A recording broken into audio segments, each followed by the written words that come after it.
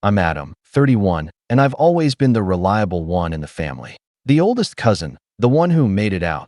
The guy everyone called when their fridge broke, or when tuition was due, or when the electricity got cut off again because someone forgot to pay the bill. I never minded helping at first. I grew up watching my mom cry over empty cupboards and final notice letters. So once I got a decent job in tech and moved out of our tiny New Jersey apartment, I swore I'd never let my family go through that again. I sent money home every month. Rent for my uncle's house, groceries for my mom, school fees for my cousin Mia. Quietly. No announcements. No demands. Just wires and transfers and Venmos with vague labels like for dinner or for the kids. It was just easier that way. Cleaner. Less drama. I wasn't looking for applause. I just wanted them safe and okay. Or maybe, deep down, I hoped that by keeping them afloat, they'd finally see me as something more than just the awkward kid who used to hide in the library and stammer through sentences. I never fit in with my family's loud, chaotic rhythm. They were all fast talkers, faster laughers. I was the one who liked spreadsheets and silence. But money? Money got their attention. The thing is, when you're always the one bailing people out, they start treating your help like a subscription. Not a sacrifice, just a service. A utility. And that shift, when gratitude turns into expectation, you don't always notice it happening. Not right away. You just wake up one day and realize no one says thank you anymore. They just say, "Hey, when's rent coming in this month?" Like they're checking the weather. But nothing really slapped me in the face like that voice note. It was a Sunday morning. I just made coffee and was going through emails when I saw a voice message from my Uncle Ray. I assumed it was about the landlord again. He was always texting me when the plumbing needed fixing or when the heating bill got lost. I pressed play without thinking, just letting it run on speaker while I flipped through some work files. The message crackled for a second before I heard laughter, familiar, shrill laughter. My aunt's voice, unmistakable. I swear, Adam's like our own little ATM. Just keep pressing his buttons and money pops out. Then came my cousin Darren, in that smug tone he always used, and he never asked questions. Like, ever. You could tell him we needed a kidney transplant, and he'd PayPal us $5,000. More laughing. He's got no spine, someone else chimed in. My mom. My own mother. He always wants to feel useful. It's how he thinks we love him.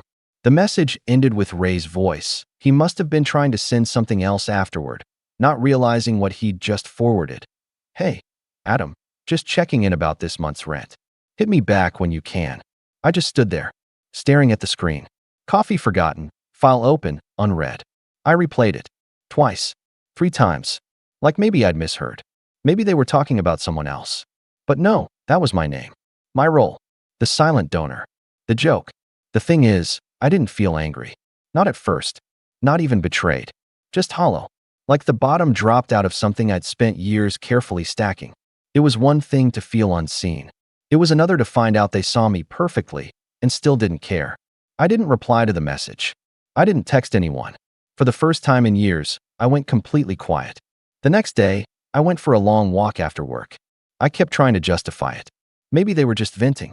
Maybe they didn't mean it. Families joke around, right? But it wasn't just a joke. It was layered. A shared understanding. A group of people who had come to rely on my silence and mock it behind my back. That week, the requests kept rolling in like usual. Aunt Marcy needed help with a credit card bill just this once. Darren's car broke down, again, and he was stranded. My mom called to say she was worried about the lights flickering in her apartment.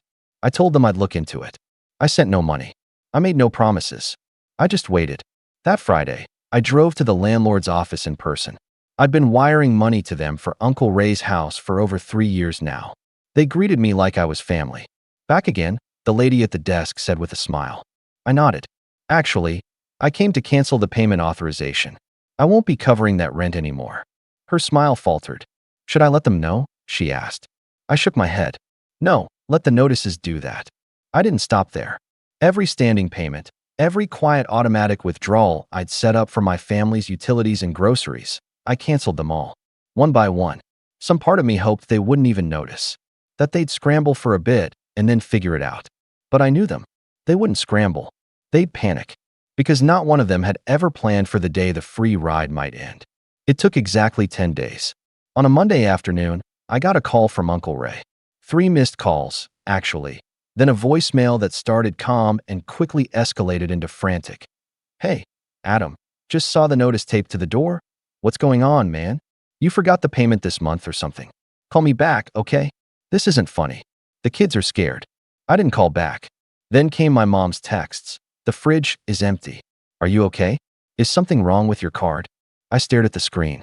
Thought about how she laughed in that recording. How she said I only felt loved when I gave. I typed, then deleted. Then typed again. I think you were right. I didn't hear from them the next day. Or the day after. Just silence. The kind of silence that stretches and grows teeth. I kept waiting for someone to admit something. To say, I'm sorry. But nothing came. Until Thursday night. That's when Mia, my younger cousin, the only one I still sort of trusted, called me in tears. She didn't know what was going on, but her parents were fighting and the landlord had come by with a clipboard. Are we getting kicked out? She whispered. I didn't know what to say. My hands were shaking. I told her to hang tight, that I'd call her back. But I didn't. I just sat there on the floor of my apartment, staring at the blank wall, remembering every birthday card I never got, every phone call they never returned unless it was about money, every dinner I wasn't invited to because I was too busy with work anyway. That night, I made a choice. And that choice is when everything started unraveling. I didn't sleep much that night. I just kept turning everything over in my head. Mia's voice kept replaying, shaky, scared, too young to understand the mess her parents had created. And that was the hardest part. She was the only one who'd never asked me for a dime. The only one who didn't laugh in that voice message. And now she was stuck in the middle of a storm she didn't cause. The next morning, I called the landlord. Told him to give me a few days. Not to evict them just yet. I could hear the hesitation in his voice. Adam, I've been real patient because of you. But they haven't paid a cent without your help in almost 4 years. I've got other tenants lined up. I know, I said. Just give me a few days. I didn't call Ray. I didn't warn them. I wasn't trying to give them more time. I was trying to give myself time. To think. To make sure I wasn't acting out of pure spite. But no matter how I looked at it, the facts stayed the same. They had mocked me. Taken from me. Counted on my silence. And the second I stopped paying, they didn't apologize. They panicked. That weekend, I drove to my mom's apartment. I hadn't been there in months. She opened the door, surprised but smiling. Look who finally remembered his mother. I stepped inside. The lights were off. The fridge door was ajar, nearly empty. Power went out last night, she said casually, as if we were just chatting about the weather. I'm sure you saw my text. I nodded. I did. She walked into the living room and gestured for me to sit. Look, I don't know what this is about. Maybe you're going through something. Maybe you're mad at someone. But punishing your whole family, Adam? Really? Is that what this is? I asked. Punishment. She didn't say anything. I sat forward. I heard the voice note. Her head tilted slightly. What? The one Uncle Ray accidentally sent me. The one where you all laughed about me. Called me the family ATM. Said I had no spine. Her lips parted slightly, then closed again. No denial. No apology. Just an awkward clearing of the throat.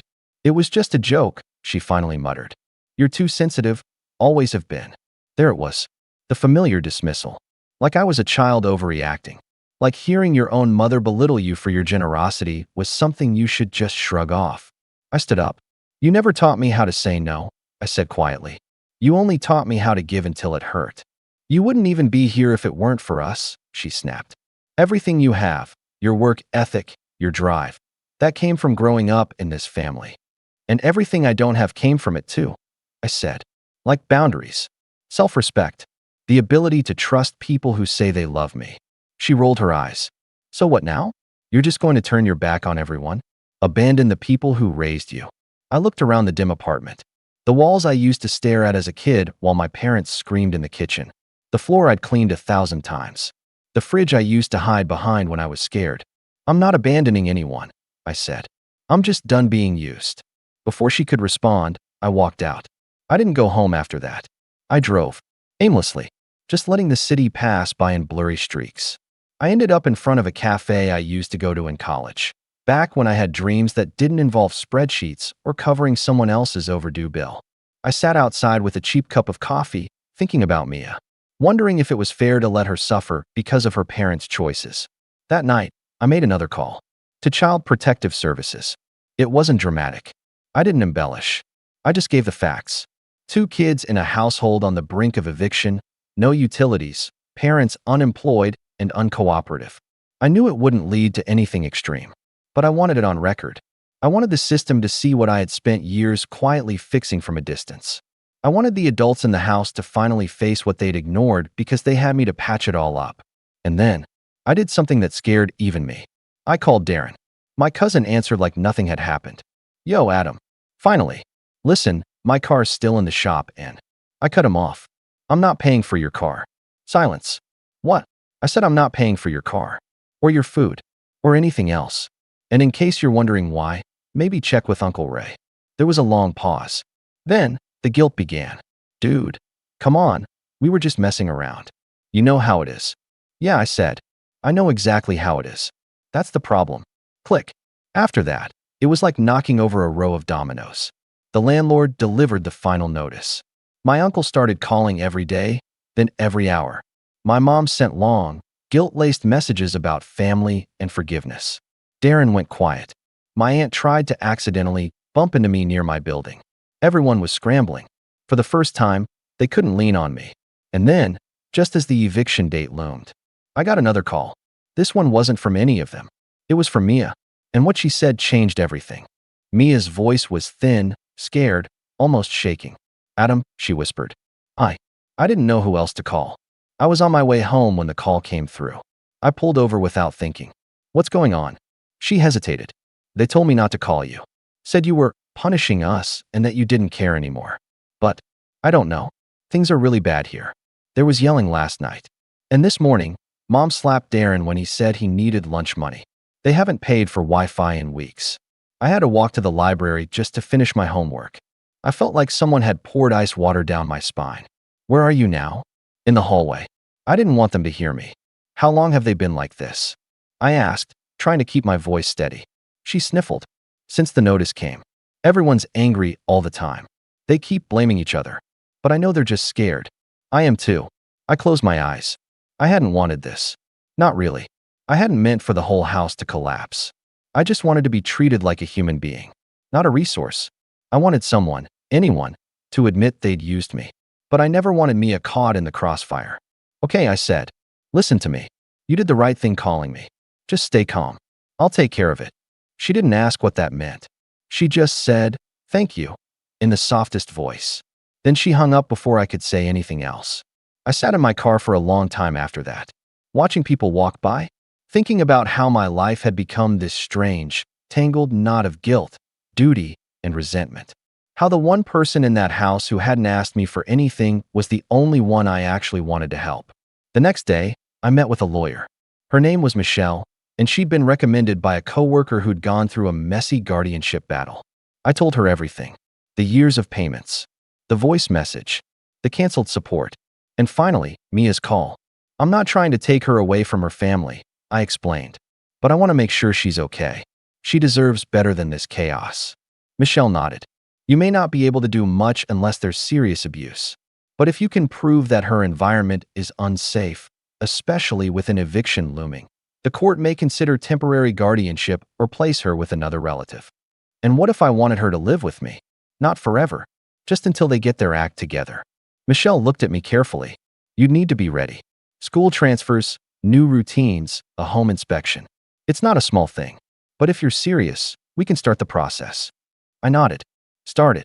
That night, I got another call. This time from Uncle Ray. I didn't answer. Then another from Aunt Marcy. Then my mom. Finally, a long, frantic text from Darren.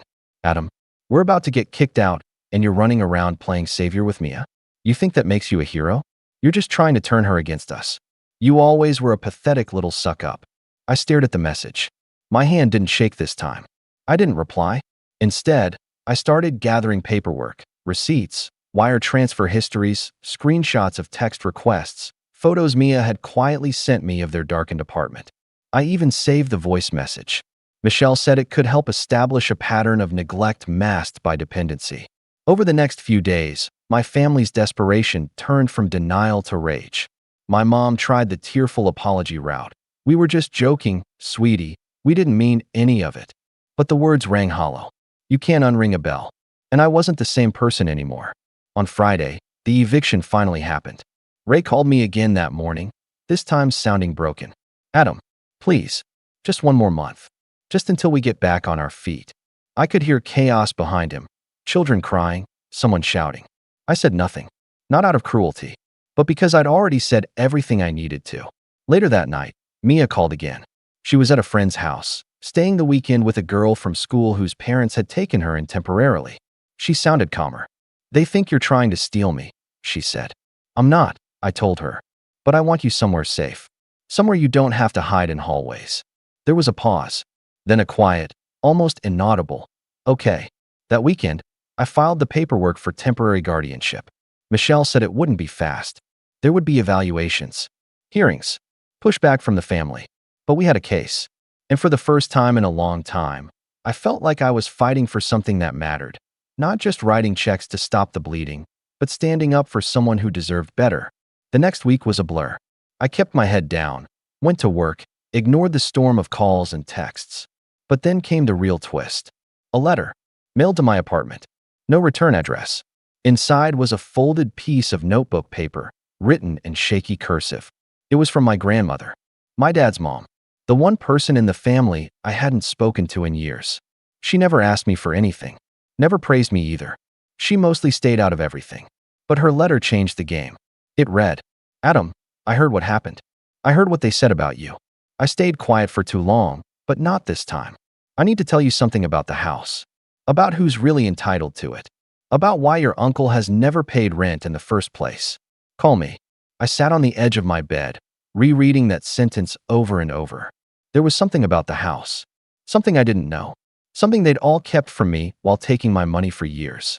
And that's when everything started unraveling for real. I called my grandmother that same evening. Her voice on the line was raspy and slow, but firm in a way I hadn't heard in years. I didn't want to get involved, she said, but I can't watch them do this to you anymore. I didn't interrupt. I let her speak. You've been paying rent on a house they don't even own, she continued. That house was left to your father and Ray equally after your grandfather passed. But years ago, your father gave up his share, said he didn't want the headache. Your uncle offered to take care of it, and your dad was only too happy to be rid of the responsibility. I blinked. So Ray owns it. Not exactly, she said. There's more. When Ray couldn't keep up with the taxes and almost lost the house back in 2010, I stepped in. I paid everything, but I made him sign it over to me temporarily so it couldn't be taken. That title is still in my name. He's just been squatting, really. He never paid it back. Never transferred it back. He's been living there like it was his birthright. I was stunned. You still own it. She sighed. Technically. And that means you've been paying rent on a house I own, thinking you were helping him. I didn't know until recently how much you were covering. I thought he was working. I didn't know they were all leeching off you like this. I sat down, trying to process the weight of her words. I'd been paying thousands over the years, for rent, utilities, repairs, on a property that didn't even belong to them. A property they had no legal right to collect rent on. I had been pouring water into a bottomless pit. Do you want the house? She asked softly. What? I'm asking you if you want it. I'm 82. I don't want the stress. You're the only one in this family who's ever worked for anything. If I sign it over, you can decide what happens to it. Kick them out. Fix it. Sell it. I don't care anymore. But I won't let them keep feeding off you. I couldn't speak for a moment. Yes, I finally said. Yes, I want it. 2 weeks later, I was the legal owner of the house. The transfer was quiet. Efficient. Michelle helped make sure everything was airtight. I didn't tell anyone.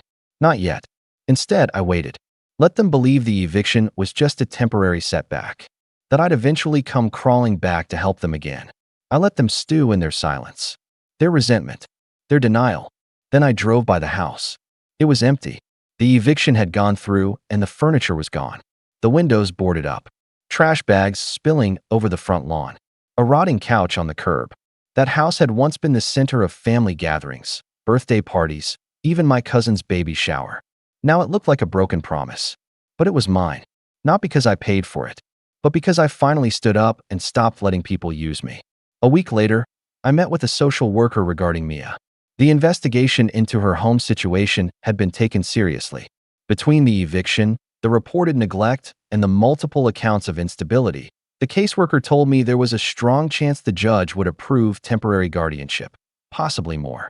I want her to stay with me, I said, but only if she wants to. She'll have a say, the woman assured me. But from what she shared, she wants out. She trusts you. Hearing that felt heavier than I expected. I wasn't just severing ties. I was becoming someone's safe place. 2 days before the court hearing, I got a message from my mom. No subject, just one line. We found out what you did. Are you proud of yourself? I didn't reply. I didn't need to. They knew. They finally knew that I wasn't the scared, quiet kid they could guilt into giving. I had taken back my voice, my boundaries. And now, the house. The hearing was short. Mia arrived with her friend's parents, who had been taking care of her since the eviction. She looked nervous, fidgeting with the hem of her sweater, but when she saw me across the room, she smiled. A small, tired smile that said everything. She told the judge she wanted to stay with me, that she felt safe, that she had food, quiet, and someone who listened. By the end of the hour, I had legal custody. I didn't cry until we got home. Mia moved into the second bedroom of my apartment the following weekend. She was quiet at first, tiptoeing around like she didn't want to take up space. But little by little, she started settling in. She put up her books, decorated her desk with fairy lights, and filled the windowsill with little potted succulents. Every night we had dinner together, sometimes takeout, sometimes whatever she wanted to try cooking. She laughed more, slept better, started humming in the mornings. She called me cousin for a while. Then one day, without thinking, she called me Adam. Just Adam. But the way she said it, it felt like something more. My uncle tried calling again. I didn't pick up. Darren emailed me, claiming I'd stolen Mia, that I was turning her against the family. I archived the message without reading it in full. They weren't my problem anymore. I put the house up for sale in the spring, cleaned it out, took pictures, made repairs. It sold above asking price in 2 weeks. I used part of the money to start a college fund for Mia. The rest, I saved, for the first time in my life, for myself. One evening, a few months later, Mia and I were sitting on the balcony, watching the sun dip below the skyline. She had a notebook in her lap and was sketching something. "Do you ever miss them?" she asked, not looking up. I thought about it. "Sometimes," I said, "but not in the way I thought I would." She nodded, as if she understood exactly what I meant. We sat in silence for a while longer, the kind of silence that didn't ache anymore. And then she said, "Thank you for everything." I smiled. "You don't have to thank me. Just promise me one thing." "What?" "Don't ever become someone else's ATM." She grinned. "Deal." And with that, I knew, for the first time in my life, that I hadn't just escaped the weight of a toxic family. I'd built something better, something real, and I wasn't alone anymore. My name's Nate, and I'm 34 years old. If you asked anyone who knew me a few months ago, they would have said I was a pretty lucky guy. Good job at a mid-sized tech company, a nice house in a quiet suburb, married to a beautiful woman named Claire who everyone said was way out of my league. We'd been together 6 years, married for 3. From the outside looking in, it all seemed pretty perfect. And honestly, for a while, I believed it too. Until one night, everything cracked, and I realized just how deep the betrayal ran. It all started a few weeks before my company was announcing internal promotions. I'd been quietly working my tail off for the last year, pulling overtime, mentoring new hires, managing projects that should have been split between 3 people. Claire knew how badly I wanted that director title. It wasn't just about the money, though. Yeah, it was a nice bonus. It was the recognition, the stability, the sense that all the late nights and missed weekends actually meant something. Claire had been supportive, at least on the surface. Lots of back rubs when I came home late. Big dinners to celebrate in advance. Little comments to her friends about finally making it. So when Claire suggested hosting her family for a big dinner a week before the announcements, I didn't even blink. I figured it would be good karma. Show everyone how grounded we were, how strong our little empire was. I even volunteered to do most of the prep. Clean the house, set the table, picked up the drink and the fancy cheeses her dad liked. Anything to make it perfect. That night, I was downstairs in the dining room setting up. The long oak table, polished so hard it practically blinded you when the overhead light hit it, was half done. Cloth napkins folded into those weird little fan shapes, polished forks glinting, candles already flickering softly. Claire's parents and her younger sister were due any minute. Claire was upstairs, putting on the finishing touches, which really just meant stressing over her hair in the mirror like she always did when her mom was involved. I realized I'd forgotten the dessert plates, so I jogged upstairs to the linen closet by our bedroom to grab them. That's when I heard it. Voices, low and urgent, just around the corner in the master bedroom. Our door was cracked open. They hadn't even bothered to close it all the way. I paused automatically, plates still in hand, not even trying to eavesdrop at first. But the words slipped out, sharp and heavy, and once I heard them, I couldn't pretend I hadn't. "He's just a stepping stone," Claire's mom whispered, her voice tight with disgust. "You deserve so much better." Claire laughed. Not a nervous laugh, not a come on, be nice kind of laugh. A full, genuine, conniving laugh. "Don't worry," she said, voice dripping with smug confidence. "Once the promotion goes through, I'm gone, with a nice chunk of his money too." I stood there, frozen. It felt like the floor shifted underneath me, like gravity twisted sideways, and I couldn't tell which way was up anymore. Part of me wanted to burst in right then, slam the plates on the floor, scream, "How could you?"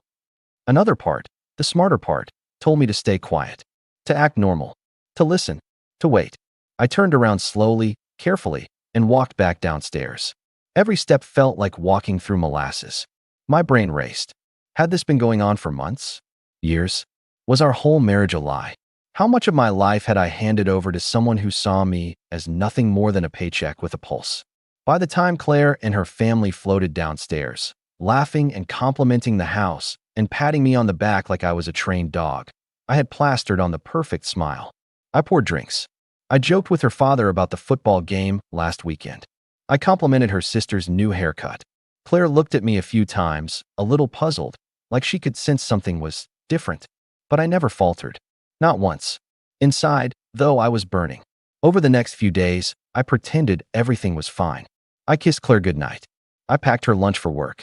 I sent her stupid memes during the day like we always did.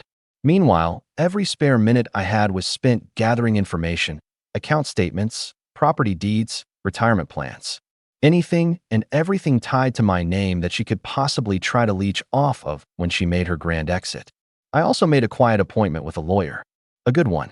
Someone I found through a friend who'd gone through a messy divorce and still managed to come out on top. I laid out the situation, piece by piece, careful not to let my anger color the facts too much. The lawyer listened, took notes, then leaned back in her chair and said, with a small smile, "You're in a much better position than you think." Those words stuck with me over the next few days like a mantra. Every time Claire snuggled up next to me on the couch or asked if I wanted to celebrate early for the promotion, I heard them. "You're in a much better position than you think." Finally, the day came. Promotion announcements. I got the title, the big corner office, the pay bump, the congratulatory email that went out to the whole company. Claire was ecstatic, or at least she pretended to be. She popped champagne in the kitchen. She posted a carefully worded Instagram story about how hard work pays off, with a blurry picture of us clinking glasses. And me? I smiled. I toasted. I kissed her forehead and said, "Here's to new beginnings." The next morning, I left for work early. Claire was still asleep, tangled in our expensive white sheets, completely unaware of the tidal wave that was about to hit her. It didn't take long. 3 days later, my phone lit up with the first message. Then another, and another. Before long, it was buzzing nonstop, my screen practically overheating from the flood of texts and missed calls. Claire texted, "Nate? What's going on with the accounts? Why can't I access the savings? Where are you?" Her mom texted, "This isn't funny, Nate. Grow up and fix this." Claire texted again, "Nate, please answer. We need to talk. I'm sorry. I didn't mean it. I was just stressed. Please come home." I sat in my new office, the city skyline stretching out beyond my window, and just watched the messages roll in, one after another, each more desperate than the last. But I didn't respond. I just smiled, leaned back in my chair, and waited. They had no idea that 3 days ago, while Claire was busy popping champagne and dreaming up her new single and wealthy life, I had already set everything into motion. The new promotion gave me the perfect excuse to shift things around. Legally, of course. My direct deposit information was updated to a completely separate account under my name only. Every shared asset that wasn't nailed down had been quietly disentangled over the past few days. The house, We never refinanced it after the wedding like Claire had wanted. It was still solely under my name. The car Claire drove? Leased under my company's name. Technically not even personal property. The chunk of my money she thought she could run away with? Locked up in accounts she legally couldn't touch without my authorization, which she would never get. But the real cherry on top was the prenup she forgot she signed. Back when we got engaged, I suggested it almost offhandedly, just a casual conversation over coffee after a friend's messy breakup. Claire had rolled her eyes, called me paranoid, but eventually signed it with a dramatic huff, waving it off as unnecessary. "It's not like we'll ever need it," she'd said. Funny how things change. I kept scrolling through her messages, reading every frantic paragraph. At first, they were angry, demanding, blaming me for embarrassing her, for making a scene, even though I hadn't even done anything yet. But then they shifted. The anger melted into panic, regret, begging, apologies that felt about as sincere as a snake oil salesman's promises. My favorite one was short, just 3 words, "Please come home." I didn't. Instead, I went home that night, long after dark, when I knew she wouldn't be there.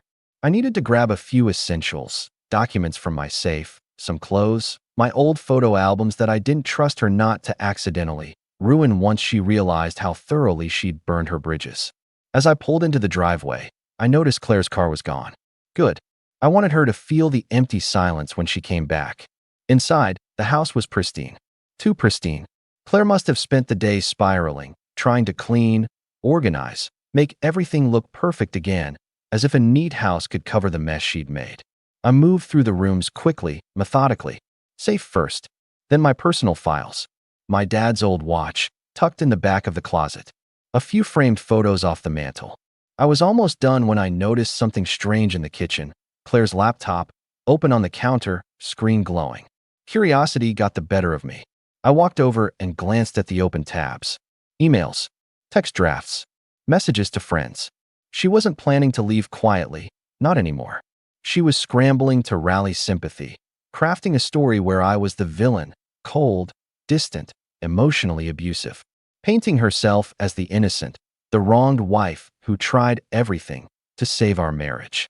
I shouldn't have been surprised, but reading it still twisted something inside me. Before I left, I grabbed a sticky note from the drawer, scribbled 2 words, and stuck it to her laptop screen. "Checkmate, Claire." Then I locked the door behind me. The next day, the real fireworks started. Claire showed up at my office mid-morning, looking like she hadn't slept in days.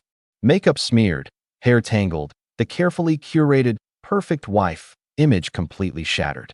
She stormed past the receptionist, ignoring the protests, and slammed open the door to my office. "Nate," she gasped, voice hoarse. "Please, we can fix this. Just talk to me."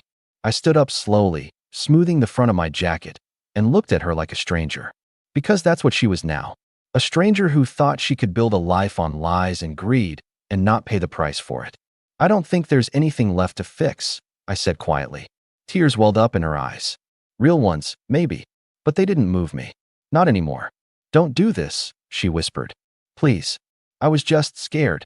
I didn't mean any of it. I leaned against the edge of my desk, arms crossed. I didn't yell. I didn't call her names. I didn't give her the satisfaction of seeing me angry. I just spoke calmly, each word slicing through the room like a scalpel. "You meant every word, Claire. And now, you get to live with it." Security showed up a few minutes later. I didn't have to call them. The receptionist already had. They stood awkwardly by the door, clearly not wanting to escalate unless I gave the signal. I didn't have to. Claire looked at them, then at me, then back at them. Something in her finally broke. She turned and fled, heels clacking frantically against the tile. I sat back down at my desk, feeling lighter than I had in months. Later that night, my lawyer called. Claire's attorney, apparently hastily hired in her panic, had tried to contest the prenup. Tried being the key word. It was airtight, ironclad.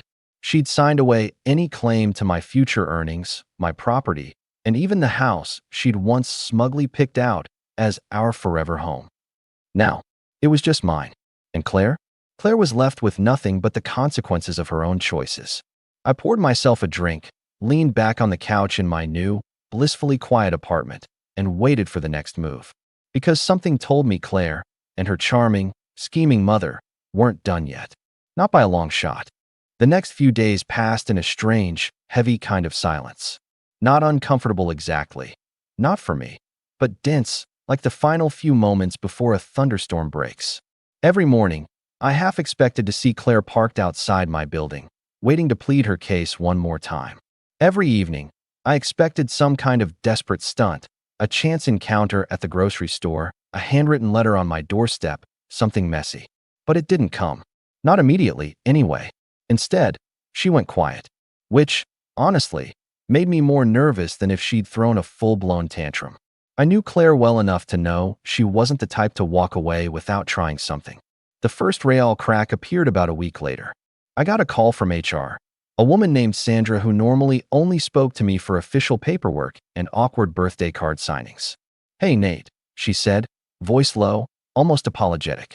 "Just a heads up, we got a strange email from someone claiming to be your concerned neighbor. Said you've been emotionally unstable lately and might be misusing company resources. Total nonsense, obviously, but thought you should know." I closed my eyes, rubbing the bridge of my nose. Let me guess. No name. No real details. Exactly. "We're not taking it seriously," Sandra added quickly. "Honestly, it sounds like personal drama, but I figured you'd want to be aware." I thanked her and hung up, feeling that familiar cold knot twist in my stomach. Claire wasn't trying to fight me in court. She wasn't trying to reason with me anymore. She was trying to ruin me. Smear my name. Torch my career. The one thing she hadn't managed to sink her claws into before I cut her off. Part of me wanted to march straight to her apartment, or her mother's smug little McMansion, and call them out, right there in the driveway. But another part, the part that had been humiliated, lied to, played like a fool for years, knew better. They wanted me angry. They wanted me impulsive. They wanted me to give them ammo. Instead, I played it cool. I called my lawyer again that afternoon and gave her the full update. She listened patiently, then gave a small, dangerous laugh. "They're grasping at straws," she said. "If they had anything real, they'd have used it already. This is just noise. Let them make fools of themselves." Still, I tightened things up even further. Locked down my social media. Warned my friends and coworkers not to believe anything shady they might hear. Even spoke to my boss, who thankfully was a good man with a sharp nose for bull. "Don't worry, Nate," he said, clapping me on the shoulder. "I've seen this before. They always overplay their hand." And oh, did they? Because a few days later, just when I thought maybe, the worst was behind me, the real storm hit. It was a Saturday morning. I was just finishing my run through the neighborhood, earbuds in, mind blissfully blank for the first time in weeks. I rounded the corner toward my apartment complex, already picturing the hot shower and coffee waiting for me, when I noticed a cluster of people standing near the entrance. Neighbors. Some whispering. Some openly staring. A few kids craning their necks, phones out, recording. My stomach dropped. And then I saw it. Claire, standing dead center in the parking lot, sobbing dramatically, clothes rumpled, hair wild, makeup streaked down her cheeks. In her hands, she clutched a handful of framed photos, wedding photos, candid shots from vacations, even one from the night I proposed. And around her, scattered all over the asphalt, all my old clothes, my college hoodie, a few ratty t-shirts, even an old pair of sneakers. It looked like she'd raided some forgotten storage box and thrown a full-blown Hallmark breakup scene for the entire world to see. When she spotted me, her face lit up, this twisted mix of triumph and desperation. "There you are," she cried, loud enough for the neighbors to hear. "You can't just throw me away. We're married. You owe me." I slowed to a walk, heart hammering, sweat cooling on my skin. For a second, just a second, I actually pitied her, watching her flail, watching her destroy what little dignity she had left. But then I remembered. I remembered the sound of her laughter upstairs, the night she promised to gut me the second she had what she wanted. And the pity turned to something colder. I pulled out my phone, calmly, slowly, made sure everyone could see, and I started recording. Claire's face paled. She stumbled toward me, still clutching the frames, voice shaking. "Nate, please, we can fix this, I swear." I cut her off. "Claire," I said, voice low even. "You need to leave. Now. But this is harassment. I'm giving you one chance to walk away before I call the cops." For a second, she stood there, breathing hard, eyes wild, weighing her options. Then, finally, She dropped the photos, glass shattering across the pavement, and bolted, jumped into her car, and tore out of the lot, tires screeching. I ended the recording and turned to the small crowd. "Sorry for the scene," I said dryly. "Crazy X." A few people chuckled awkwardly. A few patted me on the back. Most just looked relieved it was over. But I knew it wasn't. Not really. I didn't wait for Claire to pull something else. As soon as I got upstairs, I emailed the video footage to my lawyer, my building manager, and the local police department's non-emergency line.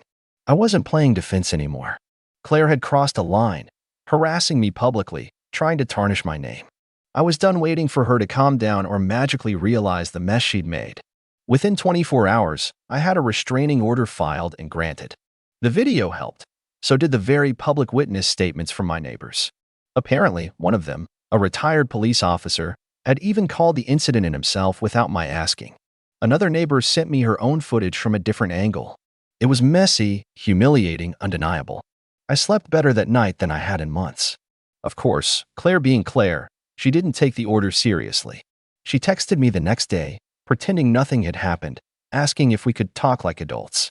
When I didn't respond, she escalated, tried calling from different numbers, emailing from burner accounts. Every message became more desperate, more unhinged. Screenshots flew into a folder I kept labeled for court, and with every message, I felt more and more detached from her. It wasn't just anger anymore. It was revulsion. The woman I had loved or thought I loved wasn't real. She never was. She was a carefully crafted lie. A performance tailored to what she thought I wanted until she thought she could do better. And when she couldn't, when the gold at the end of her rainbow dried up, she imploded. It was ugly, but it was freeing too. About a week after the parking lot stunt, Claire's mother showed up at my office. She must have figured if Claire's dramatics hadn't worked, it was time for the concerned parent play. My boss, already fully briefed and extremely tired of their antics, had security escort her out before she even made it to my floor. She still managed to slip a letter under the door, handwritten, thick with the smell of cheap perfume, laced with thinly veiled threats about doing what's right for the family and restoring Claire's dignity. It went straight into the evidence folder. A few days later, I got word through my lawyer. Claire was officially trying to contest the prenup. Again. This time, they were arguing emotional distress, coercion, whatever buzzword they thought would stick. It didn't matter. Every claim they made crumbled under even the slightest legal pressure. My lawyer, a soft-spoken woman in her late 40s, barely broke a sweat dismantling every pathetic argument they threw at us. When the judge finally ruled on it, he didn't even blink. Prenup upheld. Claire got nothing. No house. No savings. No chunk of my money. Not even alimony. The prenup had explicitly outlined financial independence, and given how short our marriage was and the total lack of children, the court had no reason to question it. She left the courtroom sobbing, makeup streaked down her cheeks again, just like in the parking lot. Her mother glared at me over her shoulder, as if this was somehow my fault. I stood there, cool and composed, and didn't say a single word. It was over. Really, truly over.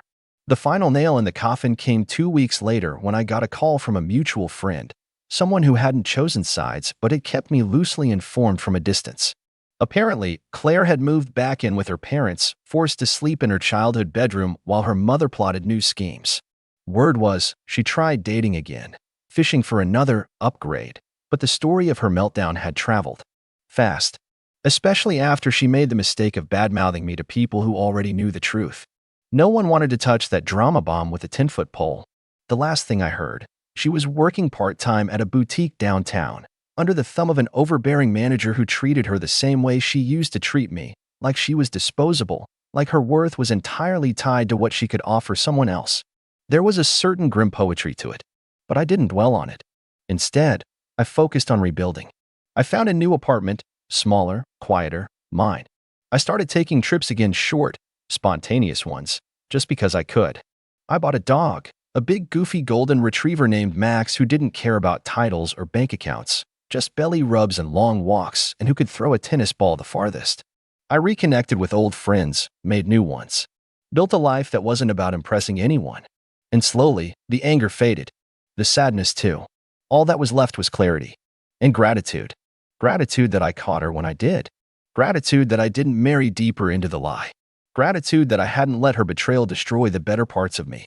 Looking back now, it almost feels like another lifetime. Another person, another world. Every once in a while, though, usually late at night, when the city's gone quiet and Max is curled up snoring against my leg, I think about that night. The candles flickering on the dining room table, the polished forks, the laughter drifting down the stairs, the sound of Claire's voice, so casual, so cruel. "Don't worry," she'd said. "Once the promotion goes through, I'm gone with a nice chunk of his money too." I smile when I think about it now. Because in the end, Claire was right about one thing. There was a promotion. There was a new beginning. There was a life waiting on the other side of all of it. It just didn't include her. And thank God for that. Max shifts in his sleep, letting out a deep, content sigh. I reach down and scratch behind his ears, feeling the simple, steady rhythm of the life I've built back from the ashes. No drama, no lies, no stepping stones, just peace. Finally. And as I close my eyes, I realize something. Maybe getting burned was the best thing that ever happened to me. Because some bridges aren't meant to be crossed. Some bridges are meant to be burned to the ground. And some people never deserve to make the journey with you in the first place. My name's Caleb, I'm 31, and for the past 3 years, I haven't spoken a single word to my father. Not a call, not a text, not even a forwarded meme. Nothing. The silence wasn't a petty grudge, it was survival. Growing up, my dad treated loyalty like a loan. Interest always due, but payment never enough. Every favor came with strings, and every gift was just leverage for later. So when he walked out after my mom passed, leaving me to deal with her hospital bills while he drained her savings, I cut the cord for good. Or at least, I thought I did. Last week, an envelope showed up in my mailbox. Real paper, hand-addressed, blue ink. My name, Caleb Hensley, written in that same sloppy cursive I'd memorized from years of late rent checks and birthday cards that always arrived 2 months late. My stomach dropped the second I saw it. I hadn't seen his handwriting in years, but it was like it never left.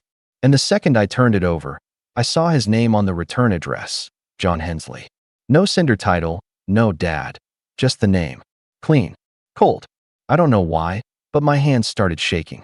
Maybe it was anger, or maybe some buried reflex from when I still thought he could change. The envelope wasn't heavy, just a couple of pages, maybe. Still, it felt like it weighed a ton. I remember sitting at my kitchen counter, just staring at it. It was early afternoon, sunlight coming through the blinds, and the only sound was the faint hum of my refrigerator. Everything around me was calm, ordinary, and I hated that something as small as this could throw me off balance. I almost tore it open right then. My thumb was already under the flap when my phone buzzed. Caller ID, Grandpa William. My grandfather isn't the sentimental type. He built an empire out of construction and cold instincts. People in town still talk about how he once turned down $1 million offer because he didn't like the handshake. But to me, he's always been the one person who never asked for anything, who just showed up when things got ugly. "Caleb," he said, his voice gravelly but sharp. "I heard from your aunt that your father might have sent you something." I froze. "How'd you know that?" He let out a dry chuckle. "Because that man only remembers his family exists when his luck runs out." "Did he send a letter?" I glanced at the envelope again. "Yeah, I haven't opened it yet." "Good," he said immediately. "Don't." There was silence for a few seconds. He never raised his voice, but when Grandpa said something with that tone, that quiet finality, I knew better than to argue. "Why?" I asked. "Because your father only reaches out when he wants something," Grandpa said. "And whatever's in that letter isn't about love. It's bait." I let out a nervous laugh. "Bait for what?" "I don't have anything he'd want." That's when I heard a sound I'd never heard from him before, hesitation. "You do now," he said. "You just don't know it yet." Before I could ask what he meant, he said, "Bring the letter here. Right now? Don't open it." Then he hung up. 20 minutes later, I was pulling up the long gravel driveway to my grandfather's estate. I hadn't been there in months. The place was massive, the kind of old money property that looks more like a museum than a house. Rows of oaks lined the entrance, and the fountain out front still had the same chipped marble cherub that Grandpa refused to replace because, as he liked to say, imperfection builds character. He was already waiting in his study when I walked in, sitting behind his dark mahogany desk with a glass of water, never whiskey, in his hand. Even at 82, he had that same unflinching stare that made grown men shrink. I held out the letter, trying to keep my hand steady. "Here." He gestured for me to sit, took the envelope, and flipped it over slowly.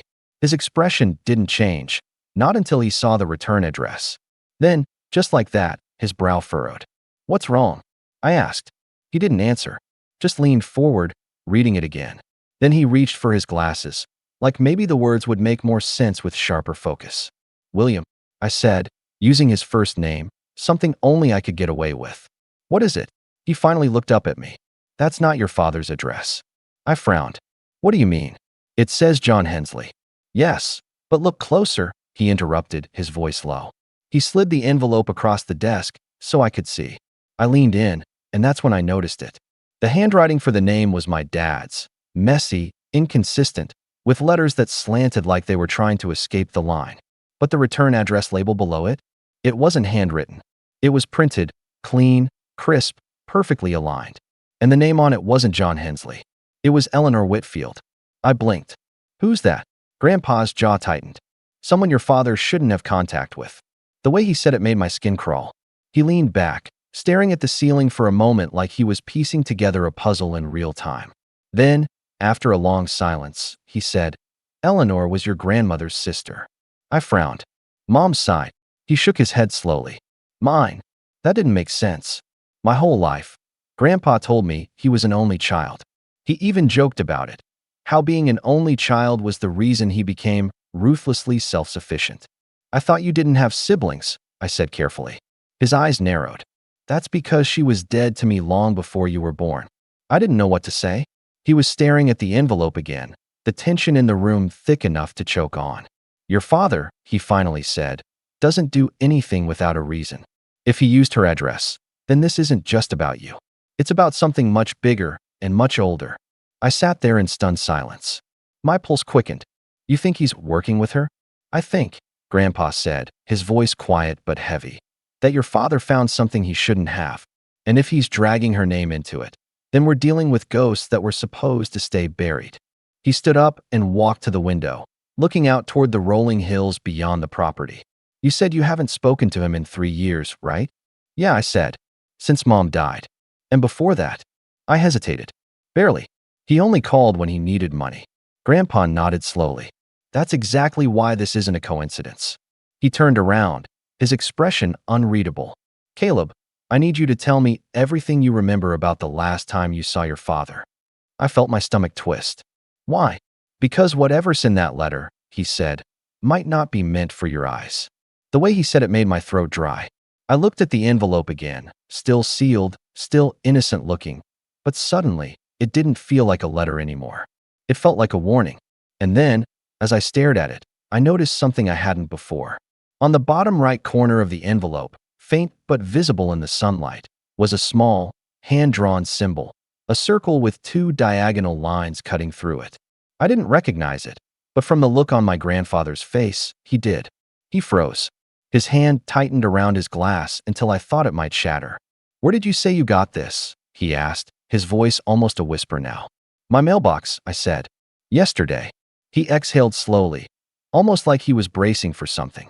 "Caleb," he said finally, "you're going to tell me exactly where you've been for the past week.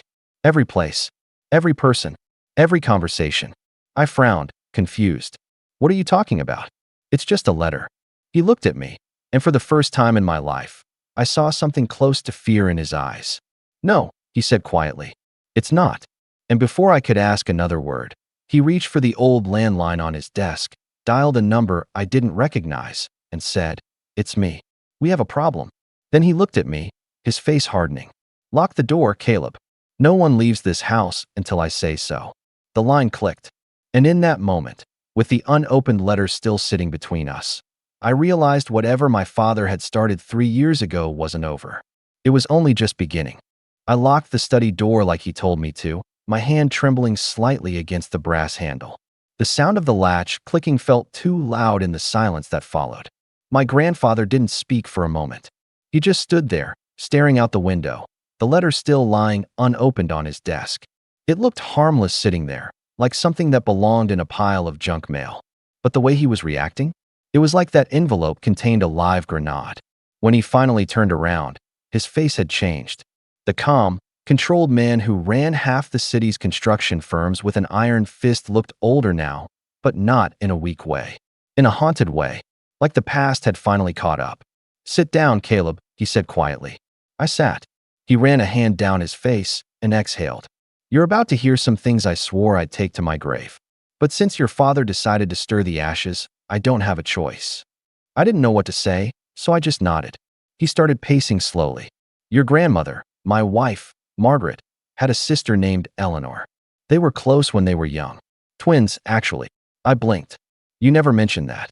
"No," he said, his voice clipped. "For good reason. Because Eleanor and we didn't part on good terms." He stopped pacing and looked directly at me. "When I was building my first company, there were complications. Property disputes. Missing funds. I thought it was sabotage from a rival firm. But it wasn't. It was her." I frowned. "Your own sister-in-law?" He nodded slowly. "She tried to take control of the company through a series of forged documents and shell accounts. It almost destroyed everything I'd built. I caught it just in time, but she vanished before we could press charges. Took her share of the inheritance and disappeared overseas. No one's seen or heard from her since." I leaned forward. "So you think she's alive?" He hesitated. "If your father used her name and address, it means either she's back or he's working for someone who wants me to think she is." I let that sink in. My father, the same man who once pawned my laptop to borrow gas money, somehow tangled in whatever dark web of family betrayal my grandfather had buried decades ago. It didn't add up. But then again, neither did most things my father did. "So what do we do?" I asked quietly. He didn't answer. Instead, he opened the bottom drawer of his desk and pulled out an old leather-bound folder. The thing looked ancient, edges frayed, corners soft, the kind of document you'd expect to see locked away in a bank vault. He flipped it open, and inside were neatly organized papers. Land deeds, signatures, contracts, all stamped and dated from the 1980s. And in the middle of it all, a faded black and white photo of two women. One of them was my grandmother, smiling with that same dimple I'd inherited. The other was identical, same face, same eyes, but her smile didn't reach her eyes. "That's Eleanor," he said. I picked up the photo, feeling an odd chill. "She looks just like Grandma." "She did," he said, "until she didn't." Before I could ask what he meant, his phone buzzed. He looked down at the screen, frowned, and silenced it without answering. "Who was that?"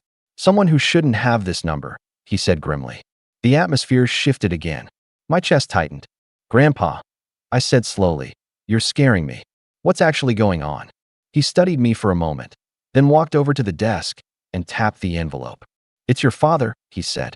"He's found a way to get back into something he was explicitly warned to stay out of. What could he possibly want?" He looked almost sorry. "Money, Caleb. It's always money with your father. But this time, he's playing with fire to get it." I leaned back in the chair. My mind flashed through the last few years. The texts from unknown numbers asking for a small loan. The half-hearted apologies. The guilt-tripping messages about families sticking together. I'd blocked every one. "You said he only reaches out when he wants something," I muttered. "Guess that hasn't changed." Grandpa nodded, but his expression darkened. "No. What's changed is who he's reaching out through." He took a deep breath. "There's something you should know. When your mother was still alive, your father came to me asking for a loan. I told him no. A week later, one of my smaller subsidiaries had a breach, forged signatures, phony invoices, millions missing. It took months to trace it back. Guess whose name was on one of the offshore accounts?" I didn't need to answer. Grandpa continued, his voice hard. "He didn't steal directly. He used a network of shell companies. The kind Eleanor used to run. So you think he found her playbook or something?" "I think," he said, "that your father's gotten in over his head with people who don't forgive debts. And now he's trying to use you to get to me." That stung. "Use me how?" He gave me a look that said I already knew. "Leverage. Sympathy. The letter isn't for reconciliation, it's a test. To see if you'll open it, reply, or show up. Once you do, you're on his radar again. And once you're on his radar, so am I." I swallowed hard. "So what do we do with it?" "We wait," he said. "Let him think we're silent. That's when he makes mistakes." The next few days were uneasy. I stayed at my grandfather's estate, at his insistence. He didn't say it directly, but it was obvious he didn't want me going home. He had his staff check on the perimeter like we were preparing for a siege. Every night, I could hear him on the phone in the study, speaking in that clipped tone he used for business. Except this wasn't business. The name Eleanor came up more than once, followed by phrases like inheritance line and sealed archives. On the third night, I got a call from an unknown number. Normally, I ignore those. But curiosity got the better of me. Hello. There was a pause. Then a voice I hadn't heard in years said, Caleb. Son, don't hang up. I froze. My throat went dry. Dad. He let out a shaky laugh. Yeah, it's me. I'm glad you picked up. My pulse quickened. How did you get this number? I have my ways, he said softly. I know you're with him. That's good. That's where I wanted you. Something about his tone made my skin crawl. What's that supposed to mean? You'll find out soon, he said. But listen to me. Whatever he told you about me, it's not the full story. You think I'm the bad guy? Ask him about Eleanor's fund. Ask him who really stole from who. Dad, what? The line went dead. I just stood there, the phone still pressed to my ear, heart pounding. The next morning, I told Grandpa what happened. He didn't look surprised. If anything, he looked resigned. I told you he'd reach out again, he said quietly. He always does. But he said something about Eleanor's fund. Do you know what that is? He didn't answer right away, just stared at the fire crackling in the hearth. Finally, he said, yes. But that's a story for another time. That answer, that deflection, made something twist in my gut. He'd never hidden things from me before, never lied outright. But now, for the first time, I felt like he was choosing his words carefully. Later that afternoon, I went for a walk on the property. The air was crisp, the sky a pale gray that hinted at rain. I needed to clear my head. Halfway down the drive, I noticed something strange, a black car parked just beyond the gate. Windows tinted, engine running. When it saw me, it pulled away slowly. No license plate. I hurried back to the house. My grandfather was waiting in the foyer, already holding the letter. It's time, he said. We're opening it. I hesitated. I thought you said not to. I changed my mind, he said grimly. If he's escalating this, we need to know what's inside. He tore the envelope open carefully, sliding out 2 sheets of paper. His eyes scanned the first page, then stopped. His expression hardened. What is it? I asked. He didn't answer, just handed it to me. The letter wasn't handwritten. It was typed, neatly formatted, but with one chilling line at the top in bold. To the rightful heir of the Whitfield Trust. Below that, a message. By bloodline and documentation, you are entitled to claim the remaining holdings previously sealed under Eleanor Whitfield's name.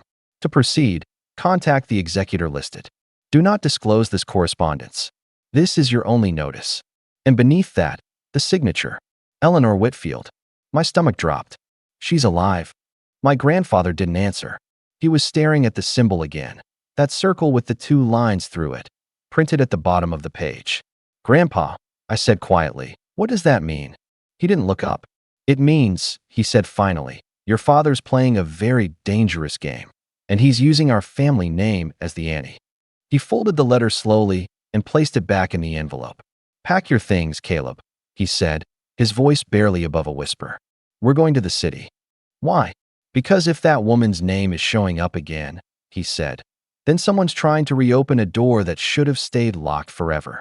And as I followed him out of the study, I caught one last look at the letter on the desk, still glowing faintly under the lamp, the symbol almost burning into the page. Whatever this was, it wasn't about forgiveness anymore. It was about legacy, and my father had just dragged us all back into it. The drive to the city felt longer than usual, even though it was just under 2 hours. My grandfather didn't say much the entire time, which was odd for him. Normally, he filled silence with stories, half business lessons, half Old War metaphors. But now, his eyes were locked on the road, jaw tight, mind clearly somewhere else. The envelope sat on the seat between us, sealed again, as if the act of closing it might contain whatever storm it had unleashed. At some point, I asked quietly, are we going to meet her? He didn't look at me. No, he said. We're going to meet someone who might know why she's back. Who? His lips pressed into a thin line. A lawyer. One who used to represent the family trust before it was dissolved. The word trust kept echoing in my head. The Whitfield Trust. The letter had called me the rightful heir. That didn't make sense. Grandpa was still alive. How could I be an heir to something tied to his sister? Unless the inheritance didn't belong to him. We pulled up to an old stone building downtown. Not flashy, but old money through and through. The brass plaque outside read, Thorne and Associates, Estate Law. Inside, A woman in her 60s with silver hair and sharp eyes led us into a private office. "Mr. Whitfield," she said, nodding politely to my grandfather. "I wasn't expecting to see you again." He gave a dry smile. "I wasn't expecting to be here." She glanced at me. "And this must be your grandson." "Caleb," I said, shaking her hand. She sat behind a desk piled with files and old ledgers. "I take it this visit has something to do with your sister." I felt Grandpa stiffen beside me. "You heard?" The lawyer folded her hands. "Mr. Whitfield, people talk. Especially when ghosts start sending letters again." Grandpa took out the envelope and placed it on her desk. "We received this." She picked it up carefully, scanning the name and symbol at the bottom. Her expression didn't change, but her fingers tightened slightly. "So it's true," she murmured. "She's resurfaced." "What does this mean?" I asked. The lawyer leaned back in her chair. The Whitfield Trust was established in 1978. It was designed to hold assets jointly between William and Eleanor, your grandfather and his sister, after their father's estate was divided. But after a dispute, Eleanor forfeited her claim, and the trust was sealed by court order. "Why was it sealed?" I asked. Grandpa's jaw tightened. "Because she tried to use it to funnel stolen money." "That's one version," the lawyer said quietly. He shot her a glare. "It's the truth." She didn't argue, but the silence that followed said enough. "According to this," she continued, tapping the letter, "someone has reopened the filings tied to the trust, which should be impossible without both signatures." I frowned. "You mean yours and hers?" "Exactly," she said. "But if this letter is real, and it appears to be, then either your father forged your grandfather's signature, or—" She trailed off. "Or what? Or your grandfather gave him permission." The room went still. I turned to look at him, but his expression was unreadable. "That's ridiculous," he said finally. "I haven't spoken to John in years." The lawyer nodded, but her voice stayed cautious. "Then someone's using your name, William. And given your reputation, that signature would open doors your son could never dream of." Grandpa stood abruptly, pacing to the window. His reflection stared back at us in the glass. A man used to control, now realizing control might be slipping. Could the trust still have money in it? I asked. The lawyer hesitated. "Technically, yes. When the account was frozen, there were assets that couldn't be liquidated, primarily property shares, bonds, and a large sum in a private Swiss account. If those were somehow reactivated—" "How much?" I asked. She glanced at my grandfather before answering. "Roughly 42 million. The number hung in the air like a bomb. Grandpa turned slowly, eyes narrowing. "That money was never meant to see daylight again." The lawyer shrugged. Someone disagreed. We left without another word. The ride back to the estate was silent again, but this time, it wasn't tension, it was something colder. Suspicion. I could feel it building between us, even though neither of us said it out loud. That night, I couldn't sleep. My mind kept replaying the lawyer's words. Either your father forged your grandfather's signature, or he gave him permission. The next morning, I decided to go for a walk to clear my head. The fog hadn't lifted yet, and the fields behind the estate were covered in dew. That's when I noticed something strange: fresh tire tracks near the back service road.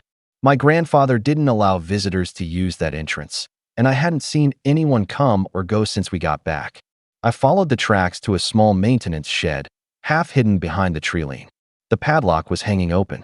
Inside, it looked normal at first: tools, gardening supplies, the usual. But then I saw a stack of folders on the workbench. Legal documents. Old ones.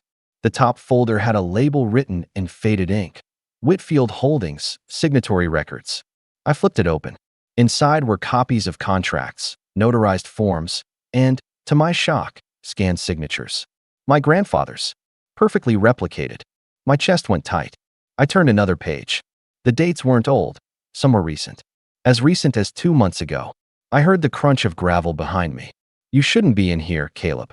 I froze. His voice. Calm. Low. I turned around slowly. My grandfather stood in the doorway, his expression unreadable. "What is this?" I demanded. "Why do you have forged documents with your name on them?" He sighed softly. "They're not forged." "What?" He stepped inside, closing the door behind him. "I signed those papers myself." The air left my lungs. "You what?" He looked at me, tired but firm. "Your father came to me months ago. He told me Eleanor's trust still had locked assets that could be freed if we cooperated. I didn't believe him at first. But then he showed me evidence, court filings, documents, records that I thought were destroyed decades ago. I felt like I'd been punched. You told me you hadn't spoken to him in years. I lied, he said simply. The words hit harder than I expected. My throat burned. Why? Because I knew how you felt about him, he said. And because I didn't want you involved. I thought I could contain it. I thought. He trailed off, running a hand through his thinning gray hair. I thought I could fix it before it reached you. I took a step back, anger bubbling up. So all this, the secrecy, the warnings, the letter, you already knew something was coming? Yes. And you let me walk right into it. I had to, he said. He wouldn't believe you were still loyal to me otherwise. I stared at him, not sure if I was hearing him right. Wait, you're saying you used me? He didn't answer, which was answer enough. A bitter laugh escaped me. You manipulated me, your own grandson, just to bait him out. His tone sharpened. Don't you dare make this about manipulation. I was protecting this family. No, I said quietly. You were protecting your legacy. He didn't deny it. I turned away, trying to steady my breathing. What did you sign exactly? He hesitated. A partial transfer authorization. It was supposed to restrict the funds to audit access only. But your father must have found a way around it. I clenched my fists. So he has the money now? He didn't answer. Grandpa, I don't know, he said finally. But if he does, we're in trouble. I couldn't even look at him. My whole life, he'd been the one constant. The one person I trusted to tell me the truth, even when it hurt. And now he'd lied. Used me. When we got back to the house, the first thing I did was grab my phone. I had one unread message from an unknown number. It was a photo of my grandfather's signature, the same one I'd just seen in the shed, on an official document labeled Transfer Complete. And below that, one line of text. You were right, son. He always chooses himself. I stared at it, my hands trembling. That's when I heard shouting from the other room. I ran to the study and found my grandfather on the phone, red-faced and furious. What do you mean the account's been cleared? He yelled. There was a freeze order. He slammed the phone down, breathing hard. He took it, he said, voice shaking. All of it. I stood there, speechless. 42 million. Gone. My father had played both of us, and my grandfather had walked straight into his trap. I didn't say anything. I just walked over to the desk, picked up the letter, and stared at that symbol again, the circle with the two lines. My grandfather sank into his chair, staring at nothing. I tried to protect you, he whispered, but I couldn't tell if he was saying it to me or to himself. And that's when I realized the worst part. He hadn't just betrayed my trust. He'd given my father the weapon to destroy everything we had left. The house didn't feel like a home anymore. It felt like a mausoleum, silent, cold, and full of ghosts that refused to stay buried. After the transfer was confirmed, my grandfather shut himself in his study for days. He didn't eat much, didn't sleep, barely spoke. I'd never seen him defeated before, not once in 31 years. But that week, he looked smaller, like someone had taken the steel out of him and left only the shell. The staff moved around quietly, avoiding eye contact. The housekeeper whispered that she'd seen my grandfather tear apart old ledgers in the fireplace, burning papers until dawn. I didn't ask what they were. Part of me didn't want to know. Meanwhile, I couldn't stop replaying everything in my head. The lies, the forged signatures, the letter, the $42 million my father had stolen. Every piece of it felt like a weight pressing against my chest. I'd grown up thinking the worst thing about my father was his selfishness. I was wrong. His greatest weapon wasn't greed, it was patience. He'd waited years to strike. He'd used guilt, nostalgia, and the illusion of reconciliation to set his trap. And we'd walked right into it. But what stung more than anything was my grandfather's role in it. I couldn't even look at him without feeling that mix of betrayal and sadness. The man who'd always taught me to trust but verify hadn't followed his own advice. He'd trusted the one person we both knew would twist the knife the moment we turned our backs. The morning after the funds vanished, I found him sitting by the window, staring out at the gray hills beyond the estate. The fog hadn't lifted. His reflection looked ghostly in the glass. I stood in the doorway for a moment before speaking. Have you talked to the authorities yet? He didn't turn around. No. Why not? Because I can't. I frowned. What do you mean you can't? He sighed and finally looked at me. His eyes were red-rimmed, heavy. The documents I signed weren't just authorizations. They included non-disclosure clauses. If I go public, I'd be admitting to transferring sealed trust assets, which means I'd lose everything. The board, the company, the properties, all of it. I stared at him in disbelief. He blackmailed you. He nodded once, and I let him. The admission hit me harder than I expected. For the first time, he didn't sound angry or proud, just tired. So he gets away with it, I said bitterly. Again. Not this time, he said quietly. But we have to be smart. We? He didn't respond. Just turned back to the window, his voice low. You're the only person left I can trust, Caleb. I can't undo what I did, but you can help me set it right. I wanted to believe him. I really did. But a part of me couldn't forget that he'd already said those exact words before, and look where that got us. That night, I packed my things. I didn't tell him I was leaving. I just couldn't stay there anymore. Every hallway felt like it echoed with arguments we'd never had, with apologies that came too late. Before I left, I slipped a note under his study door. I need space. Don't try to find me.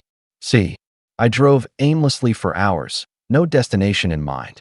Eventually, I ended up at a cheap roadside motel 2 towns over. The kind of place where the wallpaper peels and the vending machine hums like an old refrigerator. I paid in cash. I didn't even check my phone until morning. When I finally turned it on, there were 12 missed calls, all from unknown numbers. The last one had a voicemail. It was my father. Caleb, he said, his tone maddeningly calm.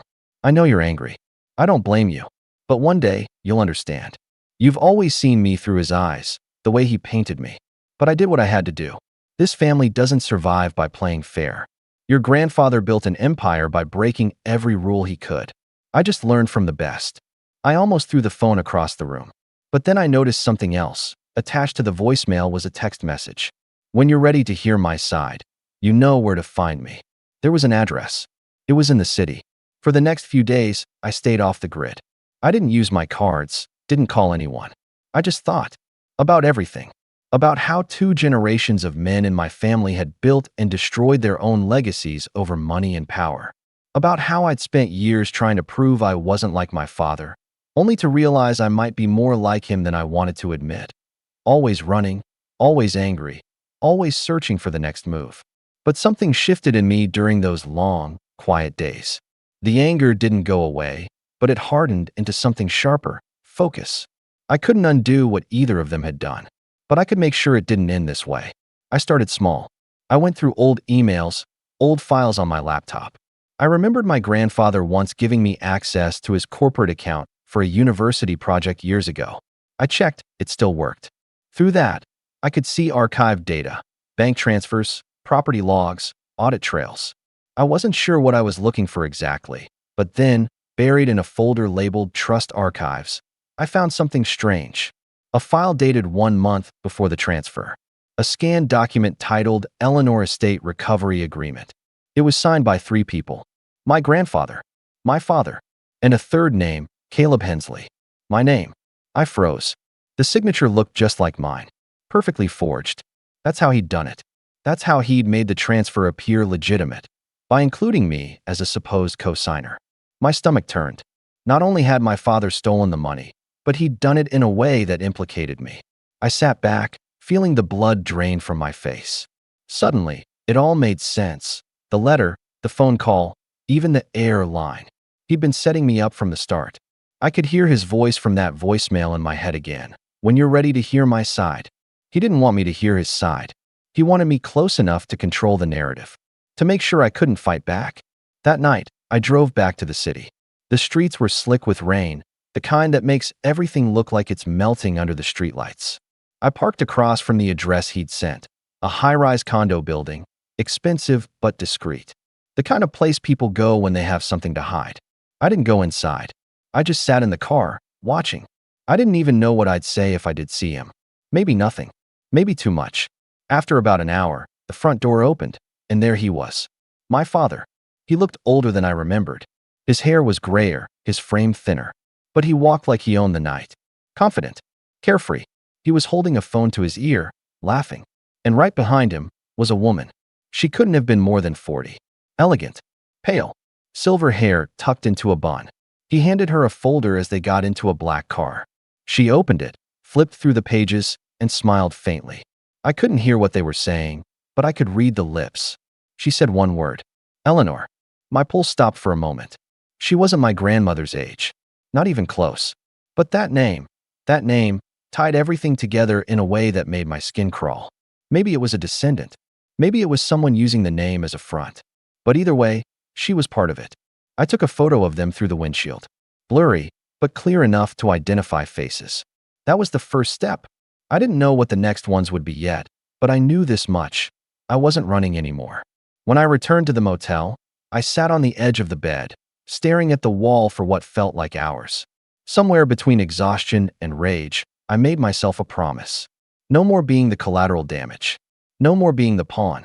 If my father wanted to turn this into a game of power and deceit, fine. But this time, he'd find out what happens when the piece he underestimated starts moving on its own. The next morning, I called a name I hadn't said out loud in years, an old college friend who now worked in cybersecurity for a private investigations firm. I didn't tell him everything, just enough. I need help tracing a transfer, I said. Discreetly. He paused. Personal or professional? Family, I said. He sighed. That's usually worse. He was right. As I hung up, I glanced at the photo again. My father, walking beside that woman, the faint reflection of the same symbol from the letter visible on the car door. That circle with 2 lines. It wasn't just a symbol anymore. It was a signature, a mark. And whatever it represented, whatever secret my family had been burying for decades, I was going to dig it up, even if it meant burning everything down to do it. For the first time in months, I woke up with purpose. The kind that doesn't come from anger alone, but from clarity. Revenge, if it's worth anything, can't be loud. It has to be patient, meticulous, and surgical. My father had taken everything he could from my family. Money, trust, peace. He'd even forged my name to do it. But what he didn't realize was that in trying to erase me, he'd left a trail, and I was done pretending to be the quiet one who just walked away. My old college friend, Drew, came through within 3 days. He'd always been the kind of person who thrived on puzzles and moral gray areas. When I met him at a small coffee shop on the outskirts of the city, he slid into the booth across from me with a tired grin. You weren't kidding, he said, opening his laptop. This transfer trail? It's like someone was trying to get caught. Almost too perfect. I frowned. What do you mean? He spun the laptop toward me. See these transactions? Normally, when people hide large transfers, they scatter them across different shell accounts, currencies, time zones.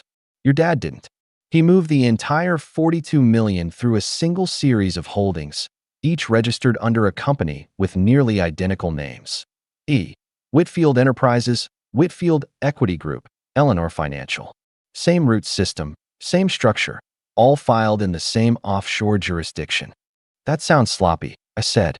It is, Drew replied. Which means either he's arrogant or he's confident no one will look closely.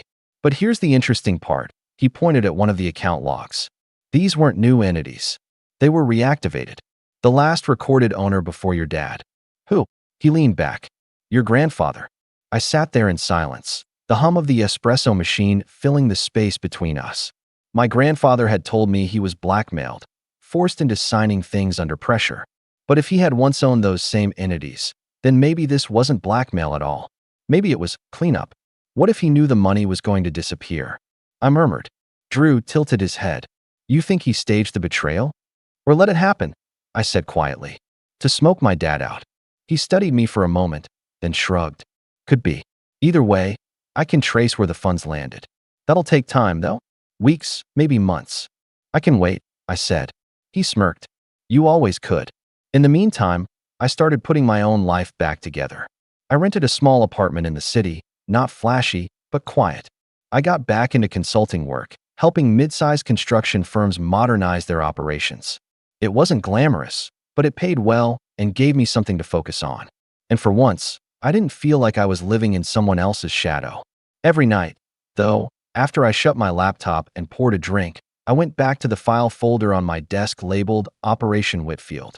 Inside were photos, dates, and connections, everything I'd learned about my father's movements. The woman he'd been seen with, Eleanor, wasn't a random partner. Her full name, according to Drew's database search, was Eleanor von Whitfield, the granddaughter of the original Eleanor. The bloodline hadn't ended. It had multiplied. And now, it was aligning with my father. One night, Drew called. You might want to sit down, he said. I found the endpoint of the transfers. My pulse quickened. Where? He paused. A real estate portfolio in your name. What? Yeah. 27 properties. All registered to a new holding company, Hensley Whitfield Trust. But here's the kicker. The controlling manager is your dad. You're just the figurehead. So technically, Caleb, you're the proud owner of $42 million worth of real estate. My stomach twisted. So he's laundering through me? Exactly, Drew said. He's hiding behind your identity to make the assets look legitimate. I leaned back, exhaling. My father hadn't just stolen money. He'd turned me into his alibi. Can we prove it? Oh, we can do more than that, Drew said, and I could practically hear the grin in his voice. We can make him prove it himself. Over the next month, we built a plan, quiet, methodical, precise. I stopped calling my grandfather altogether. I needed distance for what came next. We began with a shell company of our own, Ardent Strategies LLC. Drew helped me register it under a foreign subsidiary tied to a private investment group. On paper, it looked like a high-end wealth management firm specializing in property reallocation and debt recovery. In reality, it was bait. Drew created a fake identity for a supposed investor, Marcus Heller, a wealthy entrepreneur looking to buy distressed assets from offshore portfolios. Through a few channels and a very convincing trail of fake news articles, we made sure my father heard about him. It worked faster than I expected. One morning, Drew forwarded me an email from a proxy address. To Mr. Heller, I understand you're looking for investment opportunities within private family holdings. I currently oversee a series of properties under the Hensley Whitfield Trust. Perhaps we can arrange a meeting to discuss potential liquidation. JH. I read it 3 times before replying. We arranged the meeting at a high-end restaurant downtown. Of course, I wasn't Marcus, Drew was. I watched from a nearby table, disguised by a hat and sunglasses, heart pounding so loud I could barely hear their conversation. My father walked in wearing an expensive suit, the kind that screamed new money pretending to be old. His tone was smooth, confident. I watched him talk about legacy assets and tax-advantaged liquidation. He handed Drew a folder, proof of ownership and valuation documents. Everything he said, everything he handed over, was being recorded. Halfway through the meeting, Drew leaned in and said, "Before we proceed, Mr. Hensley, I'll need confirmation that you're the sole decision maker." My father smiled, that smug half-grin I remembered from childhood. "Of course," he said. "I control every signature in the Hensley Whitfield portfolio. It's all mine." That was all I needed. 2 weeks later, Drew and I sent the recordings and the document trail to the Financial Crimes Division of the Federal Bureau. But not directly. We sent it anonymously, through a tip line used for corporate whistleblowers. Then we waited. It didn't take long. The news broke 3 days later. Local businessman under investigation for multi-million-dollar fraud. The article included his name, his face, and a single damning quote from the leaked recording. "I control every signature in the Hensley Whitfield portfolio. It's all mine." The ripple effect was immediate. His accounts were frozen, his properties seized. The Whitfield name, his rebirth, as he liked to call it, became synonymous with fraud. And best of all, every asset he'd hidden under my name was legally returned to me once the audit cleared me of involvement. For the first time in my life, I was free from his shadow and standing in the light of something he could never take back, legitimacy. But I wasn't done. After the scandal broke, I went back to see my grandfather. He looked weaker, thinner, but when he saw me, he smiled for the first time in months. "You did it," he said quietly. "No," I said. "We did it. You gave him the rope. I just let him hang himself with it." He chuckled softly. "Maybe we're not so different after all." For a moment, I thought he might apologize for lying, for using me. But he didn't. He just raised his glass of water and said, "To survival." I raised mine too. But in my head, the toast wasn't for survival. It was for liberation. Later that night, as I drove away from the estate, I checked my phone. Drew had sent me one last message. FYI, they traced one more account tied to the Whitfield Trust. It's smaller, but still active. Guess who the listed beneficiary is? Who? I texted back. Eleanor Von Whitfield, the granddaughter. The attached image showed a recent transfer, $500,000 wired out 2 days before my father's arrest. Destination unknown. So she was still out there, still moving the pieces. And as I stared at the screen, a slow, determined smile crossed my face. My father's game was over. But hers? That was just beginning. The investigation dragged on for months, and those months changed everything. What had started as a family matter, a toxic tug-of-war between father and son, turned into a public spectacle that no amount of money could bury. Every newspaper headline, every business blog, every whispered conversation in the city's upper circles carried the same name: John Hensley, the man who betrayed his own bloodline for greed. The authorities picked apart every shell company, every transaction, every offshore account. Piece by piece, his empire crumbled. He tried to keep up appearances at first, hired lawyers, issued statements, even gave one disastrous interview where he claimed it was all a misunderstanding. But the more he talked, the deeper he sank. They had his recordings, his signatures, his lies. And when Drew's digital trail of evidence reached the courts, even his lawyers stopped pretending they could save him. The sentencing came 6 months later. The courtroom was packed, buzzing with reporters and spectators eager for the fall of a once charming businessman. I sat in the back, quiet, unseen, while my father stood before the judge, the same man who once called me weak for walking away from the family name, now trembling as his sentence was read aloud. John Hensley, you are hereby sentenced to 12 years in federal prison for fraud, identity theft, and money laundering. He didn't look at me, not once. When the bailiff took him by the arm, his eyes darted toward the gallery for just a second, not at me, but somewhere over my shoulder, like he was still searching for an angle, still calculating an exit. Then they led him away, and the heavy doors closed behind him. The sound echoed like a final note. Outside, the sky was gray, heavy with rain. Drew was waiting by the steps, holding 2 coffees. "You okay?" he asked. I nodded slowly. "Yeah, just done." He gave a faint smile. "Done's a good place to be." We didn't say much else. There wasn't much left to say. When I got back to the estate later that evening, the house was quiet again, but not in that haunted way it used to be. This time, it was peaceful. The staff had left early, and the only light came from the study, where my grandfather sat at his desk. He looked up when I walked in. "It's over," I said. He nodded slowly, his expression unreadable. I saw the news. For a moment, neither of us spoke. Then, almost hesitantly, I said, "Do you regret it?" "Any of it?" He leaned back in his chair, considering. "I regret trusting the wrong man," he said finally. "But I don't regret trusting you." It was the closest thing to an apology I'd ever get from him. He stood, walked to the cabinet, and poured himself a glass of water. His hands trembled slightly, the first visible sign of age I'd ever noticed in him. "I had a call today," he said, "from the firm. The Whitfield Trust is officially closed. Every record sealed, every asset accounted for." "So it's really done," I said. He looked at me over the rim of his glass. "No, it's finished. There's a difference." A small, almost tired smile tugged at the corner of his mouth. "You did well, Caleb. Better than I did. Maybe that's the point. The next generation fixing the mess the last one left behind." He turned away then, staring out the window toward the hills.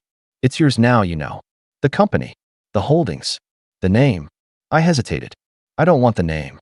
He nodded once, like he expected that. "Then build a new one."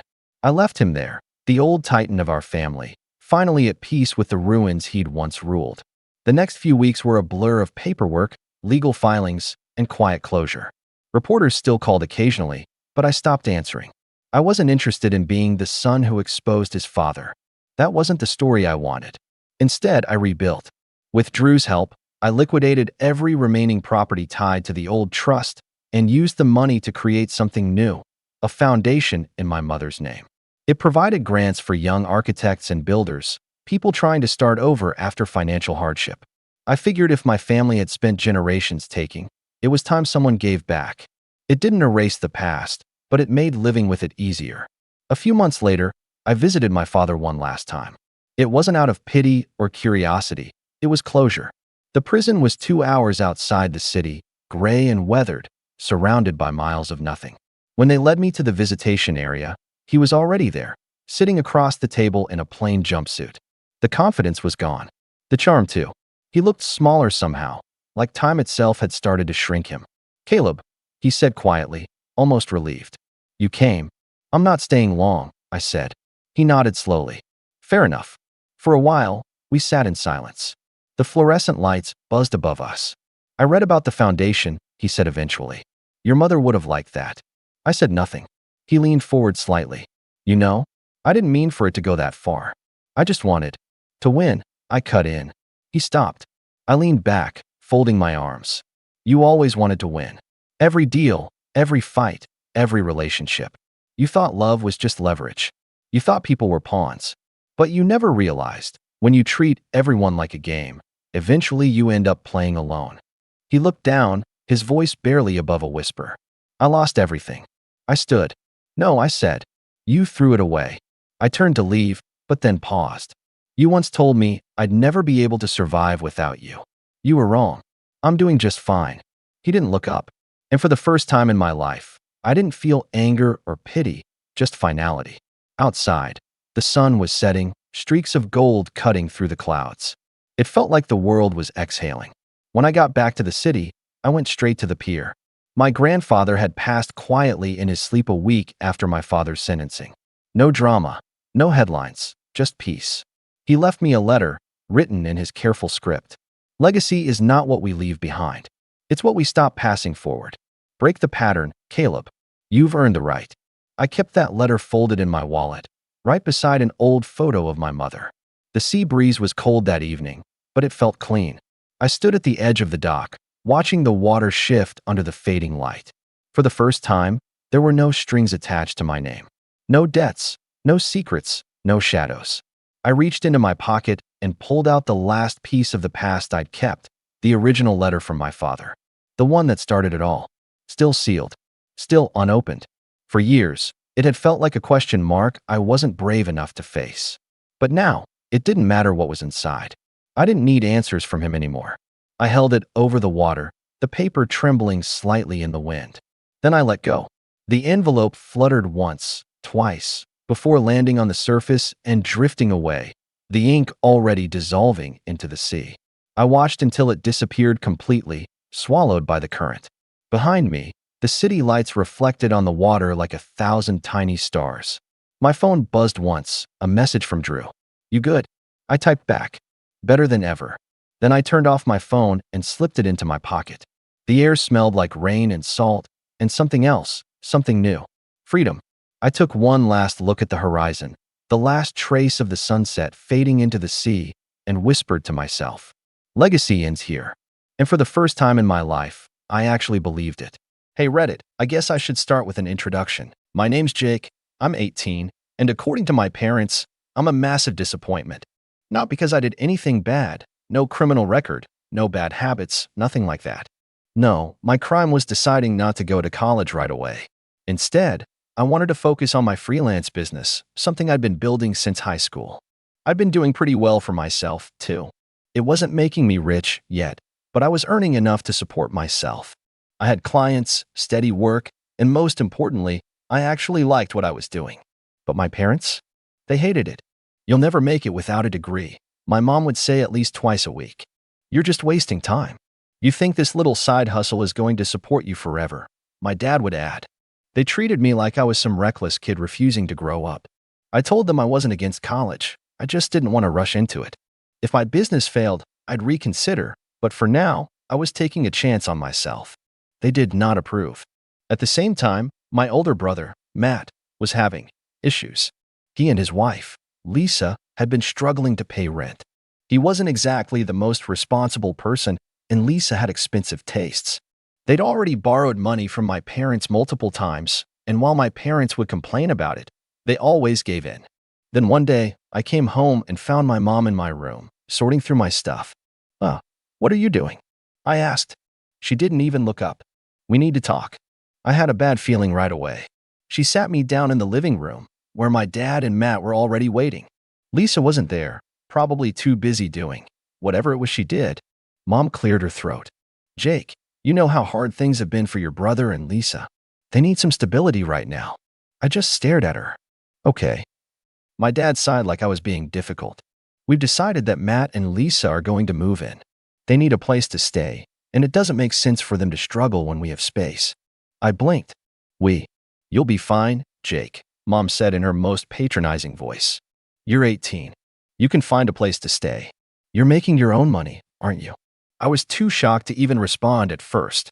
They were kicking me out. Just like that. But this is my room, I finally said. I live here. You don't contribute, Jake. Matt cut in, arms crossed like he was the one being inconvenienced. You don't pay rent. I've been struggling, and I actually have a family to support. I almost laughed. Lisa doesn't work, and you keep spending money on dumb stuff. How's that my problem? Mom shot me a warning look. Jake, don't be selfish. You're not our priority anymore. Matt and Lisa need this more than you do. Then, as if to hammer the point home, she picked up one of my duffel bags and tossed it toward the door. Start packing, she said. I looked at my dad, hoping, just hoping, he'd at least try to reason with her. But nope. He just nodded like this was completely reasonable. I could have argued. I could have begged. But something in me just clicked. I stood up. Fine. I packed up my stuff, whatever I could carry, and walked out the door. I didn't cry. I didn't even say goodbye. If they wanted to treat me like an afterthought, I'd return the favor. I crashed at a friend's place for a bit and threw myself into my work. For 6 months, I didn't hear a word from them. Not a single call, not a text, not even a passive-aggressive Facebook post about how kids these days are so ungrateful. I guess, in their minds, I was out of sight, out of mind, which was fine by me. In those 6 months, my life changed drastically. I went from scraping by to making more money than I ever thought possible at my age. The kind of money that made me laugh at the idea of ever needing to borrow from my parents or anyone again. At first, I was just freelancing, but then I got smart. I started outsourcing some of the work, built a brand, and before I knew it, I had a full-blown business. A successful one. One that didn't just pay my bills, it let me move into a beautiful apartment, buy my dream setup, and most importantly, never worry about money again. And that was around the time my parents suddenly remembered I existed. It started with a casual text from my mom. Mom, hey sweetie, how have you been? Sweetie? I actually had to double-check to make sure I wasn't hallucinating. This was the same woman who, 6 months ago, had tossed my things out like I was a tenant who forgot to pay rent. I didn't reply. A few days later, another text. Mom texted, Jake, it's been a while. We miss you. Why don't you come over for dinner? Miss me? That was funny, because I sure didn't remember them missing me when I was hauling my stuff out in a duffel bag. Again, I didn't reply. Then, the call started. At first, I ignored them. But after the 5th one in a single day, I got curious and picked up. Hello, Jake. My mom's voice was way too cheerful. Oh, honey, it's so good to hear your voice. We were just talking about you. Uh-huh, I said flatly. And she hesitated. And, well, we wanted to see how you were doing. You know, catch up. Maybe you could come by the house sometime. I smirked. My old house, you mean? There was an awkward silence. Then my dad cleared his throat in the background. Look, Jake, we know things were tense before, but we're still family. And family takes care of each other. That line? Oh, that line was rich. Family takes care of each other? I repeated slowly. That's funny, because I don't remember much taking care when you threw me out to make room for Matt. My mom sighed like I was the unreasonable one. Jake, that's in the past.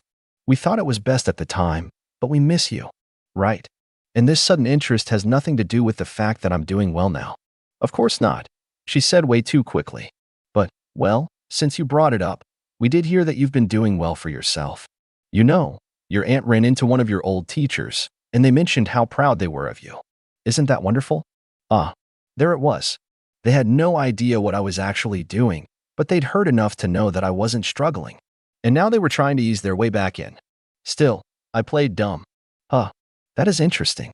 Mom laughed nervously. Yes. So, why don't you come over for dinner? I'll make your favorite meal. We can all catch up. I pretended to think. I don't know, Mom. Is there even room for me? I mean, since Matt and Lisa are there and all. Silence. Then, in a much smaller voice. Well, about that. I raised an eyebrow. What about that? My dad sighed heavily.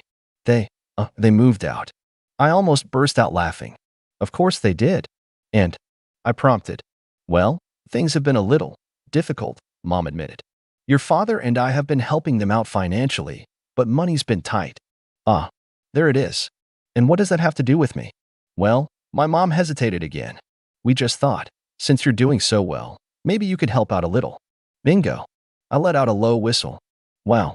So let me get this straight. You kicked me out because I wasn't a priority anymore. But now that I have money, I'm a priority.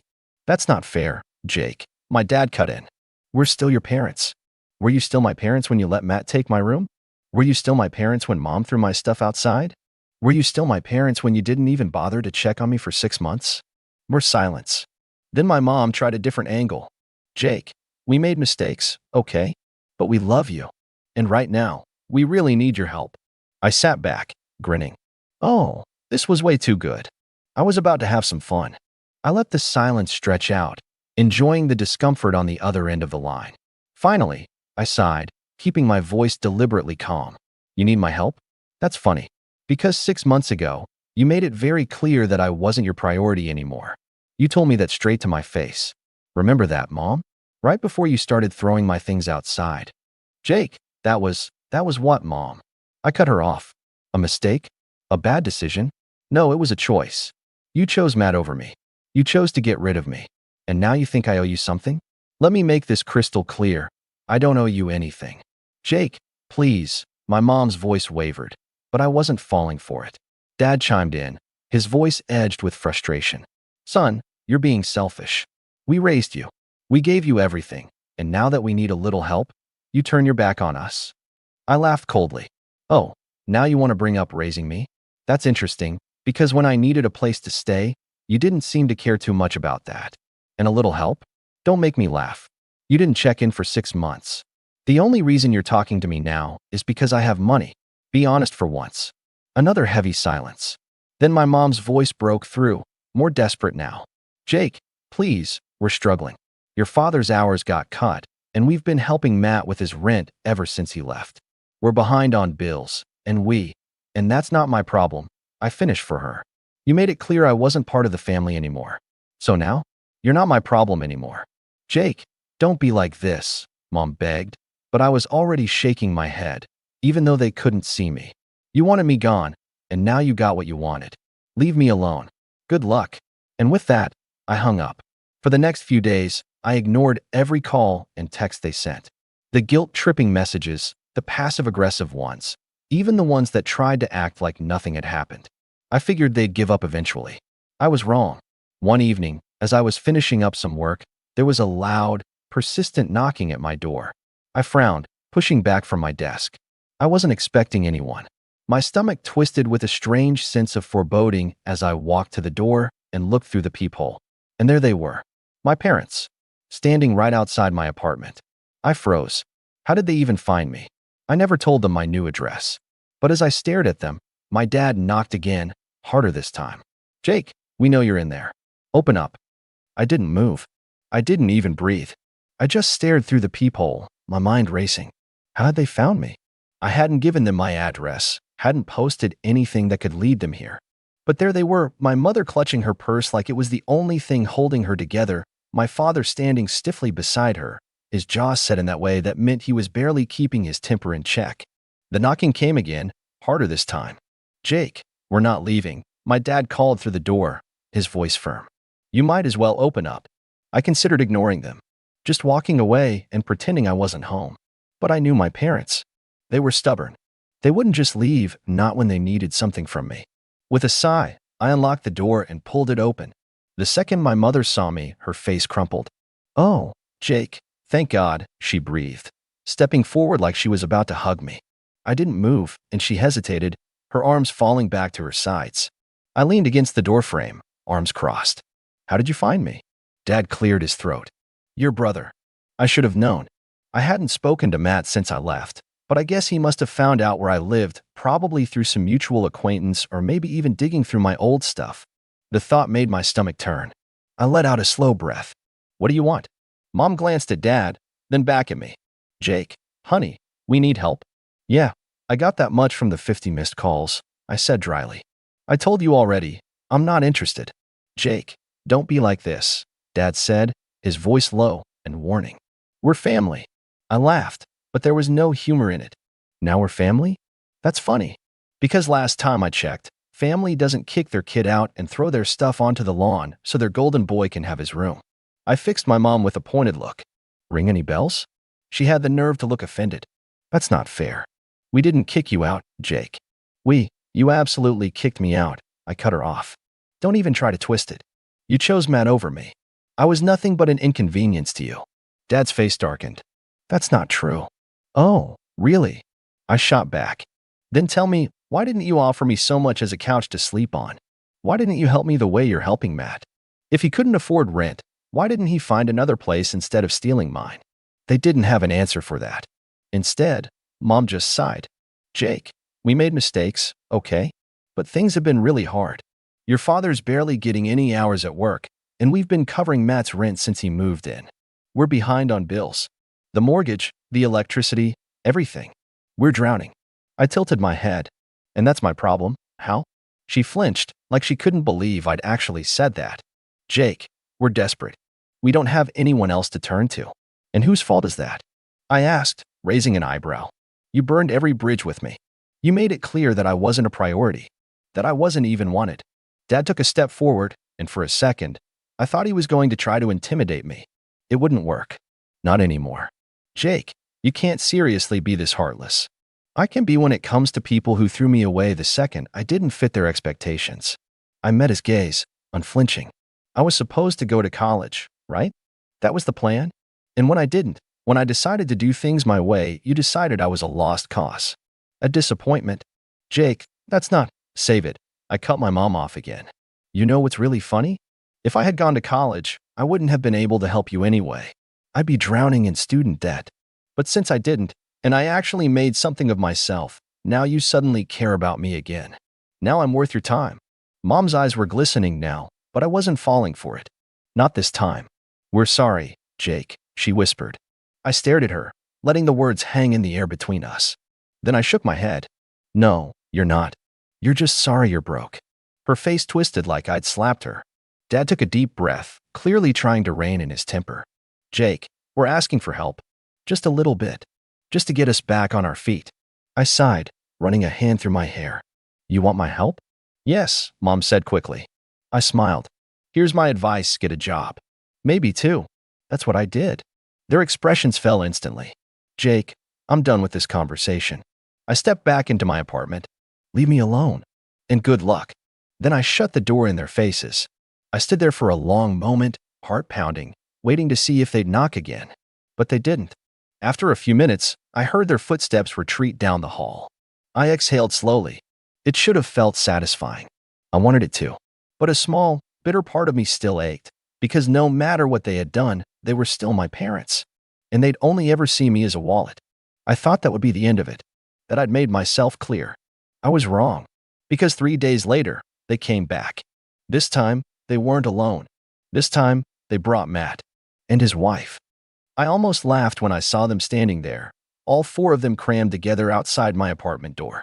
Mom looked hopeful, Dad looked annoyed, and Matt had that same smug, entitled expression he always wore when he thought things would go his way. And his wife, Amanda? She looked downright furious, like she was the one who had been wronged. I took my time opening the door, leaning against the frame with my arms crossed. Wow, a whole family reunion. What, did you think if you brought reinforcements, I'd suddenly feel guilty? Mom sighed. Jake, please. I held up a hand, cutting her off. No. Let's hear it. What's the angle this time? Because I already said no, and you didn't listen. Matt stepped forward like he was the leader of the group. Listen, man, we're not here to fight. We just need to talk. I raised an eyebrow. You? Talk? That's funny. Because the last time we talked, it was you telling me how I was the selfish one for being upset that you stole my room. He had the audacity to look offended. I didn't steal it, okay? Mom and Dad made a decision. Oh, I know, I said, smirking. They made it very clear that I wasn't a priority, that you were more important. And now, you're all standing here like stray dogs, begging me to throw you a bone. Amanda scoffed. Oh, don't be so dramatic. I turned my attention to her. Oh, I'm sorry. Am I being dramatic? Would you like me to remind you how you personally threw my stuff onto the lawn? How you looked me in the eye and told me to get over it? She had the nerve to roll her eyes. God, you're still on that? I grinned. I am. Dad cleared his throat, stepping in before Amanda could say something worse. Jake, let's be serious for a moment. We're in real trouble. Oh, I am serious, I said. I'm very serious. I'm seriously enjoying this. Mom let out a shaky breath, clasping her hands together like she was praying. Jake, we can't pay the mortgage. The house is going to be foreclosed on. Your father's work cut his hours even more. Matt and Amanda, she glanced at them like she was expecting them to chime in, but they just looked at the floor. They've been trying, but it's just too much. We can't afford this anymore. I pretended to think for a moment. That does sound bad. She nodded eagerly. It is bad. Real bad, Matt added. Super bad, I agreed, then shrugged. Anyway, best of luck. Mom's face fell. Jake, I cut her off, my tone sharp. No, I don't care. I don't owe you anything. Dad stepped forward, trying the intimidation tactic again. Jake, we raised you. Oh, don't even start with that, I snapped, my voice cold now. You raised me? You fed me and housed me because you were legally required to. That's called parenting, not a freaking investment you can cash in on later. Amanda scoffed. You're being a child. I whirled on her. You're the one standing outside my door, begging me for money because you and your husband couldn't figure out how to be financially responsible. I left with nothing and made something of myself. Meanwhile, you two played house at my expense, and now you're drowning. Matt clenched his jaw. Jake, come on. We're family. I laughed. Funny how you only pull the family card when you need something. Where was all this? We're family energy when you watched Mom throw my stuff outside. Where was it when you moved into my room without a second thought? He had nothing to say to that. Dad sighed, pinching the bridge of his nose. Jake, we get it. We messed up. But can't you just— No, my voice was sharp and final. You don't get to throw me away and then come crawling back when it's convenient. You don't get to treat me like trash and then expect me to save you. Mom looked like she was on the verge of tears. Jake, please. Just a little help. I took a slow step forward, lowering my voice. How many times do I have to say it? I do not care.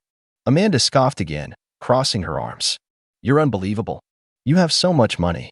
And you're really just going to let your family suffer. I tilted my head. Yep.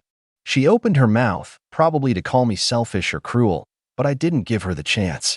I turned on my heel, walked back into my apartment, and shut the door in their faces. For a few seconds, I just stood there, listening. I heard muffled voices, Mom still pleading, Matt muttering something, Dad letting out a long sigh. Then, finally, footsteps. They left. I exhaled slowly, running a hand through my hair. This time, I felt nothing. No guilt. No sadness. Just peace. They had made their choice. And now, so had I. And I would never, ever look back. But honestly, what a wild turn of events. One moment, I'm getting thrown out of my own home like yesterday's garbage, and the next, my entire family is on my doorstep, practically on their knees, acting like I owe them the world. It's almost funny. Almost. So, what do you guys think? Was I too harsh? Should I have given them a little help? Or did they deserve every second of that humiliation? Because after everything they put me through, I feel like I barely gave them what was coming. They say when you hit rock bottom, you find out who really cares. I found out from a hospital bed, staring at the ceiling tiles, counting the seconds between each beep of the heart monitor, waiting for someone, anyone, to show up. My name is Daniel. I'm 34 years old, and for the last 6 years, I've been the unofficial financial backbone of my family. Rent? I paid it. Groceries? Me. My younger brother's car lease? I co-signed. I didn't complain. Not once. Not when I had to pick up overtime. Not when I had to skip my own vacations to keep the lights on in their house. I did it because I thought that's what family was supposed to do, help each other. It all started after my dad passed unexpectedly. I was 28, working in IT at a mid-sized firm, and doing well for myself. My younger brother, Jason, was 22 and finding himself, which mostly meant bouncing between failed business ideas and living off our mom. My mother, Elaine, was complicated. Strong-willed, sharp-tongued, and absolutely convinced the world owed her something after Dad passed away. She leaned hard on the idea that since I was the successful one, I had a responsibility to keep the family afloat. At first, I agreed. I figured it was temporary, just until we all got our footing again. But temporary turned into permanent real fast. What started as a couple months of covering rent turned into years. First, it was helping out with the groceries. Then the phone bill. Then Jason needed a temporary loan for a car so he could start driving for Uber. That car never once ferried a passenger. It sat in their driveway while Jason started a podcast that lasted 4 episodes. And through it all, Mom never once said thank you. It was always, well, if your father were here, or this is what families do, Daniel. And stupidly, I kept doing it. Even when I started noticing my own savings thinning. Even when I wanted to move into a bigger place, but couldn't justify it with how much I was forking over each month to cover their lives. I kept telling myself it was worth it. That someday they'd step up for me if I needed it. That all this sacrifice would mean something. Then I got sick. It started small. Fatigue. A weird ache in my right side that wouldn't go away. I thought it was nothing, maybe just stress. But it got worse. Sharp, stabbing pain. Nausea. I finally went to the hospital after almost collapsing in the office bathroom. Appendicitis. Ruptured. They rushed me into emergency surgery. When I woke up, groggy and sore and barely able to move, my phone had one message. From my boss. Not my mom. Not my brother. Not a single missed call from the people I'd been supporting for years. I tried not to spiral, but it was impossible not to feel the weight of that silence. I stayed 2 nights in the hospital. On the second day, I finally called Mom. Hey, I croaked, my throat dry from the anesthesia. I just got out of surgery. I could use a little help getting home. Maybe just someone to pick up my prescription and… She cut me off. Daniel, I'm sorry you're not feeling well, but you're a grown man. You're not our responsibility. Jason's already dealing with enough stress, and I can't drop everything to be your chauffeur. I just stared at the wall, the phone still pressed to my ear. I didn't even know what to say. For a moment, I wondered if I was dreaming. If maybe the anesthesia hadn't worn off and this was just some bizarre hallucination. But she kept going. Maybe next time you won't overwork yourself. You know, if you had a wife or someone in your life, you wouldn't need to lean on us like this. I don't mean to sound harsh, but we've all got our own problems. She hung up before I could even respond. I didn't cry. I wanted to. But all I felt was this deep, numbing coldness settle into my chest. Like someone had taken a match to everything I thought I knew about family and left nothing but smoke. The nurse ended up calling a cab for me. I shuffled into my apartment, still sore, still dazed, with a pharmacy bag clutched in one hand. And I sat on my couch for an hour, staring into space, feeling something inside me fracture. That night, I opened my laptop. I didn't rage. I didn't cry. I just started typing. I pulled up my banking app, started tallying every automatic payment I'd set up over the years, rent for their apartment, groceries through Instacart, Jason's car insurance, the utilities. I clicked cancel on every single one. The next morning, I sent a short, calm message in our group chat. Due to my health, I'll no longer be financially supporting anyone but myself. Best of luck. I didn't get a response right away. In fact, for 3 full days, the chat was dead silent. I thought maybe they didn't see it. Or maybe they didn't believe me. But then the text started. First from Jason.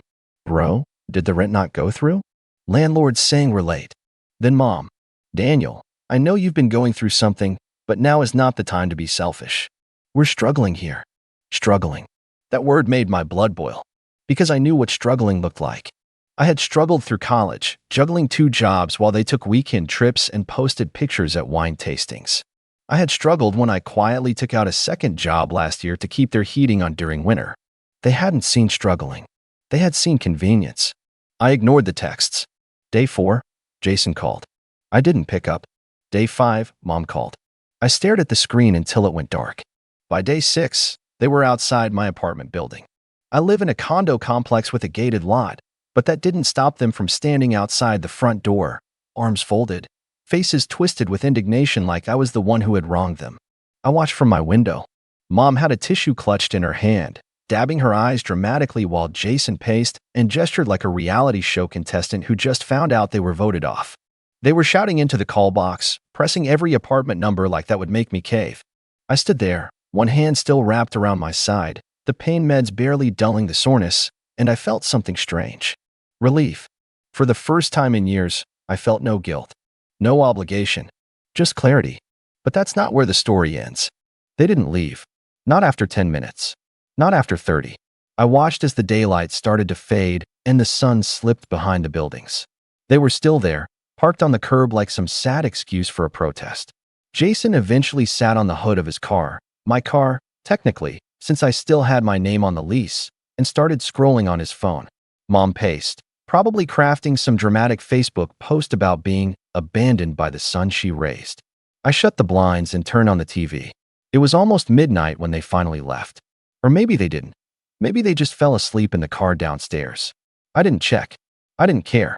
The next morning, I woke up to the sound of pounding. Not knocking. Pounding. I dragged myself to the door, looked through the peephole, and there she was, Mom, hair disheveled, eyes red like she hadn't slept. She must have heard me approach, because she shouted, "Daniel, open this door. We need to talk." I leaned against the wall, still weak from surgery, and said, "No, we don't." That only made her angrier. "You can't just cut us off like this. We're your family. We supported you your whole life." I laughed. I couldn't help it. It came out bitter and hollow. "You mean like how you supported me while I was recovering from surgery?" Real inspiring stuff. There was a long silence. Then, the classic mom sigh, the one that meant she was about to try guilt. "You know how much we've been through, Daniel. Your brother's struggling. I'm still grieving your father. You make more than enough to help. What are we supposed to do now?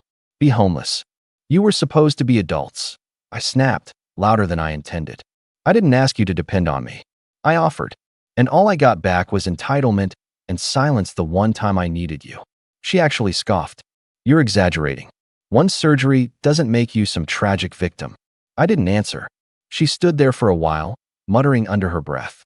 Eventually, she left again. But she wasn't done. That afternoon, my phone started blowing up. Calls, texts, voicemails. Some were her. Some were Jason. Some were extended family members I hadn't spoken to in months, suddenly very interested in hearing my side. That's when I realized something had changed. She was telling everyone. According to Aunt Marie, Mom had said I'd lost my mind after surgery and decided to punish them out of nowhere. That I'd threatened to make them homeless, that I was abusive with money, and that they were scared for their safety. That one made me choke on my water. Scared? They had practically lived on my dime for 6 years. And now I was dangerous? I thought about writing a big, dramatic message. One of those "here's the truth" posts where I'd lay out every expense, every loan I covered, every bill I paid. But I didn't. Instead, I made 2 calls. The first was to the car dealership. I told them I was removing myself from Jason's lease and explained the circumstances. Legally tricky, but they said if he missed one more payment, which he already had, they'd repossess the car. Fine by me. The second was to the landlord I'd been paying on their behalf. "Hi, this is Daniel. I'm no longer financially responsible for the tenants in Unit 3B. You'll want to direct rent and notices to them going forward." She hesitated. "Are you sure? There's already a balance on the account." "I'm sure." I hung up, then sat in the quiet. That night, I got another knock on the door. This time, it was Jason. He didn't shout. He didn't bang. Just stood there, staring into the peephole like he could see me through it. "Dan, man, just talk to me," he said, voice softer than I'd heard in years. "Look, I know Mom's been dramatic, but we're really in a bad spot. I'm gonna lose my car. She's freaking out. I get it.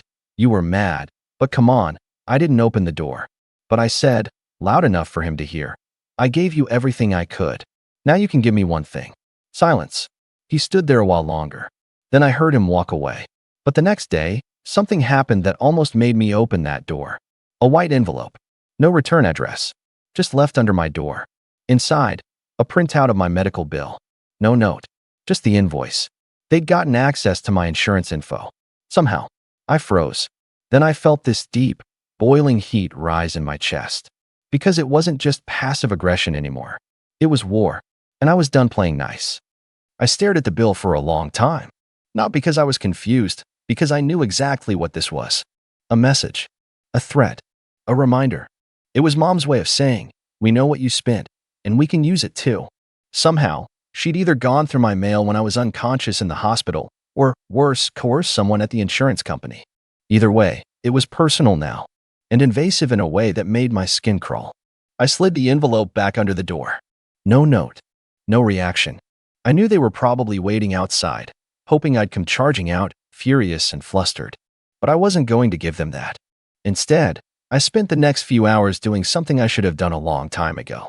I printed statements, screenshotted text messages, downloaded every single invoice, auto payment, and document I had that tied my name to their finances. I opened an Excel sheet and started itemizing every dollar. Rent from January 2019 to March 2025, groceries, utilities, Jason's car lease, Mom's emergency dental surgery I'd paid for when she forgot. Her insurance had lapsed. I even tallied up smaller things, streaming accounts, takeout receipts she'd Venmo requested and never paid back. A weekend retreat for Jason's now-defunct men's coaching brand. The total came to $97,842.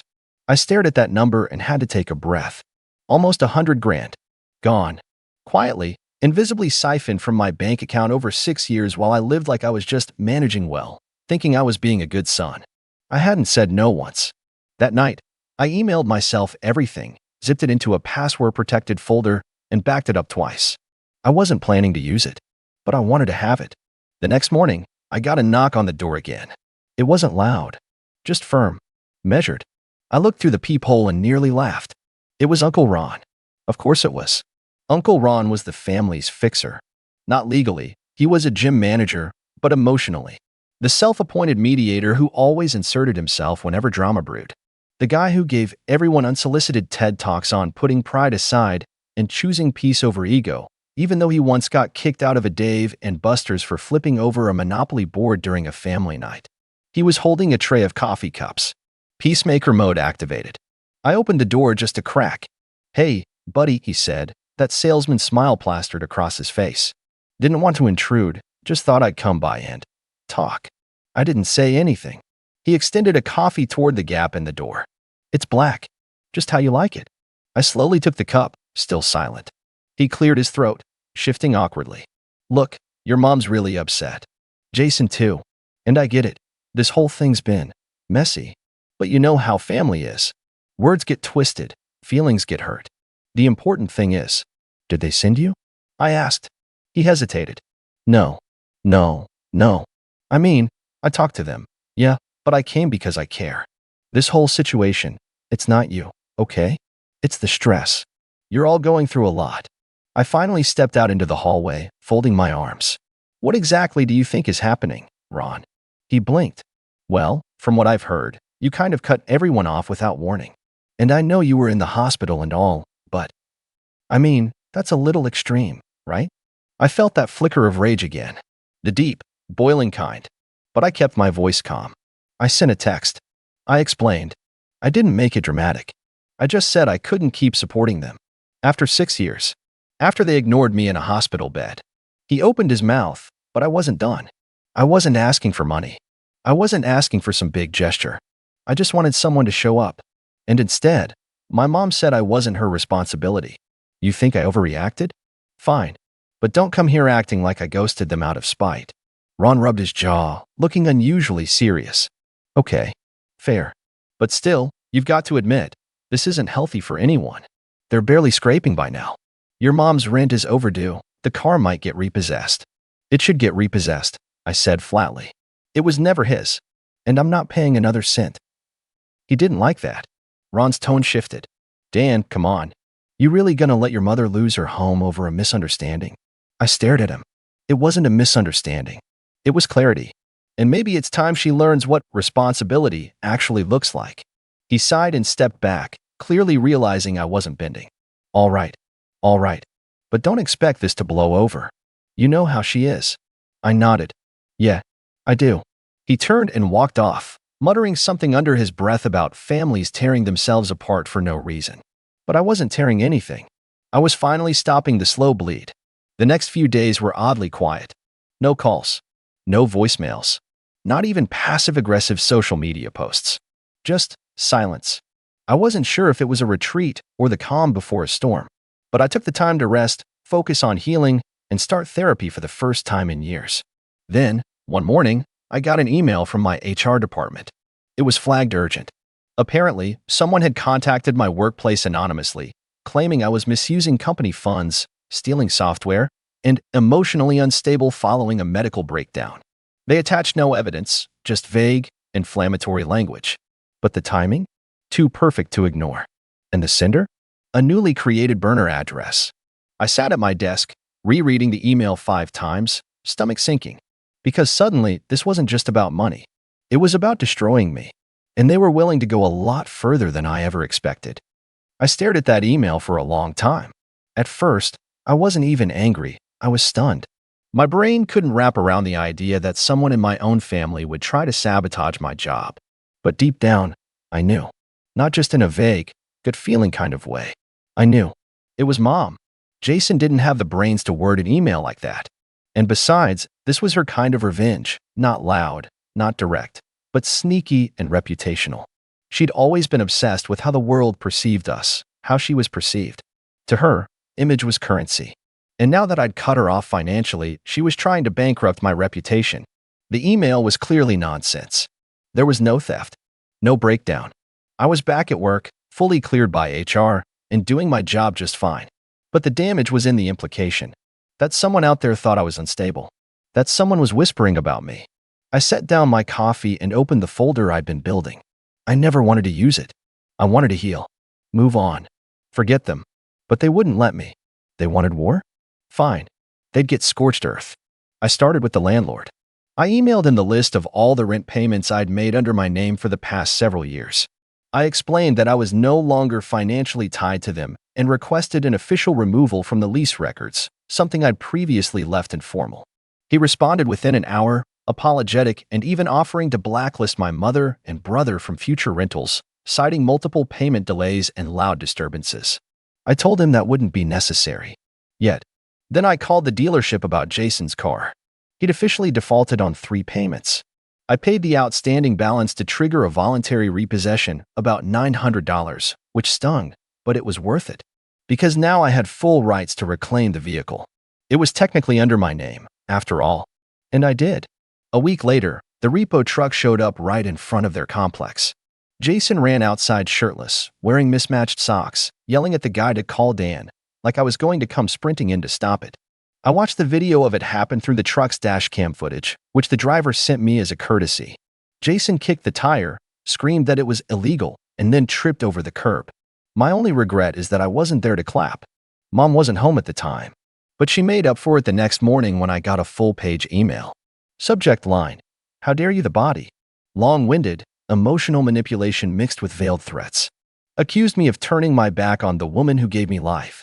Said I'd humiliated her and left them to starve while I hoarded wealth like a heartless miser. Claimed she was going to sue me for emotional damages, which is not a thing, but I'm sure her Facebook law degree said otherwise. I didn't respond. Instead, I sent one final email. No emotion. Just an itemized invoice titled, "Support provided to Elaine and Jason Whitmore." I broke down the total, $97,842. I added, "This is not a legal debt collection. It's a personal record of the support I provided you both over 6 years. I am under no obligation to offer you continued assistance. Any further attempts to damage my reputation or contact my employer will be considered harassment and responded to legally." Then I CC'd my actual attorney. They went radio silent for 2 weeks. I thought maybe it was finally over. Then came the knock on my door. I'd moved since all this started. Smaller apartment, but quiet. No shared walls. Gated entry. I'd even told management I didn't want my unit number listed on the directory. So when I heard the knock, my first thought was that it was a delivery. I opened the door without checking, and there she was. Mom. Looking thin. Older. Worn down. Her makeup was uneven. She clutched her purse like it was armor. "Daniel," she said, softly. I stepped back, unsure if I should shut the door or just walk away. "I'm not here to fight," she said, holding up her hands. "Please. I just want to talk." I didn't invite her in, but I didn't slam the door either. I leaned on the frame, arms crossed. "Make it quick." She looked down, then back up. I lost the apartment. Jason's staying with some girl he met online. I'm sleeping at a friend's place. I just wanted to say I'm sorry. I said nothing. Her voice cracked. "I know I messed up. I know I should have been there when you needed me. I didn't realize how much you were doing until it was gone. I guess. I just thought you'd always be there." I exhaled slowly. "That's the problem. You thought I owed you. That helping was my job. It wasn't." "I know," she said quickly. "I do now. I want to fix things. I want us to talk again. We're still family, right?" That word made my jaw tighten. "Family shows up when it matters," I said. "Family doesn't sabotage your career or steal your mail." I was desperate, she whispered. "We didn't know what else to do." "You could have called," I said. "When I was in the hospital. When I got out." When I was alone and couldn't lift groceries. You didn't even check on me. She started to cry, but I didn't feel moved. I'd cried enough for all of us. And I was done letting her weaponize guilt. I'm not giving you money, I said plainly. I know, she sniffled. I'm not here to ask. Then what do you want? She hesitated. Just a chance to rebuild. Even if it's slow. Even if it takes years. I studied her. For once, I didn't see the manipulator. I saw the consequences of years of entitlement finally crashing down. And I realized something. I didn't hate her. I just didn't trust her. And I probably never would again. I'm willing to be civil, I said. That's all I can offer. You don't get access to my life. You don't get my address. You don't get my help. But you can text. Maybe one day, I'll reply. She nodded. Slowly. Like someone accepting a life sentence. And then she left. No drama. No parting shot. Just silence. 6 months have passed. I haven't heard from Jason at all. Mom texted once. Hope you're doing well. I didn't reply. I'm back at work. I'm stronger. Healthier. I've started putting money into my future. Savings, travel, small luxuries I used to deny myself because I thought it was selfish. I go to therapy every week. I don't apologize for saying no anymore. Sometimes, I still feel that sting, like maybe I should have done more. Like maybe cutting them off was cruel. But then I remind myself, I gave everything I had. And when I needed the smallest thing in return, they gave me nothing. That wasn't family. That was dependency wrapped in guilt. And walking away? That was the first act of love I ever gave myself. I was standing outside the Apple store with a half-finished iced coffee in one hand and a shopping bag in the other when I spotted my Aunt Melissa coming out of Bath and Body Works like she was on a mission. She hadn't seen me yet. Her arms were loaded with lotions and candles, and she had that usual self-important look she always wore, like the mall was her personal runway. I raised a hand and called out, Aunt Melissa. She froze for a split second, then turned and gave me this stiff, almost uncomfortable smile. Something about it immediately set off alarms in my gut, but I shook it off. It was probably nothing. Or so I thought. I'm Jake, by the way. I'm 27. I'm the kind of guy who's always been quietly responsible. You know the type. First to pay his bills, last to cause a scene.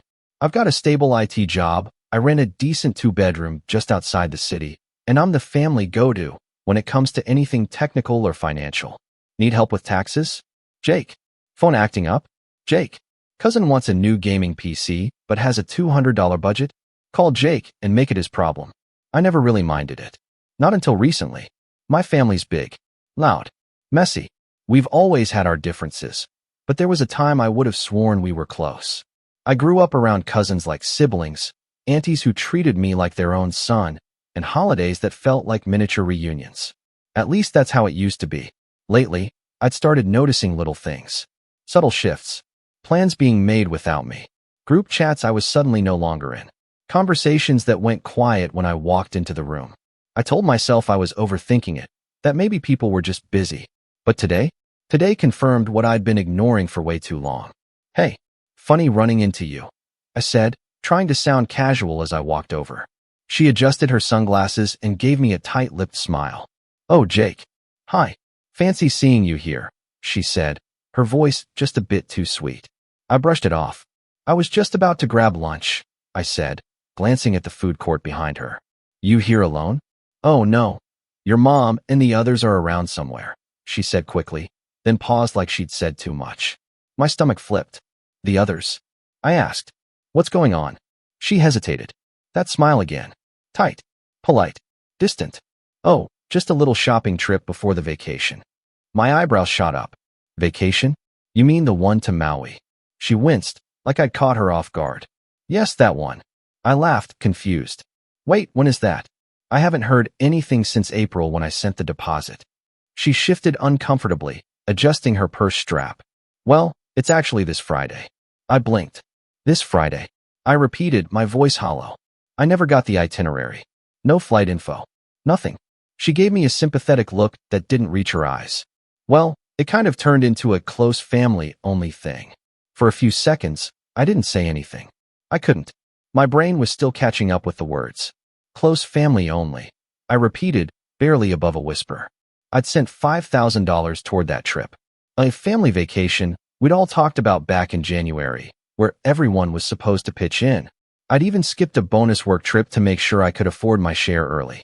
I remembered Mom telling me, "It's going to be so good to have all of us together again. You should definitely come." I looked down at my phone, my thumb already unlocking it without thinking. "I paid $5,000. I said quietly, still not looking up. Aunt Melissa gave me that same artificial smile and tilted her head. "I know, sweetie, and we really appreciated it. But things changed. It got complicated." I looked up slowly. So complicated no one thought to tell me I wasn't invited anymore. There was no apology, not even a shred of guilt. Just that smug little half shrug that drove me absolutely insane. "We figured you were busy," she said simply. "With work and all. Plus, well, you're not exactly close with everyone these days." I felt something cold crawl up my spine. Not anger. Not yet. Just this quiet, sharp realization I'd been cut out. Not by accident. Not because someone forgot to loop me in. But on purpose. I turned away for a second and stared at the floor.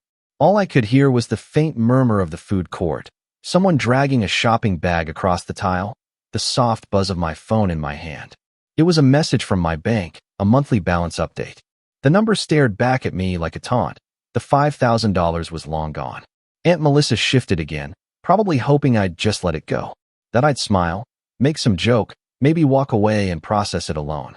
That's what I'd always done. I was the peacekeeper, the quiet one, the fixer. But not this time. I looked up, eyes meeting hers, and said in a voice much calmer than I expected, "Who booked the Airbnb again?" She blinked. "What? The Airbnb?" "I booked it. In my name. With my account." I held up my phone. "Right." Her face twitched. "Yeah," she said slowly. "But the rest of the details got handled by your mom and Lisa. They coordinated everything else." I nodded. "Cool. And the flights?" "Well, your cousin used your Delta points, remember?" she said, then immediately looked like she regretted it. "Oh, I didn't remember agreeing to that. But that explained the missing miles from last month. And the rental van? I think you said you'd handle that too," she said, clearly trying to sound innocent. "I did say that. Back in February. Back when I thought I was part of the trip." I stared at her. "So let me get this straight. I paid the Airbnb. You used my airline points for your flights. And I covered the rental van. And now, I'm not invited." There was no good answer. Melissa just stood there, suddenly finding her shopping bags extremely interesting. I turned and started walking. She called after me, "Jake, don't do anything crazy, okay? It's already planned." I didn't answer. I didn't need to. Because the thing about being the guy who's always responsible, the one who quietly handles everything, is that people forget just how much power you actually have. And they never see it coming when you decide to take it all back. I walked straight to the parking garage, sat in my car, and pulled up every reservation I'd made. The Airbnb, the rental, my Delta account, the van company, the itinerary spreadsheet my cousin had emailed me back in March, still tucked in my downloads folder. I pulled it all up, slowly and methodically. Not out of anger. Not even out of revenge. Just something colder. Sharper. Because if they wanted to play this game like I didn't matter, then I was going to show them just how much I did. And I hadn't even gotten to Mom's part in this yet. Because that was going to hurt the most. I sat in the car for almost an hour, the engine off, my phone glowing dimly in my lap as I scrolled through the trip reservations. My heartbeat was steady, but my thoughts weren't. I kept going back to that moment. Melissa's fake smile, the way she said close family only, like I was some distant cousin who'd invited himself. Every time I blinked, it echoed louder. Close family only. I couldn't help but wonder what Mom had said. Had she pushed back when they decided to cut me out? Had she fought for me to be included? Or had she just gone along with it? I wanted to believe she didn't know, that she would have stood up for me. But deep down, something had been off for months. No, longer than that. It was just easier not to see. Back in January, when we were all still planning the trip, Mom had been the one texting me constantly. "Jake, can you front the Airbnb? We'll pay you back.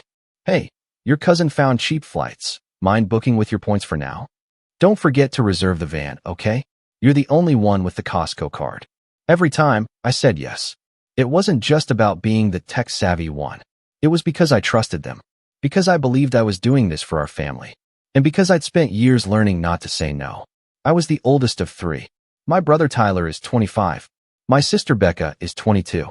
We weren't exactly close growing up. Tyler was the golden child, always getting praise for the bare minimum, while Becca played the sweet, helpless baby card to perfection. I was the filler kid, the background support character. Reliable, independent, invisible. It was subtle how the favoritism worked. Tyler would get a brand new gaming laptop for his birthday, while I'd get socks and a half-hearted, "We figured you didn't need anything." Becca wrecked Mom's car once and blamed the brakes. She got a replacement in a month. I lent Mom my car for a week, and she returned it with an empty tank and a cracked tail light. But I let it go. I always let it go. Because what was the alternative? Starting a fight? Burning bridges?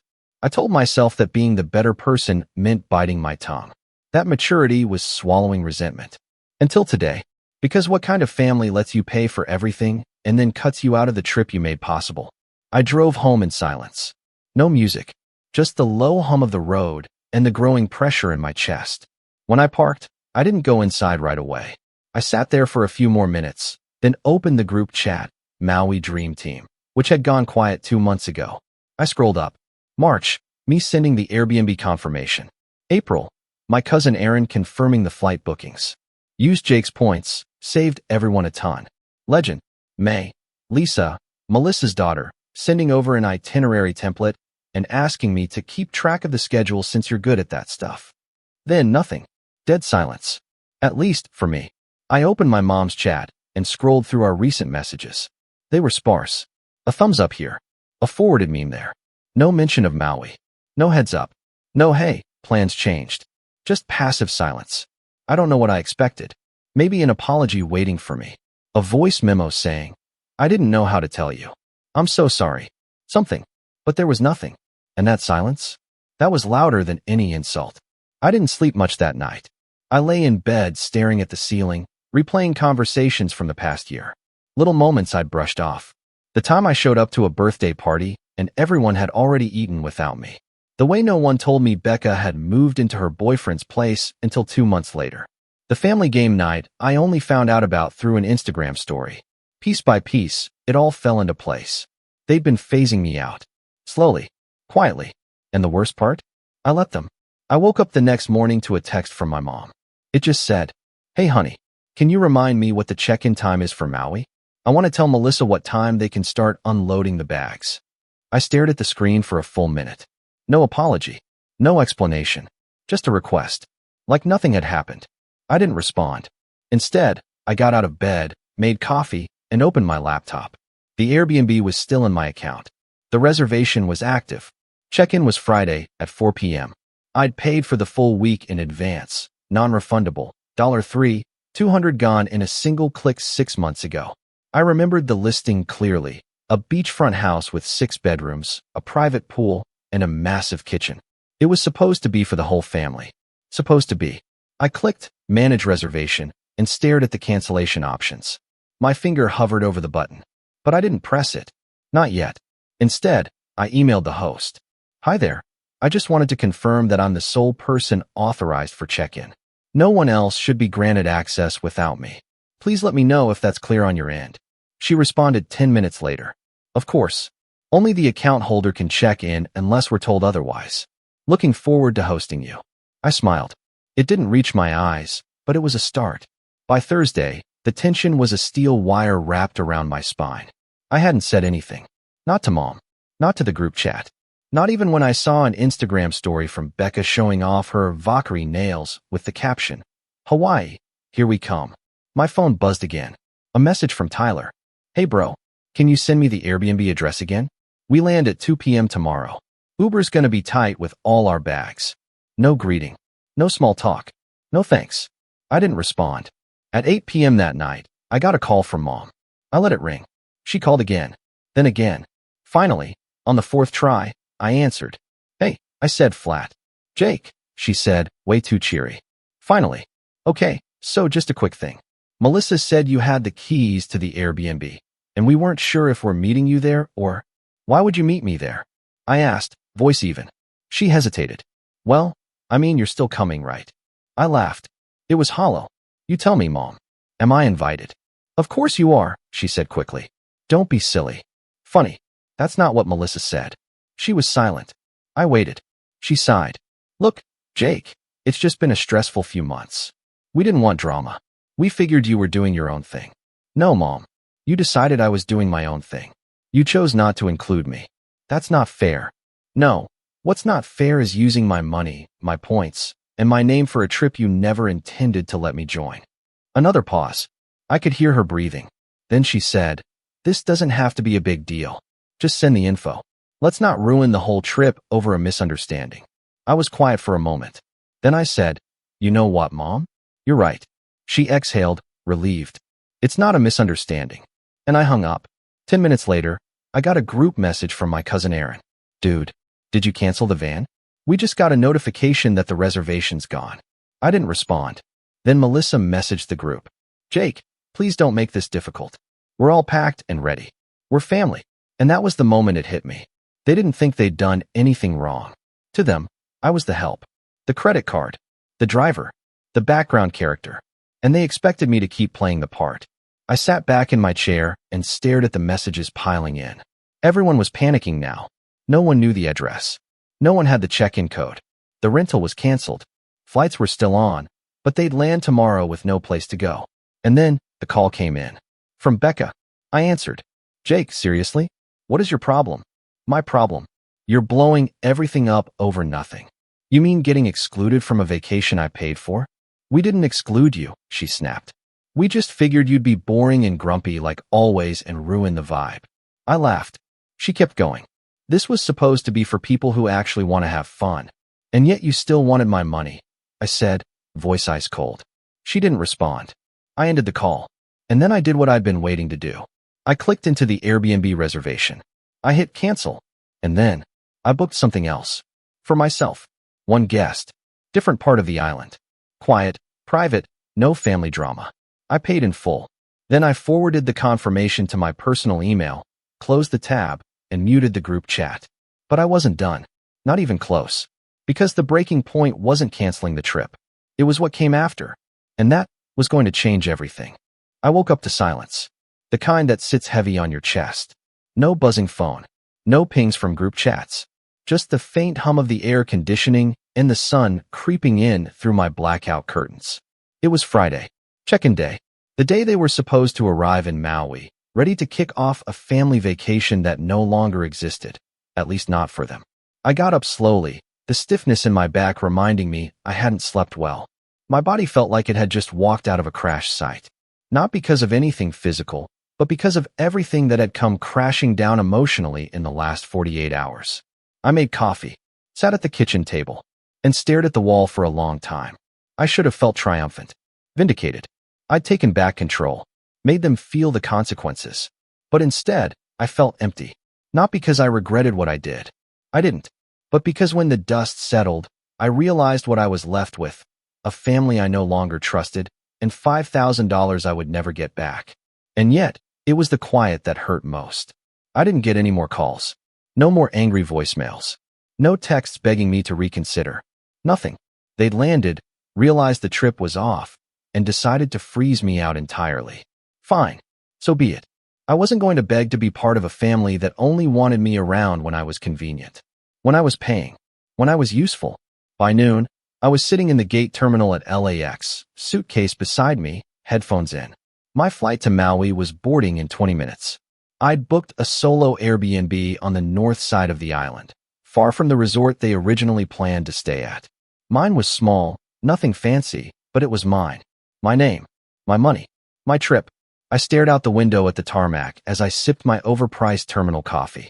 There was a strange sense of freedom in the pit of my stomach. Like I'd finally cut a cord that had been dragging behind me for years. I boarded the plane, found my seat by the window, and put my phone on airplane mode. And for the first time in years, I let go. The flight was peaceful. Maui greeted me with warm air and the scent of salt and flowers. The drive to my Airbnb was quiet, scenic, and weirdly therapeutic. I rolled down the windows and let the wind slap my face as I climbed through winding green hills toward my little cottage by the cliffs. It wasn't until I stood outside the door, tiny suitcase in hand, that I realized something had shifted. I wasn't here for a vacation anymore. I was here to rebuild, to start over. My Airbnb was modest. Wooden floors, a small kitchenette, a bed tucked against the corner with wide windows overlooking the ocean. There was no TV, No distractions. Just a hammock, a coffee pot, and peace. I unpacked slowly, made myself dinner, sat outside under the stars that first night, listening to the waves crash against the rocks below. And I didn't check my phone once. Over the next few days, something strange happened. I began to feel human again. I hiked through bamboo forests. I swam in waterfalls. I read books I hadn't touched in years. I slept without nightmares, without stress. I walked barefoot on volcanic sand and watched the sunrise every morning with a cup of coffee and no one else around. And for the first time in a long, long time, I didn't feel like a supporting character in someone else's story. There were moments when guilt tried to creep in. Moments where I'd remember birthdays I'd spent making cakes for other people, or holidays I'd spent buying gifts for people who didn't care. I'd think about my mom's voice, soft and cold, saying, "We figured you were doing your own thing." But every time that guilt knocked, I reminded myself, they left me out. They chose this. I didn't burn the bridge. I just stopped trying to cross it while they set it on fire. On the fourth day, I got a notification. My cousin Aaron had posted a story on Instagram. Curiosity got the better of me. I opened it. It was a selfie of him and Becca at the airport. They were clearly back on the mainland. The caption read, "Worst trip ever." Don't ask. I smiled. Not out of pettiness, but because it confirmed what I already knew. They'd had to face the consequences. Later that day, I got a text from an unknown number. "Jake, it's Uncle Rob. Just wanted to say I heard what happened. I'm sorry. You didn't deserve that. Hope you're doing okay." Uncle Rob was Mom's younger brother, the only one who ever really treated me like a grown adult. I hadn't spoken to him much in the past year. He wasn't part of the Maui crew. I stared at the message for a while, then typed back, "Thanks. I'm okay. Just trying to focus on myself right now." He replied almost instantly, "Good. About time. Let me know if you ever want to catch up." That one message stayed with me, because it was the first time someone from my family had acknowledged what they did. The first time someone said, "You were wronged." I didn't need a parade. I didn't need groveling. But I did need that. That night, I sat by the beach, letting the waves wash over my feet, and I started thinking about what life could look like without trying to constantly earn the love of people who withheld it like a prize. For years, I had built my identity around being the helper, the fixer, the guy who made everyone else's life easier. I thought if I just did enough, gave enough, was enough, they'd see me. They'd love me back the way I loved them. But love given conditionally isn't love. It's leverage. And I was done being leveraged. By the time my return flight rolled around, I was a different person. Not on the outside. Same black hoodie, same carry-on bag. But inside, something had settled. Hardened. Not into bitterness, but into clarity. I didn't owe anyone anything. Not anymore. The day after I got back, I cleaned my apartment top to bottom. Not out of compulsion, but because I wanted a fresh start. I went through drawers and boxes and pulled out old gifts, family photos, birthday cards signed with generic messages. I tossed most of it, kept the few that still held something real. Then, I did something I hadn't done in a long time. I started applying for new jobs. Not because I hated my current one. It was fine, but because I realized I had stayed in too many fine situations for far too long. Work, family, friendships, always settling, always trying not to rock the boat. I updated my resume, polished my portfolio, even scheduled a few networking calls. And then I opened a savings account labeled self-fund. The goal? Build a life that didn't depend on anyone else's approval. In the following weeks, I started setting boundaries with my family. I left the group chats, blocked Becca after she sent me a snarky, "Hope your little solo trip was worth it" message. I didn't respond to Tyler's Venmo request for half the luggage fees. My mom called a few times. I let it go to voicemail. Eventually, she stopped trying. And as much as it hurt, it also healed. Because when you stop begging for scraps, you realize how little you were getting in the first place. One night, I was at a local bar, catching up with an old college friend I hadn't seen in years. We talked about work, life, relationships, everything in between. At one point, he said, "Man, you seem different. Lighter." And I just smiled and said, "Yeah. I think I finally stopped carrying things that weren't mine." He laughed. Must feel good. It did. 1 week later, I got a call from a recruiter about a senior IT role at a firm twice the size of my current one. The pay bump was significant. The responsibilities, challenging in a good way. I nailed the first 2 interviews. The third was next week. And just like that, things started moving. I wasn't chasing family approval anymore. I was chasing my own life. And every step forward felt like breathing fresh air for the first time in years. But just when I thought the past was done haunting me, a letter arrived in the mail. Plain white envelope. No return address. Inside was a single note. From my mother. And what it said changed everything. It was a cloudy Thursday when the letter showed up. I'd just gotten back from a morning interview. A sleek downtown firm with an office that overlooked the skyline and a break room stocked like a boutique cafe. I felt good about it. Confident, even. I'd worn my sharp navy blazer, nailed every technical question, and walked out with a firm handshake and a "we'll be in touch very soon." I was in the middle of making lunch, grilled cheese with a tomato soup on the stove, when I saw the envelope sticking out of my mail slot. No stamp, no return address, just my name in familiar cursive. It was unmistakably my mother's handwriting. I stared at it for a long time before I picked it up. My fingers hesitated at the edge. 1,000 thoughts rushed in: apologies, excuses, manipulations. Was this a peace offering? A guilt trip? A last-ditch effort to regain control? I peeled it open carefully. Inside was a single sheet of folded paper. "Jake, I don't know what to say that will make this better, but I want to try. Please, before you throw this away or block me forever, just read. You were right. We used you. We took your kindness for granted. And I should have said something. I should have stopped it. But I didn't, because I was scared of making waves. Because I thought if I just kept everyone happy, it would all work out in the end. But I see now what that cost you. What it cost us. I didn't mean to cut you out. I didn't want that. I kept waiting for someone else to fix it. Melissa, Lisa, Becca, anyone. But no one did. And I stayed silent. That was my failure. I don't expect you to forgive me. Not now. Maybe not ever. But I wanted you to know that I see it now. I see you. All the times you showed up for this family. All the times you put yourself second. I'm sorry I didn't speak up sooner. We're having a dinner at Aunt May's house on the 12th. Everyone will be there. I know that probably doesn't sound like an incentive, but if you want to come, if you want to say anything, good, bad, or otherwise, just know that the floor will be yours. Love, Mom. I read it 3 times. Then I folded it back up and set it on the counter. She wasn't wrong about any of it. But a heartfelt letter doesn't erase a decade of disrespect. And I couldn't tell yet whether this was real remorse or carefully worded guilt control. But the dinner? That was interesting. Everyone would be there. Melissa, Becca, Tyler, even Lisa, if she was back from grad school. Probably the whole Maui crew, minus a few uncles who never really got involved. And they were inviting me? They weren't expecting a happy reunion. They were expecting me to show up awkwardly, keep my head down, maybe say a few stiff, "it's fine," and let them skate past the damage they'd caused. But that wasn't the version of Jake they were getting anymore. No, this Jake was different. Sharper, focused, and for the first time in his life, strategically patient. Because here's the thing about revenge, real revenge.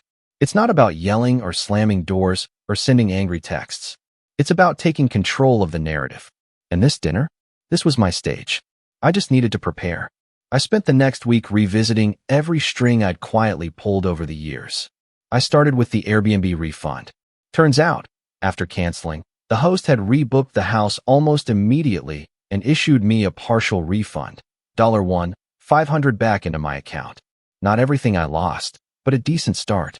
Then I went through my emails and found the itinerary spreadsheet I'd built for the Maui trip. It had all the details: flights, rentals, restaurant reservations, even the snorkeling tour they'd forgotten to cancel. I contacted the companies one by one, posing as the original organizer. Since I had the booking info, it was easy. Some had already charged no-shows. Others refunded portions when I told them the trip was unavoidably canceled. In total, I clawed back almost $1,800 in deposits and fees. I kept it all in a folder on my desktop titled Reclaimed. Next, I called my bank. Asked for the statements showing the original Airbnb booking, the car rental deposit, and the flight points transfer. I wanted everything in writing.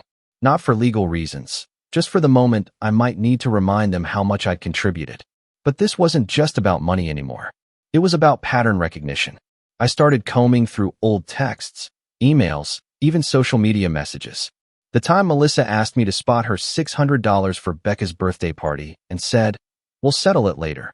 The laptop I bought Tyler 2 Christmases ago when his old one died, because Mom said, You know how much he relies on you for this stuff.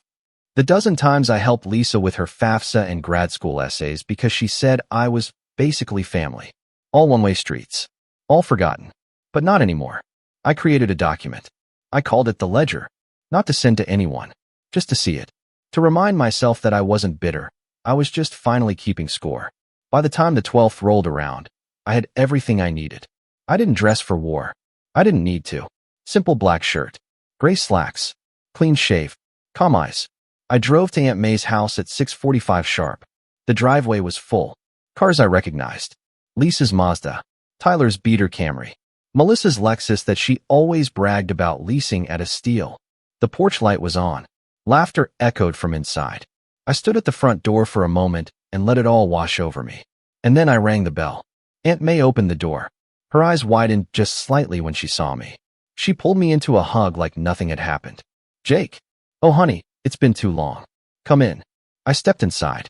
The living room was full of voices. People turned. Conversations paused. A few cousins smiled awkwardly. Becca blinked at me like she'd seen a ghost. Melissa froze, a wine glass halfway to her lips. And Mom just stood there. Quiet. I nodded. Evening. I didn't sit. I stayed by the doorway and let the tension thicken. The silence wasn't mine to break. Eventually, Mom stepped forward. Her voice wavered slightly. Jake, thank you for coming. I gave a small nod. I wasn't sure if you would, she added. I didn't respond. Melissa cleared her throat. Well, now that everyone's here, she said with a brittle smile, maybe we can finally enjoy some family time. I looked at her. Really looked. Her usual confidence seemed thinner now. Forced. Becca glanced away when our eyes met. Good. Aunt May gestured toward the dining table. Come on, let's eat. I followed them in and took the last chair, at the far end, across from Melissa, between two cousins who didn't speak much. The table was full of food. Roast chicken, mashed potatoes, mac and cheese. Everything smelled good, but my appetite was gone. Dinner started awkwardly. Small talk. People tried to act normal. Someone asked Lisa about grad school. Uncle Rob made a bad joke about airport food. No one addressed the elephant in the room. Until Mom set down her fork and said, before dessert, I think we should talk. Everyone froze. I wrote Jake a letter, she said, voice low. And I told him he'd have the floor tonight. So here we are. She looked at me. Her eyes didn't plead. They didn't even shimmer. But they were open. I stood. Not fast. Not angry. Just steady. I looked around the table. One by one. Letting each of them feel it. Then I said, this isn't going to be a yelling match. I'm not here for apologies or explanations. I paused. I'm here to give you something none of you gave me. They waited. Clarity. I reached into my coat and pulled out a small folder. I set it on the table. This, I said, tapping it, is everything I paid for. The Airbnb, the flights, the van, the snorkeling, the deposits, the rental upgrades, the extra miles, the late cancellation fees when you didn't show up. No one said a word. Total value, $5,820. Not including the hours I spent coordinating, booking, organizing. That was free labor. My gift to the family. Melissa opened her mouth. I raised a hand. Don't. Not yet. I turned to Becca. You said I was boring and would ruin the vibe. But you had no problem enjoying the vibe I paid for. She flushed red. Looked down. To the rest of you. You didn't just cut me out of a trip. You cut me out of the family I thought I belonged to. You used me like an app. You pressed the button when you needed help. Then you closed the window and forgot I existed. I looked at Mom last. And you let it happen. Her eyes glistened. But she didn't look away. I exhaled. So here's what happens now. I reached back into the folder and pulled out two things, a printed invoice and a small white card. The invoice, I said, sliding it to Melissa, is just symbolic. I don't expect payment. I just want you to see it. To know the cost of what you did. She took it with trembling hands. The card, I added, holding it up, is the number of a therapist. One I've been seeing since I got back. She's helped me unpack a lot. And she said something that stuck with me. I looked around the room. She said, forgiveness isn't about letting people off the hook. It's about deciding who you want to carry forward in your life and who you leave behind. I set the card down. Then I sat. The silence was deafening. And that's when Melissa, finally, spoke. But what she said, that was the moment everything truly changed. Melissa stared at the invoice like it had insulted her children. Her perfectly tweezed eyebrows knit together in a storm of fake offense and brewing entitlement. And for a second, I thought she might try to laugh it off. Play the victim. She opened her mouth slowly, as if searching for the perfect condescending line to disarm me. Instead, she blurted, "You're really going to nickel and dime your own family over a vacation?" There it was. No apology. No remorse. Just that classic pivot, turning accountability into an attack. I didn't flinch. Nickel and dime? I repeated. I fronted over $5,000, Melissa. That's not pocket change. That's 2 months of rent or half a year of groceries. And no one even had the decency to tell me I wasn't invited anymore. You weren't uninvited. Becca chimed in, rolling her eyes from the far end of the table. We just thought you wouldn't fit in with the group dynamic. It wasn't personal. I turned slowly. I paid for the roof over your head. You posted 15 selfies with drinks I bought at a restaurant I booked. So yeah, if I didn't fit the group dynamic, maybe it's because I was never treated like part of the group. Just the wallet. Mom's voice broke in softly. Jake, please. Can we just? No, I said. Calm. Final. You said I had the floor. So I'm finishing what I came to say. I turned back to Melissa. I don't want your money. I want your understanding. Because if you ever try something like this again, not just to me, but to anyone in this family, I will make sure it's the last favor you ever get from anyone. You live off manipulation and entitlement. But you forget, every queen needs a castle. And I was the one who built yours. Her jaw tightened. She didn't speak. I reached into my coat one final time and pulled out a USB stick.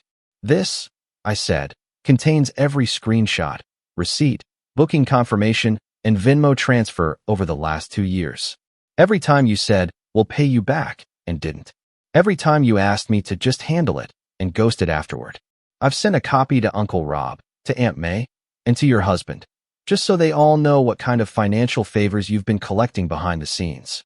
Melissa's face turned the color of spoiled milk. Her wine glass trembled in her hand.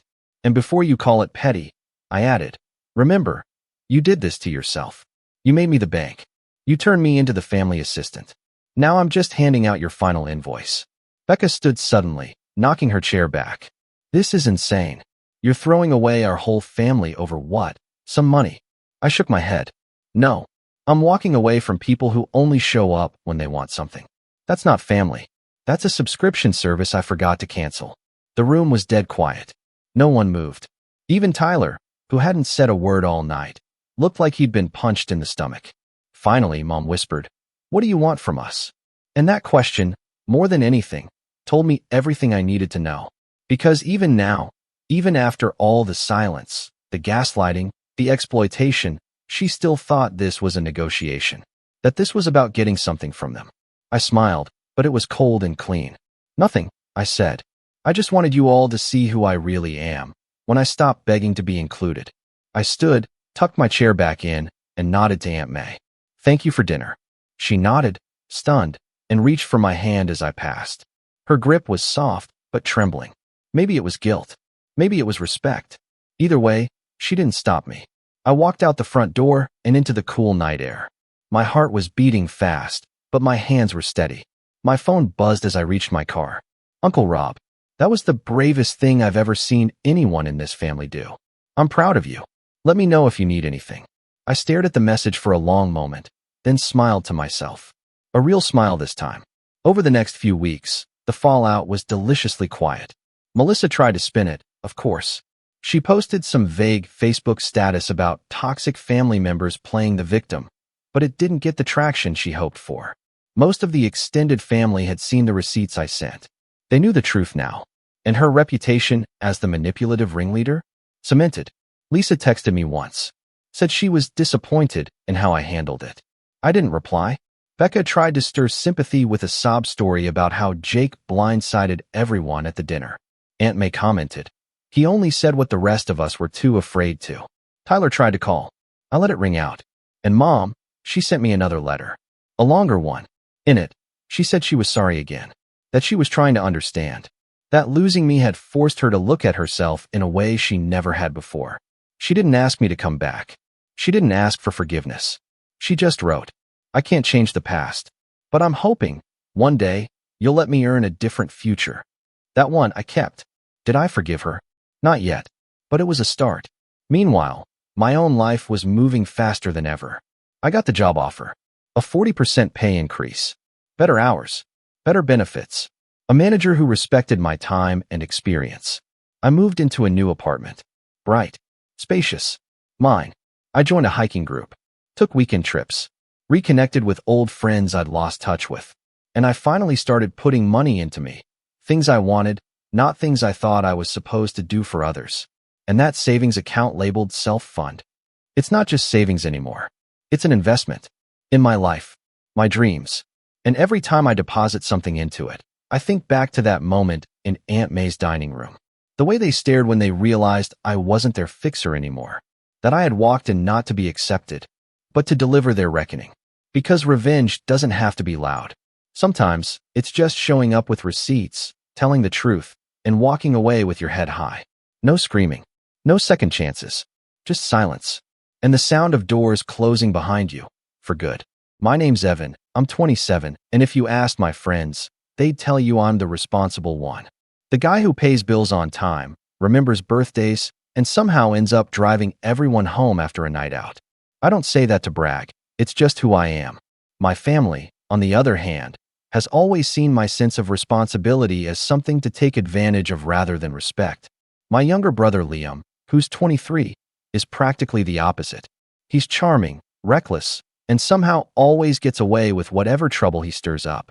It's like he's got this invisible shield that deflects consequences onto whoever's closest, usually me. Ever since we were kids, our parents seemed to have a blind spot for him. I'd come home with an A- and hear, "Evan, you can do better." Meanwhile, Liam would scrape by with a C in the same class, and Mom would beam like he'd just won the science fair. I used to tell myself they just didn't want to discourage him, but as we got older, the pattern stuck. If Liam forgot to pay his car insurance and got a late fee, I was the one who helped him out. If he borrowed money and never paid it back, Mom would give me that guilty smile and say, "He's just finding his footing, sweetheart. You've always been so stable." Translation, be the bigger person again. Last weekend was when it all started spiraling. I had just gotten home from a brutal week at work, 12-hour days, 3 project deadlines, and barely any sleep. I tossed my wallet and keys on the kitchen table, grabbed some water, and went to crash in my room for a quick nap. I didn't even think twice about leaving my credit card out. After all, it was just us in the house, and I'd been doing that for years. When I woke up, I noticed my wallet looked thinner than usual. My stomach sank as I checked inside. The card was gone. At first, I thought maybe I had misplaced it. Maybe I left it in my car or jacket pocket. But then I heard music blasting from Liam's room. Not just music, laughter. The kind of laughter that sounded like he'd just won the lottery. I knocked on his door, and he opened it with this smug grin plastered on his face. "What's up, big bro?" he said casually, like nothing was wrong. I asked him straight up if he'd seen my card. He didn't even try to deny it. "Oh yeah," he said, leaning against the doorframe. "I borrowed it. Don't worry, I just bought a few things." I felt this wave of anger creep up my spine, but I forced myself to stay calm. "What do you mean a few things?"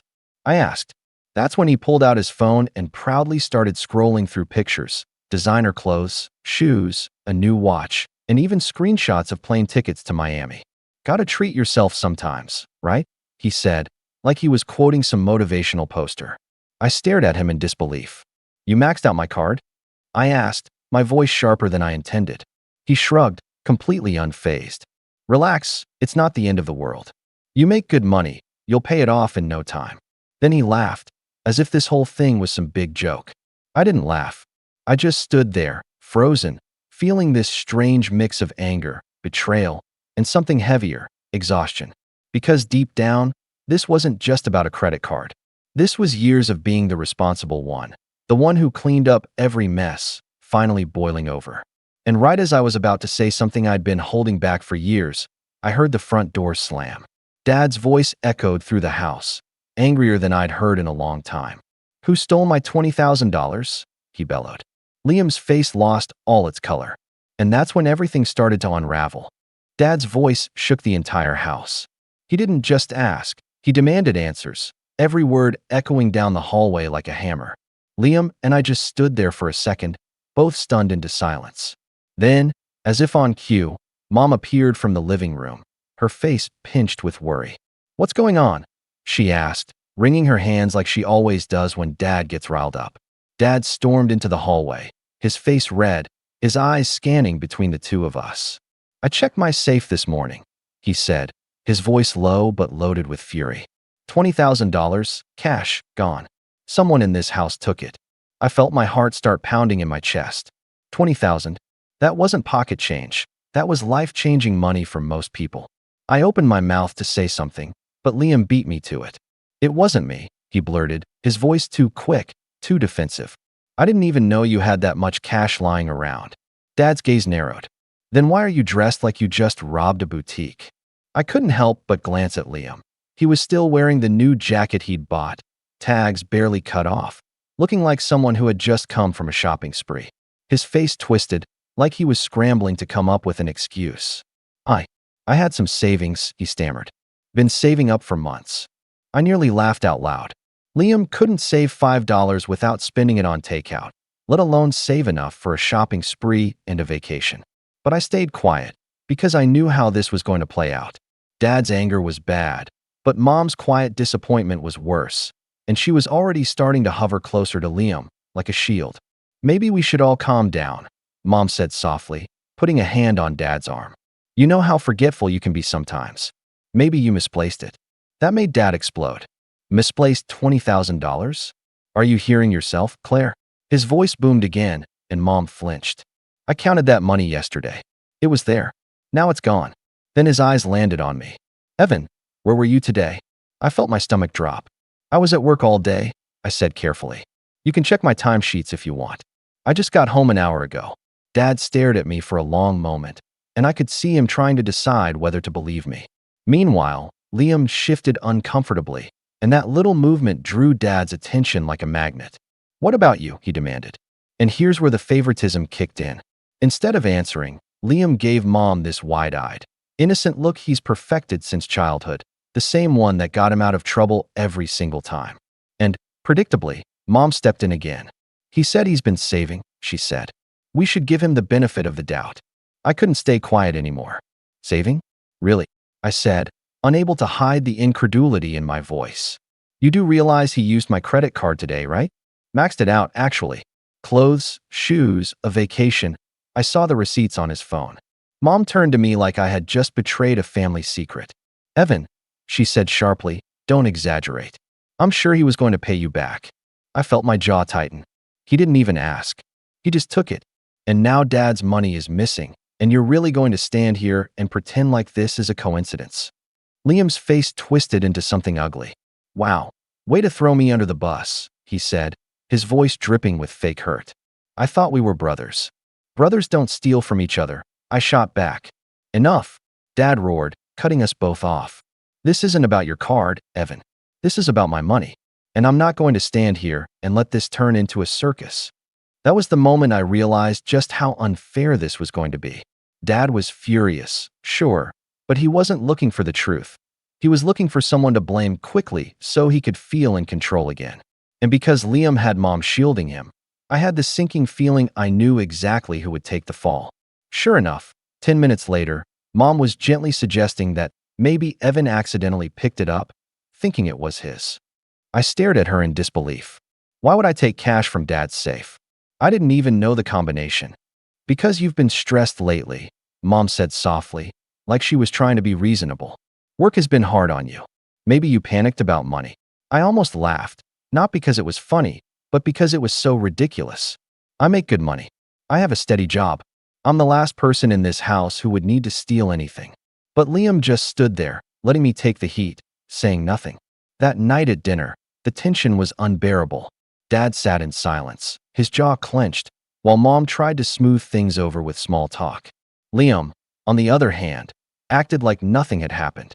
He even had the audacity to talk about his upcoming trip to Miami, going on about the clubs he was going to hit and the hotel he booked.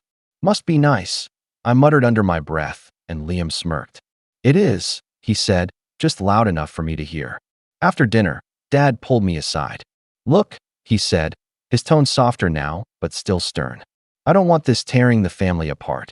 If you took the money, just say so. We can work something out. I stared at him, stunned. You really think I took it? I asked quietly. He hesitated, then sighed. I don't know what to think right now, but someone in this house did. And that was it. No matter what I said, no matter how much proof I had about Liam using my card, the suspicion was still on me. I went to bed that night feeling something inside me snap. It wasn't just anger anymore, it was resolve.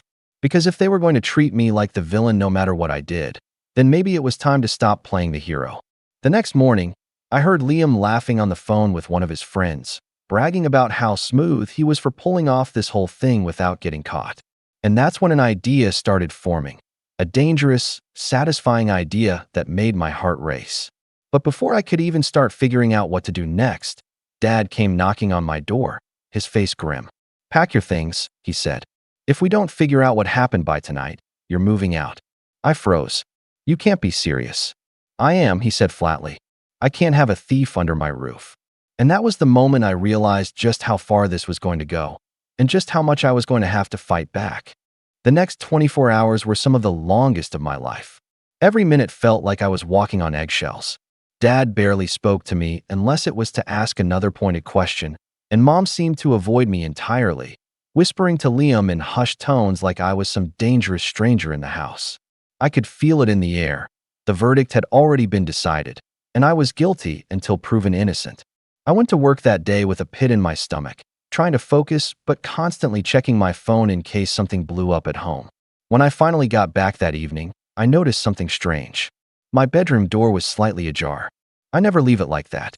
My chest tightened as I pushed it open. Inside, my room looked like a hurricane had hit it. Drawers pulled out, closet rifled through, bed turned over. My laptop was sitting on the desk, turned on, which was odd because I always shut it down before leaving. At first, I thought maybe Dad had searched my room looking for the missing money. But then I noticed something that made my blood run cold. My backpack, the one I use for work, was unzipped and sitting in the middle of the floor. I knelt down and started checking it. My work badge was there, my notebook, my headphones, but my emergency cash envelope, the one I keep hidden just in case, was gone. It wasn't a huge amount, maybe $1,000, but it was mine. Saved from side gigs, overtime pay, and careful budgeting. I kept it as a safety net for car repairs or unexpected bills. And now it was gone. I stormed out of my room and found Liam lounging on the couch, scrolling through his phone like he didn't have a care in the world. Where's my money? I demanded, my voice shaking. He looked up lazily. What money? You know exactly what money, I snapped. The envelope in my backpack, the one I hid under everything. It's gone, Liam. Where is it? He smirked. That infuriating, smug little smirk that always meant he was about to say something designed to get under my skin. Oh, that, he said casually, as if we were talking about borrowing a pair of socks. Yeah, I found it. I needed some extra cash to finish paying for my trip. Don't worry, I left you a little something. I marched back to my room, ripped open the backpack again, and found a single $5 bill sitting at the bottom of the pocket. I couldn't believe it. He had cleaned me out, my entire safety net, and had the audacity to act like leaving me $5 was some sort of favor. I felt something inside me snap. Are you serious right now? I shouted, storming back into the living room. You broke into my room, stole my money, and you think this is okay? Liam didn't even flinch. Relax, man. You were going to spend it eventually. I just accelerated the timeline. Mom appeared from the kitchen at that moment, her face already twisted into that look she gets when she thinks I'm overreacting. What's going on now? She asked, sighing like she was the victim in all this. He stole from me, I said, pointing at Liam. Again, he took every dollar I had saved. That was my emergency fund, Mom. Mom glanced at Liam, who immediately put on his innocent face, and then back at me. Evan, she said, her voice full of forced calm. You don't need to yell. If he took it, I'm sure he had a good reason. A good reason? I could feel my heart pounding in my ears. A good reason? He's going to Miami to party, Mom. That's not a reason. That's theft. Don't be dramatic, she said softly, as though I was some hysterical child throwing a tantrum. You're not going to miss it. You make plenty of money. Your brother doesn't have the same opportunities you do. I almost laughed. He doesn't have the same opportunities because he blows every chance he gets. I said, I worked for that money. I stayed late at work, skipped nights out, saved every penny. And you're telling me it's fine for him to just take it because he felt like it? Stop yelling at your mother. Dad's voice boomed from the hallway. He stepped into the living room, his expression thunderous. I'm done with this fighting. If you two can't live under the same roof without screaming at each other, then one of you needs to leave. I stared at him, stunned. You're seriously threatening to kick me out? After he's the one stealing from everyone. That's enough. Dad snapped. You've been nothing but trouble since this money went missing.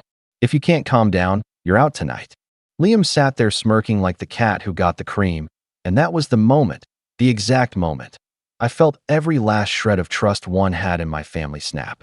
It wasn't just about the missing money anymore. It wasn't even about the credit card or my savings.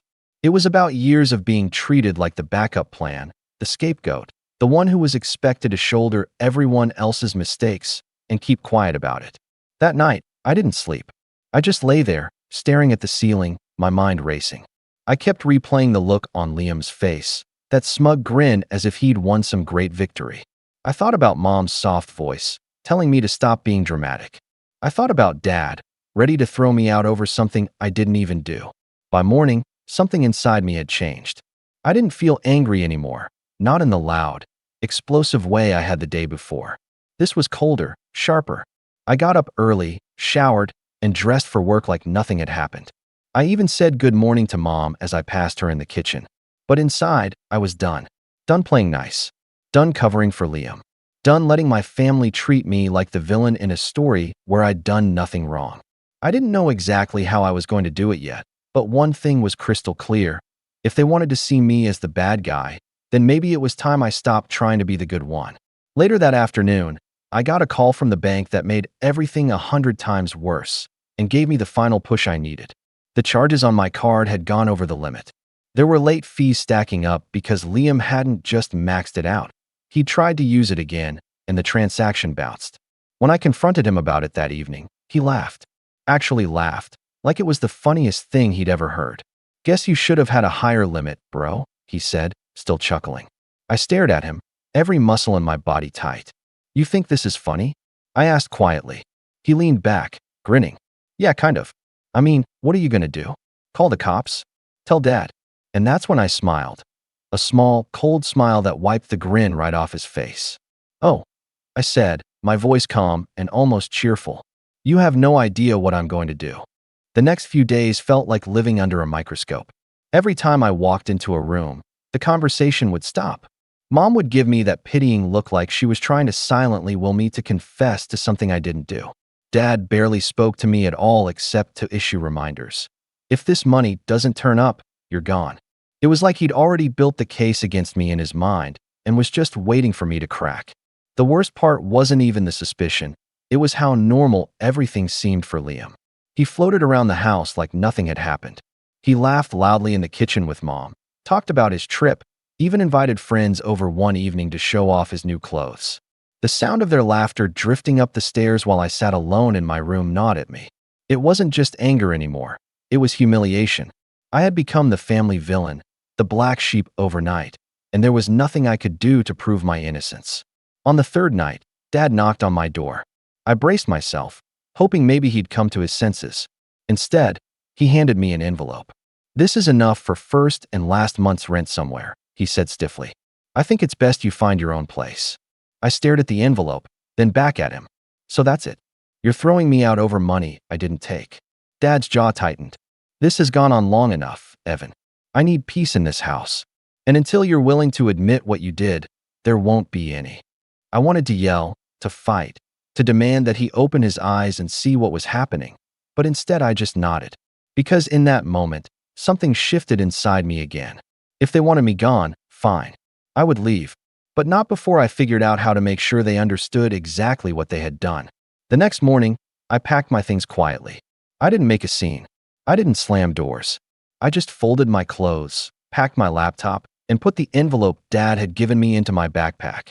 Mom came to the door as I was zipping up the last suitcase. You don't have to be so cold about it, she said softly, like I was the one being unreasonable. I turned to her, meeting her eyes for the first time in days. You believed him over me without a second thought, I said quietly. I've never stolen a thing in my life. I've always been the one you could count on. And this is how you repay me. Her face flickered, Guilt? Maybe, but she didn't say anything. I carried my bags out to the car. Liam was sitting on the porch, sipping coffee like it was any other morning. "Safe travels," he called out with a smirk. I didn't answer. I just got in the car and drove away, gripping the steering wheel until my knuckles turned white. I spent that first night at a friend's place. He didn't ask many questions, just handed me a spare blanket and let me crash on the couch. Lying there in the dark, staring at the ceiling, I felt the weight of everything finally settle on me. I had been cast out of my own family home, branded a thief, humiliated, and betrayed by the very people who were supposed to have my back. The next morning, I went to the bank to check my account. The damage was worse than I thought. The card was maxed, the fees were stacking up, and I was suddenly staring down a balance that was going to take months to pay off. I sat there in the parking lot for a long time after, just letting it all sink in. That was my rock bottom.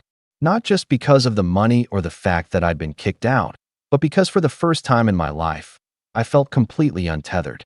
The irresponsible one, the guy who always had it together, gone. My family didn't trust me, my finances were wrecked, and I had nowhere to go but up. And strangely, that's when a kind of clarity set in. I stopped thinking about how unfair it all was and started thinking about what came next. I pulled out my phone and started making a list, not of revenge, not yet, but of everything Liam had taken from me. The card charges, the cash from my backpack, the laptop he'd borrowed and never returned months ago, the tools from the garage he had sold without asking. I wrote it all down, line by line, until the screen was full. Then I started another list. Every time my parents had blamed me for something that was actually his fault. Every time they had covered for him. Every time I had been told to be the bigger person. It wasn't just about money anymore. This was a pattern, years of being pushed aside, gaslit, and used as the scapegoat. When I looked at those two lists side by side, something hardened in me. I wasn't just going to walk away from this. I was going to make sure this pattern stopped with me. Over the next week, I kept my head down. I crashed at my friend's place, picked up extra shifts at work to start patching the financial hole Liam had left me in, and slowly started to put a plan together. I didn't talk about it to anyone, not even my friend, but every night after work, I'd sit with my laptop and start digging. I went through old emails, bank statements, and receipts. I started pulling together a timeline of Liam's spending, not just what he had taken from me, but his entire pattern of behavior. I combed through every overdraft, every suspicious purchase, every time Dad had mysteriously had to cover for him. Piece by piece, I built a picture that was impossible to ignore. And the more I found, the calmer I felt. It wasn't anger anymore. It was focus. One evening, while I was sitting in the living room with my laptop open, my friend walked in and glanced at the screen. "You're building a case," he said quietly. I looked up at him and, for the first time in days, smiled. "No," I said softly. "I'm building the truth." But then came the call that changed everything. It was Dad. His voice was clipped, cold.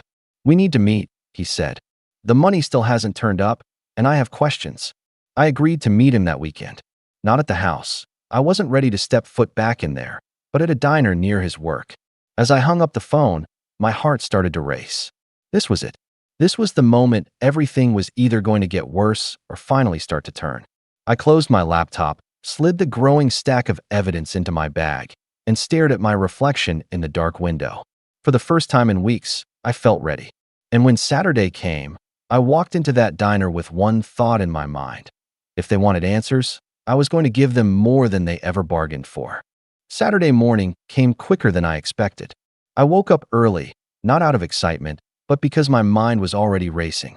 I'd barely touched breakfast, just coffee and toast, and drove to the diner with my evidence folder sitting on the passenger seat. It felt heavier than it should have, like all the years of being the family's problem solver had been condensed into a single manila folder. Dad was already there when I arrived, sitting in a booth near the back, arms crossed. His expression was unreadable. I slid into the booth opposite him and set the folder on the table. "Before you say anything," I began, my voice calm, "I didn't take your money. I never did." He stared at me, his jaw tight, but he didn't interrupt. I opened the folder and started laying out the printouts and receipts I had collected. Bank statements showing the credit card charges from the exact time I was at work. Screenshots of Liam's social media posts bragging about his shopping spree. Photos of items he'd bought that were now sitting in plain sight at the house. At first, Dad's face didn't change. But as I kept going, adding in the dates, the charges, even the ATM withdrawal that matched the cash missing from my backpack, I saw the anger start to drain from his expression, replaced by something else. Realization. Evan, he started, but I held up a hand. There's more, I said, flipping to the second half of the folder. This was the part that went beyond me. The list of times Liam had borrowed money from them, wrecked the car and blamed it on someone else, skipped payments that Dad had to cover, even pawned off Dad's old guitar once to buy concert tickets. When I finished, there was a long silence between us. The clatter of plates and chatter of other diners felt strangely distant. Finally, Dad sighed and leaned back in the booth. I should have seen this, he said quietly. I wanted to believe. He trailed off, rubbing a hand over his face. I'm sorry, Evan. I should have believed you. Those words landed heavier than I expected. I'd been waiting to hear them for days, maybe even years, and now that I had, they didn't feel like enough. Sorry doesn't get my money back, I said quietly. Or fix the fact that you kicked me out without proof. I know, Dad said. He looked older than I'd ever seen him. I can't undo what's been done, but I can make it right going forward. I nodded slowly, but I didn't commit to anything. I left the diner that day not angry, but not satisfied either. It wasn't about Dad anymore, not fully. The truth was out, but Liam was still living in that house, still laughing, still getting away with everything. That was the day I decided I wasn't just going to clear my name. I was going to change everything. Over the next few weeks, I threw myself into work. I picked up overtime, volunteered for extra projects, and even negotiated a small raise after presenting my boss with a cost-saving idea I'd been sitting on for months. My paychecks got bigger, and for the first time since the card fiasco, my bank account started to look healthy again. Outside of work, I started getting serious about my future. I moved out of my friend's place and into a small but comfortable apartment closer to downtown. It wasn't much, but it was mine. No one could barge in and rifle through my stuff. No one could accuse me of anything. I set it up exactly how I wanted, clean, organized, quiet. I also started reaching out to old friends and colleagues, rebuilding the social circle I'd let slip while spending so much time putting out fires for my family. I realized how much I'd been missing out on. Invitations I'd declined, trips I'd postponed, opportunities I'd passed on because I was too busy being responsible back home. And as my confidence started to grow, so did my sense of purpose. I kept adding to my folder of evidence, not just against Liam, but also a log of every repayment I made toward the debt he'd created. Every late fee I covered, every interest charge. I wasn't just planning to confront him anymore. I was building a case so airtight that when the time came, there'd be no escaping it. Then came the call from Mom. She sounded nervous, like she didn't know how to start. Your father told me about what you showed him, she said. We didn't realize how bad things had gotten with Liam. We thought we were helping him by protecting him, but I see now we were just enabling him. I didn't say anything right away. I let her words sit there. I want you to come by the house, she said finally. We need to talk as a family. I agreed, but this time I didn't go as the guilty, apologetic son. I went as someone who had his life together, who had his evidence ready, and who wasn't going to be dismissed or silenced. When I walked through the front door, Liam was sprawled on the couch, looking smug as ever, until he saw me. His smirk faltered for just a second, and that was enough to tell me that somewhere deep down, he knew the game was up. Dad was waiting at the dining table, Mom next to him, both of them looking uneasy. Sit down, Dad said. I did, calmly, quietly, and then, for the first time in my life, I laid everything out without fear. Not just the money, not just the card. I talked about the years of being blamed, the times I had to clean up Liam's messes, the times I had been told to be the bigger person while my own needs were brushed aside. Mom's eyes welled up with tears, but I didn't stop. This wasn't about making them feel bad. This was about making them finally see. When I finished, the room was silent. Then Dad turned to Liam. Do you have anything to say for yourself? And that's when Liam did something that shocked even me. He laughed. Wow, he said, leaning back in his chair. You really kept receipts, huh? You sound like some kind of lawyer. He smirked at me, like this was all just a game. You think this is going to make them love you more or something? Sorry, bro, but I'm still the favorite. Always will be. For a second, I just stared at him. And then I smiled, slow, cold, the kind of smile that made his smirk falter again. Because at that moment, I realized something important. Liam wasn't scared yet, but he was going to be. That night after the family meeting, I didn't drive straight back to my apartment. Instead, I sat in the driveway for nearly half an hour, engine off, just staring at the house. Inside, I could hear faint arguing, Dad's sharp tone, Mom's softer voice trying to smooth things over, and Liam's indignant shouting. I didn't need to hear the words to know what was happening. For once, they weren't arguing with me. They were arguing about him. And strangely, that gave me a sense of calm. When I finally left, I felt lighter than I had in weeks. Not because the situation was resolved, far from it, but because the tide had finally started to turn. For the first time in my life, my parents had seen the full scope of what Liam had done, and it had rattled them. But Liam's smug laugh earlier had told me everything I needed to know. He still thought he was untouchable. If this was going to end, it wasn't going to end with a conversation. It was going to end with consequences. Over the next few weeks, I became sharper, more deliberate. My life started to flourish in ways I hadn't expected. My boss noticed my performance at work and offered me the chance to lead a small project, something that came with a stipend and a shot at a promotion. I said yes immediately. The extra money helped me pay off the last of the charges Liam had racked up on my card, which felt like closing a wound that had been bleeding for too long. But I didn't just focus on work. I kept adding to the evidence I had on Liam. I tracked his spending habits, his social media posts, and even got copies of text messages from a mutual friend who was fed up with him bragging about gaming the system. The texts were gold. Liam outright admitting he'd used my card, laughing about how Mom would always cover for him, and even mentioning the missing $20,000, joking that Dad should have hit it better. I printed every single one and filed them neatly in a binder. Then came the moment that shifted everything. One evening, while I was dropping off some old documents at my parents' house, I overheard Dad on the phone in his office. His voice was low, serious. "If we can't get the money back by next quarter, we'll have to take out another loan," he said. I don't care whose idea it was. 20 grand doesn't just walk out of a safe. I froze in the hallway. So it wasn't just about stolen cash. That money had been set aside for something important. I later learned it was a payment for an investment property Dad had been trying to close on, something that would have brought in rental income. The missing cash hadn't just caused tension at home. It had thrown a wrench into his plans. That's when it clicked. This wasn't just about family anymore. This was about leverage. If I could find where that money had gone, if I could prove exactly what Liam had done with it, I wouldn't just be clearing my name. I'd have the power to force real change. I started digging deeper. I combed through bank statements, looking for cash deposits that matched the timeline. I even pulled credit reports, legally, since I had access to my own, and started piecing together where Liam might have gotten the funds to pay for certain things. Then I got lucky. Through one of Liam's friends, I learned that he had been bragging about booking a luxury suite for Miami and paying in cash to avoid a paper trail. That sent me down a rabbit hole of phone calls and emails to the hotel until I finally got confirmation.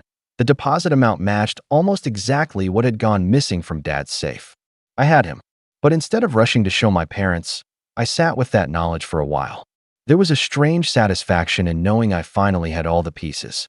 Every time Liam posted another smug selfie on social media, every time he flaunted a new purchase, I just smiled. Because now I knew I could pull the rug out from under him whenever I wanted. I used that time to get my own life fully in order. I boosted my savings, started working out again, and even reconnected with some college friends. My world, which had felt so small and suffocating a month ago, was starting to expand. And the better I felt, the clearer my plan became. When Dad called me a week later and asked if I'd found anything else, I told him calmly that I had. "I know where the money went," I said. There was a long pause. "Are you going to tell me?" "Not yet," I said evenly. "I think Liam needs to hear it first. All of it." And that was when I set the date. The following Saturday, I called a family meeting, this time on my terms. I told them to come to my apartment, not the house. I wanted them on neutral ground, in my space, where I controlled the conversation. When they arrived, I had everything ready, the binder with all the evidence, the screenshots, the hotel confirmation. I had even printed out a summary sheet, a clean, bullet point list that showed the exact amount Liam owed me personally, plus what he had stolen from Dad. Liam came in last, still wearing that lazy grin. "So what's this about?" he asked, glancing around my place like he was inspecting it. "Wow, nice apartment." Guess you're doing okay after all. I didn't rise to the bait. I just gestured for him to sit down. Mom looked nervous. Dad looked grim. This, I said, placing the binder on the table, is the truth. And tonight, we're going to read every page. For the first time since this all began, Liam's grin faded completely. I could see the unease starting to creep in, and I hadn't even opened the binder yet. The room was so quiet I could hear the hum of my refrigerator. Liam shifted in his chair, clearly trying to look bored, but the slight twitch in his jaw gave him away. Mom sat with her hands clasped together, glancing nervously between us. Dad just stared at the binder on the table like it was a bomb waiting to go off. I took my time opening it. Not because I wanted to be dramatic, though part of me did, but because I wanted them to feel the weight of what was coming. Every page I turned felt like a hammer dropping. This, I said calmly, sliding the first set of pages across the table, is a list of every charge made on my credit card on the day it went missing from my wallet. Each one has a timestamp that matches the hours I was at work. The bank confirmed the transactions came from my card. And if you'll notice, I flipped to the next page. Several of these purchases match photos you posted online, Liam. The jacket you're wearing right now? The sneakers you bragged about on Instagram? All purchased on my card. Liam's face darkened, but he didn't say anything. I turned to the next section. This, I continued, is a record of the cash I kept hidden in my backpack. Gone, the day after I confronted you about the card. And here, I pulled out a printed screenshot of a text exchange between Liam and one of his friends. Is you bragging about how you scored an extra $1,000 from me because I was too uptight to notice? Mom sucked in a sharp breath. Dad's expression hardened. And finally, I said, flipping to the last section, this is the deposit slip from the hotel in Miami where you booked that luxury suite. The amount matches exactly what went missing from Dad's safe, to the dollar. I let that hang in the air for a moment before sliding the summary sheet across the table. In total, you owe me just over $6,400 personally, plus the $20,000 you stole from Dad. That's $26,400 you've taken from this family. And tonight, you're going to pay it back, one way or another. Liam scoffed, though his voice cracked slightly. Or what? You gonna call the cops on me? Have me arrested? I leaned back in my chair, my expression calm. If that's what it takes. But I'd rather settle this here, quietly, without police reports or court dates. Because I have enough evidence here to file a fraud claim with the bank, a police report for theft, and to freeze your accounts while the case is investigated. And you know what happens then, Liam? You don't go to Miami. You don't go anywhere. For the first time, I saw fear flash in his eyes. I'm giving you a choice, I said. You can make this right. Transfer the money, sell whatever you need to, do whatever it takes, or we take this public. And you'll be explaining to everyone why your own brother had to press charges just to get his money back. Mom opened her mouth to speak, but I held up a hand. No, this isn't negotiable. I've spent my entire life being told to be the bigger person, to let things go, to keep the peace. And where has that gotten me? Kicked out of my home, paying off someone else's debt, treated like a criminal. Dad's voice was quiet but firm. He's right, he said, turning to Liam. This ends tonight. Liam's smirk was gone completely now. He sat there, staring at the binder like it might bite him. I don't have that kind of money, he muttered. Then figure it out, I said, my tone still calm but edged with steel. Sell the car. Sell the clothes. Sell whatever you have to. You have 2 weeks. After that, I go to the police. The silence stretched on so long it felt suffocating. Finally, Liam stood up, knocking his chair back. This is insane, he snapped.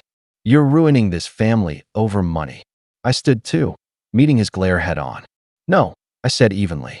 You ruined this family when you decided that everyone else's hard work was your personal piggy bank. He stormed toward the door, but Dad's voice stopped him cold. Sit back down, he said sharply. You're not leaving until we figure this out. That was the first time I'd ever seen Dad take my side so decisively. And it felt good, powerful even. For the next hour, we went through every item on the list, line by line. Liam tried to argue, tried to claim some purchases weren't his, but every time I had a receipt or a screenshot ready. By the end, there was no denying it. Not for him, not for my parents. When we were done, Liam slumped back in his chair, pale and furious. Fine, he muttered. I'll get the money. You'll get all of it, I said, and you'll do it without borrowing from Mom or Dad. This is your mess to clean up. He glared at me, but he didn't argue. As they left my apartment that night, Mom looked at me with tears in her eyes. "I'm sorry, Evan," she said softly. "We should have believed you." I didn't say anything. Not because I didn't appreciate it, but because I knew this wasn't over yet. Because revenge, I realized as I closed the door, isn't just about payback. It's about changing the balance of power forever. And this was only the beginning. 2 weeks can feel like a lifetime when you're waiting for someone to make good on a promise. Every day after that family meeting, I half expected a call from Liam begging for more time, or worse, some new drama meant to deflect attention away from what he owed. But to my surprise, he went quiet. Almost too quiet. I stayed focused on my own life, determined not to let him drag me back into the chaos. My work project hit a milestone, and my boss commended me in front of the entire team. I even started going to the gym regularly, finding a sense of routine I hadn't had in years. Each day that passed, I felt myself getting stronger, not just physically, but emotionally. Then, on the 13th day, I got a text from Dad. "Family meeting tomorrow. Bring your binder." When I arrived at the house the next evening, I noticed something immediately different. Liam's car wasn't in the driveway. The flashy coupe he had been so proud of was gone. Inside, the living room was strangely quiet. Liam was sitting on the couch, hunched over, looking more subdued than I'd seen him in years. His usual cocky posture was gone, replaced by something closer to defeat. Dad sat at the head of the table, a checkbook in front of him, but not in a way that suggested he was about to bail Liam out. Mom sat next to him, her expression serious, her hands folded tightly in her lap. I sat down without saying a word. Liam cleared his throat. "I got the money," he said finally, his voice low. He slid a cashier's check across the table. I glanced at it. The amount was exact. $26,400. "Where'd you get it?" Dad asked. Liam didn't look at him. "Sold the car. Sold my watch. Sold other stuff." Dad nodded, not looking smug or proud, just tired. "Good. This is what accountability looks like." I picked up the check, slipped it into my folder, and looked at Liam. "This pays off the debt," I said evenly. "But it doesn't erase what happened. I won't be covering for you again. Ever." Liam flinched at that, and for a moment, I thought he might snap back with one of his usual sarcastic remarks. But instead, he just nodded once and stared at the floor. Mom reached out, placing a hand on my arm. "Evan," she said softly, "I know we can't undo the way we treated you. But I want you to know, we see you now. Really see you. And we're going to do better." For the first time in months, I felt some of the tension in my chest ease. "I hope so," I said, "because I'm done being the family scapegoat. If we're going to have a relationship, it has to be built on respect, for all of us." Dad nodded firmly. "Agreed. Things are going to change around here." He turned to Liam, his tone sharp but not angry. "Starting with you. No more handouts. No more excuses. You want to be treated like an adult? Then act like one." The meeting ended not with shouting, not with slamming doors, but with a quiet that felt different. Not tense, not accusatory, just resolved. When I left that night, I stood on the porch for a moment, looking out over the yard where Liam and I used to play catch as kids. For the first time, I didn't feel weighed down by anger or bitterness. I felt free. As I slid into my car, I caught a glimpse of Liam through the window. He was still sitting on the couch, staring at the floor, his usual grin nowhere to be found. And I realized something important. Revenge hadn't been about destroying him. It had been about taking back control of my own life. As I started the engine and pulled out of the driveway, a small smile spread across my face. Because for the first time in years, the balance in our family had shifted, and this time, it was on my terms. And that was the last time I ever had to raise my voice to be heard. My name's Luke, I'm 33, and I never thought flying home for my dad's 60th would be the moment I realized just how disposable I'd become to my own family. I know that sounds dramatic, but give me a minute, because it didn't start with the slideshow. It didn't even start with the flight. It started way earlier, maybe years back. But this trip was the first time I saw it all laid bare. I live in Portland now, across the country from where I grew up in Virginia. Moved out here almost 10 years ago after college. Needed some space, you know? My family's always been tight-knit, but also selective. And by that, I mean they're tight-knit with each other. My sister, Megan, the golden child. My brother, Aaron, the prodigal son. And then me, Luke, the independent one. The flake. The too busy for family. That's the label they stuck on me years ago, and no matter what I do, it clings. Thing is, I've always made the effort. Sent birthday gifts. Called on holidays. Texted my niece and nephew congratulations when they made honor roll or won some school award. But visits? Those became rare. Not because I didn't want to come, but because every visit left me feeling smaller. Like I had to prove something just to be taken seriously. Like I had to explain why being single at 33 with a job in tech and no kids wasn't some kind of personal failure. I started choosing peace over presence. I figured, less contact, less judgment. But then a month ago, Aaron called me out of the blue. That was weird in itself. He rarely calls unless something's wrong. Hey, he said casually. Dad's turning 60 next month. Megan's planning something big. You coming? I hesitated. I hadn't been home in almost 3 years. Not since Mom's surprise birthday party, where I spent most of the evening being introduced as Luke, the one from Seattle. Oh wait, Portland now, right? And being asked if I was still doing that computer thing. Of course, I told him anyway. Wouldn't miss it. There was a pause on the line. One of those pauses that feels a little too weighted. All right, cool. Just give Megan a heads up, I guess. So I texted Megan. No reply. A few days later, I sent a follow-up. Hey, just checking in. What's the plan for Dad's birthday? She finally responded 3 days later. Party starts at 5. Dad thinks it's just dinner. Don't be late. That was it. No address. No theme. No info about food or dress code or who else was coming. Not even a smiley face. I stared at the text for a long time. Could have easily taken that as a sign. Could have said, you know what? Maybe it's better I don't go. But something in me snapped a little. Not out of pride, exactly, but something stubborn. If they thought I wouldn't come, I wanted to prove them wrong. I booked a flight. Took time off work. Spent 2 days hunting for a gift that was personal but not over the top. I found this old vinyl pressing of one of Dad's favorite albums, James Taylor, Sweet Baby James. Tracked it down through a collector on Etsy. Had it shipped to my apartment, wrapped it in midnight blue paper, tied a silver ribbon on it. I even printed a photo of me and Dad from when I was 12. We were building a birdhouse in the backyard, laughing about something, and tucked it inside the sleeve. I wrote, thanks for teaching me how to build things. This time I brought music instead of nails. Corny, maybe, but honest. The flight was delayed, of course, because that's just how it goes. I landed in DC past midnight and crashed at a cheap hotel nearby. Slept maybe 4 hours. Rented a car the next morning. Drove the hour and a half through winding back roads to my parents' house, the place where I grew up. The roads were still familiar, but the trees looked thinner, somehow. Or maybe it was me, thicker skinned, but feeling strangely transparent. The party was at some rented hall, not the house, which surprised me. I punched the address into Google Maps and pulled up to a sleek, modern event space with glass doors and string lights in the windows. Fancy. Must have cost a lot. The parking lot was already packed, and I was already 15 minutes late. I hurried inside, clutching the gift bag like a shield. I expected to be greeted. Maybe hugged. Maybe someone would say, hey, you made it.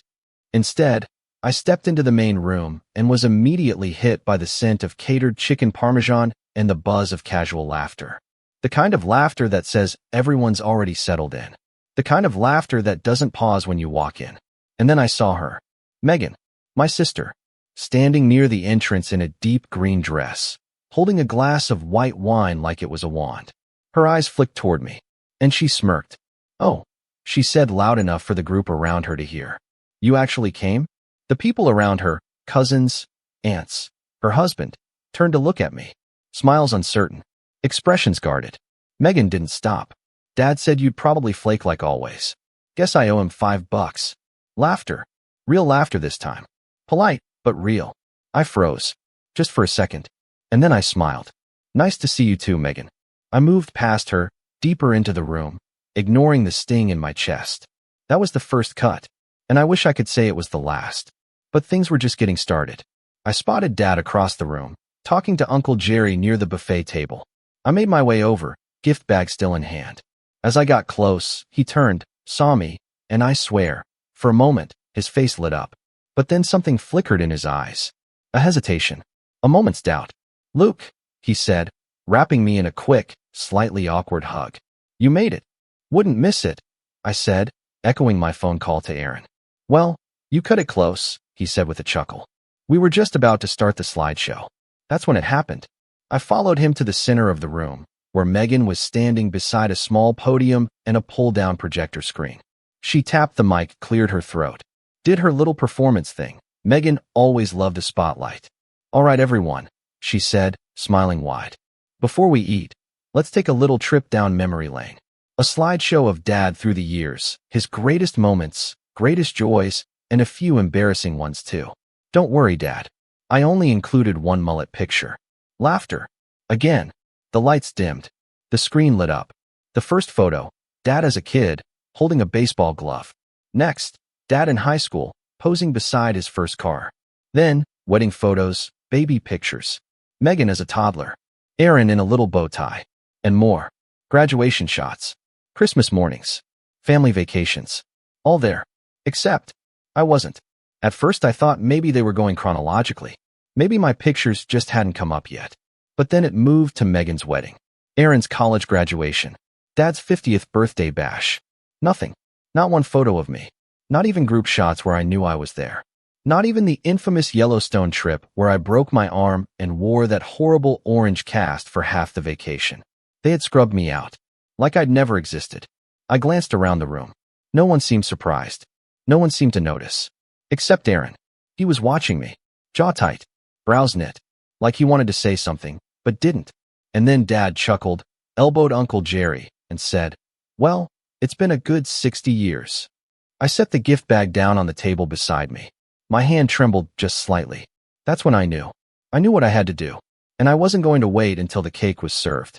I stood there in the dim light, the slideshow flickering through sanitized memories of a family I used to be part of. It felt like being a ghost at my own funeral. Everyone was smiling, laughing, wiping sentimental tears as each curated photo glided across the screen. But the only thing I could feel was cold. My dad didn't even notice. Or maybe he did, and chose not to. That part hurt more than I expected. He'd always been a quiet man, reserved, not much of a talker. He showed his love in actions, not words. But standing there in the middle of this celebration of his life, I couldn't find myself in any of his greatest joys. Not a trace. It was like being erased. Carefully, deliberately. I sat at a round table near the back, alone. I didn't recognize most of the guests. Megan had invited a lot of her in-laws, Aaron's co-workers, people from Dad's church group. I tried to catch Aaron's eye, but he was across the room, his arm wrapped around his wife, forced smile plastered on his face. He looked uncomfortable too, but not enough to walk over. The lights came back on, and people started clapping. Megan bowed like she'd just wrapped up a TED Talk. All right, she said into the mic, let's eat. I waited a few beats before joining the buffet line. My stomach was tight, but I hadn't eaten all day, and part of me wanted to stay visible. I didn't want to give them the satisfaction of disappearing. Again, I reached the table and picked at the food, chicken parm, Caesar salad, garlic bread. As I walked back to my seat, I noticed Megan walking toward me with a bright smile that didn't reach her eyes. She stopped at my table, still holding her wine. You look tired, she said sweetly. Long flight. I nodded. Red eye. Delay. The usual. Well, at least you made it. We really didn't think you would. That's the second time you've said that. I said, my voice even. She tilted her head.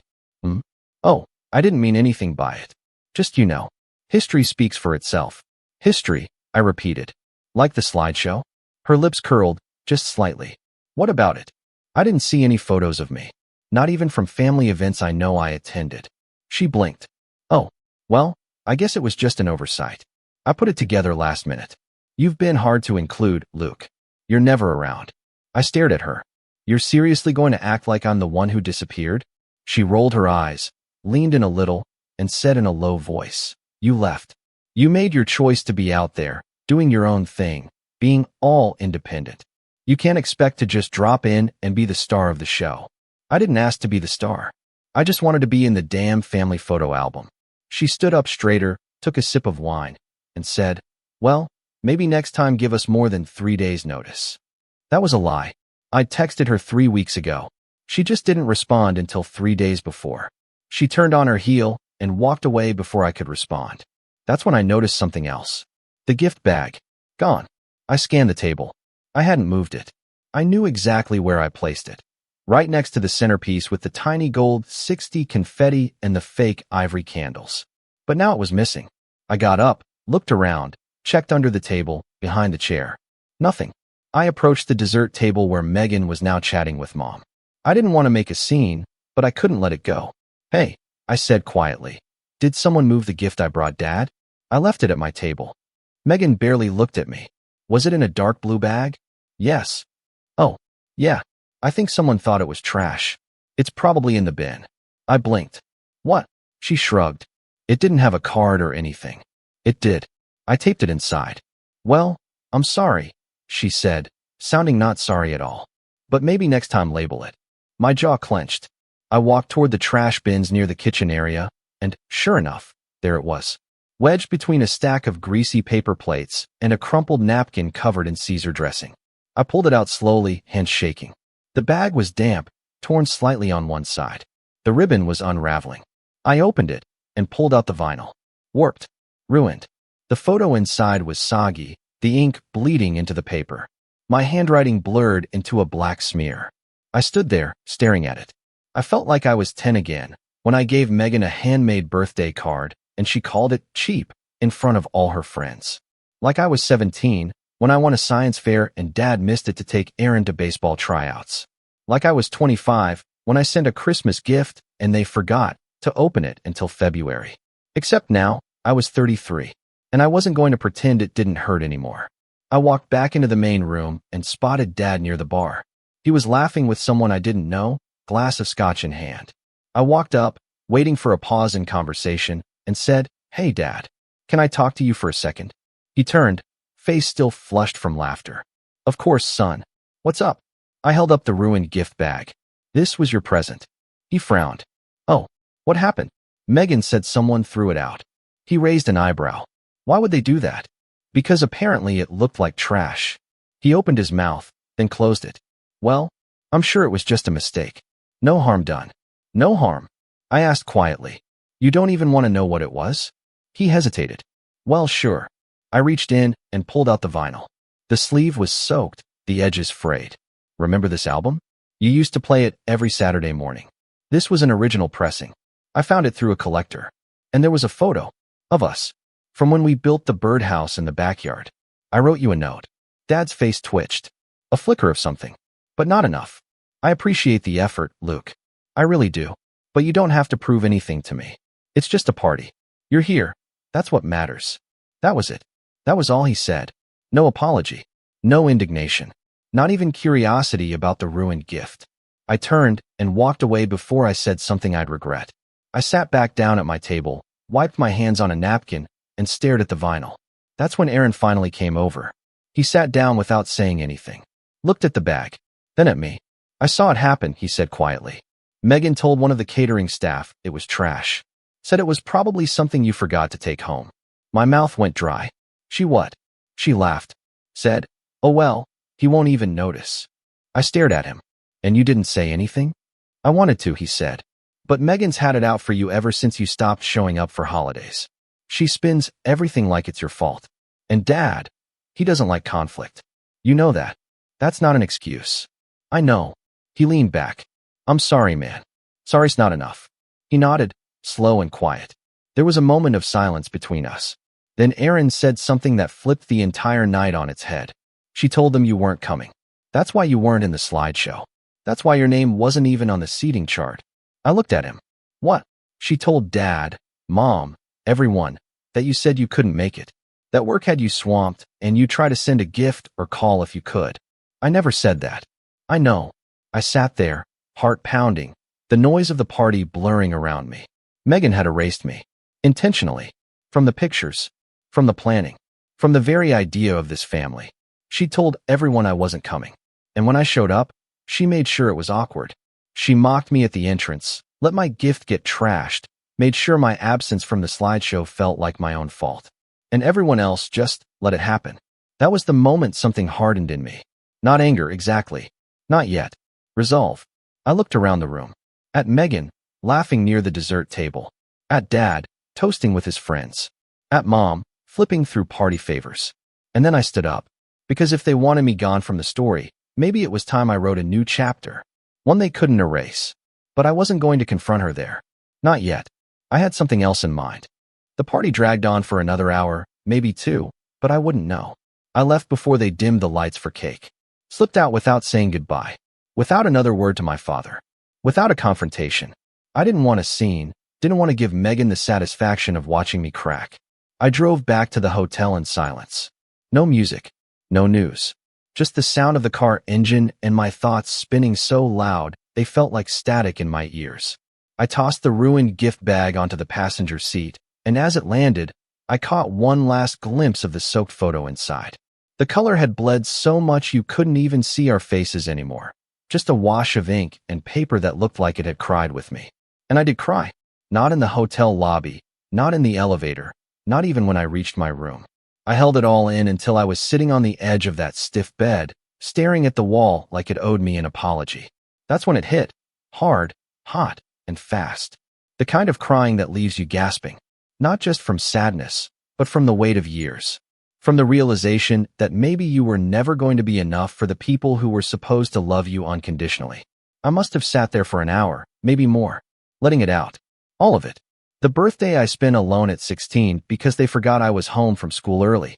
The graduation party I never had because Aaron got engaged the same week. The calls that went unanswered. The holidays filled with casual jabs dressed up as jokes. I kept asking myself the same question.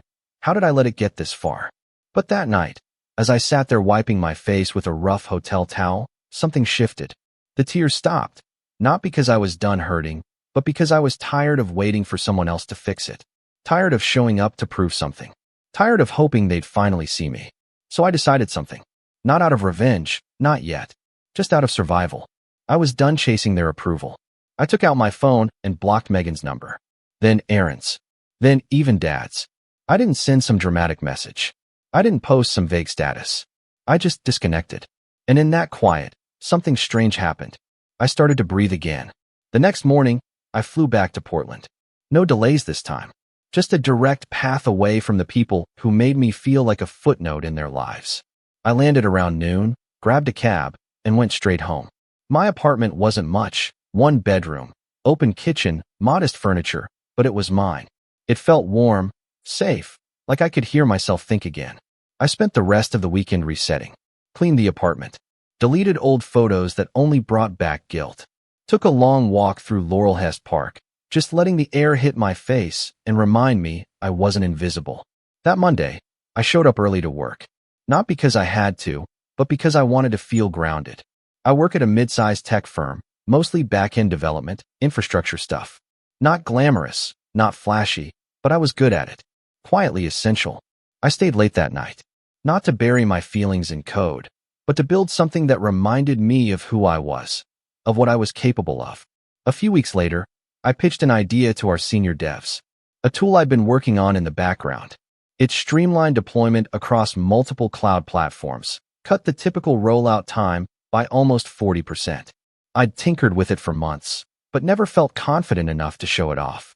Something about the birthday party changed that. I was done waiting to be invited to the table.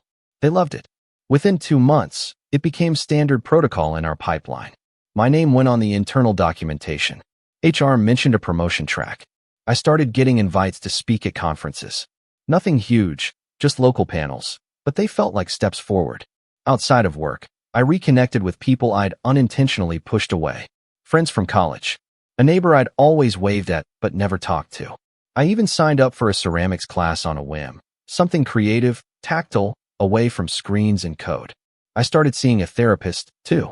She didn't fix me. That's not how it works. But she helped me unravel the guilt I carried. Helped me see that just because my family treated me like an outsider didn't mean I was one. We talked about boundaries, about self-worth, about how I'd internalized the idea that being different meant being wrong. The hardest part was unlearning the voice in my head that sounded like Megan's. You're just trying to be special. You always make everything about you. You don't show up. But I did show up. I always had. They just didn't care to notice. It took months to feel steady again. But slowly, piece by piece, I started to build a life that wasn't tied to their approval. I got a raise. Moved into a slightly bigger place with better light. Adopted a rescue dog named Milo. scrappy little mutt with one floppy ear and a bark way too big for his body. He made me laugh in a way I hadn't in years. I even started volunteering once a month, helping local high school kids with coding basics. It felt good to give something without expecting anything in return. But even as things got better, that birthday stayed in the back of my mind. Not as a wound, but as a reminder. A reminder that sometimes, walking away isn't giving up. It's choosing peace over pain. Then, one Sunday afternoon, about 9 months after the party, I got a text from an unknown number. "Hey, it's Aaron. Can we talk?" I stared at the screen for a long time. My first instinct was to ignore it. I'd been doing so well. I'd built so much. Why dig up the past? But curiosity won. I responded, "What's up?" The typing bubbles appeared almost immediately. "Can I call?" I hesitated, then replied, "Sure." The phone rang 30 seconds later. "Hey," he said, voice a little rough. "Thanks for picking up. What's going on?" There was a pause. "I need to tell you something. About Dad." My chest tightened. "Is he okay?" "He's fine. I mean, health-wise. But he's retiring." "Oh, yeah. And he wants to make changes to the trust." That caught me off guard. "What trust?" "Exactly," Aaron said. "Megan didn't tell you." "Figures. Tell me what." "Dad set up a trust about 5 years ago. Some kind of legacy thing. Assets, property, investments. It's got a decent amount in it. Enough that it matters. But here's the thing.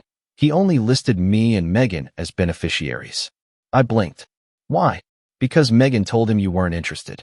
That you separated yourself from the family. That you said you didn't want anything to do with us."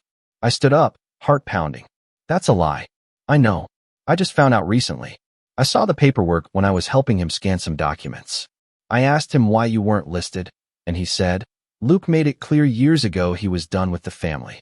Megan convinced him you'd written us all off. That you only reach out when you want something. I've never asked for anything." "I know," he repeated. There was a long pause. "So what now?" I asked. Aaron sighed. "I don't know. But Dad's not exactly quick to change his mind. And Megan, she's gotten more controlling lately. She handles his bills, his calendar, everything. Mom just lets it happen." I sat back down. "I thought you should know," Aaron said. "Why now?" "Because I'm tired of pretending like it's okay," he said quietly. "And because I saw what you built out there. That conference talk you did in San Diego last month, it went viral in my industry circles. You're doing something real, Luke. And I figured, maybe it's time you reclaimed what's yours." I didn't respond right away, but something in me stirred. Not anger. Not yet. But the beginning of something sharper. Focused. And this time, I wasn't going to just walk away. This time, they were going to see exactly who they erased. And what it cost them. I didn't sleep that night. After Aaron's call ended, I just lay in bed staring at the ceiling, letting the truth sink in like a slow poison. Not only had Megan turned the entire family against me, not only had she erased me from a birthday meant to celebrate our father's life, she'd taken it a step further. She'd convinced him to cut me out of his legacy altogether. Not because I'd done something unforgivable, not because I'd disowned anyone, but because it was convenient. Because she could. Because I made the mistake of distancing myself instead of confronting the slow, quiet ways she always undermined me. And they all let her do it. I kept thinking about that night. About how easily they swallowed her version of me. The flaky son. The absent brother. The one who didn't care enough to show up. That narrative was easier to digest than the truth. That they'd pushed me away, brick by brick, until there was nothing left to stand on. But now I had something Megan hadn't counted on. A reason to act. And a clean conscience. Aaron's call wasn't just a warning, it was leverage. If he was telling the truth about the trust, and I had every reason to believe he was, then Megan wasn't just manipulating emotions. She was manipulating assets. Legal ones. Financial ones. My father wasn't some billionaire, but between his pension, a few rental properties, and a vintage car he'd been restoring for a decade, there was definitely something worth protecting. And something worth fighting for. I woke up the next morning with purpose. Real purpose. Not just the kind you feel when you decide to be the bigger person and move on. No, this was colder, cleaner, sharper. I was going to set things right. Not by begging to be let back in, but by proving they were better off without me and showing them exactly what they lost. The first thing I did was start digging. Carefully, quietly. Over the next few weeks, I turned my research skills towards something far more personal than debugging a network failure or optimizing cloud latency. I called in a favor from an old college friend who'd gone into estate law. I gave her the basics, hypothetical at first. Let's say a family member is being deliberately misled about their will or trust by another family member. She didn't ask too many questions. She just laid out the facts. If your name isn't on the trust and it's legally binding, there's not a lot you can do, unless you can prove manipulation, coercion, or that the trust was created under false pretenses. Would it help, I asked, if someone had told the trustee, my dad, that I was estranged when I wasn't? She paused. If you have texts, emails, call logs, anything that proves you maintain contact or try to be involved, that helps. And if someone actively blocked you or misrepresented you to the trustee, that's a big deal. I nodded, even though she couldn't see it. And what about assets that were jointly inherited, like property? She responded, if it was meant to be passed to multiple beneficiaries but was consolidated under one person's control, that can get complicated. But yes, if you can trace the timeline and show a pattern of exclusion, you've got a case. I hung up the phone and started organizing. I went back through 10 years of emails, texts, receipts, every missed invitation, every ignored message, every digital breadcrumb that proved I had tried, every happy birthday they never returned, every screenshot of messages Megan left on read, every voicemail I'd kept from Dad, short, impersonal, but undeniably there. Then I started thinking bigger. If Megan was the one managing Dad's bills and finances, was she just pushing me out of the trust? Or was she digging deeper? Erin said she handled everything. That meant access, bank accounts, online records, maybe even the family property titles. So I did what I knew how to do best. I searched, and I found something that didn't sit right. Through a public property records site, I discovered that the family lake house, the one my grandparents had left behind decades ago, had recently changed ownership. It used to be listed under my parents' names jointly, but now it was solely under Dad's name. And 2 months after that change, it was transferred again to a newly formed LLC. The LLC was called Glenridge Heritage Trust. I almost laughed when I saw the agent's name. Megan Stanton. She hadn't just pushed me out of the family story. She was actively consolidating our family's assets under her name, and likely doing it without Dad even understanding what was happening. But I couldn't just walk in and accuse her. Not yet. This had to be strategic, surgical. Revenge isn't just about justice. It's about timing. I called Aaron again the next day. This time, he sounded nervous. Hey, he said. Everything okay? I found the lake house, I said bluntly. He didn't respond at first. I know what Megan's doing, I continued. She's not just managing Dad's money. She's moving it around, creating shell entities, putting property in her name. Have you told Mom? He sighed. Mom doesn't want to deal with it. She says Megan knows what she's doing and that it's all for the family. And Dad, he trusts her, Aaron said bitterly. He's tired. He's just trying to enjoy retirement. He doesn't want to read fine print. I exhaled through my nose. Then we're going to have to make him look. Aaron hesitated. What are you planning? I smiled. Just follow my lead. To his credit, he did. Over the next few weeks, I coordinated with Aaron in secret. We kept our texts brief, our calls short. I didn't want Megan catching on. She was meticulous, always had been. She could sniff out a confrontation days before it happened. But this wasn't a confrontation. It was a setup, and I was building it one thread at a time. The first thread was documentation. I compiled a full report of property transfers, trust changes, LLC registrations, anything that had Megan's name on it. I even found an invoice from a real estate attorney she'd used for the LLC formation. I cross-checked the dates with emails Aaron forwarded me from Dad's inbox, emails Megan had drafted on Dad's behalf. The second thread was a plan. Dad's retirement party was coming up. A smaller affair than his 60th birthday, but still formal. Still family. It was being held at the same country club where Megan had her wedding reception. Of course, she was planning it. She was also planning to surprise him with a slideshow, again.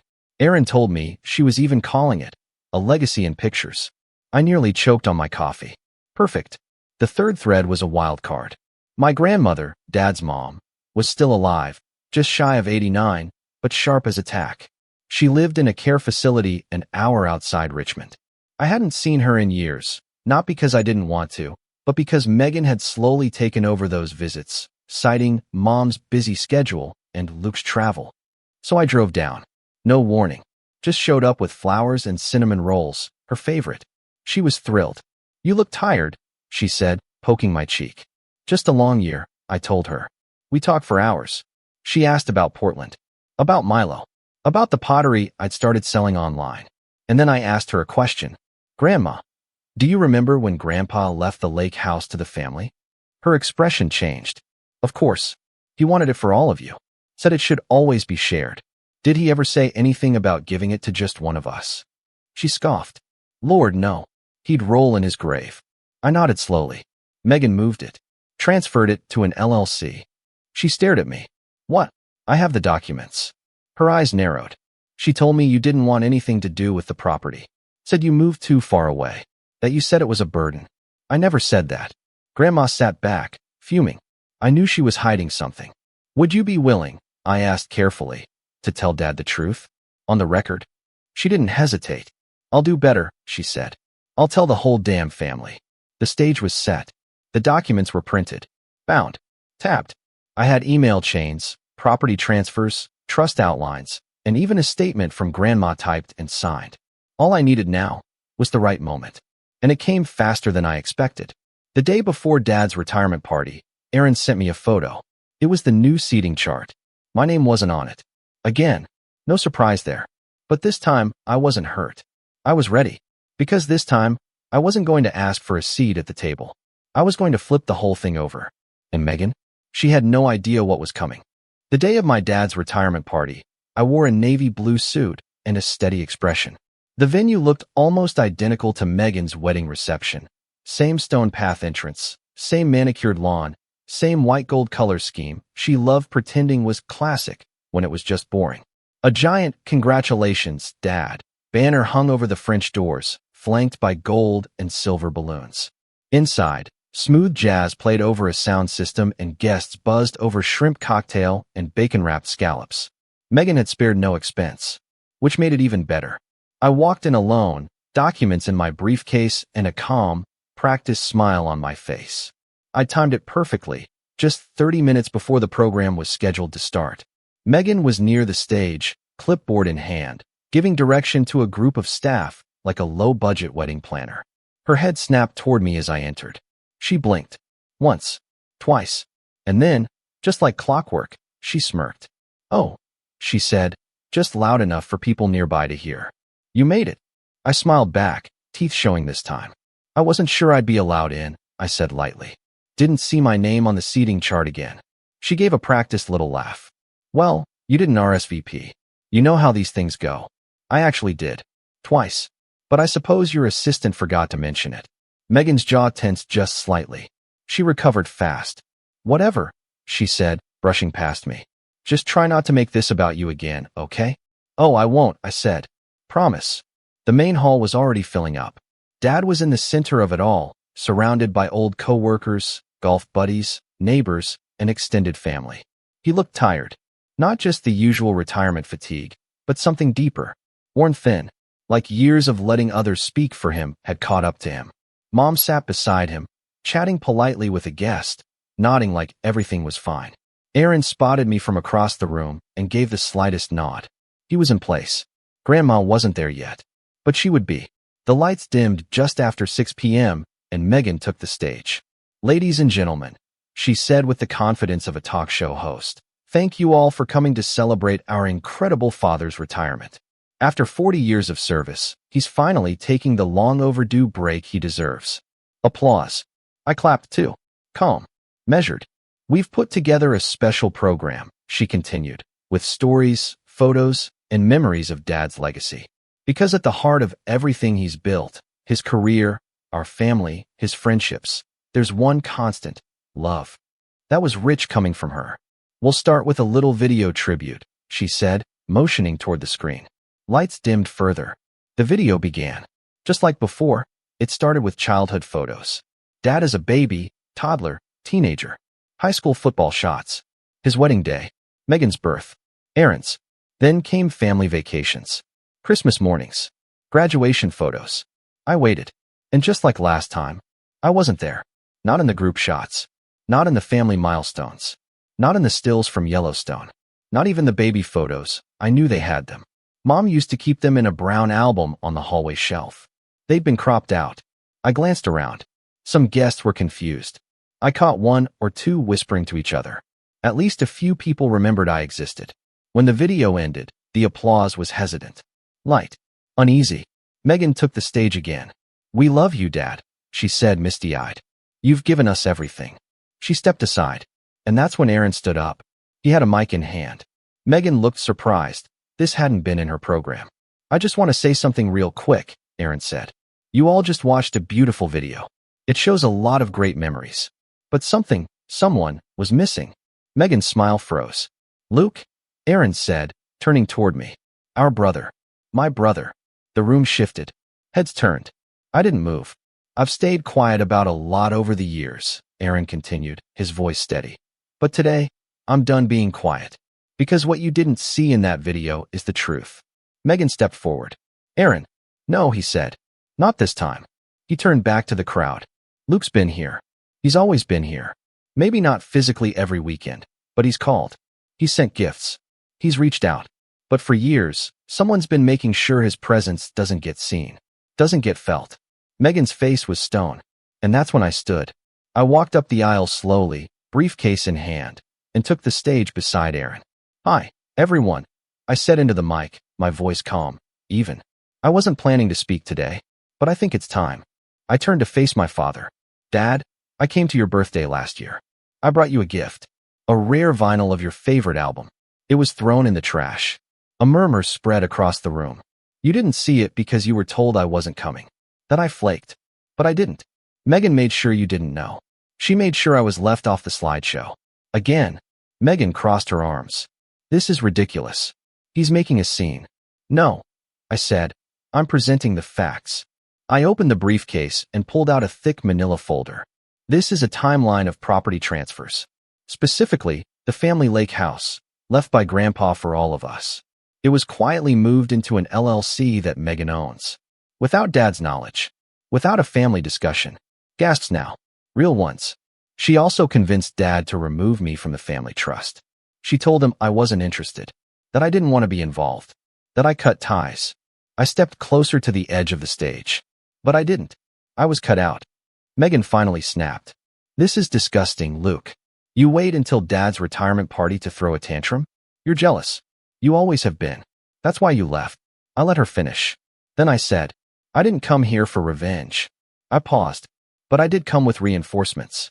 The back door of the hall opened and enrolled my grandmother, pushed gently by a staff aide, regal as ever in a sky blue dress and matching scarf.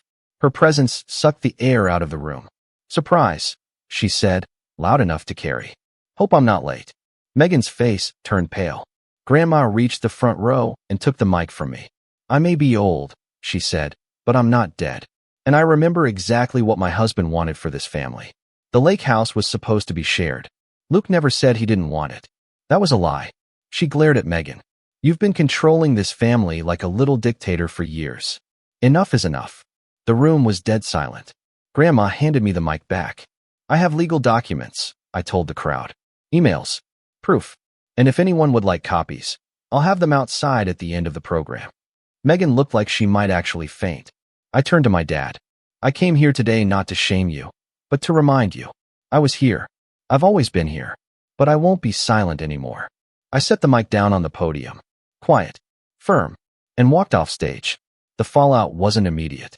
It never is. But it was seismic. By Monday morning, Dad called me. For the first time in months. "Luke," he said, his voice hoarse. I didn't know. I swear I didn't." "I believe you," I said. "But I need more than words." And he delivered. Within 2 weeks, he added me back to the family trust. Had the lake house reassessed. Reinstated shared ownership between all 3 siblings, pending legal mediation. He even confronted Megan about the LLC. She tried to lie. He'd seen enough. Mom sent me a long, handwritten letter. Not perfect, but honest. She apologized for her silence, for letting Megan dominate, for not speaking up when it mattered. Aaron and I grew closer, really closer. We talk weekly now. He even flew out to Portland once, helped me build a new workbench for my pottery. Megan? She went scorched earth. Tried to spin it like I'd manipulated Dad, that I'd humiliated her. But no one bought it. Not after the paper trail. Not after Grandma's statement. Not after people started talking. She stopped coming to family functions for a while. And honestly, no one begged her to stay. I never wanted to destroy her. I just wanted the truth to be undeniable. And when it finally stood on its own, something beautiful happened. People saw me again, not as a ghost, but as a son, a brother, a grandson, a man. And for the first time in my life, I didn't feel like I was knocking on the door, begging to be let in, because I'd built my own house. And this time, I had the deed. My name's Leo, I'm 31, and until recently, I honestly thought I was over the whole family approval thing. I've got a decent job, a quiet apartment, and a solid circle of friends who know I'm not the loudest guy in the room. But I show up, I care, and I remember birthdays. Still, some part of me, maybe that last sliver of the kid I used to be, kept hoping that one day I'd walk into a room and my family would see me. Not as the quiet one or the dependable one, but as someone worth celebrating. My younger brother, Evan, has always been the golden child. Not in the bratty, obnoxious way. He's charming, quick with a joke, and frankly, he's the kind of guy people orbit. My parents adore him. Teachers adored him. His fiancée, Claire, definitely adores him. But the thing is, she never really seemed to like me. From the moment I met her, Claire had this way of making me feel optional, like the extra button on a shirt tag. Not rude, just coldly dismissive in a way that's hard to call out without sounding oversensitive. She'd interrupt me mid-sentence, roll her eyes when I shared a story, or make little comments like, "You're so quiet. Evan, how did you two even grow up together?" I brushed it off. I always brush it off. So when the invitation to their engagement party arrived, sent via group text, by the way, I debated whether to go. But I'm a sucker for family milestones, and I figured maybe it'd be different this time. I even spent an hour picking out a gift, a hand-carved wooden keepsake box engraved with their initials and the date of their engagement. Inside, I tucked a note with a short letter about love and memory and how the box could hold notes to each other, mementos, whatever made them feel anchored over the years. It wasn't expensive, but it was meaningful. It felt like something Evan would appreciate, or used to. The party was held at Claire's parents' house, a sprawling white mansion with fairy lights, catered hors d'oeuvres, and a pianist playing soft jazz near the pool. Everyone was dressed like it was the Oscars, and I walked in wearing a pressed button-down and the nicest pair of shoes I owned, still managing to feel like a stand-in for someone who'd canceled last minute. I spotted Evan across the patio, arm draped around Claire, grinning as he chatted with her cousins. He waved when he saw me. Claire didn't. When I handed them the gift, Claire took it with both hands but didn't even try to hide her disappointment. "Oh," she said, with a polite grimace. "We were hoping for something useful. But hey, at least you tried." She gave a little laugh, the kind you toss out to soften a jab but make sure it still lands. Evan chuckled awkwardly and said, "It's nice, babe. Leo's thoughtful like that." Then Claire turned back toward the group around her, lifted the box a little like she was showing off a science fair project gone wrong, and said, "He's not really part of the wedding, more like a background character." Laughter rippled through the group. I felt my stomach drop, but my face didn't change. I just smiled. That same practiced, empty smile I'd worn 100 times before. I glanced over at my parents, hoping for a wince, a disapproving glance, something. But they just sipped their drinks, eyes on the pianist. My mom later told me it was just a joke, and that I needed to relax a little. The rest of the evening passed in a blur of polite nods and fading pride. I didn't speak much. I didn't eat much. I just waited until no one was looking, slipped out the side gate, and sat in my car for 10 minutes before I could even start the engine. I drove home on autopilot, my hands gripping the wheel tighter than necessary, replaying the moment again and again in my head, her voice, that smirk, the way nobody stood up for me. Something in me cracked. Not in an angry, explosive way. In a quiet, irreversible way. A line had been crossed, and this time, I wasn't going to smile through it. Over the next few days, I kept to myself. I ignored the group chat, muted the engagement party pics, thread, and focused on work. But one morning while scrolling through my phone on autopilot, something caught my eye. An ad for a historic estate venue just outside the city. A massive, ivy-covered manor turned event space. The very same one Claire had been raving about back at the party. I remembered her gushing about it to her bridesmaids, saying it had European charm and looked like Bridgerton. I clicked the ad. Available dates, pricing, booking policies. And then something inside me whispered, "Why not?" I called. I scheduled a tour. I used up a vacation day and drove out to see the place in person. And it was even more stunning than I'd expected. Marble floors, wrought iron balconies, candlelit hallways. I walked the grounds with the property manager and asked all the right questions. Then I asked the important one. Can I book a date just to hold it? Not for a wedding, just for an event. I might not even use it, but I'd like to reserve it either way. She smiled and said, absolutely. So I booked it. The same weekend Evan and Claire had been eyeing. I didn't tell anyone, not even my closest friend. I just waited. 2 weeks later, the group chat lit up again. Touring the venue today. Can't wait to see our dream location. I didn't respond. That afternoon, while I was finishing up emails at work, a single photo popped into the chat. It was Claire, standing in front of the estate's massive iron gate, locked. The caption read, this is weird. Then another message. From Evan this time, anyone know why the venue is closed? We confirmed the tour. There was silence for a while. Then, one more message popped up. From Claire's bridesmaid, they said someone else reserved the full weekend. Paid in full. No openings. I didn't type a word. I just sat back in my chair and let the silence stretch. That night, I lay in bed staring at the ceiling, my phone buzzing on the nightstand every few minutes as the group chat descended into mild chaos. I didn't open the messages. I didn't need to. I could imagine it all. Claire pacing in those designer heels, Evan trying to calm her down, her bridesmaids frantically looking up backup venues, and my parents probably whispering to each other, wondering if they should say something. But they didn't. No one called me. No one texted me directly. They just stewed. 3 days later, Evan finally reached out. He called while I was at work, and for the first time in years, I let it ring. Then I let it ring again. On the third try, I picked up. Hey, he said, voice careful. Got a second? I leaned back in my chair, put him on speaker, and kept scrolling through a spreadsheet. Sure. So, weird thing with the venue. He gave a nervous laugh. Apparently someone else booked it. Full weekend, non-refundable. Kind of messed up our plans. That sucks, I said evenly. It's a great spot. Yeah, it is. Claire's really upset. She'd been dreaming about that place. I remember. She said it looked like Bridgerton. He paused. Right. She also said the manager wouldn't give her the name of the person who booked it, but the dates matched the ones we were planning. Another pause. Leo, was it you? I didn't answer at first. Just let the silence hang. Leo, I finally said, do you remember what she said to me at the party? Evan hesitated. Come on, man. She was just joking. She called me a background character. In front of 30 people. While our parents sipped champagne and said nothing. He sighed. I talked to her about that. I said it wasn't cool. And what did she say? She said you're being dramatic. That it was just a little ribbing. Right.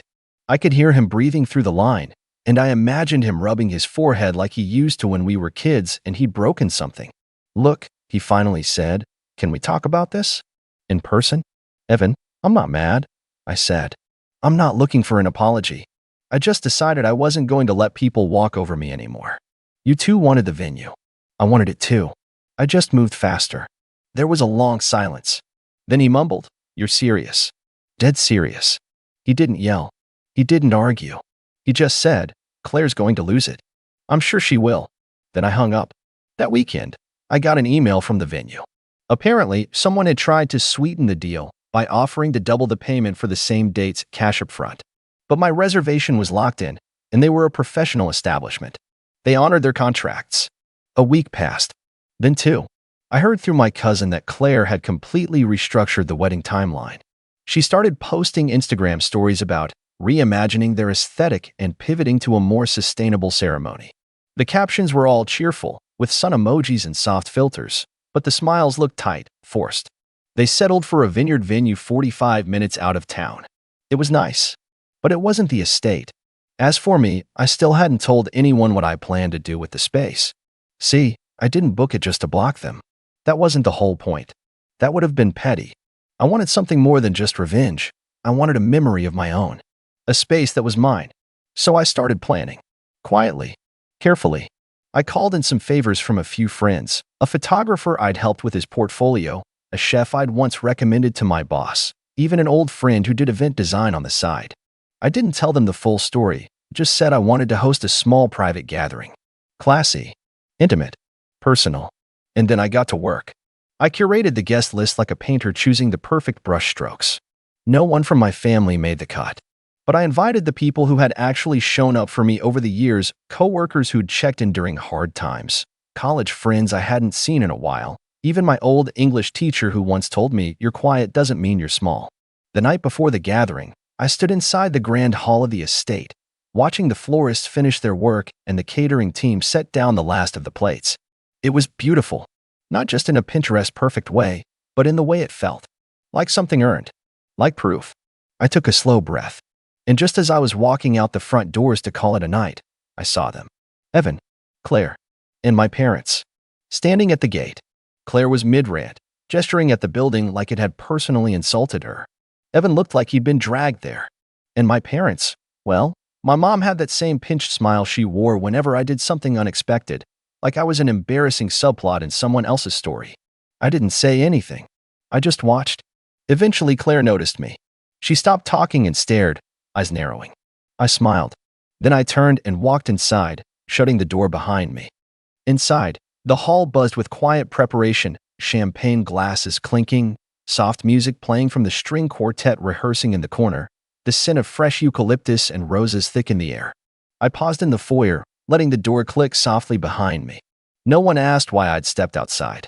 No one noticed the four shadows watching from beyond the iron gate. And that's exactly how I wanted it. I walked through the venue slowly, taking in the flickering candles, the velvet runners, the hand-lettered place cards. Every detail had been carefully arranged, not for status, not for Instagram, but for meaning. Each guest had a table card with a quote they'd once told me that helped me through a dark time. The menu had my late grandmother's roast chicken recipe. Even the playlist was built from songs people had sent me over the years when I'd needed comfort. This wasn't a wedding. This wasn't a party. This was a reclamation. I didn't tell my guests the full story behind the event, but they understood the feeling. One of them, Maya, a friend from college who'd once lent me her coat in a snowstorm without blinking, pulled me aside near the hors d'oeuvres table. "This is beautiful, Leo," she said, her eyes scanning the candlelit ceiling. "What's the occasion?" I just smiled. "Gratitude." She nodded slowly, taking a sip of her drink. "I don't know what they did to you, but I hope they see this." "Who?" I asked. She gave me a sly look. "Whoever made you think you had to earn your place in the world." I chuckled. "They're trying to see it right now." Maya raised an eyebrow but didn't press. She never did. That's what I loved about her. I slipped away and stepped onto the second-floor balcony. From there, I could see the front gate through the ivy-draped railing. They were still there. All four of them. Evan had sat down on a stone bench, elbows on his knees. My dad was on his phone. My mom looked vaguely annoyed, probably that no one had offered her a chair. But Claire was pacing. She was furious. I leaned on the railing, watching the scene unfold like a play I'd seen a dozen times. Claire said something, jabbing her finger toward the building. My mom replied, and then Claire whipped around and marched straight to the gate, grabbing the intercom. The small speaker on the wall beside me crackled to life. "Leo, we know you're in there," Claire said, her voice clipped and sharp. "This is childish. We just want to talk." I didn't respond. The speaker buzzed again. "You don't even need the venue. You're not even getting married. You booked it just to spite us." Another pause. Then, more sharply, "Congratulations. You proved your point. You got your little moment. Now can we act like adults and move on?" I exhaled, slow and steady. From behind me, someone approached, the venue manager, Marielle. She'd been coordinating the whole thing with calm professionalism, and now she stood beside me, her heels silent on the polished floor. "Friends of yours?" she asked, glancing at the gate. Something like that. She didn't ask more. Just said, "They've been out there for almost 40 minutes. Would you like me to ask security to escort them off the property?" I hesitated. It would have been easy to say yes, but I shook my head. "No, let them stay. If they want to watch, let them watch." Marielle nodded. "Understood." As she left, the intercom crackled once more. "Leo," Evan's voice this time. Quieter. Almost pleading. "Can you just come talk to me? Please." I stood still. My knuckles were white against the iron railing. He added, "You don't have to keep punishing everyone." And that was the moment I realized something. They thought this was punishment. They thought everything I'd done, booking the venue, hosting the event, excluding them, was about them. It never was. I walked back into the ballroom, letting the soft music swallow the tension. People were seated now. Plates clinked. Laughter bubbled up from a table near the fireplace. I picked up my glass and stood near the head of the long dining table. No microphone, no speech, just a quiet toast. To all of you, I said, raising the glass slightly. For seeing me when others didn't. For showing up when no one asked. For reminding me that being valued doesn't have to be loud. The room clinked in response, a soft chorus of crystal and kindness. And outside, beyond the gate, my family watched a party they would never be invited to. A celebration they couldn't interrupt. A night that wasn't about them. The night passed like something out of a dream. For the first time in years, I wasn't performing. I wasn't watching my words, or shrinking into corners, or reading the room for signals to adjust my presence. I wasn't background. I laughed, real, full-bellied laughter. I danced a little, offbeat and grinning. I caught up with people I hadn't seen since graduation. And with every passing hour, the knot that had been twisted so tightly in my chest for years began to loosen. Somewhere between the chocolate mousse and the second round of wine, I stepped out onto the back terrace alone. The moon was high, hanging like a pearl over the treetops, and the quiet hum of crickets filled the stillness. My thoughts wandered, not bitterly, but curiously. For so long, I'd internalized this idea that if I didn't draw attention, didn't stir the pot, didn't complain, then I'd earn love. I played my part, waited my turn, assumed that grace would be reciprocated. But some people don't work like that. Some people only see value when you demand to be seen. And for once, I had. The celebration wrapped up just after midnight. Guests filtered out slowly, hugging me with warmth that caught me off guard. One older couple, my former boss and her wife, both told me it was one of the most thoughtful evenings they'd attended in years. My friend Jake clapped me on the back and said, "You're finally taking up space, man. About time." As the last guest trickled out, Marielle approached me in the now quiet hall. "Would you like to keep the gate locked for the night?" I nodded. "Yes. One more hour." She smiled softly. "It was a beautiful evening, Leo. Thank you. For everything." I stayed behind to help the staff clean. Not out of obligation, just habit. Folding napkins. Wiping surfaces. Restoring order. When we were done, the venue was quiet again, lit only by soft amber sconces and the occasional flicker of candlelight that hadn't yet burned out. It was just after 1 a.m. when I walked outside. The air was cooler now, and a light fog had started to settle on the grass. My car was parked near the entrance, but I didn't get in. Instead, I walked slowly to the iron gate. It was empty. They were gone. There were no voicemails.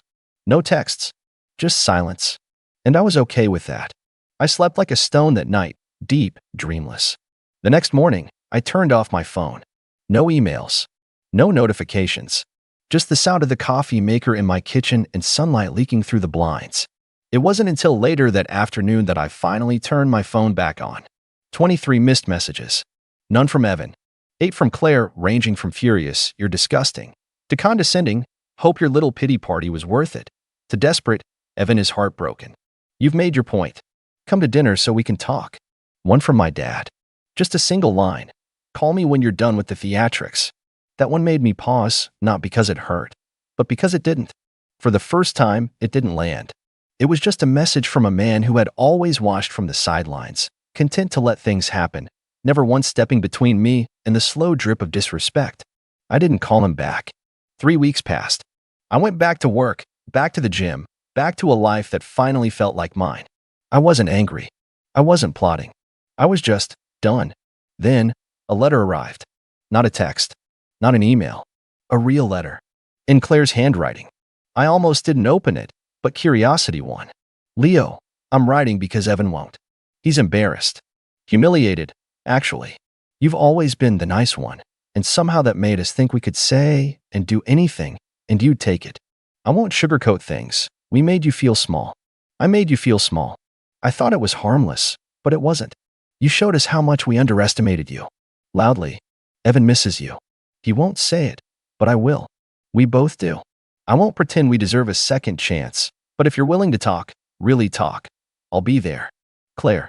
I folded the letter and tucked it into a drawer. I didn't write back. A month after that, the wedding came and went. They kept it small. Photos were posted online. Pretty dresses. Matching suits. A vineyard backdrop. Not one mention of the drama, of course. Just filtered smiles and curated captions. I didn't go. I wasn't invited. And that was fine. Instead, that weekend, I flew to Edinburgh. It was a place I'd always wanted to see, and for once, I wasn't waiting for permission. I walked cobblestone streets alone, ate meals in little taverns filled with strangers and stories, took photos of fog-drenched castles and sent them to no one.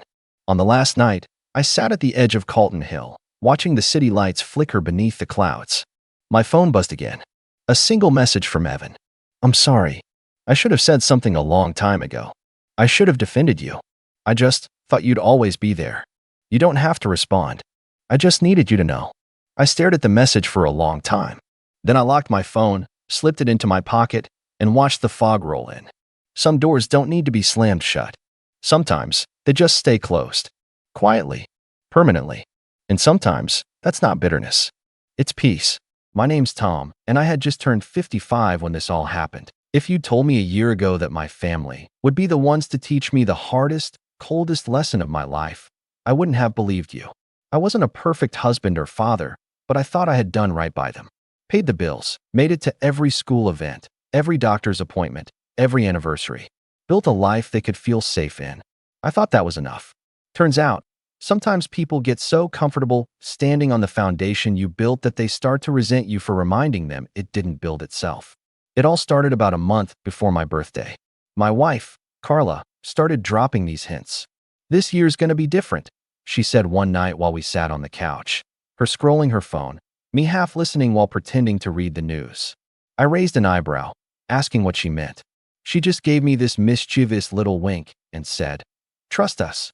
I figured maybe they were planning a big dinner, or maybe the kids had pooled together to get me something nice, a watch, maybe, or tickets to a ball game. I smiled. It felt good, after years of low-key birthdays where I insisted I didn't want much, to have them making an effort. Over the next few weeks, it kept happening. Carla whispering to my daughter Lindsay, who was home from college. My son, Jake, tossing a knowing look at me when I asked if I should request my birthday off work. "You'll want the day free," he grinned. "Just get ready." I didn't push it. I thought maybe, just maybe, I was finally going to have one of those birthdays you see in the movies, the kind that makes all the small sacrifices worth it. The day finally arrived. I woke up to an empty bed, which wasn't weird. Carla was an early riser. I took my time showering, shaving carefully, putting on a nice button-up instead of my usual t-shirt.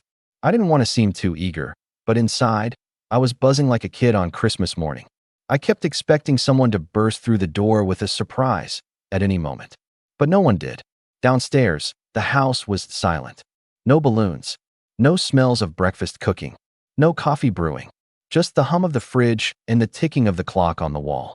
I walked around, half smiling, waiting for the joke. Maybe they were all hiding. Maybe they were waiting at a restaurant, and this was part of the gag. An hour passed. Then two. I checked my phone. No messages. No calls. I sat on the couch for a while, feeling my heart sink deeper with each minute that ticked by. By noon, the hope had twisted itself into something colder. Something harder. I tried to convince myself there was still a plan. Maybe they were just running late. At 3, I finally caved and called Carla. Straight to voicemail. I called Lindsay. Straight to voicemail. Jake. Same thing. Now the cold feeling wasn't just in my chest. It had sunk into my stomach, heavy and sick. It wasn't until almost 5 o'clock that I opened Facebook. I wasn't even thinking, just scrolling out of habit, trying to numb myself. That's when I saw it. A big photo posted by Lindsay. My whole family. Carla, Jake, Lindsay, even Carla's sister and her kids, all grinning in front of a cozy-looking mountain cabin. The caption? "Finally some peace without him." I stared at the screen, my hand frozen. I didn't even feel anger at first. Just a kind of hollow confusion, like the ground had dropped out beneath me. I clicked through the photos in a daze. There they were, roasting marshmallows by a fire, playing board games, hiking. Lindsay even posted a picture of the front porch with the caption, "No grumps allowed." I sat there for a long time, just breathing. No tears, no rage. Just this slow, burning realization that I had been a convenience to them for years. The guy who paid for things, who stayed quiet when he was left out, who showed up when no one else did. They didn't even bother pretending anymore. I didn't comment. I didn't call. I didn't even text. Instead, I sat very still and let the weight of it settle into me fully. Then I stood up, walked upstairs, and pulled out the old manila folder where I kept all the banking passwords, lease documents, and account info. See, What they seemed to forget was that this house, the one they lived in and laughed in and planned vacations from, was leased in my name. Our bank accounts, where the bulk of the money sat, were joint, but the majority of deposits over the years had been mine. They took for granted that I would just keep everything running while they spit in my face. I spent the rest of the evening calmly, methodically moving money. I transferred everything from our joint checking to my personal savings, an account I had set up years ago when Carla's spending started getting a little reckless. Back then, I told myself it was just a safety net. Tonight, it became the lifeboat. The lease was up for renewal in a month, and I had already been considering moving closer to work. Now, it wasn't a consideration. I logged into the leasing portal and submitted a notice to vacate. 30 days. No extension. By the next morning, the house was still silent. I packed a small bag with essentials, some clothes, important documents, the old photo albums they never bothered looking at anymore, and checked into a hotel across town. I didn't leave a note. I didn't answer the few stray texts that trickled in, "You okay?" from Jake, "Where you at?" from Lindsay. I figured the panic would set in eventually. It was just a matter of time. 3 days passed before the Real flood began. The messages started out as jokes about Dad finally getting some alone time. But slowly, the tone changed. The first real crack came from Jake. "Hey Dad, can you send some money? We forgot the cabin rentals due today and Mom's card isn't working." Then from Carla. "Tom, call me. We need to talk. Please." Lindsay chimed in later. "Dad? Where are you? Mom's freaking out. The house. There's a notice on the door." I watched it all come through, sitting in my hotel room with a cup of coffee, feeling not joy, not satisfaction, just a kind of grim clarity. A confirmation that I had been right to walk away, that this wasn't a family that had lost its way. This was a family that had never truly seen me at all. I didn't answer.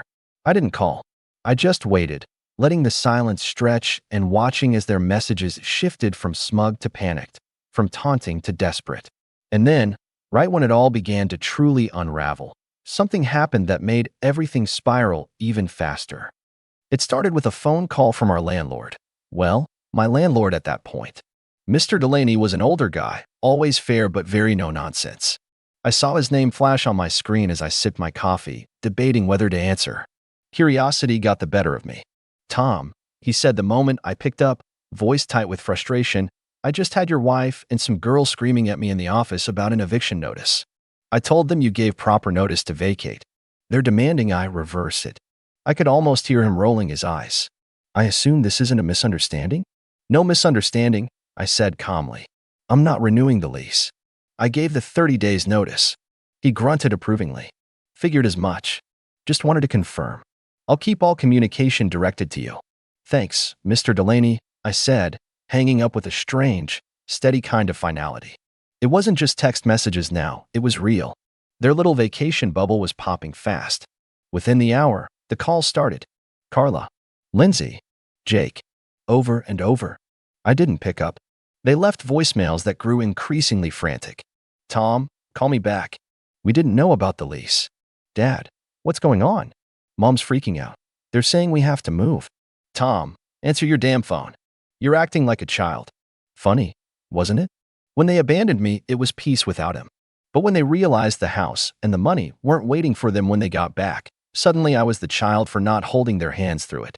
Later that evening, after a leisurely dinner at a local steakhouse, something I hadn't treated myself to in years, I logged into Facebook again. Carla had posted a passive-aggressive status. "Some people show their true colors when you least expect it. Family means sticking together, not abandonment. Hashtag disappointed. Hashtag moving forward." I chuckled under my breath. Moving forward, right into a rental office, maybe, if they could scrape together first and last month's rent without the account they used to spend so freely from. The next morning, I decided to swing by the house, not out of nostalgia, but because I still had a few personal things there, mainly tools and keepsakes tucked away in the garage. I figured early morning would be safest. When I pulled up, my heart twisted. Not because I missed it, but because it didn't feel like mine anymore. It was just a building. A stage where I'd played the role of husband, father, provider, while they whispered behind the curtains about how much better the play would be without me. I parked down the block and walked up the driveway. That's when I saw them, Carla sitting on the front step, her face red and puffy, Lindsay pacing back and forth with her phone glued to her ear, and Jake standing near the mailbox, scowling like a sulky teenager despite being 23 years old. They spotted me immediately. Carla jumped up, rushing toward me. Tom. Finally. Thank God. Listen, we can fix this. Just come inside, we'll talk. I held up a hand, cutting her off. I'm just here to get my things. Lindsay stomped over, lowering her phone. Dad? Seriously? Why are you doing this? Jake sneered. You're acting like a psycho. Mom said you're trying to make us homeless. I stared at them, feeling that old sadness bubbling up, but this time, it didn't drown me. It just floated there, like an ugly little balloon I refused to carry anymore. I gave 30 days notice, I said evenly. Plenty of time to find somewhere new. You might want to use the money you didn't spend on my birthday party to get started. Carla flushed, her mouth opening and closing like she didn't know what to say. Dad, come on, Lindsay said, her voice softer now. We didn't mean anything by the Facebook post. It was just a joke. A joke. I repeated quietly. I pulled out my phone and showed her the photo she posted, them all smiling in front of the cabin, captioned, finally some peace without him. Some joke. Jake crossed his arms. You're being dramatic. I laughed, really laughed, the sound strange and sharp in the cool morning air. You don't get to tell me how to feel after what you did. Carla stepped forward again, her voice dropping to a desperate whisper. Please, Tom. We can't afford to move right now. Lindsay's tuition is due. Jake's car payment. And whose fault is that? I asked. Who decided it was smart to cut off the person paying for all of it because they thought it would be fun to humiliate him? Their faces shifted then, a collective realization dawning that maybe, just maybe, they had pushed too far. That maybe the man they thought would always be there, quietly holding everything up, had finally let go. I'll be out of your way in 10 minutes, I said, walking past them into the garage. They didn't try to stop me. I could feel their eyes on my back as I packed my things, slow, deliberate movements, giving them all the time in the world to sit with what they'd done. When I finally loaded the last box into my car, Carla rushed over one more time. Tom, please, just come inside. Let's talk. We can work something out. I looked at her, really looked at her, at the woman who had once held my hand during Lindsay's birth, who had once danced barefoot with me in the kitchen, who had once whispered promises of forever when we were too young to know what forever meant. Maybe you should have thought about that before you decided I was disposable, I said quietly. And without another word, I got in my car, pulled out of the driveway, and drove away, leaving them standing there, smaller than I had ever seen them. But I wasn't free yet. Because as the days passed, the consequences of what I'd done began to ripple out, and what they did next made everything even uglier. At first, it was almost peaceful. I settled into a small apartment on the other side of town, nothing fancy, just a clean, quiet place where nobody slammed doors or rolled their eyes at me for asking how their day went. I focused on my work, caught up with a few old friends I hadn't seen in years, and even started jogging again. For the first time in a long time, I felt like a human being instead of a human wallet. But peace, as it turns out, doesn't last long when you're dealing with people who think the world owes them something. The first shot across the bow came in the form of a text from Lindsay. Hey, Dad. So, Mom says you're legally obligated to help support us since you left. You can't just walk away. We're family. I stared at the screen for a long moment before setting the phone down without replying. Legally obligated? They weren't minors. They weren't helpless. They were grown adults who thought that because I had always carried them, I always would. The next day, an email from Carla. Short, clipped, and absolutely seething with entitlement. Tom, you're making a mistake. We can sue for spousal abandonment. Also, the kids deserve financial support during this transition. Call me immediately so we can discuss reasonable terms before this gets ugly. I didn't call. I didn't even reply. Instead, I called my lawyer, a quiet, sharp man named Harris who had handled a property issue for me years back. I explained everything. The abandonment, the house, the joint accounts, the threats. Harris chuckled dryly. Tom, they don't have a leg to stand on. You're not obligated to fund adult children's lives, and there was no court order or separation agreement binding you. If anything, they might owe you for unauthorized use of joint funds. That little nugget of information made my coffee taste especially sweet the next morning. But Carla wasn't finished. About a week later, I got served, right there at my office, in front of my coworkers.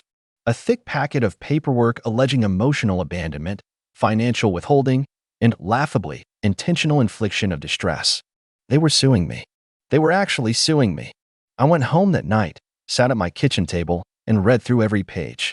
Most of it was padded with dramatic language, how Carla had sacrificed her youth for me.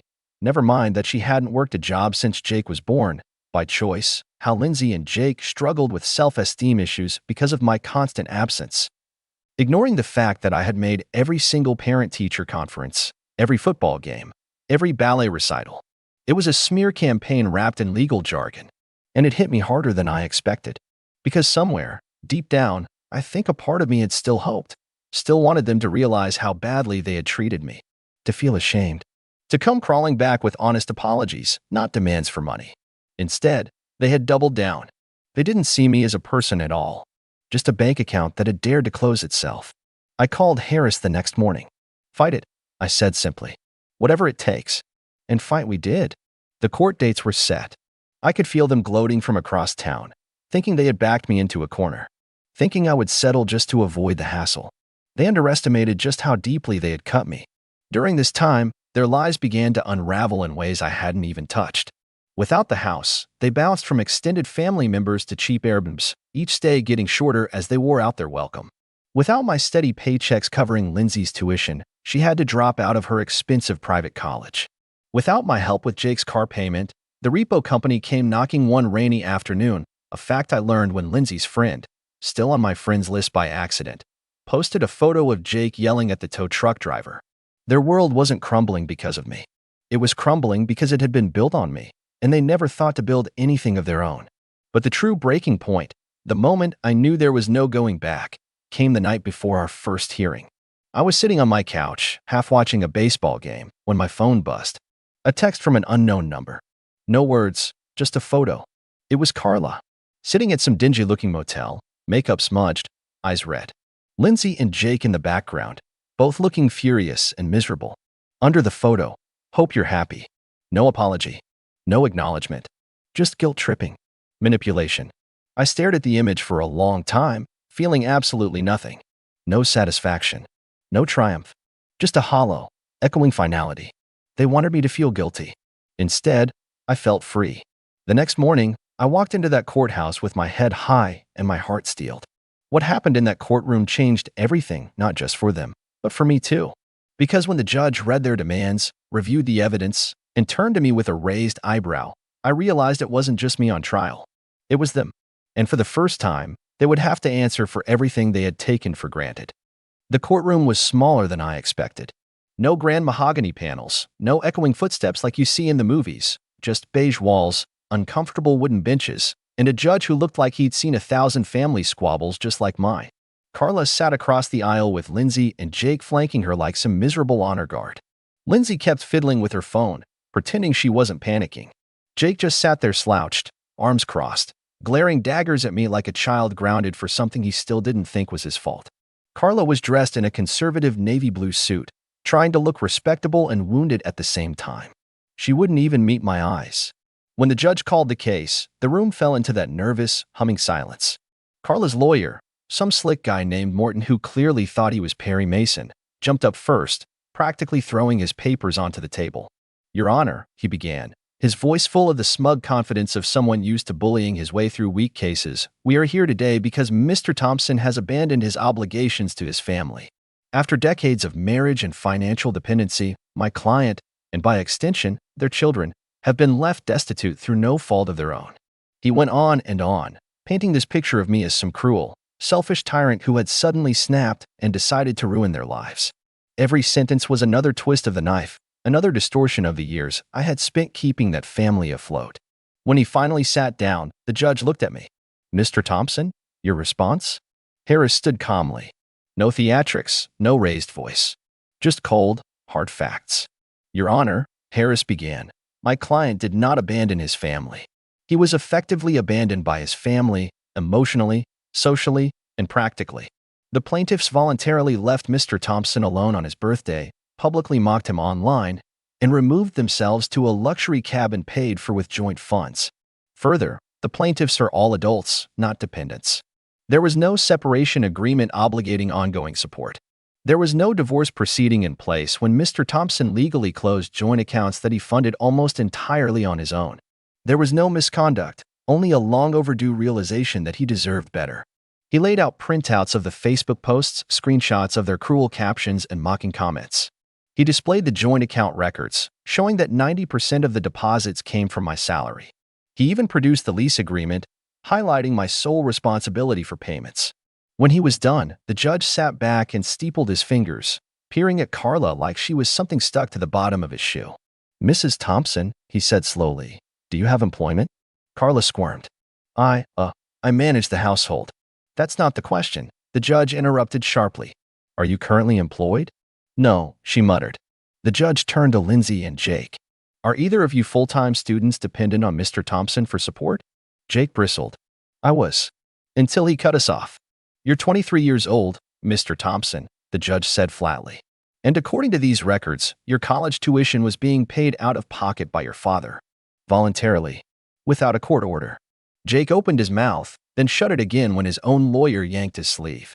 The judge leaned back and let out a long breath. "I see no legal basis for these claims. No abandonment. No court-ordered financial obligation. No evidence of wrongdoing on Mr. Thompson's part." He turned to Carla, voice colder now. "Frankly, this case reeks of entitlement. You cannot expect someone to continue supporting you indefinitely when you treat them with contempt. Actions have consequences." Carla's face crumbled. Lindsay looked like she was about to cry. Jake looked like he wanted to punch something. The judge wasn't done. "As for the unauthorized use of joint funds for a personal vacation," he continued, tapping the papers, "Mr. Thompson would be within his rights to pursue restitution. That means, Mrs. Thompson, you and your children could end up owing him money." The color drained from Carla's face so fast I thought she might pass out. "In light of all this," the judge said briskly, "the court rules in favor of the defendant. Case dismissed with prejudice. Mr. Thompson, you are free to go." I didn't move at first. I just sat there, stunned. Not because I doubted the outcome, Harris had been confident, but because something inside me that had been knotted up for years finally loosened. As I stood, I caught Carla's eyes. For a brief second, there was something there, regret, maybe, or just the hollow realization that the game she thought she was winning had ended in total defeat. I walked out without a word. Outside the courthouse, the sun was shining. It was a beautiful day, crisp and clean, the kind of day that begs you to start over. I stood there for a moment, just breathing it in. For the first time in what felt like forever, I wasn't carrying anyone else's weight. I wasn't waiting for permission to be happy. I wasn't afraid of the next explosion, the next guilt trip, the next subtle betrayal disguised as family. I was free. The fallout was brutal for them. Without the house, they scattered. Carla ended up renting a cramped 2-bedroom apartment an hour away. Lindsay enrolled in community college after losing her scholarships. Jake bounced between part-time jobs, each one shorter-lived than the last. Occasionally, I'd get a stray email or two, "Happy birthday, Dad," or "Thinking of you," little fishing lines cast out, hoping I'd bite. I never did. I didn't hate them. I didn't need to. They had built their own prison out of selfishness and short-sightedness. My revenge wasn't screaming at them, or gloating, or punishing them further. My revenge was simple. I moved on. I reconnected with old friends. I traveled. I picked up woodworking, something I'd always wanted to do but never had time for. I even started dating again carefully, slowly, with a woman who smiled when I spoke and listened like my words actually mattered. Sometimes, late at night, I'd think about everything that had happened. About all the birthdays, anniversaries, holidays spent feeling invisible in my own home. About the years I spent pouring into a family that saw me as nothing more than an obligation. And I would smile, not because it hadn't hurt, but because I had survived it, because I had finally chosen myself. And for once in my life, that was more than enough. My name's Jacob. I'm 32, married for 6 years, and if you asked me 2 months ago what I thought of my younger sister Kayla, I would have told you she's a bit of a diva, but deep down, she means well. That she's dramatic in a bridezilla-light kind of way, but not malicious.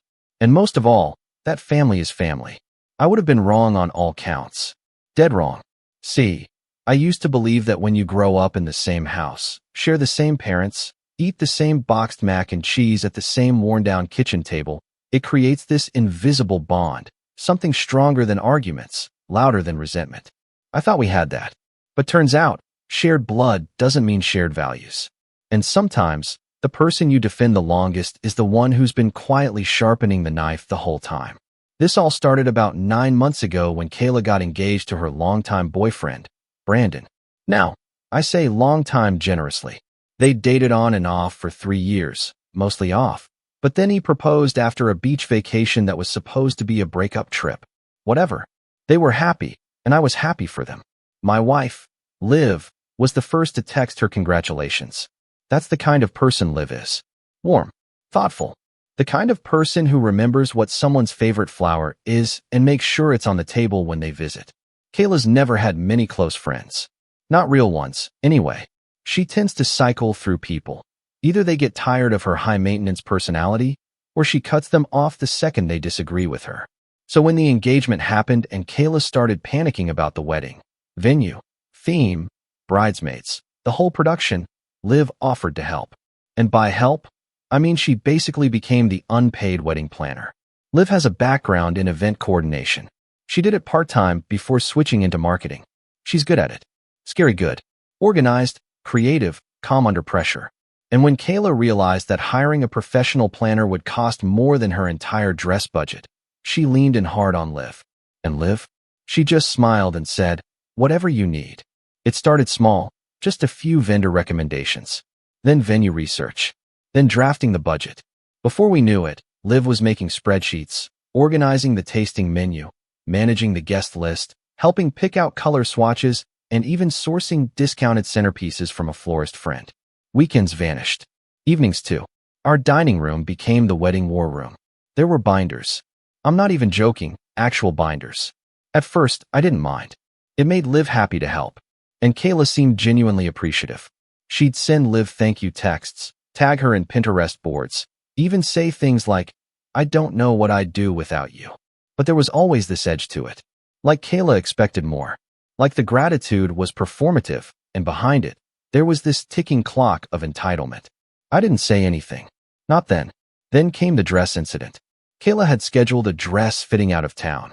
I offered to drive, but she insisted it'd be more special if it was just her and Liv. I thought that was sweet. I even gave Liv my blessing to take a full day off work for it.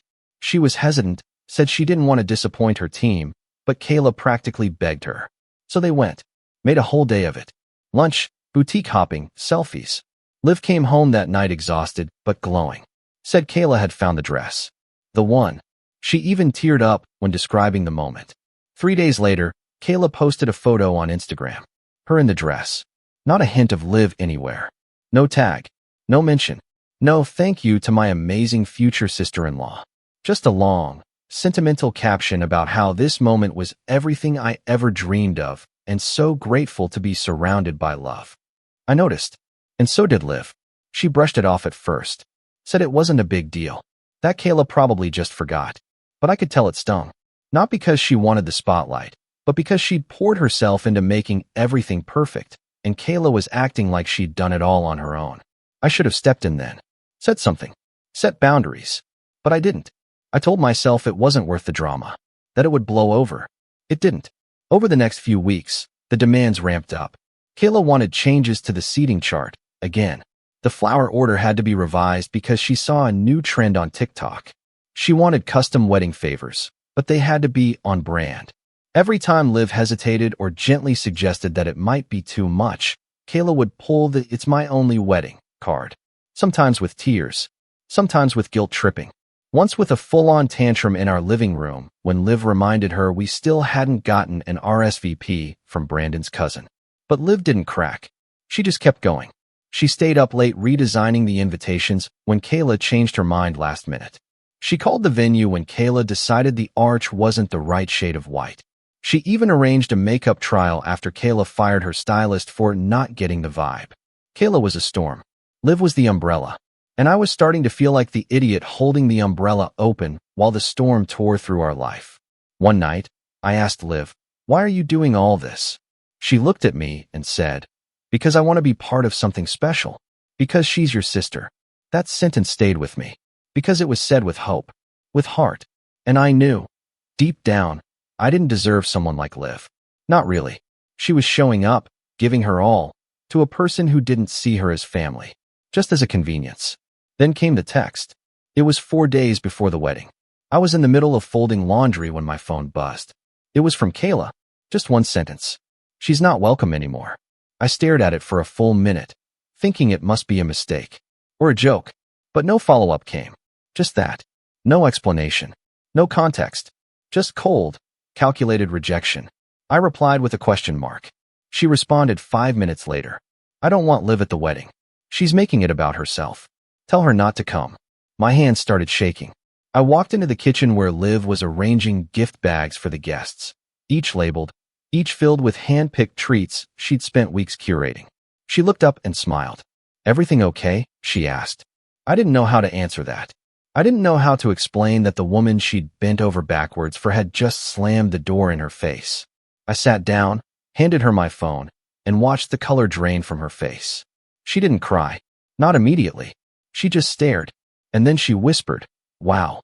That was the first crack. The first shift. Something hardened behind her eyes. And me? I wasn't shaking anymore. I was furious. And that's when we made the decision. If Liv wasn't welcome, then neither was her work.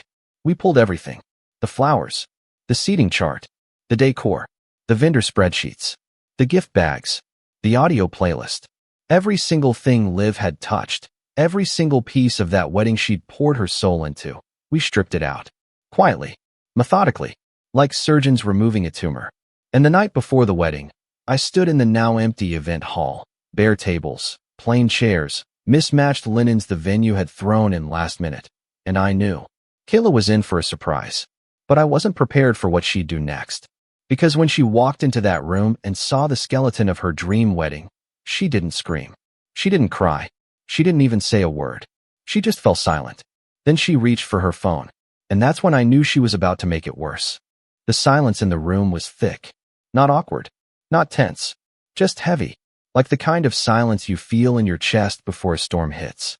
Kayla stood in the middle of the reception hall, dressed in a silky white robe with bride written across the back in gold cursive. She wasn't alone.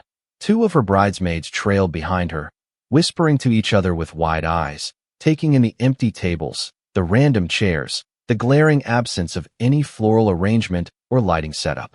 The whole space looked like someone had started to prep for a high school awards banquet and then gave up halfway through. And Kayla? She just stood there, staring, mouth slightly open. Her perfectly manicured hand reached into her robe pocket and pulled out her phone. I couldn't see her screen, but I knew. She wasn't calling me. She wasn't calling the venue coordinator. She was calling my mother. I stepped forward before she could hit dial. Don't. She looked up, blinking as if she'd forgotten I was even in the room. Excuse me. I said don't call Mom. Her jaw clenched. Why not? You think she won't find out? That she won't freak out when she sees this mess? This mess, I said, stepping closer, is what's left after we removed everything Liv planned. Every centerpiece, every favor, every printed menu, every playlist, every arrangement. You told me she wasn't welcome, remember? She had the audacity to scoff. You're being dramatic. No, I said, and my voice cracked, just enough for her to notice. You don't get to say that. Not after what you did. Her fingers tightened around her phone. All I did was set a boundary. You blindsided her. For days before the wedding. After she planned 90% of it. You didn't even have the guts to call. You texted me like a coward. Her cheeks flushed. I didn't know her anything. I let out a breath, slow, controlled. You owed her respect. She gave you months of her life. And you threw her out like garbage. No explanation. No thank you. Nothing. She rolled her eyes and muttered something under her breath. I caught just enough of it to know it wasn't kind. What was that? I asked. Kayla looked right at me and said, she was making it about herself. I blinked. How? She kept suggesting things I didn't ask for. Changing stuff. Acting like she knew better. People kept saying how amazing everything looked and how I was so lucky to have Liv. Like she was the bride. Like I didn't matter. I just stared at her. My sister. My own flesh and blood. And I realized in that moment that it was never about Liv stepping over the line. It was about Kayla's ego. Her pride couldn't handle the fact that people liked Liv. That Liv made her look good. You didn't feel lucky, I said slowly. You felt threatened. Her lips parted, as if to argue, but she said nothing. And in that silence, I saw it. The truth. Clear as glass. Kayla didn't want Liv gone because of some vague boundary. She wanted credit. She wanted to erase the one person who had outshone her, even from the shadows. You told Mom yet? I asked. She hesitated. Not yet. I nodded. You will. Because you think she'll take your side. She didn't answer. And she didn't have to. I didn't go home that night. I went to a hotel. Liv wasn't there. She was at her friend's place across town. I needed space. Not from her, from the fury boiling inside me. From the inevitability of what was coming. The next morning, I woke to a flood of texts. My mom, my aunt, my cousin Jenna, all of them saying some version of what happened. Kayla says the venue is ruined. Is it true you sabotaged the wedding? Sabotaged. That was the word she chose. I could almost hear her saying it with those fake choked back tears, painting herself as the poor victim whose jealous brother destroyed her big day out of spite. I didn't respond. I needed to talk to Liv first. She opened the door looking pale, tired, eyes puffy. But when she saw me, she smiled. A real one. Fragile, but real. You okay? She asked. I nodded. Not really. She stepped aside, and I walked in. We sat in silence for a while. Then she said, I don't regret pulling it. I don't either. But I do regret caring so much. I looked at her. You shouldn't. She sighed. I know. But I do. We stayed there most of the morning, talking, replaying everything. Every red flag we'd ignored. Every time Kayla subtly diminished her, belittled her, excluded her. It hadn't started with the dress photo. That was just the first one we couldn't ignore. There were dozens before that. The time Kayla accidentally introduced Liv to the caterer as my brother's assistant. The way she never gave Liv credit in front of the bridal party. The way she'd laugh and say, Liv's just obsessed with weddings. She probably planned hers in high school. Like Liv was some try-hard nerd desperate to live vicariously through someone else. I hadn't seen it for what it was. Not then. I see it now. The day before the wedding, Mom showed up at my apartment. I wasn't home, but Liv was packing up the last of the decor to return to the vendors. She told me later how Mom barged in without knocking. I need to talk to you, Mom said, standing in the doorway like she owned the place. Liv didn't argue. She just put down the box. What's going on? Mom asked, arms folded. Kayla says you sabotaged the venue. Liv blinked. I removed the items I personally arranged. That Jacob and I paid for. At her request. Mom scoffed. Don't play innocent. I'm not. I just think it's fair to respect her wishes. Mom narrowed her eyes. She didn't mean you couldn't come at all. She meant. No. Liv interrupted, calmly. She said I wasn't welcome. She made that crystal clear. She was emotional. She sent it in writing. For days before the wedding. No explanation. No apology. Mom didn't respond right away. Then she said, You've always been intense about things. Liv tilted her head. Intense. You get involved. You like to control things. I think maybe Kayla felt steamrolled. Liv smiled. Not a nice smile. A tired one. You think I planned her wedding for fun? I think, Mom said, stepping forward. You wanted to prove something. Liv's voice didn't rise. Not once. I wanted to help. Mom's tone sharpened. You think pulling the decorations made a point? All you did was humiliate her. And now people are talking. They're saying the wedding's cursed. Liv didn't answer. So Mom added, You owe her an apology. That was the part that broke me when Liv told me. Not the accusation. Not the insult. The fact that Mom looked her in the eye, after months of free labor, and demanded she apologize. To Kayla, the golden child. The one who could do no wrong. The favorite. I confronted Mom the same night. I didn't yell.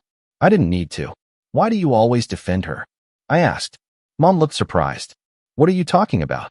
You treat Kayla like she's made of glass. Like if we don't tiptoe around her, she'll shatter. She's sensitive.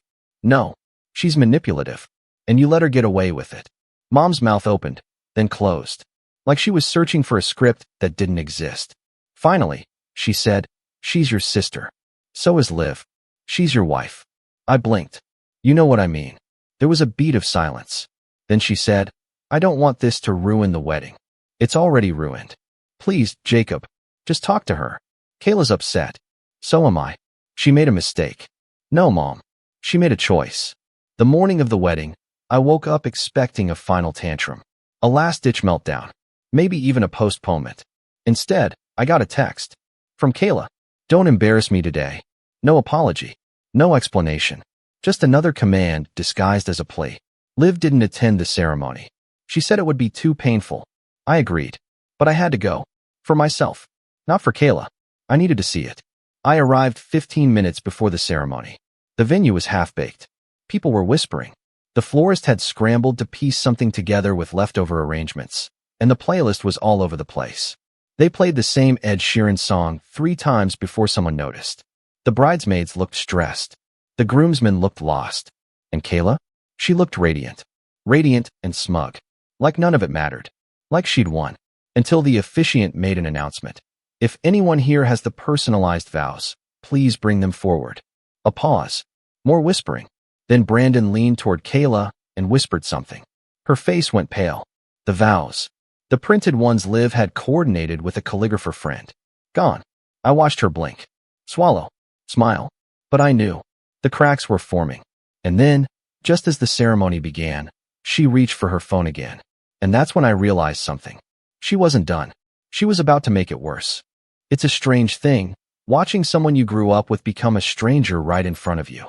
I sat in the back row of my sister's wedding, watching her glide down the aisle like a queen in exile, graceful, glowing, and completely detached from the chaos around her. Guests were whispering, exchanging confused looks, noticing the missing elements, the sparse flower arrangements, the shaky playlist, the bare-bones altar. A few people shot glances my way. One of Brandon's aunts even leaned over and whispered, "Did something happen?"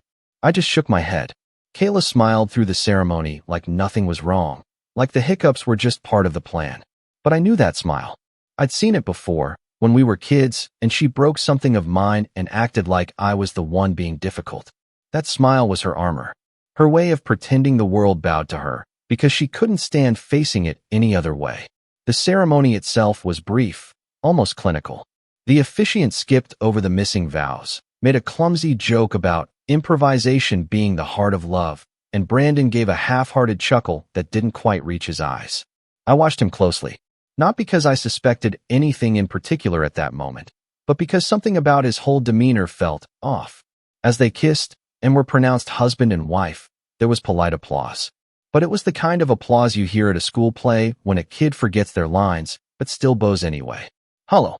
Awkward. The reception was worse. The caterer messed up the timing, so the entrees arrived before the toasts. The DJ, someone Kayla had booked last minute, accidentally played a breakup song for their first dance. There were no personalized name cards. No seating map. People milled around trying to figure out where to sit, and I ended up next to a distant cousin I hadn't spoken to since middle school. Even she leaned over and asked, "Didn't your wife plan this?" "She did," I said quietly. "She just wasn't invited." The cousin blinked. "Wait, what?" I didn't elaborate. Because what was there to say? I stayed long enough to be polite. I shook Brandon's hand, gave Kayla a nod, and slipped out the back before dessert. I didn't want to see the aftermath. I didn't want to be there when Kayla inevitably realized that not everything she touched turned to gold. Sometimes, when you burn the bridge that was holding your wedding together, you're the one who ends up in the river. I thought that was the end of it. But endings are rarely clean when it comes to family. The fallout came quietly, like fog rolling in. First, it was the whispers. People talking behind our backs. Family group chats buzzing with speculation. My mom calling constantly, insisting I apologize for escalating things and be the bigger person. As if I hadn't already been the bigger person by keeping quiet through months of passive-aggressive jabs and outright disrespect. Then came the smear campaign. Kayla posted a lengthy, flowery reflection on social media a week after the wedding, full of vague phrases like, "Not everyone supports your happiness," and sometimes, "The ones closest to you are the ones who let you down most." She never mentioned my name. She didn't have to. Her friends, most of whom barely knew me, jumped into the comments like moths to a flame. "So sorry you had to go through that. You deserved better." Some people just can't handle not being the center of attention. One of them even messaged Liv directly. "You really couldn't let her have her moment?" Liv didn't reply. She just blocked her. But me? I didn't block anyone. I read every single word, every lie, every twisted version of events. And with each passing day, the bitterness started to rot me from the inside out. I was angry at Kayla, sure, but I was also angry at myself. For not seeing it sooner. For letting it get this far. For putting Liv in that position. I stopped talking to my mom. She made her stance clear when she took Kayla's side and told Liv, to her face, that family dynamics are complicated, and maybe you should have stayed in your lane. That was the last straw. I told her we needed space. And for the first time in my life, I meant it. Those first few weeks after the wedding felt like drowning. I kept waking up at 3 a.m. in cold sweats, replaying every argument I should have had, every line I should have drawn. Liv kept herself busy with work, but I could tell she was hurting. Not because she'd been excluded from the wedding. She was tougher than that, but because she felt used, stripped down to nothing more than a set of hands and a spreadsheet. One night, I found her in our home office, staring at her laptop. She had the wedding budget open. She'd itemized every single contribution, every dollar we'd spent, every hour she'd worked. The document was 12 pages long. She didn't even notice me walk in. "You planning to invoice her?" I asked gently. She jumped, then gave a tired laugh. "No, just needed to see it." I sat beside her. "See what? That I wasn't crazy." I squeezed her hand. "You weren't." She turned to me, eyes glassy. "It's not just the wedding, Jacob. Your family, they never really liked me." I wanted to argue, to say she was wrong, but I couldn't, because she wasn't. My mom had always been polite, but distant. My aunts had always treated Liv like an outsider. Kayla had barely masked her condescension, constantly mocking Liv's job, her hobbies, even her coffee order. And I let it slide, over and over again. That night, I promised her I wouldn't let it slide anymore. That was the turning point. Not some dramatic speech or public call-out. Just a quiet, personal vow. The kind of promise that reshapes you from the inside out. We started pulling back. From the family. From the drama. From the expectation that we owed people our silence and our time just because we shared DNA. Liv poured herself into her career. She got a promotion within 2 months. Started leading her own team. Her confidence came back like wildfire. Slow at first, then sudden and unstoppable. She was smiling again. Laughing more. I hadn't realized how long it had been since I'd heard her laugh without reservation. Me? I went back to therapy. It was something I'd started in college but dropped after a few months. This time, I stuck with it. I talked about Kayla. About Mom. About growing up in a house where Kayla's tantrums got her what she wanted and my silence got me approval. About how I learned to keep the peace even when it tore me apart. And for the first time, I started to unlearn it. I stopped apologizing for setting boundaries. I stopped answering texts out of guilt. I stopped explaining myself to people who never cared to listen in the first place. And I started building something new. Liv and I took a trip, our first real vacation in 3 years. Italy. We drank wine by the coast, wandered through cobblestone alleys, and talked about everything except the past. When we got back, we started a small event consulting business together. Nothing huge, just a side hustle. But Liv's inbox filled up fast. Apparently, word gets around when you're the only person who can turn a backyard barbecue into something out of a magazine. And me? I learned to step into her world, not as a manager, not as a planner, but as a partner. I watched her work her magic and felt nothing but awe. No jealousy, no resentment, just pride. We didn't talk to Kayla for months. She didn't reach out. Neither did Mom. Birthdays passed. Holidays. The group chat went quiet. I heard through the grapevine that Kayla and Brandon had a rocky honeymoon. Something about him being checked out. I didn't press for details. But deep down I knew. She could only control the narrative for so long. Eventually, people started asking questions. It wasn't until early spring, 5 months after the wedding, that Kayla finally reached out. A text. Just one. "We need to talk." I showed it to Liv. She raised an eyebrow and said, "Your circus." So I met Kayla at a quiet coffee shop on a Sunday morning. I chose the table by the window. I got there early. I watched her walk in, sunglasses on, hair pulled into a tight bun, no makeup. It was the most un-Kayla I'd ever seen her. She sat down without a word. I waited. "Finally," she said, "you made your point." I blinked. "Excuse me. You pulled everything. You embarrassed me. You turned people against me." I stared at her. "You still think this is about embarrassing you?" She ignored me. "Mom's mad at both of us. Brandon won't talk about the wedding. His family thinks I'm a brat. And now no one wants to come to our housewarming." I nodded slowly. "Sounds rough." She narrowed her eyes. "You think this is funny?" "No," I said. "I think it's sad." There was a long silence. Then I asked, "Why'd you do it?" She looked away. "Because everyone loved her. More than they loved me." I exhaled, a strange mix of exhaustion and sympathy washing over me. "That's not Liv's fault," I said. "That's yours." Her eyes darted back to mine. "She earned their respect. You demanded it." She swallowed hard. And for the first time in a long time, She looked like the kid I used to protect. Vulnerable. Scared. Not cruel, just lost. I messed up, she whispered. I nodded. Yeah, you did. She opened her mouth, closed it, then said, Can you fix it? I shook my head. No, I can't. Because some things you don't get to fix with a text, or an apology, or a brunch meeting at a coffee shop. Some things you fix by changing. And from what I could see, Kayla wasn't there yet. Not even close. There's a moment, right after someone betrays you, right after you've picked yourself off the floor and patched up the wounds, when something inside you clicks. Not in a loud, fiery way. No, it's quieter than that. Calmer. Like the sound of a door closing softly behind you. That's how I felt walking out of the cafe that day, after Kayla asked if I could fix what she broke. I didn't feel rage. I didn't feel pain. I felt clarity. She wasn't sorry, not really. She was just embarrassed. Ashamed that her social circle was starting to crack. That the picture-perfect wedding she bragged about for months had turned into a whisper-worthy train wreck.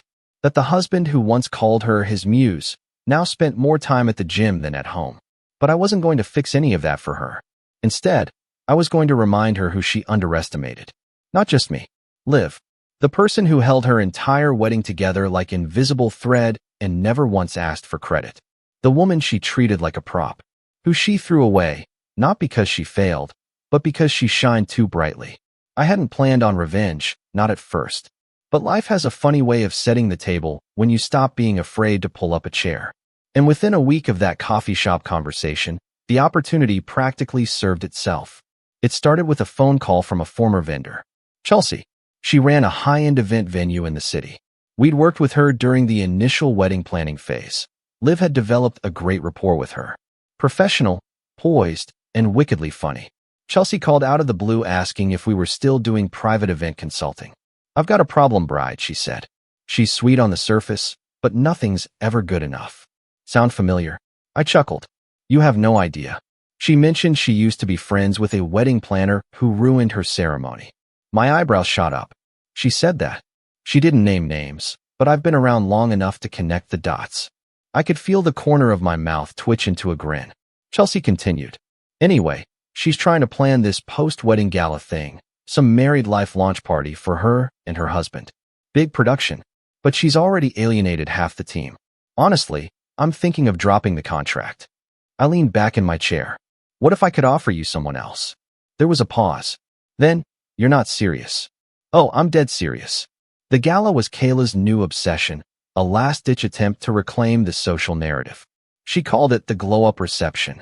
It was supposed to be an elevated redo of the wedding. Same couple, same vows, but bigger, better, classier. White carpet, garden lights, acoustic musicians, signature cocktails. A guest list packed with influencers and colleagues and high school friends who only cared about the open bar. Kayla pitched it like it was a celebration of second chances, but I knew better. It was a do-over. A public statement. Proof that she could bounce back from failure and still land on her feet in Louboutins. Chelsea offered to keep us in the loop under the radar. She wasn't the type to get involved in family feuds, but she was the type to despise ungrateful clients who treated her staff like dirt. Over the next 3 weeks, Liv and I worked in the shadows. We didn't sabotage.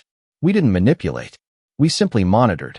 Every vendor Kayla approached, we either knew them directly or were 1 degree of separation away. Every brand she tagged for sponsorship, Liv had contacts who could verify her actual social media numbers, which, by the way, were inflated using a bot service she subscribed to 3 years ago and forgot to cancel. We weren't loud. We weren't aggressive. We were thorough. Meanwhile, Liv and I were building something real. Our consulting business, Ever True Events, had gone from weekend side hustle to full-time work within 6 months.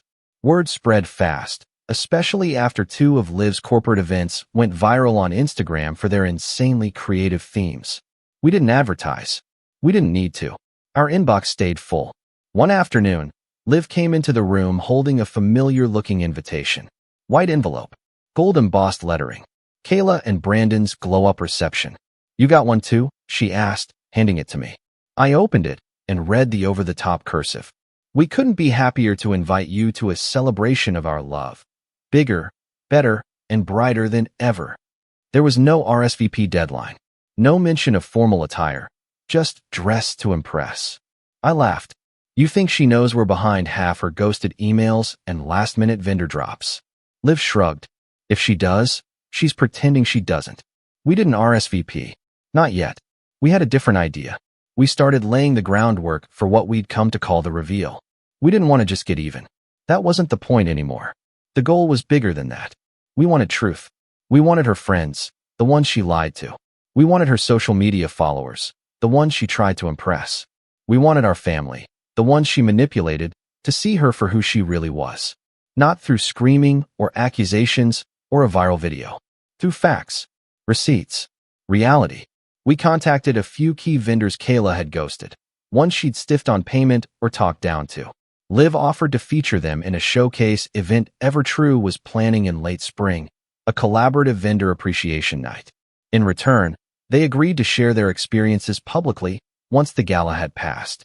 We gathered contracts, screenshots, email threads, the way she'd promised one florist exposure in exchange for free labor, the way she'd berated a stylist for making her look too basic, the way she demanded a venue waive cleanup fees because I'm basically a brand ambassador. Every piece of it was organized, labeled, and backed up. But the piece de resistance? A message from Brandon. It arrived unexpectedly. Late one night. A DM to Liv's business account. I'm sorry. You deserve better. Can we talk? Liv stared at the screen for a long time before turning it toward me. You think it's a trap? She asked. I didn't think so. Brandon was never cruel, just complicit. He wasn't malicious like Kayla. But he was passive, the kind of guy who avoided conflict until it bit him in the ankle. Liv replied professionally, asking him to clarify. He sent a voice note. We sat on the couch and listened to it twice. He sounded tired, broken. He apologized for not standing up for Liv. Said he felt pressured into the wedding, that Kayla made him feel small and replaceable, that he knew the gala was her way of rewriting the past, and that he wasn't sure if he could go through with it. She's spiraling, he said. Everything has to be a performance. I don't even know who she's trying to convince anymore. Then he said the words we never expected to hear. I think I'm going to leave her. After the gala. That changed everything. Liv and I sat in stunned silence for several minutes. Not out of joy, not out of vindication, but because we realized just how deep the cracks went. Kayla hadn't just pushed us away. She'd pushed everyone away. The gala wasn't a celebration. It was a last stand. And we had front row seats. But we didn't want it to explode. We wanted it to unravel. So we changed course. Instead of pulling strings, we let the strings speak for themselves. We made sure the vendors knew their worth. We made sure the influencers who received invites knew the full story, including the original wedding, the guest ban, and the public smear campaign. We made sure Chelsea had backup staff and a full record of Kayla's payment history, which, surprise, included multiple overdue invoices. And we waited. Not with anger, not with fear, with calm. Because when someone builds their entire world on a lie, the truth doesn't need to scream. It just needs to walk in the room. The day of the gala arrived like a thunderstorm on the horizon. Chelsea texted us an update that morning. Venues prepped. Vendors briefed. Vibe is tense AF. Buckle up. We dressed like we weren't going to war. Because we weren't. We were going to a party. But we were bringing the truth with us. Kayla didn't know we were coming. Our names weren't on the guest list, but she didn't lock the doors. And by the time we stepped into the venue, she had no idea that everyone else already knew. Not yet. Kayla had always believed in two things, image and control. Image meant perfectly curated Instagram posts, surface-level friendships, and the illusion of effortless elegance. Control meant having the last word, manipulating the narrative, bending others to her will with subtle guilt or outright tantrums. But the one thing she never anticipated, never even considered, was the power of walking away. Not storming out, not slamming doors, not revenge in the form of shouting matches or social media rants. Just walking away, silently, strategically, and then letting the truth rise like a slow tide until it washed over everything she built. That's what Liv and I had done. And the tide had finally reached the shore. The glow-up reception was hosted at a renovated greenhouse venue tucked into the outskirts of the city. High ceilings, soft lighting, string quartets. It was beautiful. And full, at least for the first hour. Liv and I arrived late, deliberately. Kayla hadn't seen us in the crowd, not yet. But we saw her. She was dressed in a gown that probably cost more than her car payment. Her hair was curled just enough to look effortless, her makeup immaculate. Brandon stood beside her like a cardboard cutout, stiff and checked out. If anyone had noticed, they weren't saying anything. Not yet. What they were noticing, however, was that something felt off. The string quartet was missing the cello. One of the florists Kayla had stiffed had only filled half the centerpieces. The rest sat awkwardly empty, glass bowls surrounded by napkin-wrapped pebbles as filler. The catered bar had a line stretching past the hallway because the bartenders were down one person and only serving wine. None of the signature cocktails Kayla had advertised in her invite. I could hear it in the whispers. She said there'd be champagne towers. Is this it? Didn't she have a planner? And above it all, there was Kayla, floating from group to group, smiling like everything was perfect. It was a performance, and she was clinging to it with white knuckles. Until the reveal. Liv and I didn't need to say anything. We had help.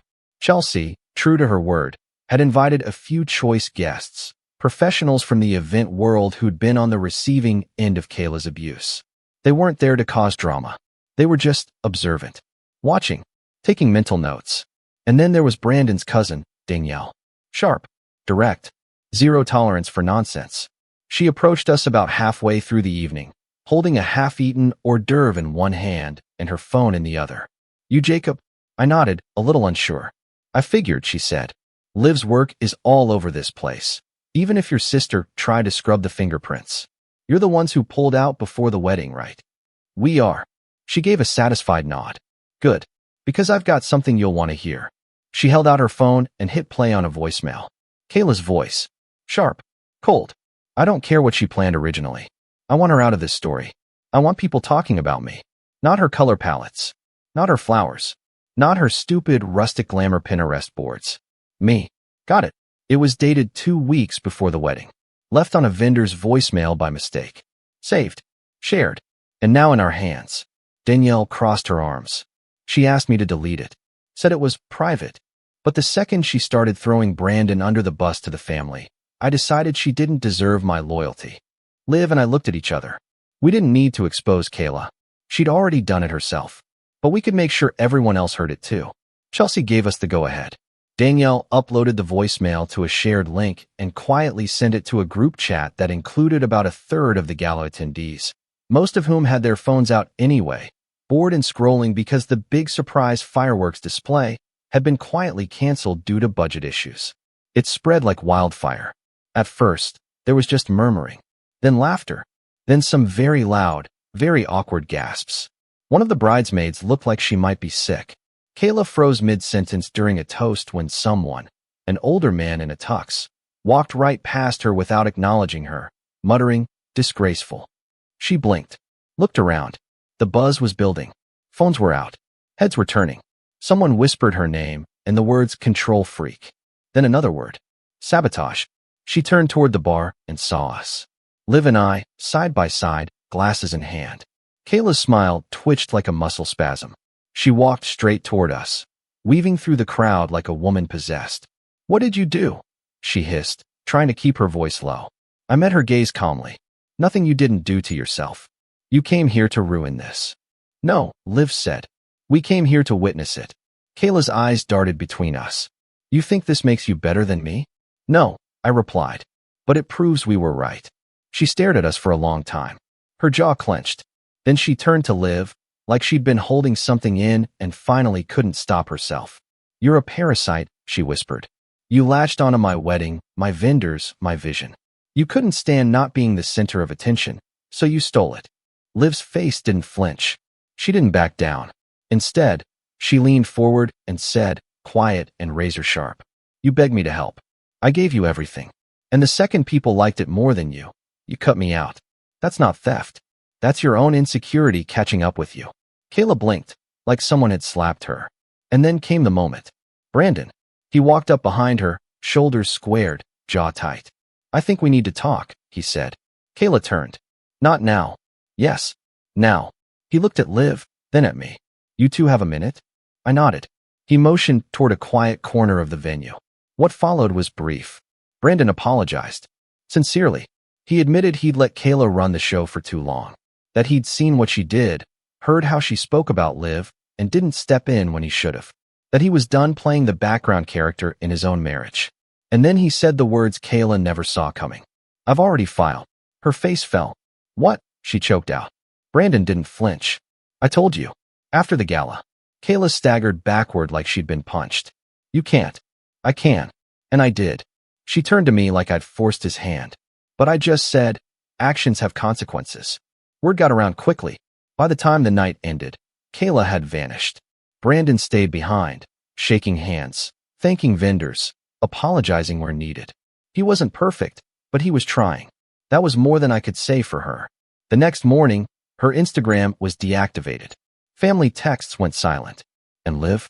She slept in, smiling for the first time in what felt like years. It's been over a year since that night.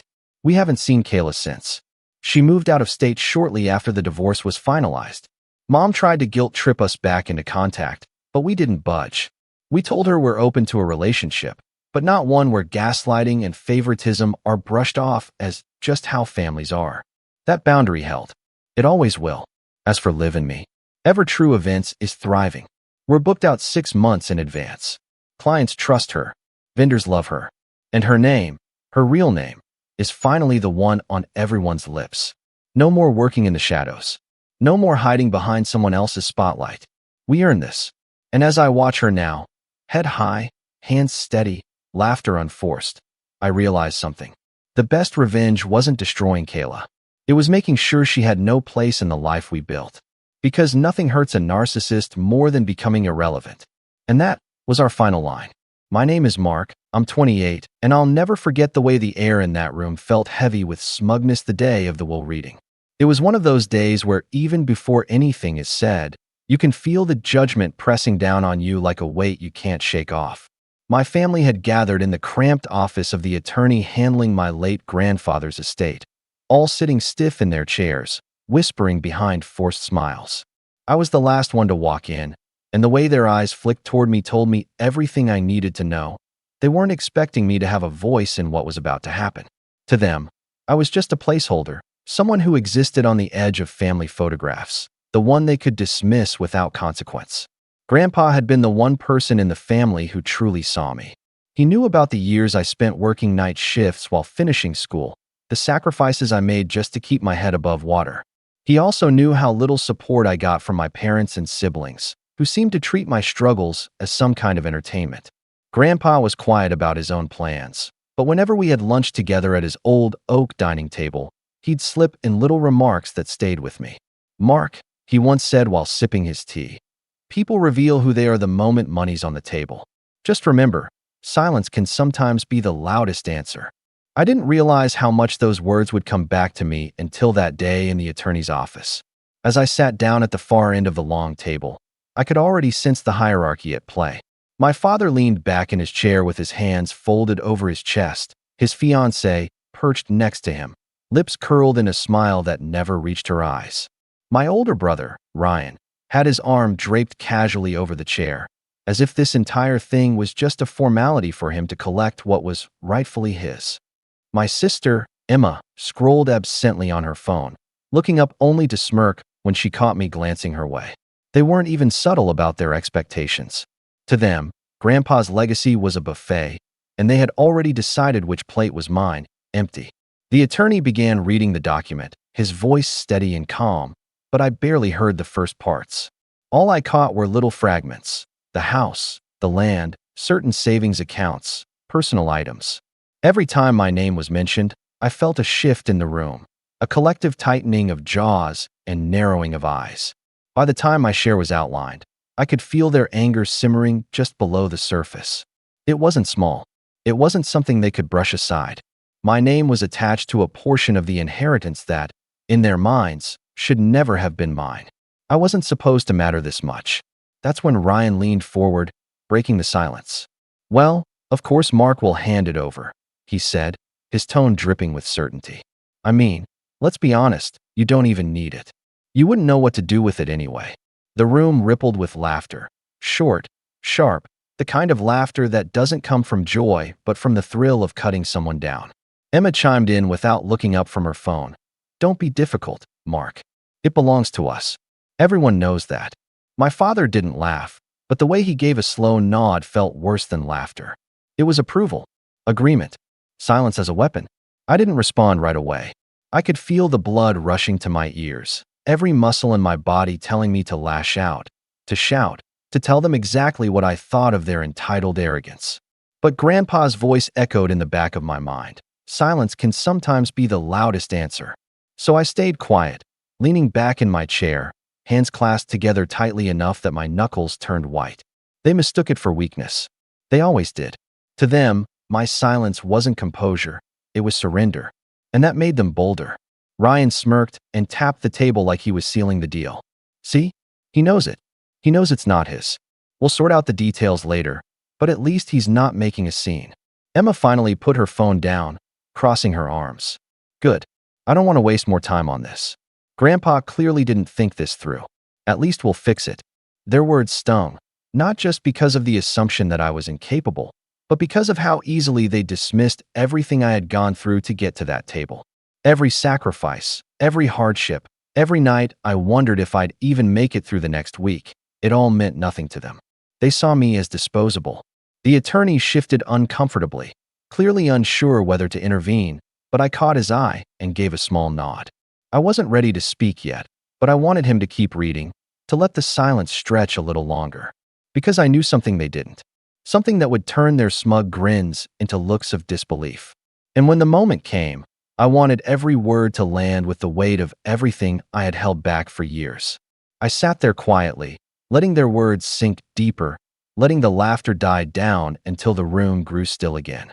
My father's fiancée leaned over and whispered something in his ear, and they both chuckled under their breath, as if they were already planning how to spend what was supposed to be mine.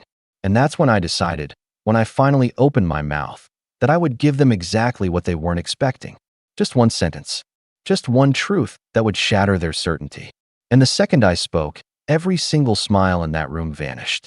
The sentence I spoke was short, calm, and measured, so much so that I could see the confusion flicker across their faces before it hardened into unease. But I won't reveal that yet. What mattered in that moment was the shift in the room.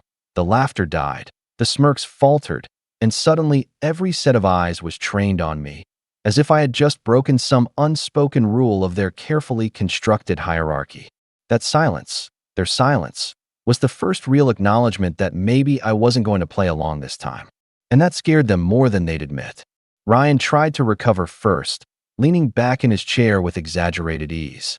Don't try to act smart, Mark. You don't know what you're talking about. You always think you're clever, but in the end, you're the one who screws it up. He glanced at Emma, who quickly jumped in. Exactly. Just don't make this harder than it needs to be. Grandpa's will was confusing. Obviously, he didn't mean it the way it was written. He was old, tired, probably pressured. Her eyes flicked toward me, narrowing as though I had somehow manipulated Grandpa into giving me more than I deserved. I clenched my fists under the table, trying to keep my breathing even. It wasn't the words alone that stung. It was the casual cruelty behind them. The way they rewrote history in real time to fit their narrative. Grandpa wasn't confused. He wasn't pressured. He knew exactly what he was doing. And if they had paid half the attention they should have, they would have seen it too. But that was the story of my family. They only saw what they wanted, and what they wanted was for me to remain beneath them, never an equal, never a threat. The attorney cleared his throat, attempting to move things forward, but my father raised his hand, stopping him. His voice was even, almost rehearsed. Let's not drag this out. Mark knows what's expected. He's always been cooperative. He won't fight us. It's not in his nature. His fiancée smirked at that, resting her hand on his arm as if sealing the point. Of course. It's family. We take care of each other. That's how it works. She said it sweetly, but there was venom behind the words. Her version of taking care meant keeping me in my place while she and my father reaped the benefits. I wanted to laugh at the audacity of it all, but instead, I stayed silent again, letting them pile on their assumptions. It was almost surreal, sitting there, watching as they openly plotted out what was mine as though I wasn't even in the room. Ryan leaned forward again, lowering his voice like he was offering me a lifeline. Look, Mark, if you sign over your share, we'll make sure you get something. Not nothing. Maybe a car or a bit of cash. Just enough to get by. That's more than fair, considering. His tone dripped with false generosity, as though handing me scraps would make me grateful.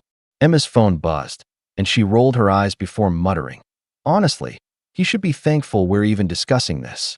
He'd blow it all on something stupid anyway. Better we handle it."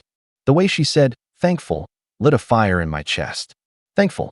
As if I should be grateful they were willing to take what wasn't theirs. As if every step I had fought for in my life, every hardship I endured without their help, meant nothing compared to their entitled claims. The attorney shifted again, visibly uncomfortable.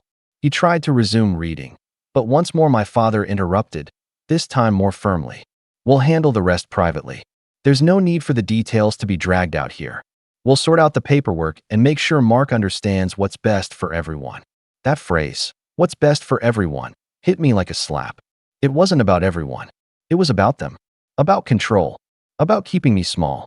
For a moment, I felt like I was 16 again, sitting at the dinner table while Ryan and Emma were praised for grades, sports, friends, anything at all, while my achievements, however hard won, were brushed aside. I remembered the countless nights of being told to stop being difficult, to be grateful for what you're given, to do the right thing for the family. This was no different. Just bigger stakes, higher numbers, but the same suffocating pattern. I stayed quiet, but inside, something shifted. I could feel the anger hardening into resolve. Their words didn't crush me this time. They sharpened me. They wanted me pliable, silent, erased. And for years, I had let them believe I would always be that way. But as I looked around that table, their smug faces, their condescension, their certainty that I would fold, I realized they had no idea who I had become outside their shadow. I leaned back, meeting each of their gazes in turn, letting the silence stretch until they grew visibly uncomfortable. For once, it wasn't me squirming under their judgment. It was them shifting in their seats, waiting, almost desperate, for me to confirm their assumptions. And that's when I decided to give them just enough rope to hang themselves. "Maybe you're right," I said softly, almost too softly, watching the relief flicker across Ryan's face. The smug satisfaction returned to Emma's smirk, my father's approving nod. They thought I was caving. They thought I was theirs to control again. But inside, I knew better. I was letting them build their tower of arrogance higher, brick by brick, so that when it all came crashing down, the fall would be devastating. And as the attorney finally tried once more to steer the reading back on track, I sat there, calm on the outside but boiling within, knowing this was only the beginning.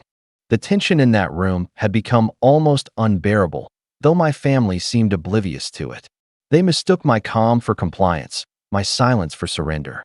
They didn't realize that every word they spoke, every smirk they threw my way, was carving deeper lines of resolve into me. I could feel the storm building, but they were too busy congratulating themselves to notice. The attorney finally pressed on, reading the rest of Grandpa's will, carefully outlining the division of property, accounts, and personal effects. Each time my name came up, the irritation in my siblings' faces deepened. When he mentioned the cabin upstate, one of Grandpa's most prized possessions, Emma let out a sharp laugh. "That's absurd.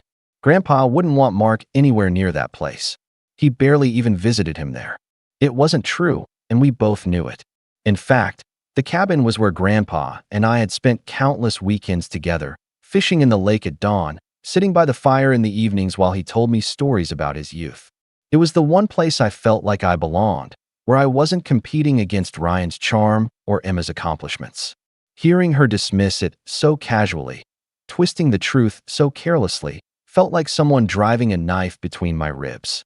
Ryan jumped in immediately, his voice loud and commanding. There's no way he meant to leave that to Mark. He probably meant for me to oversee it for the family. Mark wouldn't even know how to maintain it. It'd fall apart in his hands. He leaned toward the attorney, lowering his tone in a way that was meant to sound persuasive but came off as manipulative. "You should double-check that. Grandpa must have made a mistake. He wasn't thinking clearly near the end." I wanted to shout, to call out the lies for what they were. But the attorney, to his credit, shook his head firmly. Mr. Thompson was very clear in his instructions regarding the cabin. He specified that it go directly to Mark, no conditions attached. The words should have been vindicating. Instead, they lit the fuse. Emma slammed her phone down on the table, startling everyone. "This is ridiculous. We're not just going to sit here and let him walk away with everything we worked for. He doesn't deserve it." Her voice cracked on that last word, and for the first time, I saw it plainly. Fear. Fear that she wasn't in control. Fear that Grandpa had seen through her. Fear that maybe, just maybe, she wouldn't get her way. My father finally stepped in, his tone colder now, the pretense of civility gone. "Mark, listen to me. You're young. You don't understand the responsibility that comes with this kind of inheritance. That cabin, the accounts, it's not about you. It's about the family. We need someone capable to manage it. Someone experienced." He gestured toward Ryan, who sat straighter in his chair, as if an invisible crown had been placed on his head. "It makes sense for him to handle it. For all of us." And then came the words that shattered any illusion I might have held on to. That faint, desperate hope that maybe, somewhere in their twisted reasoning, there was still a shred of respect for me. My father's fiancée leaned forward, her voice dripping with false sweetness. "Besides, Mark, you've always struggled with money, haven't you? You don't have the discipline. If you hold on to this, you'll just waste it. Be reasonable and sign it over." That's what your grandfather would have wanted. It was like being 16 again, sitting at the kitchen table with bills spread out in front of me while my father told me I was too irresponsible to even handle a part-time job. Like being 19, scraping by on 2 jobs while my siblings got help with college tuition and I was told, "You'll figure it out on your own." The betrayal wasn't new. It was old, familiar, and heavy. But this time it came wrapped in the theft of Grandpa's legacy, the one bond one thought they couldn't touch. And then Ryan did something that changed everything. He pulled a stack of papers out of his briefcase, already prepared, already waiting, and slid them across the table toward me. "Here, it's a transfer agreement. Just sign it, Mark. Don't drag this out. Don't make it harder than it has to be." I stared at the papers, my hands trembling under the table.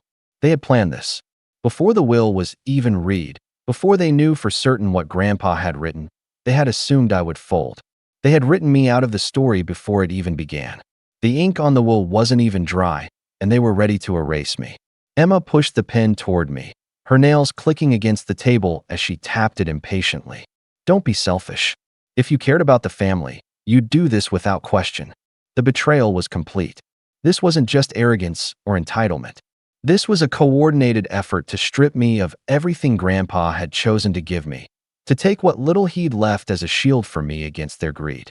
They weren't just dismissing me. They were attempting to rob me in plain sight, with smugness as their weapon. I looked at each of them, Ryan with his practiced confidence, Emma with her bitter smirk, my father with his silent approval, his fiancée with her poisonous smile. And for the first time in years, I didn't feel small. I didn't feel helpless. I felt the fire of betrayal burning so hot it cleared the fog from my mind. I didn't touch the pen. I didn't even look at the papers again. Instead, I leaned back, locked eyes with Ryan, and let the silence stretch until even he shifted uncomfortably. Because in that moment, I knew something they didn't. Something Grandpa had told me in confidence. Something he had written into the will with the same sharp clarity he had always lived by. And when I revealed it, everything in that room would change. I didn't touch the papers. I didn't sign, didn't argue, didn't shout. I just sat there, staring at the pen Emma had slid toward me, the weight of years pressing down on my chest. Every insult, every dismissal, every time I had been told to know my place, came roaring back all at once. For a moment, I felt like that scared, uncertain kid again, the one who used to sleep in the back seat of his car after being kicked out of the house for questioning my father, the one who worked 2 jobs to afford textbooks while Ryan had tuition handed to him without hesitation. The attorney gave me a sympathetic look, but even he seemed resigned, as though he believed I would eventually give in. And for the first time in a long while, I doubted myself too. Maybe they were right. Maybe I didn't deserve it. Maybe I wasn't strong enough to fight them. The voices around me blurred together, Ryan's smug reassurances, Emma's sharp words, my father's cold silence. It all felt suffocating, like the walls of that office were closing in. I left the papers untouched and excused myself as soon as the attorney closed the folder. I could feel their eyes on me as I walked out of the room, their whispers chasing me down the hall like gnats. "He'll cave," Ryan muttered behind me. "He always does." Emma's voice followed, mocking and confident. "He doesn't have the backbone to fight us. Just give it a week." They believed it. They believed with all their hearts that I would break the same way I always had. And for the next few days, I almost proved them right.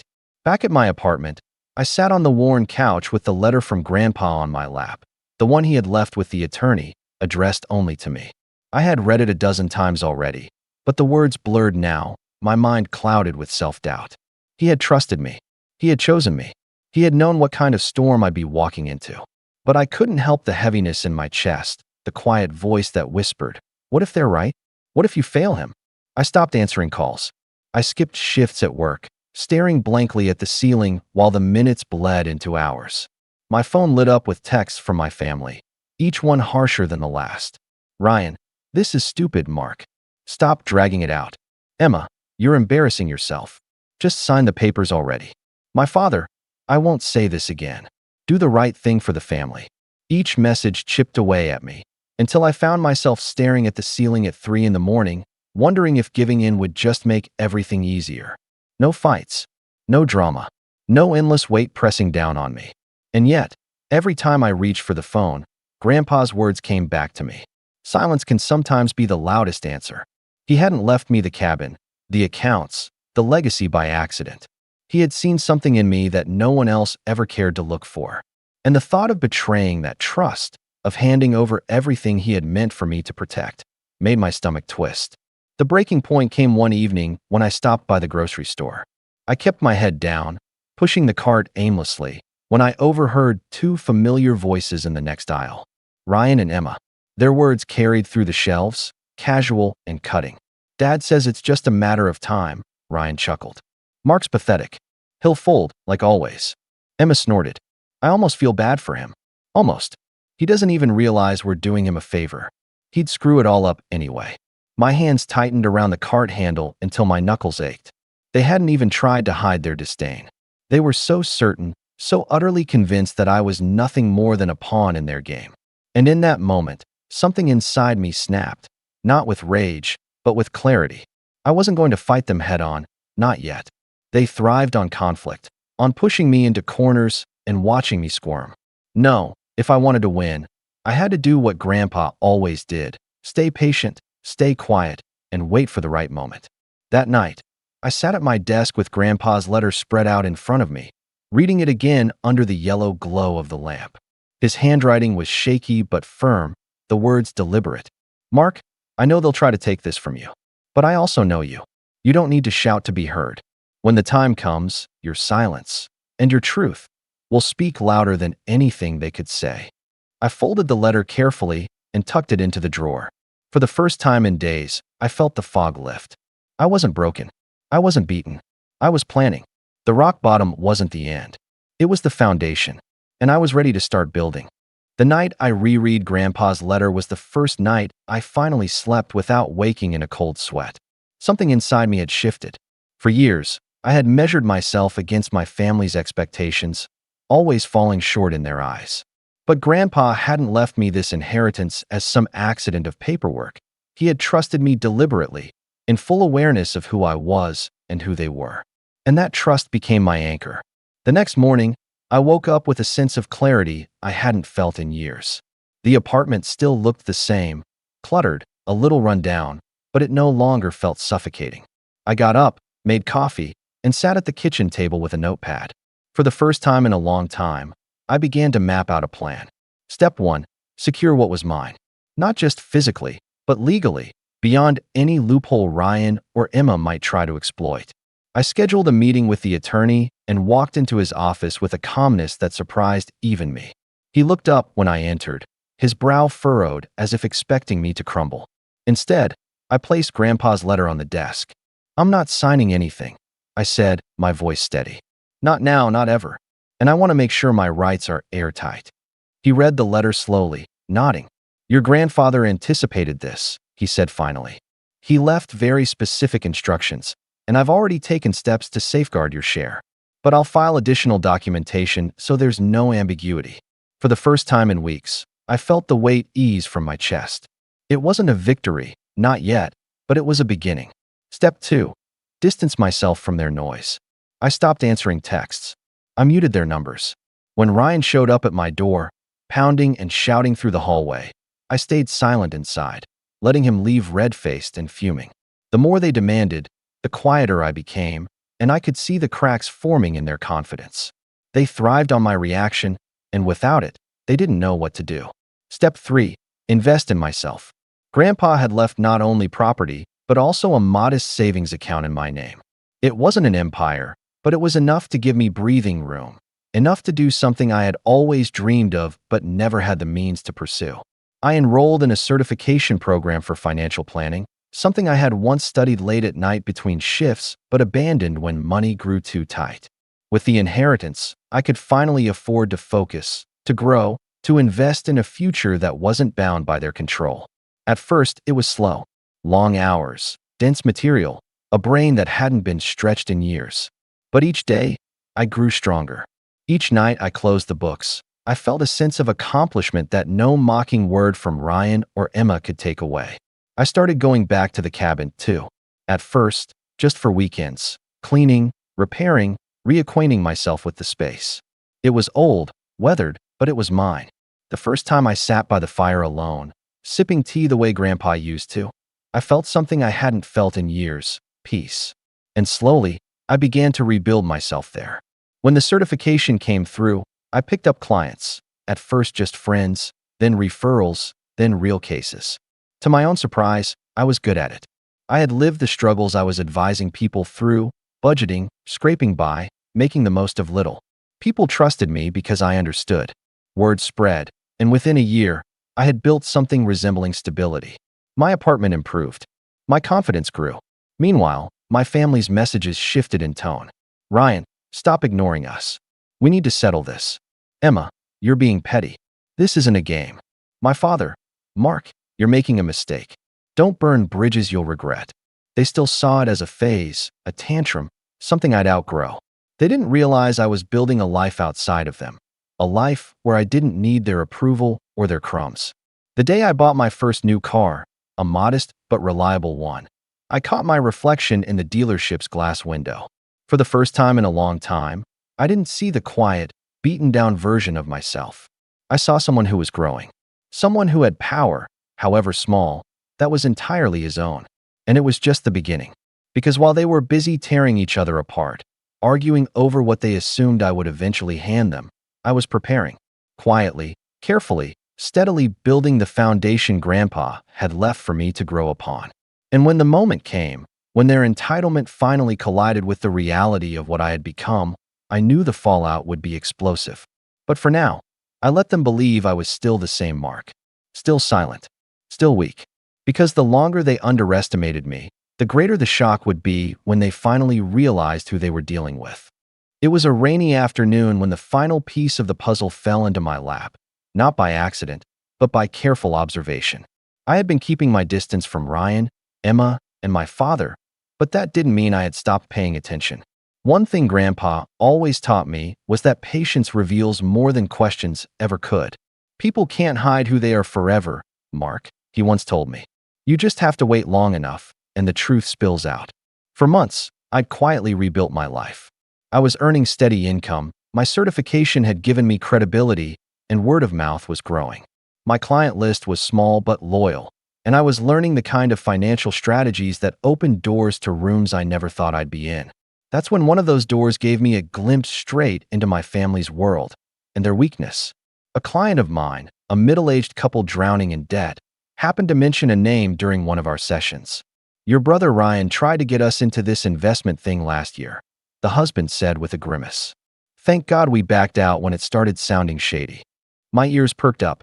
Ryan? I asked carefully, keeping my tone casual. The wife nodded. Yeah, he's been running some kind of family investment project. Promises high returns, but when we asked for paperwork, everything looked off. Like he was winging it. We didn't want trouble, so we walked away. I kept my expression neutral, but inside, gears began to turn. Ryan had always been reckless with money, lavish trips, cars he couldn't afford, investments that collapsed before they began. It wasn't surprising he was pulling others into his schemes. But this wasn't just about his arrogance. It was leverage. If Ryan was involved in something shady, it could unravel everything he and the rest of them had been trying to build around Grandpa's inheritance. Later that week, I drove up to the cabin to clear my head. Rain hammered on the tin roof while I sat at the old oak table, flipping through the drawer Grandpa had once filled with notes, receipts, and letters. He was meticulous. Every tax return, every land survey, every repair invoice neatly filed. That's when I found it. A handwritten letter tucked between two envelopes, one I'd never noticed before. It was dated just a few months before he passed. In it, Grandpa had written directly about Ryan and Emma. "Mark, I've seen the way they circle when they smell money. I don't trust their intentions. That's why I've left specific clauses in my will that protect you. They won't know about them unless you press the matter.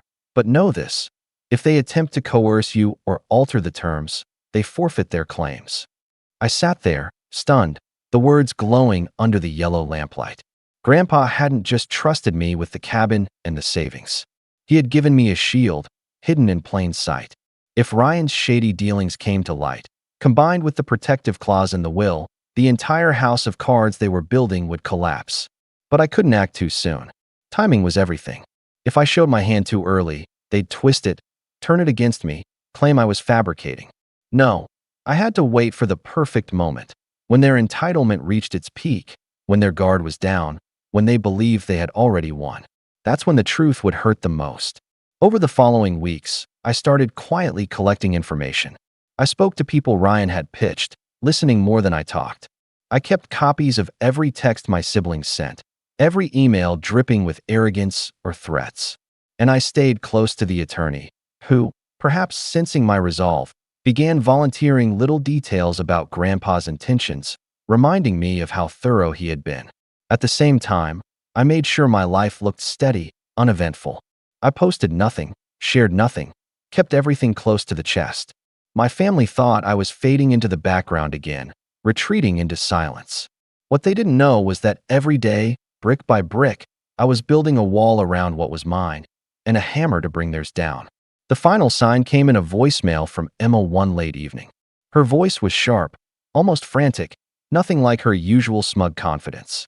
"Mark, enough is enough. Ryan's already working with Dad on a plan to liquidate assets. If you don't sign, you'll only make things worse for yourself. Don't think you can outsmart us." But buried in her threat was confirmation. They were already making moves, counting money that wasn't theirs, confident I'd bend before the pressure mounted. They didn't realize they were walking straight into the trap Grandpa had set for them, and that I was ready to spring it. The setup was nearly complete. The only thing left was the moment, the right stage, the right timing, the perfect silence before the truth landed like a hammer. And when it did, I knew it wouldn't just silence their laughter. It would break them. The call came on a gray afternoon, the kind where the clouds hung low enough to make the world feel smaller, tighter. It was my father, his voice clipped and rehearsed, as if he had been waiting for me to pick up just so he could read his lines. "Mark," he said, not bothering with a greeting. "We're having a family meeting tomorrow. At the house. It's time you stop dragging your feet. Bring the paperwork. We'll settle this once and for all." For a moment, I let the silence stretch, the way Grandpa had taught me. Silence unsettles people. It makes them fill in the gaps with their own fears. My father mistook mine for hesitation and added, more firmly, "Don't embarrass yourself, son. It's family. Do what's right." "I'll be there," I said quietly, and hung up. That night, I sat at the cabin with the fire crackling low and Grandpa's letter spread out on the table beside the legal clause the attorney had confirmed. My hands didn't shake anymore when I read them. I knew exactly what I had to do. The next day, I walked into my childhood home, a place I hadn't set foot in since Grandpa's funeral, and felt the weight of old memories pressing in. The same worn carpet, the same pictures on the walls, but colder somehow. Ryan and Emma were already there, sitting at the dining table with smug anticipation. My father sat at the head of the table like a judge waiting to pass sentence, his fiancée beside him with her hand resting possessively on his arm. Ryan grinned the moment he saw me. "About time. Let's not waste the whole day, yeah? We've got everything ready." He tapped a thick stack of documents in front of him. Emma smirked, sliding a pen across the table. My father cleared his throat. "Mark, this is for the best. For the family. You don't have to carry the burden of managing all this. Let Ryan handle it. Sign the transfer, and we'll make sure you're taken care of." The words hit me like déjà vu. "We'll take care of you." I had heard them before, twisted in different shapes. But I kept my face calm, unreadable. I sat down slowly, my hands resting on the table. So this is it. You've all decided what's best for me. Ryan chuckled. Not just for you. For all of us. Don't make this more dramatic than it has to be. I nodded, leaning back. Funny thing. I was at the attorney's office last week. Went over Grandpa's will again, just to make sure I understood it. At the mention of Grandpa, I saw Emma's smirk falter, just slightly. My father narrowed his eyes, but stayed quiet. I pulled a folded paper from my jacket and placed it on the table. Turns out, Grandpa anticipated this. He added a clause. If any of you tried to coerce or pressure me into signing over my inheritance, you forfeit your share. For the first time all afternoon, silence fell heavy in the room. Ryan blinked, then laughed too loudly. That's ridiculous. You're bluffing. He wouldn't. Would you like to see the paperwork? I interrupted, my voice steady. The attorney has already filed it with the court. Every message you sent me, every time you pushed papers in front of me, every threat, it's all documented. And legally, it's enough. Emma's face drained of color. You wouldn't, she whispered. I leaned forward, lowering my tone so they had to strain to hear me. Grandpa gave me more than property. He gave me protection from exactly this. And you walked right into it. My father shifted uncomfortably, his jaw tightening. Mark, be reasonable. This isn't what he wanted. This is exactly what he wanted. I cut him off, my voice rising for the first time. He knew who you were. He knew what you'd try. That's why he trusted me, not you. The silence that followed was different from before. This wasn't smug dismissal or mocking laughter. It was raw, stunned quiet, the kind that comes when the ground beneath you suddenly shifts. For years, they had counted on me being silent, compliant, weak. And now, with just a few calm sentences, I had flipped their entire game upside down. Ryan's hands clenched into fists, his bravado faltering. Emma's eyes darted to my father, looking for reassurance, but found none. Even his fiancée shifted uncomfortably, her grip on his arm loosening. And I sat there, perfectly calm, watching the empire of entitlement they had built start to crumble. The silence that followed was unlike anything I'd ever felt in that house. Growing up, silence usually meant judgment, a pause before a cruel word, a breath before disappointment landed like a hammer. But now, the silence was theirs. Heavy, cracking, uncertain. Ryan was the first to break. He shoved the papers across the table, his voice cracking as anger fought with fear. You think you're clever, Mark? You think this will hold up? Dad won't let this stand.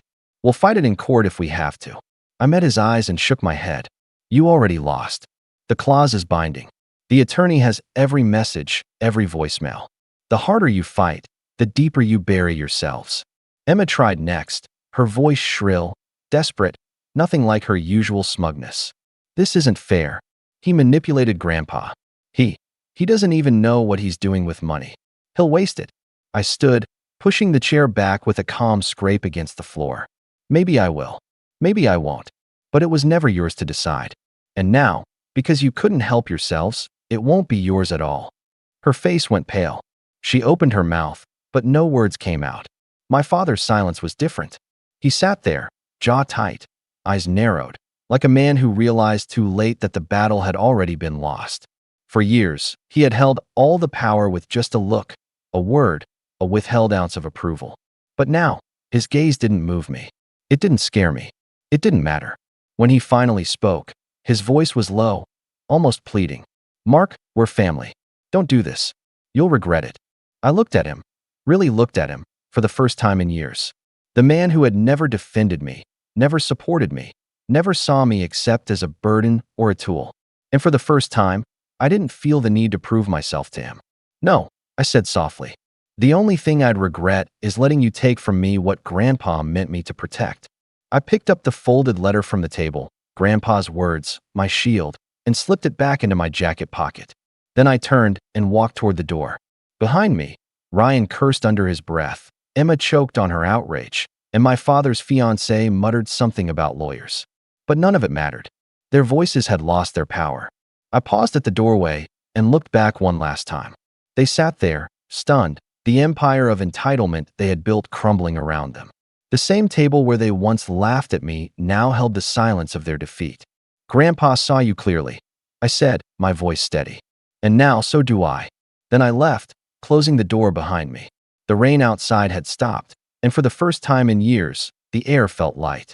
And in that moment, walking away from the house that had never felt like home, I realized the truth.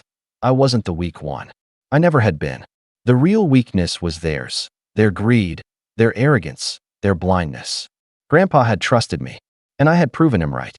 My name's Aaron. I'm 23, and the last words my mother said to me before I left home were, "You're nothing but a burden." Funny how something can sound like an echo even weeks later, like a noise your heart keeps replaying just to make sure it still hurts. I didn't yell back, didn't even pack properly. I just stuffed whatever fit into my old duffel, grabbed my keys, and drove off while she kept shouting from the porch. The lights from our house reflected off my rearview mirror, flickering like a warning I chose to ignore. I thought maybe she'd call after I left. She didn't. Not that night. Not the next. Not for 3 weeks. But my brother did, his voice shaking, asking why I hadn't paid the house bill. And that was the first time I laughed in a long time. But I'm getting ahead of myself. You can't really understand how things got to that point unless I take you back a bit. Back before the shouting, before the slammed doors, before my family decided I was disposable. I grew up in a house where silence was dangerous. You knew Mom was angry when she stopped talking. Dad used to call it her storm mode. My brother, Caleb, and I learned early on that her quiet was worse than her yelling. Yelling meant there was still a chance to fix things. Silence meant she was deciding who to blame. And somehow, I was always the easiest target. Caleb was the golden child, the one who could burn toast and somehow be praised for trying.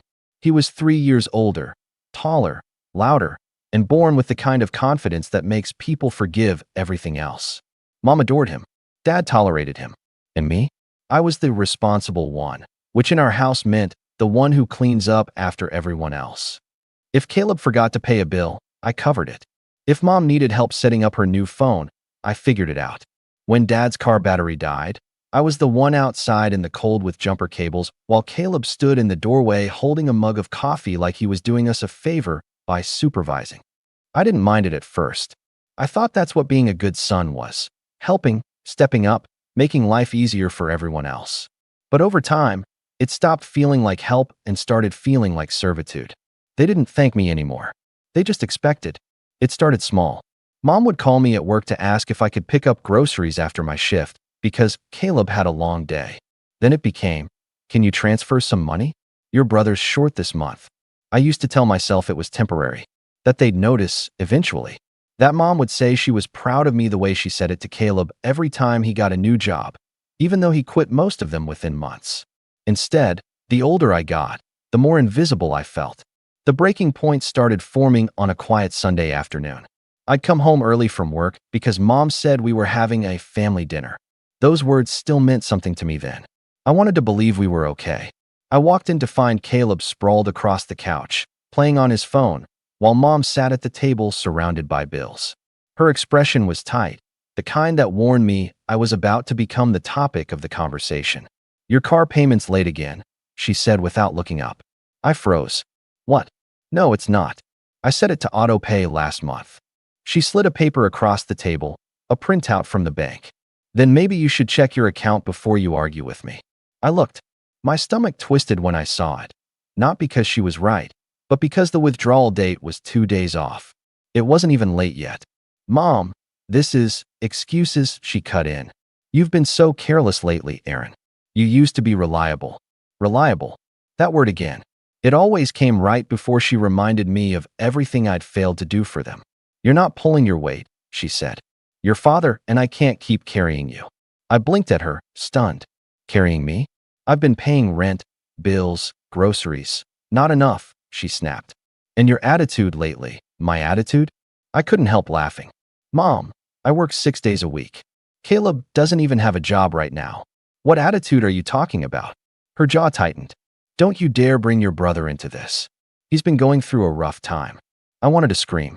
Caleb's rough time had been going on for 2 years, ever since he quit college to find himself. Somehow that meant staying up until 3 a.m. gaming and sleeping until noon. But I didn't say that. I'd learned long ago that defending myself only made things worse.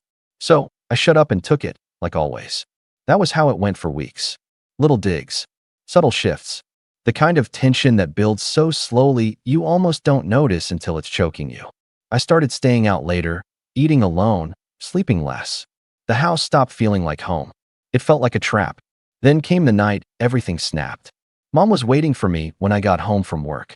The house was dark except for the kitchen light, and she was standing there with her arms crossed, eyes burning. Caleb sat at the table, scrolling on his phone, pretending not to listen. I could tell right away I was in trouble for something again. "Did you use my credit card?" she asked. Her tone wasn't curious, it was accusatory. "What? No. Why would I? Because there's a $200 charge from your job on my statement." I frowned. "That's impossible. I used my own card for." Then I stopped, remembering. 2 weeks ago, Caleb had borrowed my wallet for a quick drive. I hadn't thought much of it. My cards were all there when he returned it, except maybe one wasn't. Mom's eyes narrowed when I hesitated. "So you did?" "I didn't," I said louder this time. "I think Caleb—" "Enough," she barked. "I am so tired of you blaming your brother for everything. You can't take responsibility for a single mistake." "Mom, I swear, you're nothing but a burden," she screamed, slamming her hand on the table. The sound echoed off the walls. "You think we owe you something because you pay a few bills? You're lucky we even let you stay here." For a second, I just stood there, staring. It was like my mind couldn't process the words. Burden. Lucky. The air felt thick, heavy. Caleb didn't even look up. "Pack your bags," she said finally, her voice trembling. "Get out of my house." And that was it. No reasoning, no apology. Just a final judgment. I didn't argue. Maybe because I was too tired. Maybe because a part of me had already left months ago. I went upstairs, packed quietly, and left. The night air was cold when I stepped outside, and I remember thinking how peaceful it was, how different silence could sound when it wasn't laced with anger. I drove for hours, crying quietly, not because I wanted to stay, but because I couldn't believe how easy it was for them to let me go. For 3 weeks, I tried to rebuild. I crashed on a friend's couch, picked up extra shifts, and found a small apartment across town. I didn't hear from them once. Not a single text.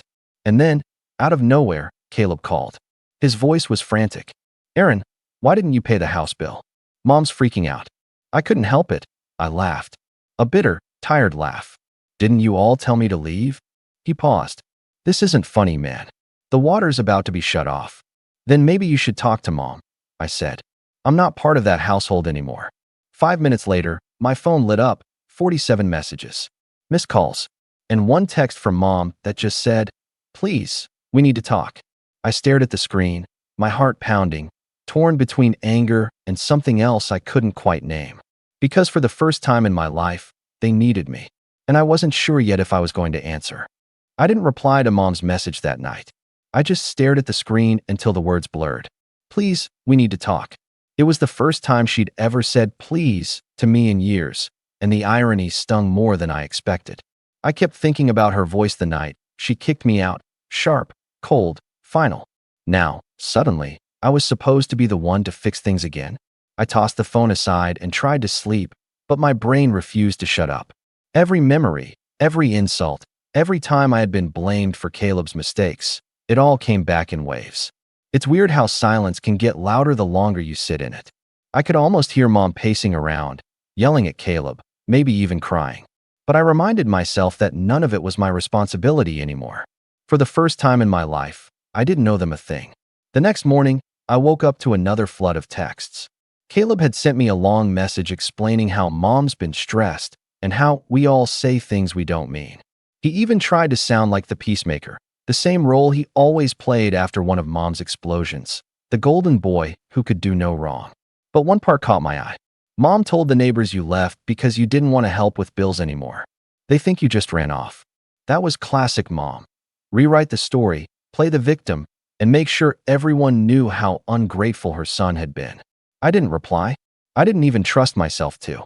A few days passed, and things got strangely quiet. I thought maybe they'd figured it out. Maybe Caleb had stepped up. But then one evening, as I was coming home from work, I saw my phone light up again, not with a call, but with a notification from the utility company. My name was still listed on the house account. Apparently, Mom had never transferred it. The bill was 2 months overdue. 2 months, meaning they hadn't paid since before she kicked me out. And worse, the late fees were under my name. That's when the anger really started to take shape. Not just frustration or disappointment, but that deep, hollow kind of anger that makes you shake. I called the company, explained the situation, and had the account switched over to Caleb's name immediately. The rep on the phone even asked if I wanted to pay the overdue balance to avoid service interruption. I almost laughed. No, I said flatly. They'll figure it out. That night, my phone started buzzing again. Mom, Aaron, what did you do? The power's out. Caleb, they cut it off. Are you serious? You could have warned us. Mom again, you've become so heartless. After everything I've done for you, everything she'd done for me. Those words rolled around in my head like a bad joke. I didn't reply. I didn't owe them an explanation. Not anymore. But the real betrayal came a week later. I was finally starting to feel some peace. I'd settled into my small apartment, bought a few thrift store chairs, even cooked dinner without hearing someone yell my name from the other room. I was rebuilding, brick by brick. Then, one afternoon, my landlord knocked on my door holding an envelope. It's for you, he said, looking uncertain. But it was dropped off by someone strange. A woman. I opened it after he left. Inside was a folded note from Mom. No greeting. No apology. Just one sentence. You'll regret doing this to your family. And attached beneath it was a printout, my bank transaction history. At first, I didn't understand what I was looking at. Then my stomach dropped. There were 3 unauthorized withdrawals, each a few $100s, all recent. I called the bank immediately. They confirmed the transactions came from my online account, but when I pressed for details, they said the IP matched my old house's Wi-Fi. Mom, I changed my passwords, froze my cards, and sat there shaking. Not just because of the money, but because it confirmed something I had spent years trying not to believe, that my family didn't just take advantage of me. They used me. I drove to the house that same night. It felt weird pulling into the driveway again. The porch light was off, and the whole place looked smaller than I remembered. I knocked once, then again harder. Caleb opened the door, wearing that same smug expression he always wore when he thought he had the upper hand. What are you doing here? He asked. Where's Mom? She doesn't want to talk to you. Yeah, well, she should have thought of that before stealing from my account. He blinked. What are you talking about? Don't play dumb, Caleb. I traced it. The money came from your Wi-Fi. That's when his smirk faltered. Just for a second, but it was enough. Mom said you owed her, he mumbled. Owed her? I stepped closer. For what? For raising me? For kicking me out? For ruining my credit? He didn't answer. He just looked away, muttering something about how family helps family. That phrase made my blood boil. I laughed bitterly. Family helps family, I repeated. Funny, because when I needed help, you two threw me out like trash. The sound of footsteps made me turn. Mom stood at the end of the hallway, arms crossed, expression cold as ever. You have no right to come here, she said. No right. You stole my money. Her tone didn't waver. That money belonged to this house. You abandoned us. You don't get to walk away and leave us to suffer. Abandoned, I said, my voice cracking. You told me to leave. Because you needed to learn respect, she snapped. You've always thought you were better than everyone else. Acting like a martyr because you pay a few bills. I couldn't believe what I was hearing. My chest tightened, a mix of anger and heartbreak that made it hard to breathe. You stole from me, I repeated quietly. She didn't even deny it. You owe this family for everything we've done for you. Don't act like some victim. And that's when something inside me broke. All the years of biting my tongue, working late, taking blame, staying quiet just to keep the peace, it all snapped. I wasn't their scapegoat anymore. You know what? I said, stepping back. You're right. I'm done acting like a victim. I turned and walked out. Mom shouted something behind me. Something about how ungrateful I was, but I didn't turn around. I drove back to my apartment with my hands shaking, gripping the steering wheel so tight my knuckles hurt. The next morning, I filed a fraud report. The bank said they'd investigate, and I provided every detail I could. I didn't want to get them in trouble, not really. I just wanted them to stop. But part of me knew this was going to escalate. And it did. 2 days later, I got a text from Caleb. Mom's saying you reported her to the cops. Is that true? I ignored it. Then another came in. You're sick, man. After everything we did for you. Then another. You think you're better than us now? You'll see what happens when you mess with family. That one made me pause. You'll see what happens. It didn't sound like Caleb, not exactly. It sounded like Mom, using his phone. That same manipulative phrasing, that same emotional poison. That night, I double-checked my locks. The days that followed were tense. I started getting blocked calls. Sometimes I'd pick up and hear breathing. Once, I heard Mom's voice before the line went dead. I changed my number, but it didn't stop the letters. Handwritten ones dropped at my door. Some begging, some blaming.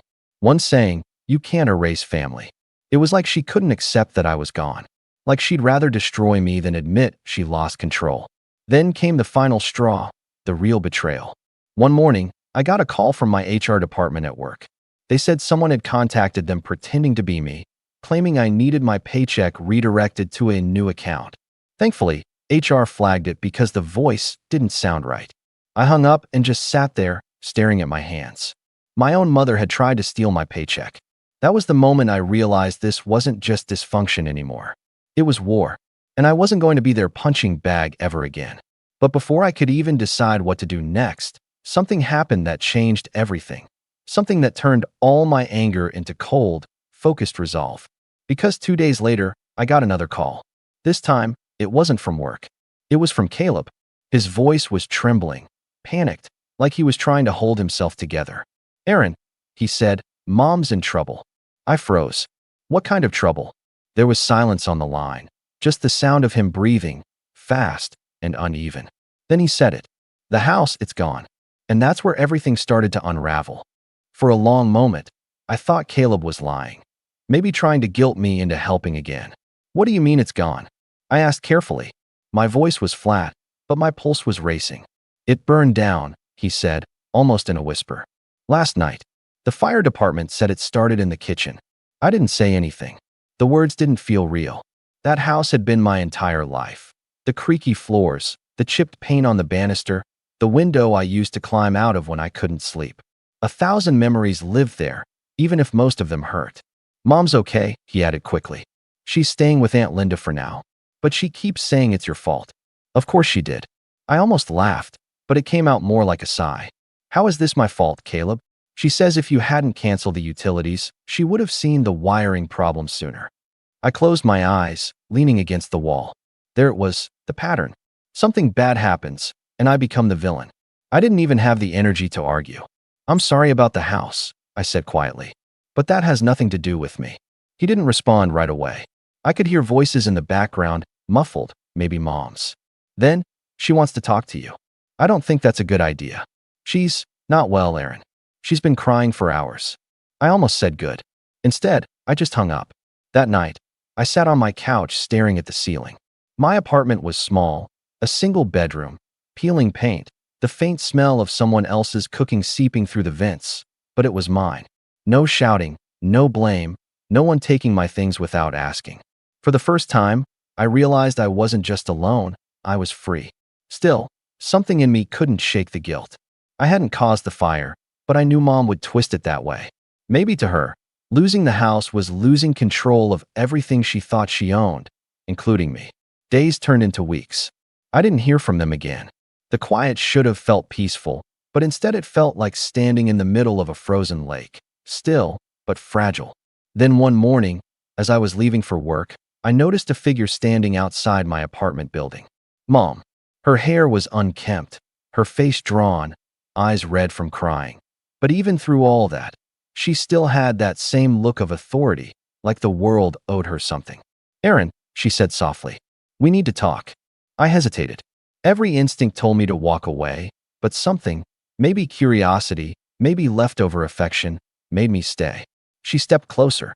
"You haven't answered my calls." I didn't know where else to go. I stayed by the door, keeping distance. "What do you want, Mom?" "I lost everything," she said. Her voice cracked, but I couldn't tell if it was real or performance. "The house, the furniture, even the family photos. Gone." "I'm sorry," I said. And I meant it. Not for her, but for what the house represented. "But I can't help you. I'm not asking for money." That caught me off guard. She'd never said that before. "I just want my son back," she said. "I made mistakes, I know that. But we're family, Aaron. Families forgive." The word forgive hung in the air like smoke. I thought about everything. The shouting, the manipulation, the way she turned Caleb against me. I thought about how she had stolen from me, lied about me, and then thrown me out like garbage. "Families don't steal from each other," I said quietly. Her eyes hardened. You still think I took your money? I know you did. After everything I've lost, you're really going to hold on to that. There it was, the shift, the guilt trip, the subtle twist that made me the cruel one. I'd seen it too many times before. I have to go to work, I said, stepping past her. She grabbed my arm. Erin, please. You're all I have left. I pulled free gently. You had me before. You just didn't want me then. I walked away before she could respond. My hands were shaking, but not from fear. From relief. For once, I didn't let her drag me back in.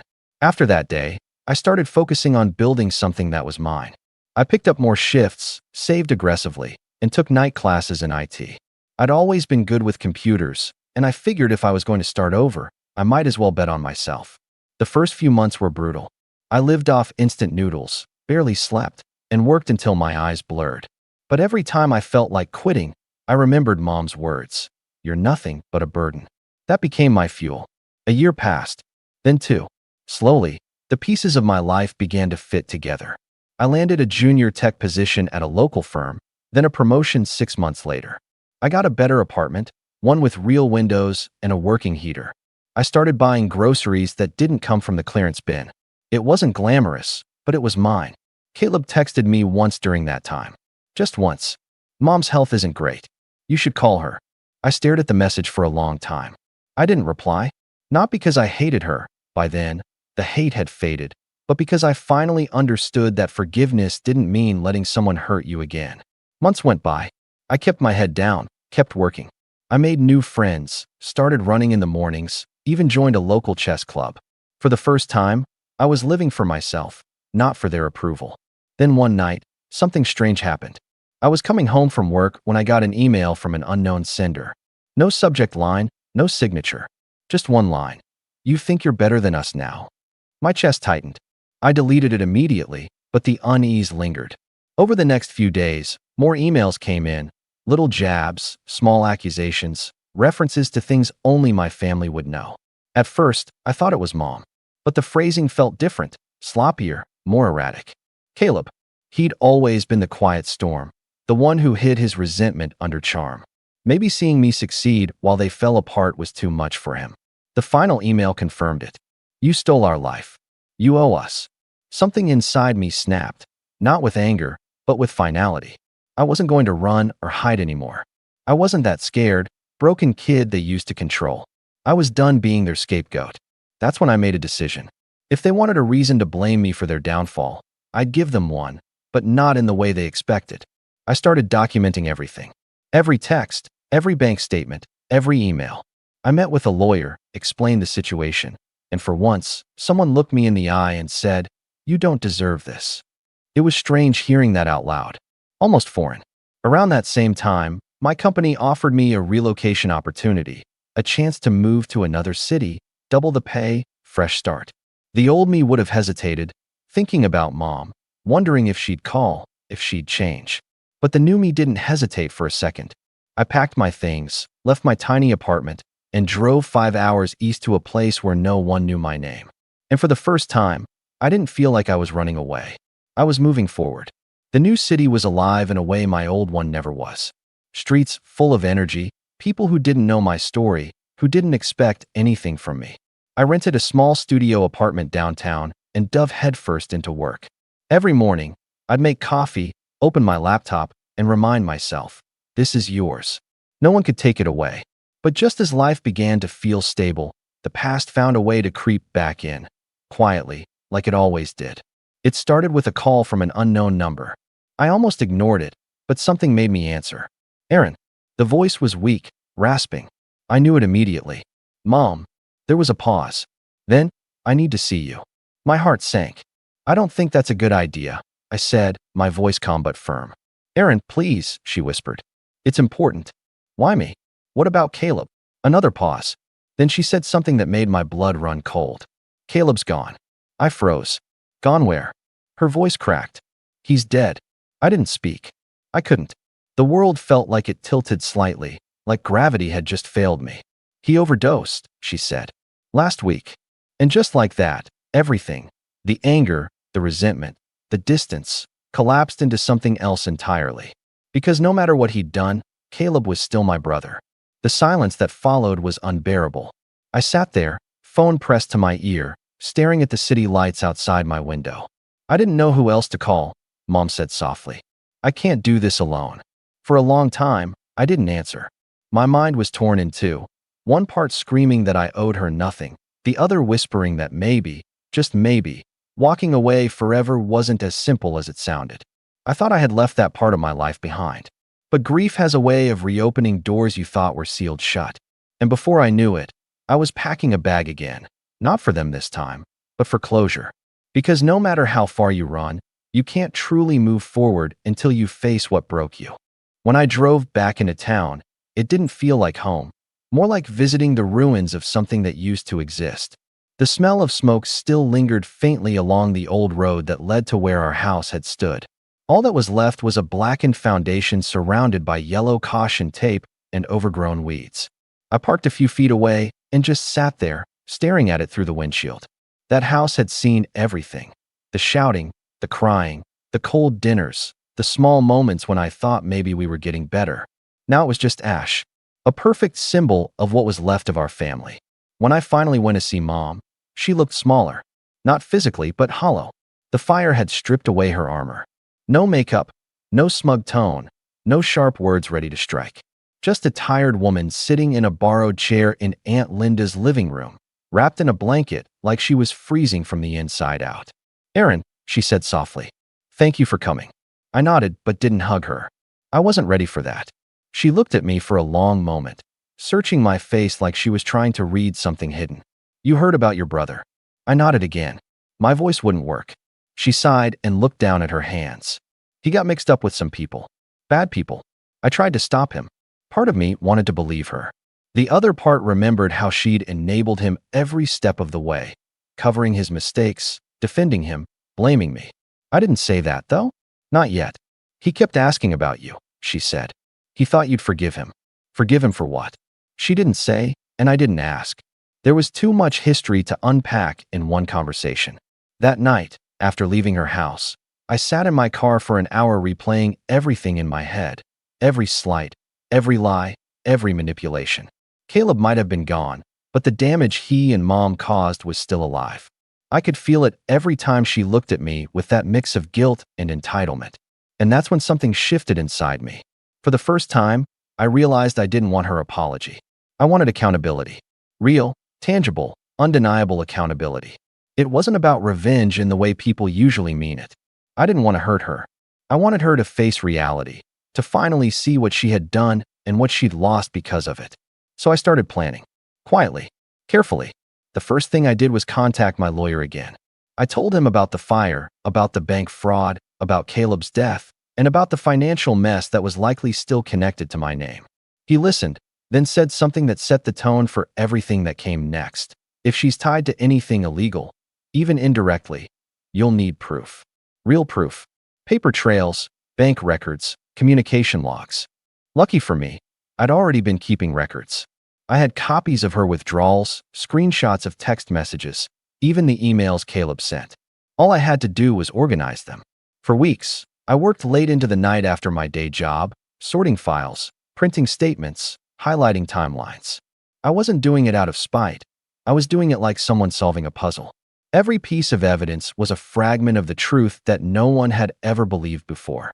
In the process, I found something unexpected. While combing through old joint accounts, ones I thought were long closed, I discovered transfers that didn't match anything I'd done. Thousands of dollars over several months, all funneled into an account under Caleb's name. Only, the account wasn't really his. The signature was Mom's. I sat there staring at the document, heart pounding. It was all there, her handwriting, her initials, even the date that matched the day she'd accused me of using her credit card. That was the moment everything clicked. The fraud investigation I'd started months earlier, it hadn't gone anywhere because I'd never pursued it beyond the initial report. But now, I had evidence.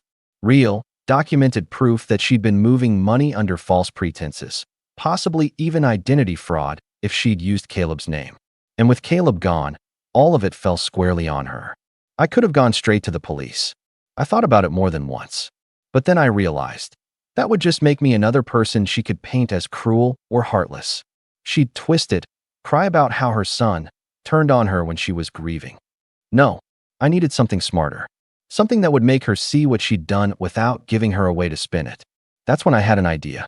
See, before I left the company I used to work for, I'd helped develop an internal data recovery system, software designed to piece together deleted communications, even partial ones.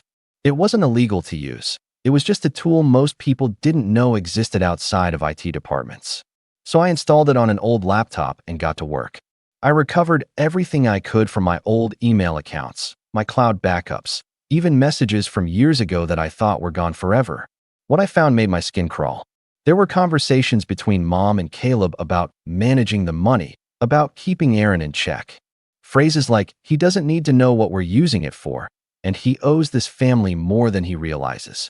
Each word felt like a nail sealing the coffin of whatever sympathy I had left. But then came the real shock. Among the messages was one to a loan officer, signed by Mom, requesting an extension on a mortgage payment for a property I didn't even know existed. The listed address wasn't our family home. It was a rental house across town.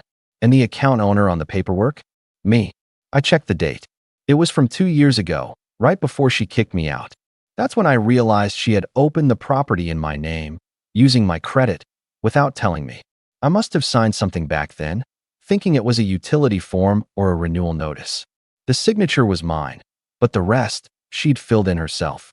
She hadn't just used me. She'd built her entire safety net on me. It took me a while to calm down after that. I didn't sleep that night. I just sat in the dark, reading the same lines over and over, thinking about all the years I believed I was helping my family when really, I was financing their lies. By morning, I knew what I had to do. I wasn't going to destroy her life. I didn't need to. She'd already done that herself. I was going to expose her, piece by piece, until everyone she'd manipulated finally saw the truth. I started by reaching out to people she still owed money to, old family friends, our landlord from before the fire, even a few of Caleb's acquaintances who'd been trying to collect debts. I didn't tell them everything, just enough to make them ask questions. And questions, I knew, were Mom's worst enemy. Then I contacted the loan company linked to the fake property. I told them I was the named borrower and that I suspected identity misuse.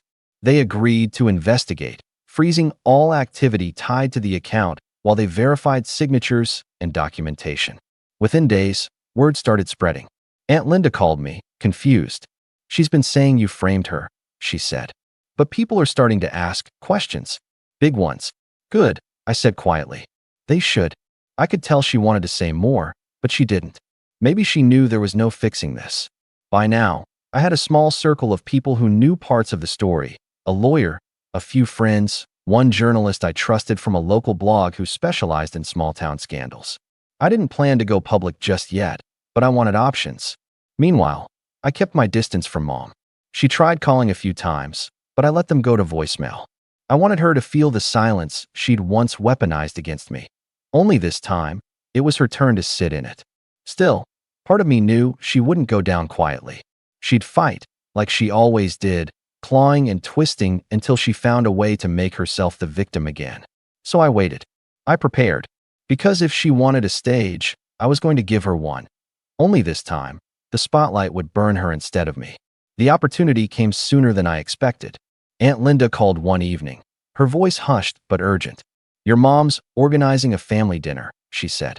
Says she wants to make amends. Everyone's coming. The cousins, your uncle, everyone. My first instinct was to laugh. Of course she was. When the walls start closing in, she throws a performance. I almost said no. But then I realized this was it. The perfect stage. The perfect setup. I told Aunt Linda I'd be there. Then I closed my laptop, looked at the stack of files on my desk, and whispered to myself, time to end the story the way it should have started. I showed up to the family dinner 15 minutes early. The air was heavy before I even walked in. That kind of tension you can feel in your chest, like the whole house is holding its breath. Aunt Linda's dining room had been dressed up with candles, fresh flowers, and a long table that looked way too formal for a casual reunion. It wasn't a dinner. It was theater, and I knew exactly who was directing it. Mom stood near the kitchen doorway, smiling too wide, her makeup thick enough to hide the stressed lines. When she saw me, her expression flickered, not warmth, not relief, but calculation. The same look she always gave right before she tried to control the narrative. "Aaron," she said, stepping forward with open arms. "You came." I said I would. I replied, my voice steady. She hugged me anyway, stiff and cold, and then pulled back to gesture around the room. "Everyone's been dying to see you. We've all missed you so much." I glanced around at the gathered faces, uncles, cousins, family friends, all of them wearing that awkward, polite smile people put on when they know something's off but can't quite name it. Aunt Linda avoided my eyes. "Sit," Mom said, guiding me to a chair near the end of the table. "We'll eat soon. I just want to say a few words first." Of course she did. She couldn't help herself. She clinked her glass, waited for everyone to quiet down, and began. "I know the last few years have been hard. We've faced loss, misunderstandings, and heartbreak. But tonight is about forgiveness, about family, about moving forward." A few people nodded. A cousin patted her hand like she was the hero of some tragedy. I let her talk. I wanted her comfortable, confident, because what she didn't know was that everything I'd been preparing, every document, every email, every bank record, was sitting neatly in a folder inside my briefcase on the floor beside me. When she finished her speech, she gave me that practiced motherly smile, the one she used to disarm people before taking control. "I just want to say how proud I am of my son," she said sweetly. "Even after everything, he's still here. He's grown so much. I only wish his brother could see the man he's become." The room murmured in sympathy. She dabbed at fake tears, and that's when I decided it was time. I reached down, opened my briefcase, and placed a single envelope on the table. "What's that?" Mom asked, her tone still sugar-coated. "Something I think everyone should see," I said calmly. She tried to laugh. "Aaron, this isn't the time." I cut her off. "No, I think it's exactly the time." The room fell quiet. Even the cousins who had been whispering looked up. I opened the envelope and pulled out a few sheets, copies of the bank records I'd uncovered. "This," I said, holding them up, "is proof that Mom has been moving money under my name for years. Loans, property payments, withdrawals, all using my credit and my signature." Her smile vanished. "That's ridiculous." I slid the papers across the table. "The mortgage documents are dated 2 years ago, right before you kicked me out. You remember, don't you? You told everyone I was irresponsible, that I couldn't handle bills. Meanwhile, you were using my identity to cover your debts." People began murmuring again, shifting uncomfortably. Aunt Linda leaned forward, scanning the papers. "Is this true?" she asked quietly. Mom's voice cracked as she tried to keep control. "He's lying. He's trying to make me look bad. You know how dramatic he gets." I reached for the next set of pages. "And these," I said, laying them beside the others, "are your emails. Messages between you and Caleb. You called it managing the money. You told him I'd never find out as long as you kept me busy paying the bills. You said, he owes this family more than he realizes." A gasp went around the table. Mom's face drained of color. "You," she started, but I kept going. "I didn't come here to humiliate you," I said. "I came here because for the first time in my life, I'm not afraid of you anymore. You spent years making me believe I was the problem, that I was ungrateful, that I was nothing but a burden. But all along, you were the one taking from me." Aunt Linda stood up, furious now. "Is this true, Margaret?" Mom's lips trembled. "He's twisting things. Caleb and I, we needed help. We thought he'd understand. It wasn't theft, it was family business." "Family business?" I said quietly. "You stole my money. You signed my name. You wrecked my credit. And when I confronted you, you called me heartless." She started crying then, loud, theatrical sobs that might have fooled strangers, but not me. "I did what I had to do. I kept this family together. You'd never survived without me." The irony almost made me laugh. "No, Mom, you'd never have survived without me. You just didn't realize it until I left." For a long moment, no one spoke. Then Aunt Linda said softly, "You should leave, Margaret." Mom looked around the table, desperate. "You're all going to believe him over me?" "Yes," Aunt Linda said simply. And that was it. The room shifted. The sympathy that had always belonged to her drained away. People started whispering, gathering their things, pretending to check their phones. Within minutes, the grand family dinner dissolved into an awkward exodus.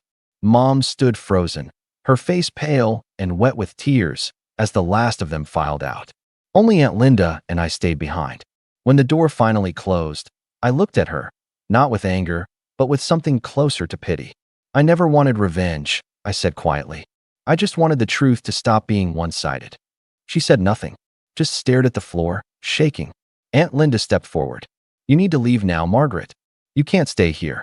Mom finally looked at me, eyes full of something I'd never seen in her before. Not hate, not fury, fear. Where will I go? She whispered.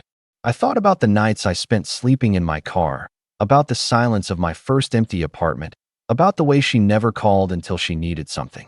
I figured it out, I said. You will too. Then I turned and walked out. I didn't look back. Outside, the night air felt sharp and clean. The stars were out, the same ones I used to stare at through my bedroom window, wondering if life would ever feel like mine. Now it did. Over the next few weeks, word spread through town. The loan company completed their investigation and confirmed the fraudulent documents. They froze all remaining assets tied to Mom's accounts. Some of her old friends cut contact. Aunt Linda later told me she'd moved into a small rental house on the edge of town. No savings, no favors left to call in. She tried reaching out once, a letter this time. No apology, just pages of justification, half-true stories, and a single closing line. You'll regret turning your back on family. I folded it neatly, put it in a drawer, and never answered. Because here's the thing about people like her. They only understand loss when it's personal. And for the first time in her life, she couldn't twist her way out of it. Meanwhile, my own life started to bloom. My promotion at work became permanent. The IT project I'd started gained traction, and my name was suddenly being mentioned in rooms I never thought I'd be invited to. I even bought a small condo. Nothing fancy, but it was mine from the ground up. Sometimes I'd catch myself thinking about Caleb. The what-ifs. The moments that could have gone differently. He wasn't innocent, but he was also a product of her control. Maybe we both were. The only difference was that I'd found a way out before it was too late. And in a strange way, that realization made me stronger. Not colder, not bitter, just awake. A few months later, I drove past the lot where our house used to be. The land had been cleared completely. No foundation, no trace of the life that once existed there. Just an open field, quiet and empty. For the first time, it didn't feel like loss. It felt like freedom. I parked for a moment, rolled down the window, and let the wind carry through the car. I thought about everything I'd endured, everything I'd built from nothing, and everything she'd lost because she couldn't stop trying to control what was never hers. And for the first time in my life, I said it out loud. I'm not your burden anymore. Then I started the engine, smiled faintly, and drove away. This time with no tears, no guilt, and no backward glance. Because sometimes revenge isn't fire or fury. Sometimes it's peace. And mine was finally, perfectly quiet. If you ever want to know what it feels like to have your heart stop, not from fear, but from white-hot fury, try getting a call from a hospital 1,300 miles away saying your 15-year-old son was found alone at a truck stop with no wallet, no phone, and no idea how he got there. I'm not a violent man, but in that moment, I swear I could have broken someone's jaw just by looking at them. My name's Miles. I'm 42, a single dad, and I live in Colorado Springs with my son, Liam. He's been my whole world ever since his mom passed away when he was 10. Cancer. It was brutal, fast, and it left a crater in both our lives that we've spent years trying to fill. I'm not perfect, but I've done everything I can to raise Liam right. Kept him in good schools, made sure he always had someone to talk to, and most importantly, taught him never to let anyone treat him like he was less than. I thought I was doing okay, until family started getting in the way. See, here's the thing. I come from a very opinionated family. My side's mostly scattered, but Liam's mom, Carla, had this huge extended clan of devout, traditional Christian types who loved nothing more than to remind me I wasn't doing things the right way. After Carla died, I kept a bit of distance, but I never cut them off completely. Liam deserved to know his mother's family, even if they were a bit intense. At least, that's what I told myself. But looking back, I should have slammed that door years ago. The biggest thorn in my side? Her brother. My former brother-in-law, Kent. 45, smug as a car salesman with a Bible in his glove box, and the kind of guy who believes respect is owed to him just for showing up. He'd always rubbed me the wrong way, even when Carla was alive, but I tolerated him. He was her big brother, and she loved him. I'd put up with his passive-aggressive digs at my parenting, his fake concern over how soft Liam was becoming, his constant backhanded compliments about how clean our house was for a bachelor pad. I let it roll off my back. But Kent was like a termite. Quiet at first, unseen. Then suddenly, the foundation is crumbling. He lives down in Texas with his wife, Bethany, and their 3 kids, who range from obnoxiously loud to borderline feral. They homeschool, go to church 5 days a week, and believe that spanking is not only biblical but mandatory. Every time they visited, Liam would come back from family bonding time with some new insecurity or story about how Uncle Kent had scolded him for everything from not knowing how to gut a fish to wearing feminine shoes. One time, Liam told me Kent took his phone away and made him read Proverbs out loud for an hour because he rolled his eyes when someone said grace. That was the first real red flag. I confronted Kent afterward, calmly, directly. I said I appreciated him spending time with Liam, but I didn't agree with his methods and wanted him to be more respectful of our parenting boundaries. Kent laughed, like I told a joke. "Brother," he said, always with that fake preacher voice. "You're raising a boy in a woman's world. That kid needs discipline. He needs a man to teach him how the world really works. You're too close to see it, but one day he'll thank me." I wanted to punch him. "Instead," I said, "if you ever pull something like that again, you won't be seeing him at all." He just smiled and said, "We'll see." We didn't talk much after that. A year went by without much contact. Liam was thriving. He'd joined the school's drama club, started learning guitar, and even got his first part-time job at a local bookstore. He was growing into this thoughtful, funny, emotionally intelligent young man. Sensitive, sure, but never weak. He spoke up when something felt wrong. He defended his friends. He didn't let people push him around. I was proud of the person he was becoming. But then Bethany reached out that spring, saying they were planning a family values summer retreat with all the cousins at their ranch in Texas. One of her kids was turning 13, and they were going to do some kind of rite of passage weekend. She invited Liam. She said it would be a good way to reconnect with his roots. Liam didn't want to go. I didn't blame him, but I also didn't want to rob him of the choice. So I told him it was up to him. He mulled it over, said maybe it wouldn't be so bad. He missed a few of the cousins, and I think some part of him wanted to give them another chance. Maybe he thought Kent had mellowed out. He hadn't. I should have trusted my gut. The moment I dropped Liam off at the airport, something felt off. Kent barely made eye contact. Bethany smiled like a Stepford wife. Liam hugged me tight and said, "Call me every night, okay?" I promised I would. Only, I couldn't. Because 3 days in, Liam stopped responding. At first, I figured he was busy. Activities, spotty signal, maybe just having fun. But then a day turned into 2. Then 3. I texted, called, emailed. Nothing. I finally called Bethany, who picked up on the second ring with a chirpy, "Hey there, Miles." I asked if Liam was okay. "Oh, he's fine," she said too quickly. "You know how kids are. He probably just misplaced his phone." I asked to speak to him. There was a pause. "Well, he's not here right now. Out with Kent and the boys, doing some team-building exercises. You know, man stuff." I didn't like that. Not one bit. My stomach twisted and my voice dropped. "Where's my son?" That's when she got defensive. Said I was overreacting. Said Liam needed to be challenged. That Kent has everything under control. I didn't hear from Liam for 2 more days. And then I got the call. A nurse at a small clinic in Missouri told me they'd found a teenager wandering into a truck stop, dehydrated and shaking. He didn't have ID, but he remembered my number. He told them his name was Liam. He'd been left there, dropped off by a man in a Ford pickup, told to figure out how to get home. The nurse said, "He's safe now. But he's traumatized. Whatever happened, it wasn't okay." I couldn't breathe. I got in my car that night and started driving. Took me almost a full day to reach him. When I finally walked into that clinic and saw him, curled up in a blanket, clutching a paper cup of soup like it was the only warm thing left in the world, I nearly broke down. He didn't cry, just looked up at me with this hollow, tired expression and said, "I thought he was going to leave me there forever." He wasn't talking about a stranger. He was talking about Kent. And that's when I knew. This wasn't going to be a phone call or a polite family fallout. This was war. And I was going to make sure Kent never forgot what he'd done. But I had to be smart. Because if I came at him swinging, he'd play the victim. He'd twist the story. He'd make it sound like Liam was being dramatic, that I was overreacting. He'd gaslight, manipulate, and lean on that holier-than-thou church reputation he'd built like a fortress. So I started digging. I started building. And piece by piece, I laid the groundwork for something he wouldn't see coming. Something ironclad. Something legal. Something public. But before any of that, I had to know the full story from Liam's mouth. And when he finally told me what happened on that ranch, my blood ran cold. Because this wasn't just about teaching respect. It was about control. It was about power. And it nearly broke my son.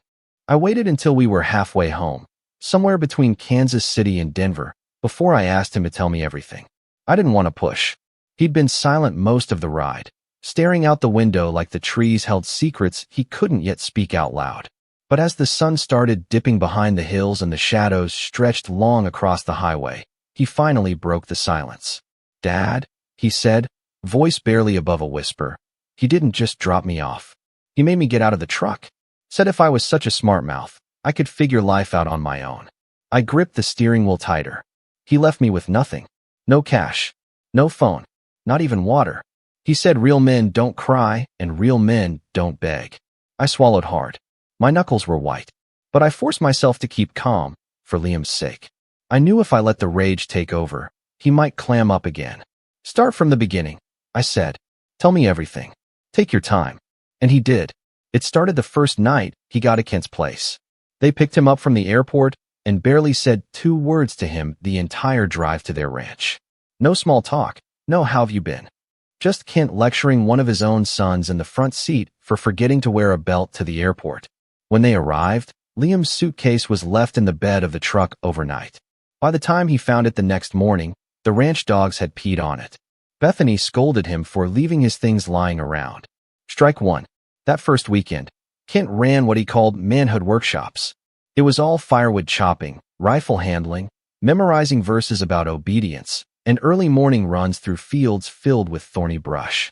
Liam wasn't used to that kind of physical labor, especially not under the Texas summer sun, and when he asked for a break after cutting his thumb with a splintered axe handle, Kent laughed in his face.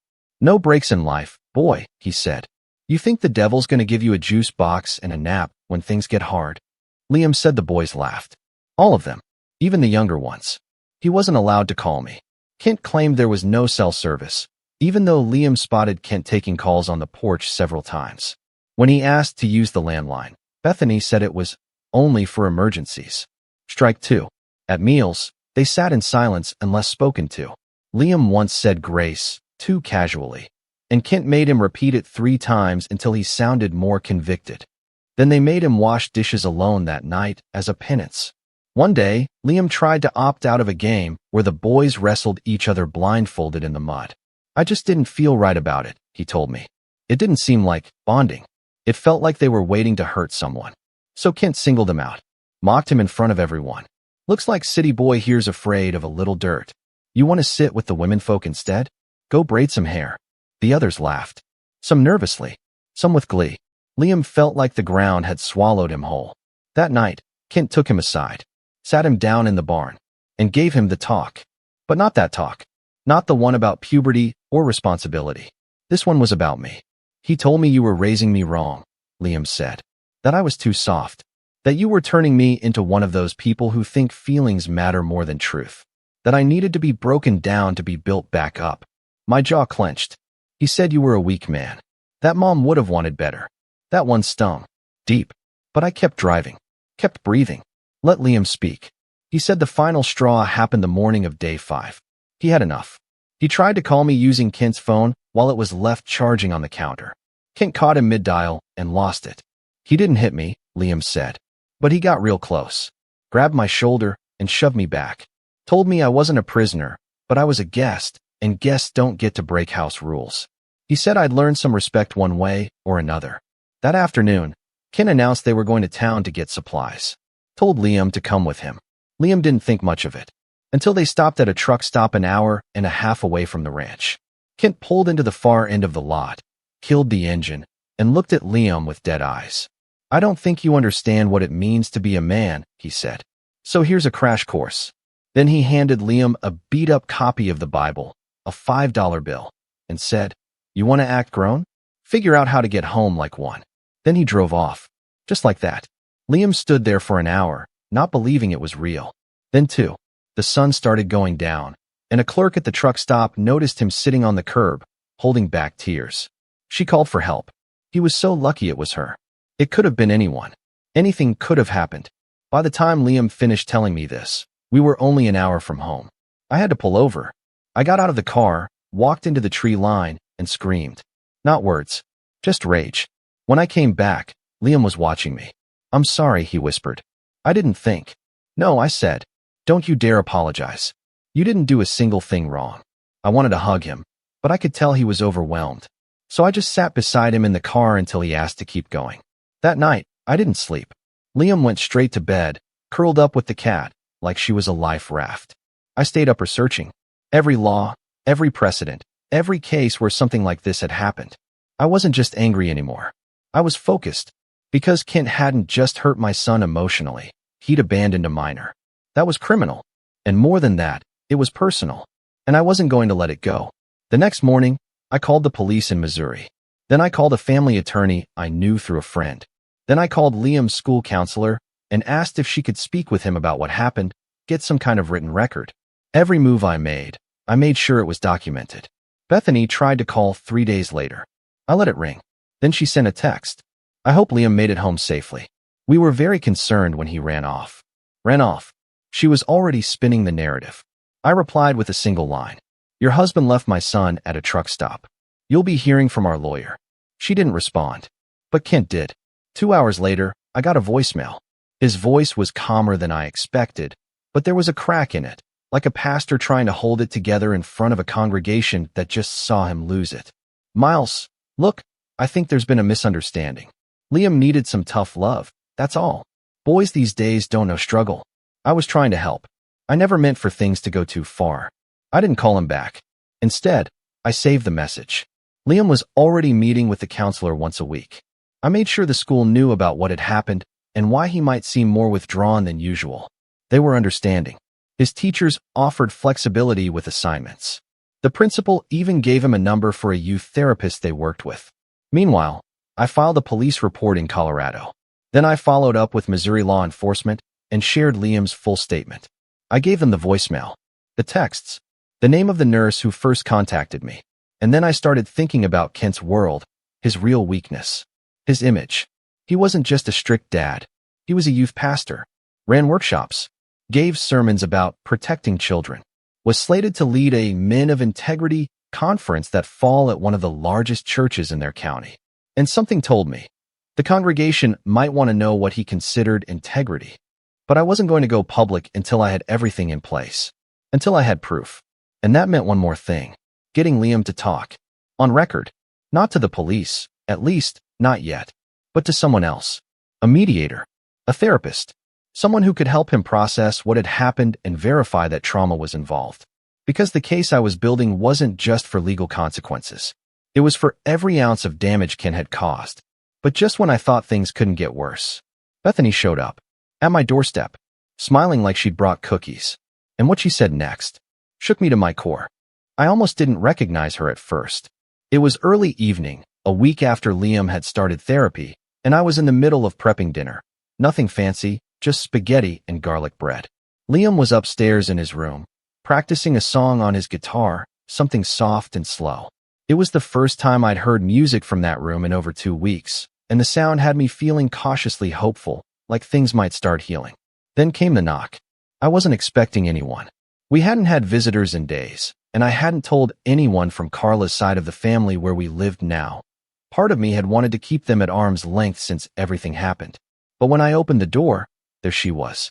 Bethany, wearing a peach-colored cardigan, a tight-lipped smile, and holding a glass casserole dish wrapped in a dish towel, like this was some kind of suburban peace offering. The sheer audacity almost knocked the wind out of me. Miles, she said sweetly, tilting her head like she was starring in a Hallmark movie. I hope I'm not intruding. I didn't say a word at first. I was too busy taking her in, the freshly styled hair, the glossy nails, the cross necklace tucked into her blouse. She looked put together, calculated. Like this wasn't a spontaneous visit at all. She extended the dish. Chicken and rice. I figured you and Liam could use a home-cooked meal. I didn't take it. She kept her arm outstretched for a few seconds longer, then slowly lowered it when she realized I wasn't going to pretend we were neighbors or friends or anything short of adversaries at this point. I'm going to say this once, I said. You need to leave. Her smile barely wavered. Miles, I came here to talk. You've got things all twisted around. I thought if we could just sit down and… You and your husband abandoned my son. I cut in, voice sharp. At a truck stop. In another state. No money. No phone. No way home. Her smile faltered then, just slightly. That's not how it happened. Don't gaslight me. I have Liam's statement. The nurse's call log. A voicemail from Kent trying to cover his tracks.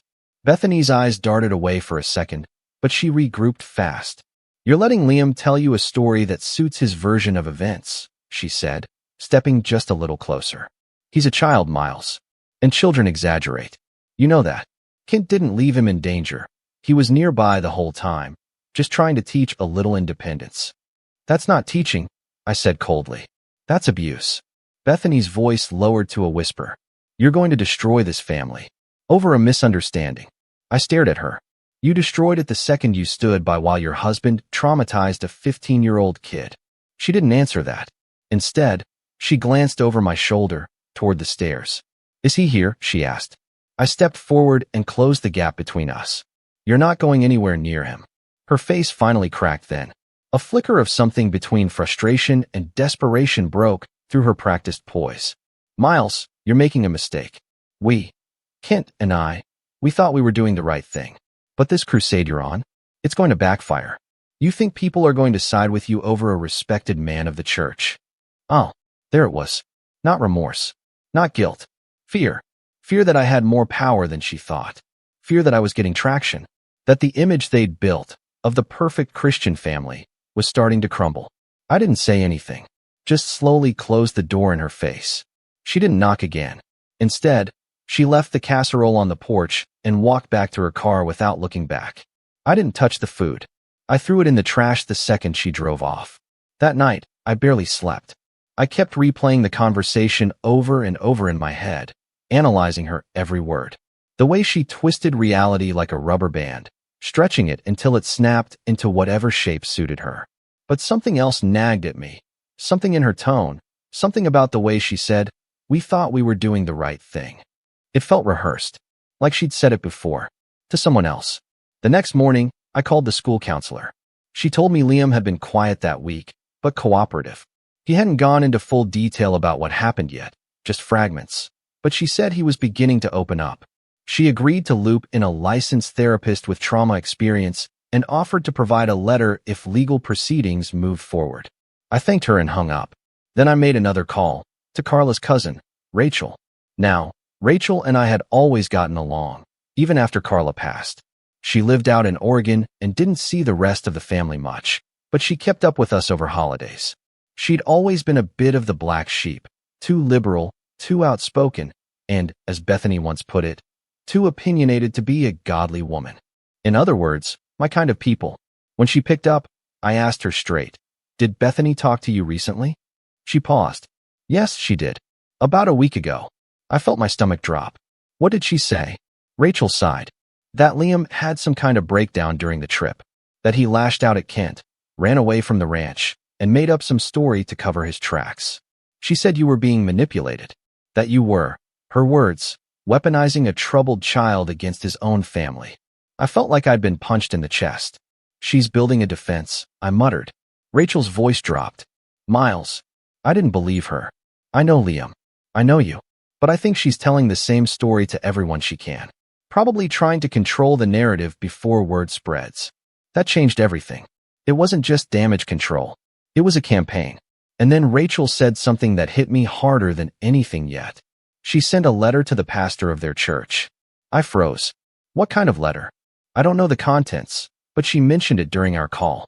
Said she was going to make sure the church understood what was happening before lies took root. I hung up and sat on the edge of the couch, heart pounding. Because now I understood.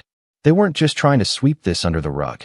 They were trying to erase it, rewrite it, paint Liam as a rebellious, unstable teenager and me as the bitter widower poisoning him against his mother's family. And if they got to the church first, if they preempted the legal action with carefully crafted lies, they could ruin our case. So I moved faster. I spent the next 2 days compiling every document, every message, every record. I spoke with the truck stop clerk, the nurse. I even managed to get a copy of the surveillance footage from the clinic entrance the day Liam was brought in. It showed him entering alone, disoriented, shaky, clutching the Bible Kent had given him. The timestamp was 2 hours after Kent claimed he dropped him off for a short break. That footage was gold. It wouldn't prove everything, but it supported everything. Then came the betrayal I didn't see coming. I was at work, teaching a class at the community college, when I got a call from Liam's school. The secretary said Liam had been pulled from class. By Kent. He claimed to be picking Liam up for a family emergency. My vision blurred. I never authorized that, I snapped. She hesitated. We called your number. You didn't answer. He said he was on the emergency contact list. He had been, years ago, back when Carla passed, and I wanted Liam to have extended family listed just in case. I'd forgotten to update the list. Where are they now? I demanded. She told me they'd already left. I hung up and drove like a madman. Tried calling Liam. No answer. Tried calling Kent. Straight to voicemail. I called the police. Explained everything, briefly, urgently, and gave them all the information I had. The make of Kent's truck, the plate number, the last known direction. I called the school again and begged them to fax over the pickup form Kent had signed. 10 minutes later, it came through. The signature didn't even match his ID. He'd forged it. My knees buckled when I realized it. This wasn't just about manipulation anymore. It wasn't just about narrative control. Kent had taken my son. Again. And this time, he wasn't going to let him go so easily. I didn't drive home. I drove to the nearest police station. The officer at the front desk gave me that wary, slow-blinking look. The kind that says he's seen 100 panicked dads today and doesn't know yet if I'm one of the sane ones. I didn't yell, didn't pace, didn't throw accusations. I slid the forged signature across the counter, along with a neatly printed folder of every document I'd been compiling for the past 2 weeks. Kent's picture, Liam's picture, the plate number of the truck, statements from the nurse, the clerk, the voicemail from Kent, even the surveillance footage timestamp. Sir, I said calmly, voice shaking just slightly, my son was taken from his school without my consent by a man who already left him stranded across state lines once. He is not authorized, and I have proof. That got his attention. An hour later, I was sitting in a back room with a family officer, filing a formal report for custodial interference. They made calls to the school district, to CPS, to Missouri PD. They confirmed Kent's plate had triggered a speed camera heading south just 20 minutes after picking Liam up, toward Texas. My hands wouldn't stop shaking. It was like the walls of my mind were collapsing in on themselves. I kept picturing Liam in that truck again, trapped in silence, too afraid to speak, being fed lies about me, about himself. That oppressive Texas heat rising up like it had the first time, the landscape all dry and empty, nowhere to run. And Kent, smiling behind the wheel, calm and cruel, preaching discipline while building a new cage around him. This time, it wasn't a lesson. This was kidnapping. But they didn't call it that. At least, not yet. Not until the legal gray got cleared up. Colorado laws were strict, but the fact that Kent was on the emergency contact list, even outdated, meant it would take more than a forged signature to press criminal charges. Still, the officer told me they'd issued a bolo, be on the lookout. Said they'd notify the highway patrol along Kent's likely route. They'd alert Texas law enforcement, too, and contact Child Protective Services there. The wheels were turning, but none of it was fast enough. By the time I got home, it was dark. The house felt cold and brittle. I walked up to Liam's room and stood in the doorway, staring at the unmade bed, the guitar on the stand, the crumpled hoodie on the floor. The smell of his shampoo still lingered in the air. Something about it broke me. I sat down on his bed and cried. Not loudly, not with sobs, just quietly, eyes burning, shoulders trembling, hands curled into fists like I could punch the pain back down if I tried hard enough. It wasn't just that he was gone. It was how he was taken. The betrayal. The precision. The confidence Kent must have had to walk into that school, sign a name that wasn't his, and drive off without fear of consequence. It wasn't panic that fueled him. It was entitlement. He believed Liam belonged to him, that I didn't matter, that my parenting was irrelevant, that his vision of what Liam should be, obedient, rugged, unquestioning, was more valid than my son's freedom or my rights as a father. That night, I didn't sleep.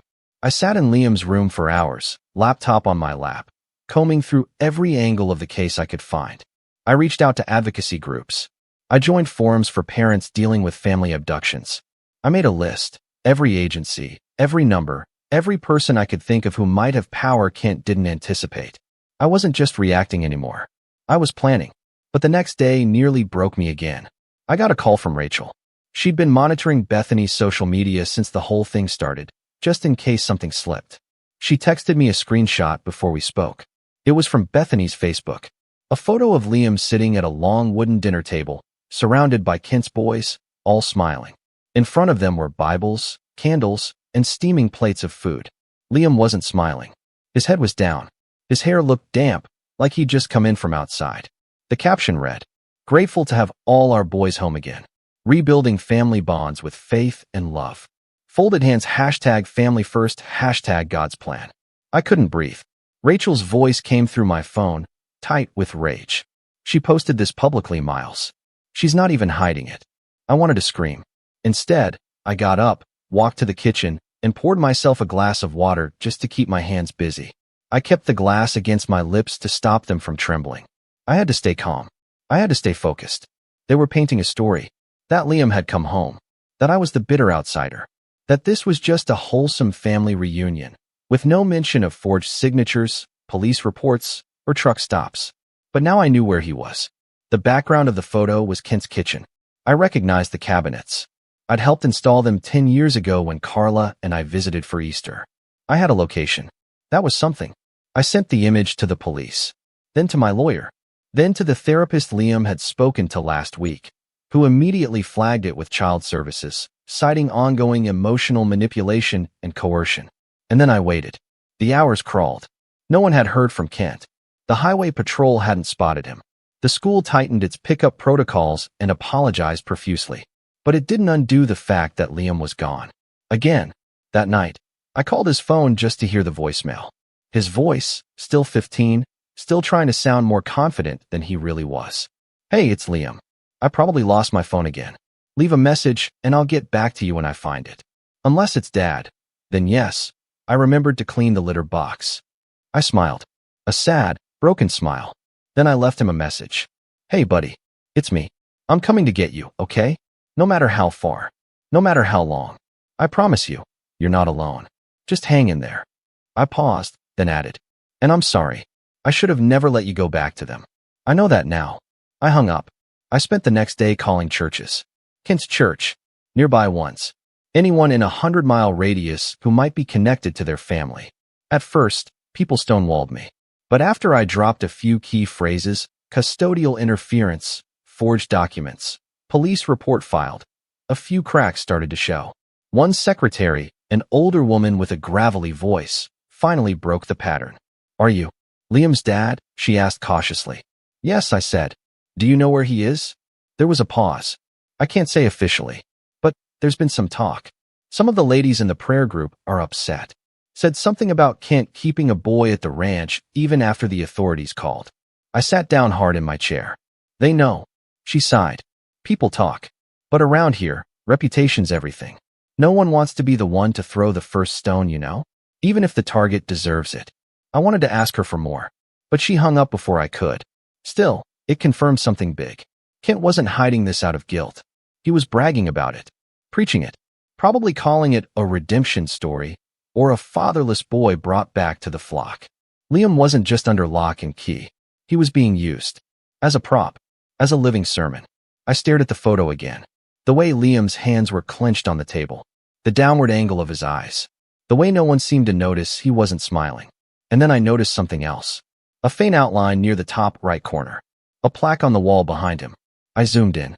It read, "Circle of Grace Youth Home." It wasn't just a ranch anymore. Kent had registered part of their property as a faith-based youth rehabilitation ministry. He'd turned it into an unlicensed camp, and my son was being kept there. I picked up the phone and called CPS again. But this time, I said something different. "This isn't just a custody issue," I said.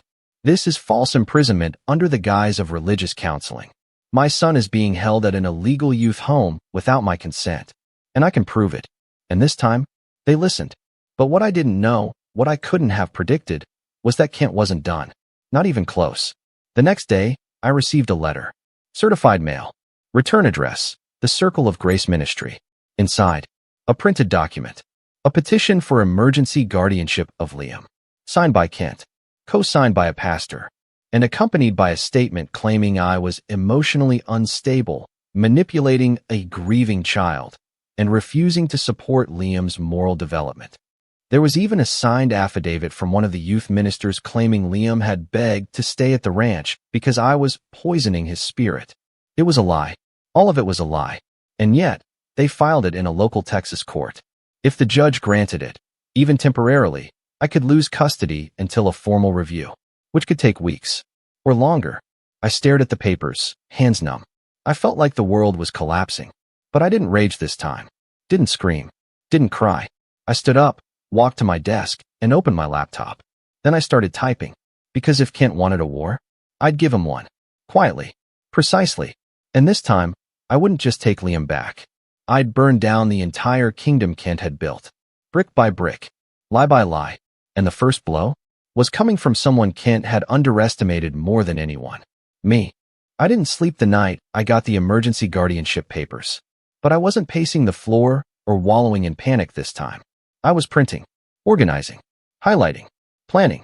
By sunrise, my kitchen table looked like a command center, stacked with color-coded folders, sticky notes, timelines, police reports, school documentation, text messages, and screenshots.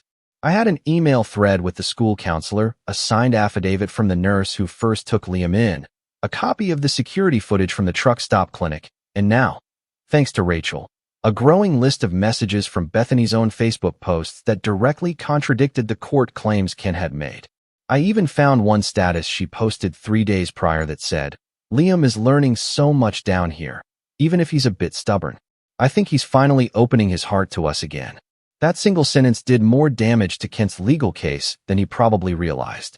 Because Liam being down here directly proved he wasn't in my custody. And finally opening his heart sounded a whole lot like someone who was staying against their will. The lie unraveled itself. But it wasn't enough to just poke holes. I needed a hammer. That's when I contacted a lawyer named Melissa Rains. She came recommended by one of the family advocacy groups I'd reached out to online. Specializes in interstate custody battles, religious abuse cases, and unlicensed youth programs. She had a calm voice, but sharp eyes, like someone who'd sat across from predators in tailored suits one too many times. After I sent her everything, we met over Zoom that afternoon. She didn't blink once during the entire call. "This is the worst misuse of faith-based guardianship I've seen in 5 years," she said. "We're going to file a countersuit. We're also going to notify the state licensing board. Because this Circle of Grace setup, I've seen this kind of thing before. Most of them collapse under even mild scrutiny." I nodded. "What do you need from me?" She smiled. "Honestly, you've already done most of the legwork. Now let me bring it home." For the first time in weeks, I exhaled. And from there, things moved fast. Melissa filed an emergency injunction in Colorado that same day, challenging the Texas petition and asserting full custody under Colorado jurisdiction. Since Liam was still legally a resident of Colorado, the local judge granted us a temporary restraining order against Kent that barred him from contacting Liam or removing him from school again. That gave us leverage. But the win didn't stop there.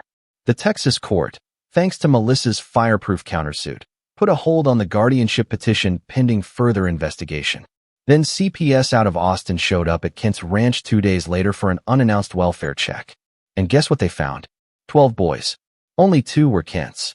The rest? Kids from troubled homes, bad influences, soft fathers, and faithless cities. Some of the kids had been there for months. No permits, no medical staff, no registered counseling credentials, no paper trail. Kent's ministry was an illegal conversion therapy camp posing as a Christian youth home. And now, it was under full investigation. They called me the next day to tell me Liam was being taken into protective custody until he could be safely returned across state lines. I cried when I heard his voice. He sounded tired, fragile. But when the CPS worker handed him the phone and he heard me say his name, he let out this tiny, shaky breath, like he'd been holding it since the moment Kent picked him up from school. "Dad," he whispered. "I'm right here, buddy." His voice cracked. I didn't believe him. I swear. I couldn't get out. "I know," I said. "And you don't have to anymore. It's over." He didn't say anything for a long time. Then, quietly, "Can you come get me? I'm already on my way." I made the drive from Colorado Springs to Central Texas in a straight shot. 15 hours, 2 gas stops, no sleep. I pulled into the CPS office parking lot at 7:30 a.m., 30 minutes before they opened. By 9 o'clock, I was holding my son. He looked different, paler, thinner. His eyes darted when he moved, like he still half expected someone to grab him and drag him back into a barn to pray the rebellion out of him. But the second he saw me, his legs moved before his thoughts did. He ran into my arms like he was 5 years old again and had just woken up from a nightmare. And I held him, tightly. "I got you," I whispered. "They don't get to touch you again." We stayed in a hotel that night, ordered greasy pizza, and watched old episodes of Mythbusters under the covers like nothing had ever happened. He barely ate, but he smiled once when I cracked a joke about Kent probably offering the devil a handshake if it came with a church donation. The next morning, I called Melissa and told her Liam was safe. She said, "Good, because it's time we go public." And that's when the tide really turned. Melissa drafted a carefully worded press release, not naming Liam directly, but outlining the case in full. She passed it through the local news first, just a small online piece about a faith-based youth ministry under investigation for unlawful detainment of minors. But the headline exploded, because it didn't stop there. Turns out, another parent saw the article and recognized the name Circle of Grace. Their son had spent 6 weeks there the previous year and came home with severe anxiety and sleep issues, but they'd never filed a complaint because they didn't think anyone would believe them. Now they had reason to. Then a third parent came forward, and a fourth. By the end of the week, 7 separate families had contacted Melissa. Kent's empire? It was crumbling. He tried to do damage control, of course, claimed it was all miscommunication, that his reputation was being smeared by secular lies, that Liam had been rescued, not abducted. But Melissa had already sent cease and desist letters to every single board member of the church. And that's when I realized something remarkable. The more Kent spoke, the more people saw through him. His sermons got quieter. His circle of supporters thinned out. And one Sunday morning, Rachel sent me a photo. Kent, standing in front of an almost empty congregation, holding a mic with both hands like he was afraid it might fall apart if he let go. The caption said, 16 families left the church this week. He's begging now. I won't pretend everything healed overnight. Liam struggled. He flinched when doors opened too fast. Hated sudden noises. Couldn't stand the smell of wood smoke for months. But therapy helped. His counselor was patient, gentle, and gave him space to reclaim his voice. I started working from home more often. Made time for long walks. We rejoined the community theater together, even if Liam didn't want to audition again just yet. He helped with set design and lights. I watched him laugh with the crew backstage one night, and I nearly broke down again, but this time from relief. He was coming back, and I wasn't just his protector anymore. I was becoming a voice for other parents, too. Melissa asked if I'd be willing to speak on a panel about unlicensed youth ministries and the dangers of religious coercion. I agreed, nervously. Public speaking isn't really my thing. But when I told Liam, he smiled, really smiled, for the first time in weeks. "Just don't wear that sweater you always wear when you're nervous," he said. "I don't get nervous," I lied. He rolled his eyes. "You wear it every tax season." We both laughed. And in that moment, I realized something else. This wasn't just about revenge anymore. This was about resilience. We'd survived something horrific, but we weren't hiding from it. We were using it. And soon, it would all come to a head. Because Ken had been subpoenaed, and a hearing date had been set. The court would finally see the truth. And the man who tried to break my son was about to be broken by the very system he thought he could manipulate. The courtroom was colder than I expected. Not physically, just sterile. Like the air itself didn't care who won or lost. Justice wasn't warm. It was indifferent. It didn't care that Kent used to pray over dinner or that Liam still flinched whenever he heard boots on wood floors. It didn't care that I hadn't slept properly in weeks or that Melissa kept a steel thermos of black coffee by her side like it was armor. But that was okay, because I cared, and I had built a case so airtight it could suffocate a lie before it even left Kent's lips. The hearing was scheduled as a joint proceeding. Review of the emergency guardianship Kent had filed in Texas, our Colorado countersuit, and the preliminary findings from the CPS investigation. Melissa told me Kent had pushed for a private hearing, tried claiming media bias and emotional interference from secular influence, but the judge denied it. Good. Let the world hear it. The courtroom was small, but packed. A few local reporters, CPS reps, a counselor who'd worked with Liam, and even Rachel, who flew in just to sit in the second row and glare at Bethany like her eyes could melt steel. Kent sat at the defense table in a muted navy suit that looked like it hadn't been tailored in a decade. Bethany sat beside him, looking thinner and more brittle than before, probably from watching their social circle implode. Liam wasn't present. We'd all agreed it was better for his emotional recovery to avoid direct confrontation. But his testimony was present, recorded via affidavit, signed by both his therapist and counselor. And when Melissa submitted it into evidence, she did so with the poise of someone sliding a knife between armor plates. Kent's lawyer, some uptight guy in a gray three-piece who looked like he'd walked off a used car lot, tried to object. Unverified account from a minor, he argued. Melissa leaned forward. Verified by 2 licensed professionals, Your Honor, and corroborated by medical intake forms, witness statements, and photographic evidence. The judge raised an eyebrow at the objection. Overruled. Strike 1. Melissa's strategy was simple. Don't waste time with the emotional appeals. Let the facts bury him. She laid out the sequence of events with surgical precision. Kent forged a signature on a school pickup form. Kent transported a minor across state lines without parental consent. Kent operated an unlicensed youth program on private land, offering behavior correction under religious doctrine. Multiple other families corroborated similar experiences, many involving coercion and restricted communication. The so-called circle of grace wasn't just illegal. It was dangerous. And then she played the voicemail. Kent's voice, calm but cracking. I think there's been a misunderstanding. Liam needed some tough love. I never meant for things to go too far. The room went still. That wasn't discipline. That was admission. Then came the final nail. The letter Bethany sent to the pastor, claiming Liam ran away and had emotional instability. Timestamped before CPS found him dehydrated at a truck stop. A full day before they even knew he was safe. Strike 2. Kent's lawyer scrambled, trying to paint the story as a family disagreement blown out of proportion. Melissa asked him one question. Is it your defense that Miles, a single father with no prior reports, a full custody agreement, and a spotless record, intentionally abandoned his child just to spite his late wife's brother? The lawyer stuttered. Well, we're saying it's possible the child misunderstood the... She cut him off. Is it also possible that your client built a house of lies and wrapped it in a Bible? Objection. Sustained. But the point was made. Strike 3. When Kent was finally called to the stand, he looked smaller than I'd ever seen him. His voice was still smooth, practiced, but he'd lost the rhythm. His tone cracked when asked why Liam had no way to contact his father during his stay. He needed space. From the world. Or from his parent. I was trying to protect him. By leaving him at a truck stop? That was it. That was everything. The judge excused him, turned to the room, and made a statement I'll never forget. This is not a question of faith or family values. This is a question of power. And this court does not reward those who abuse it. The gavel fell.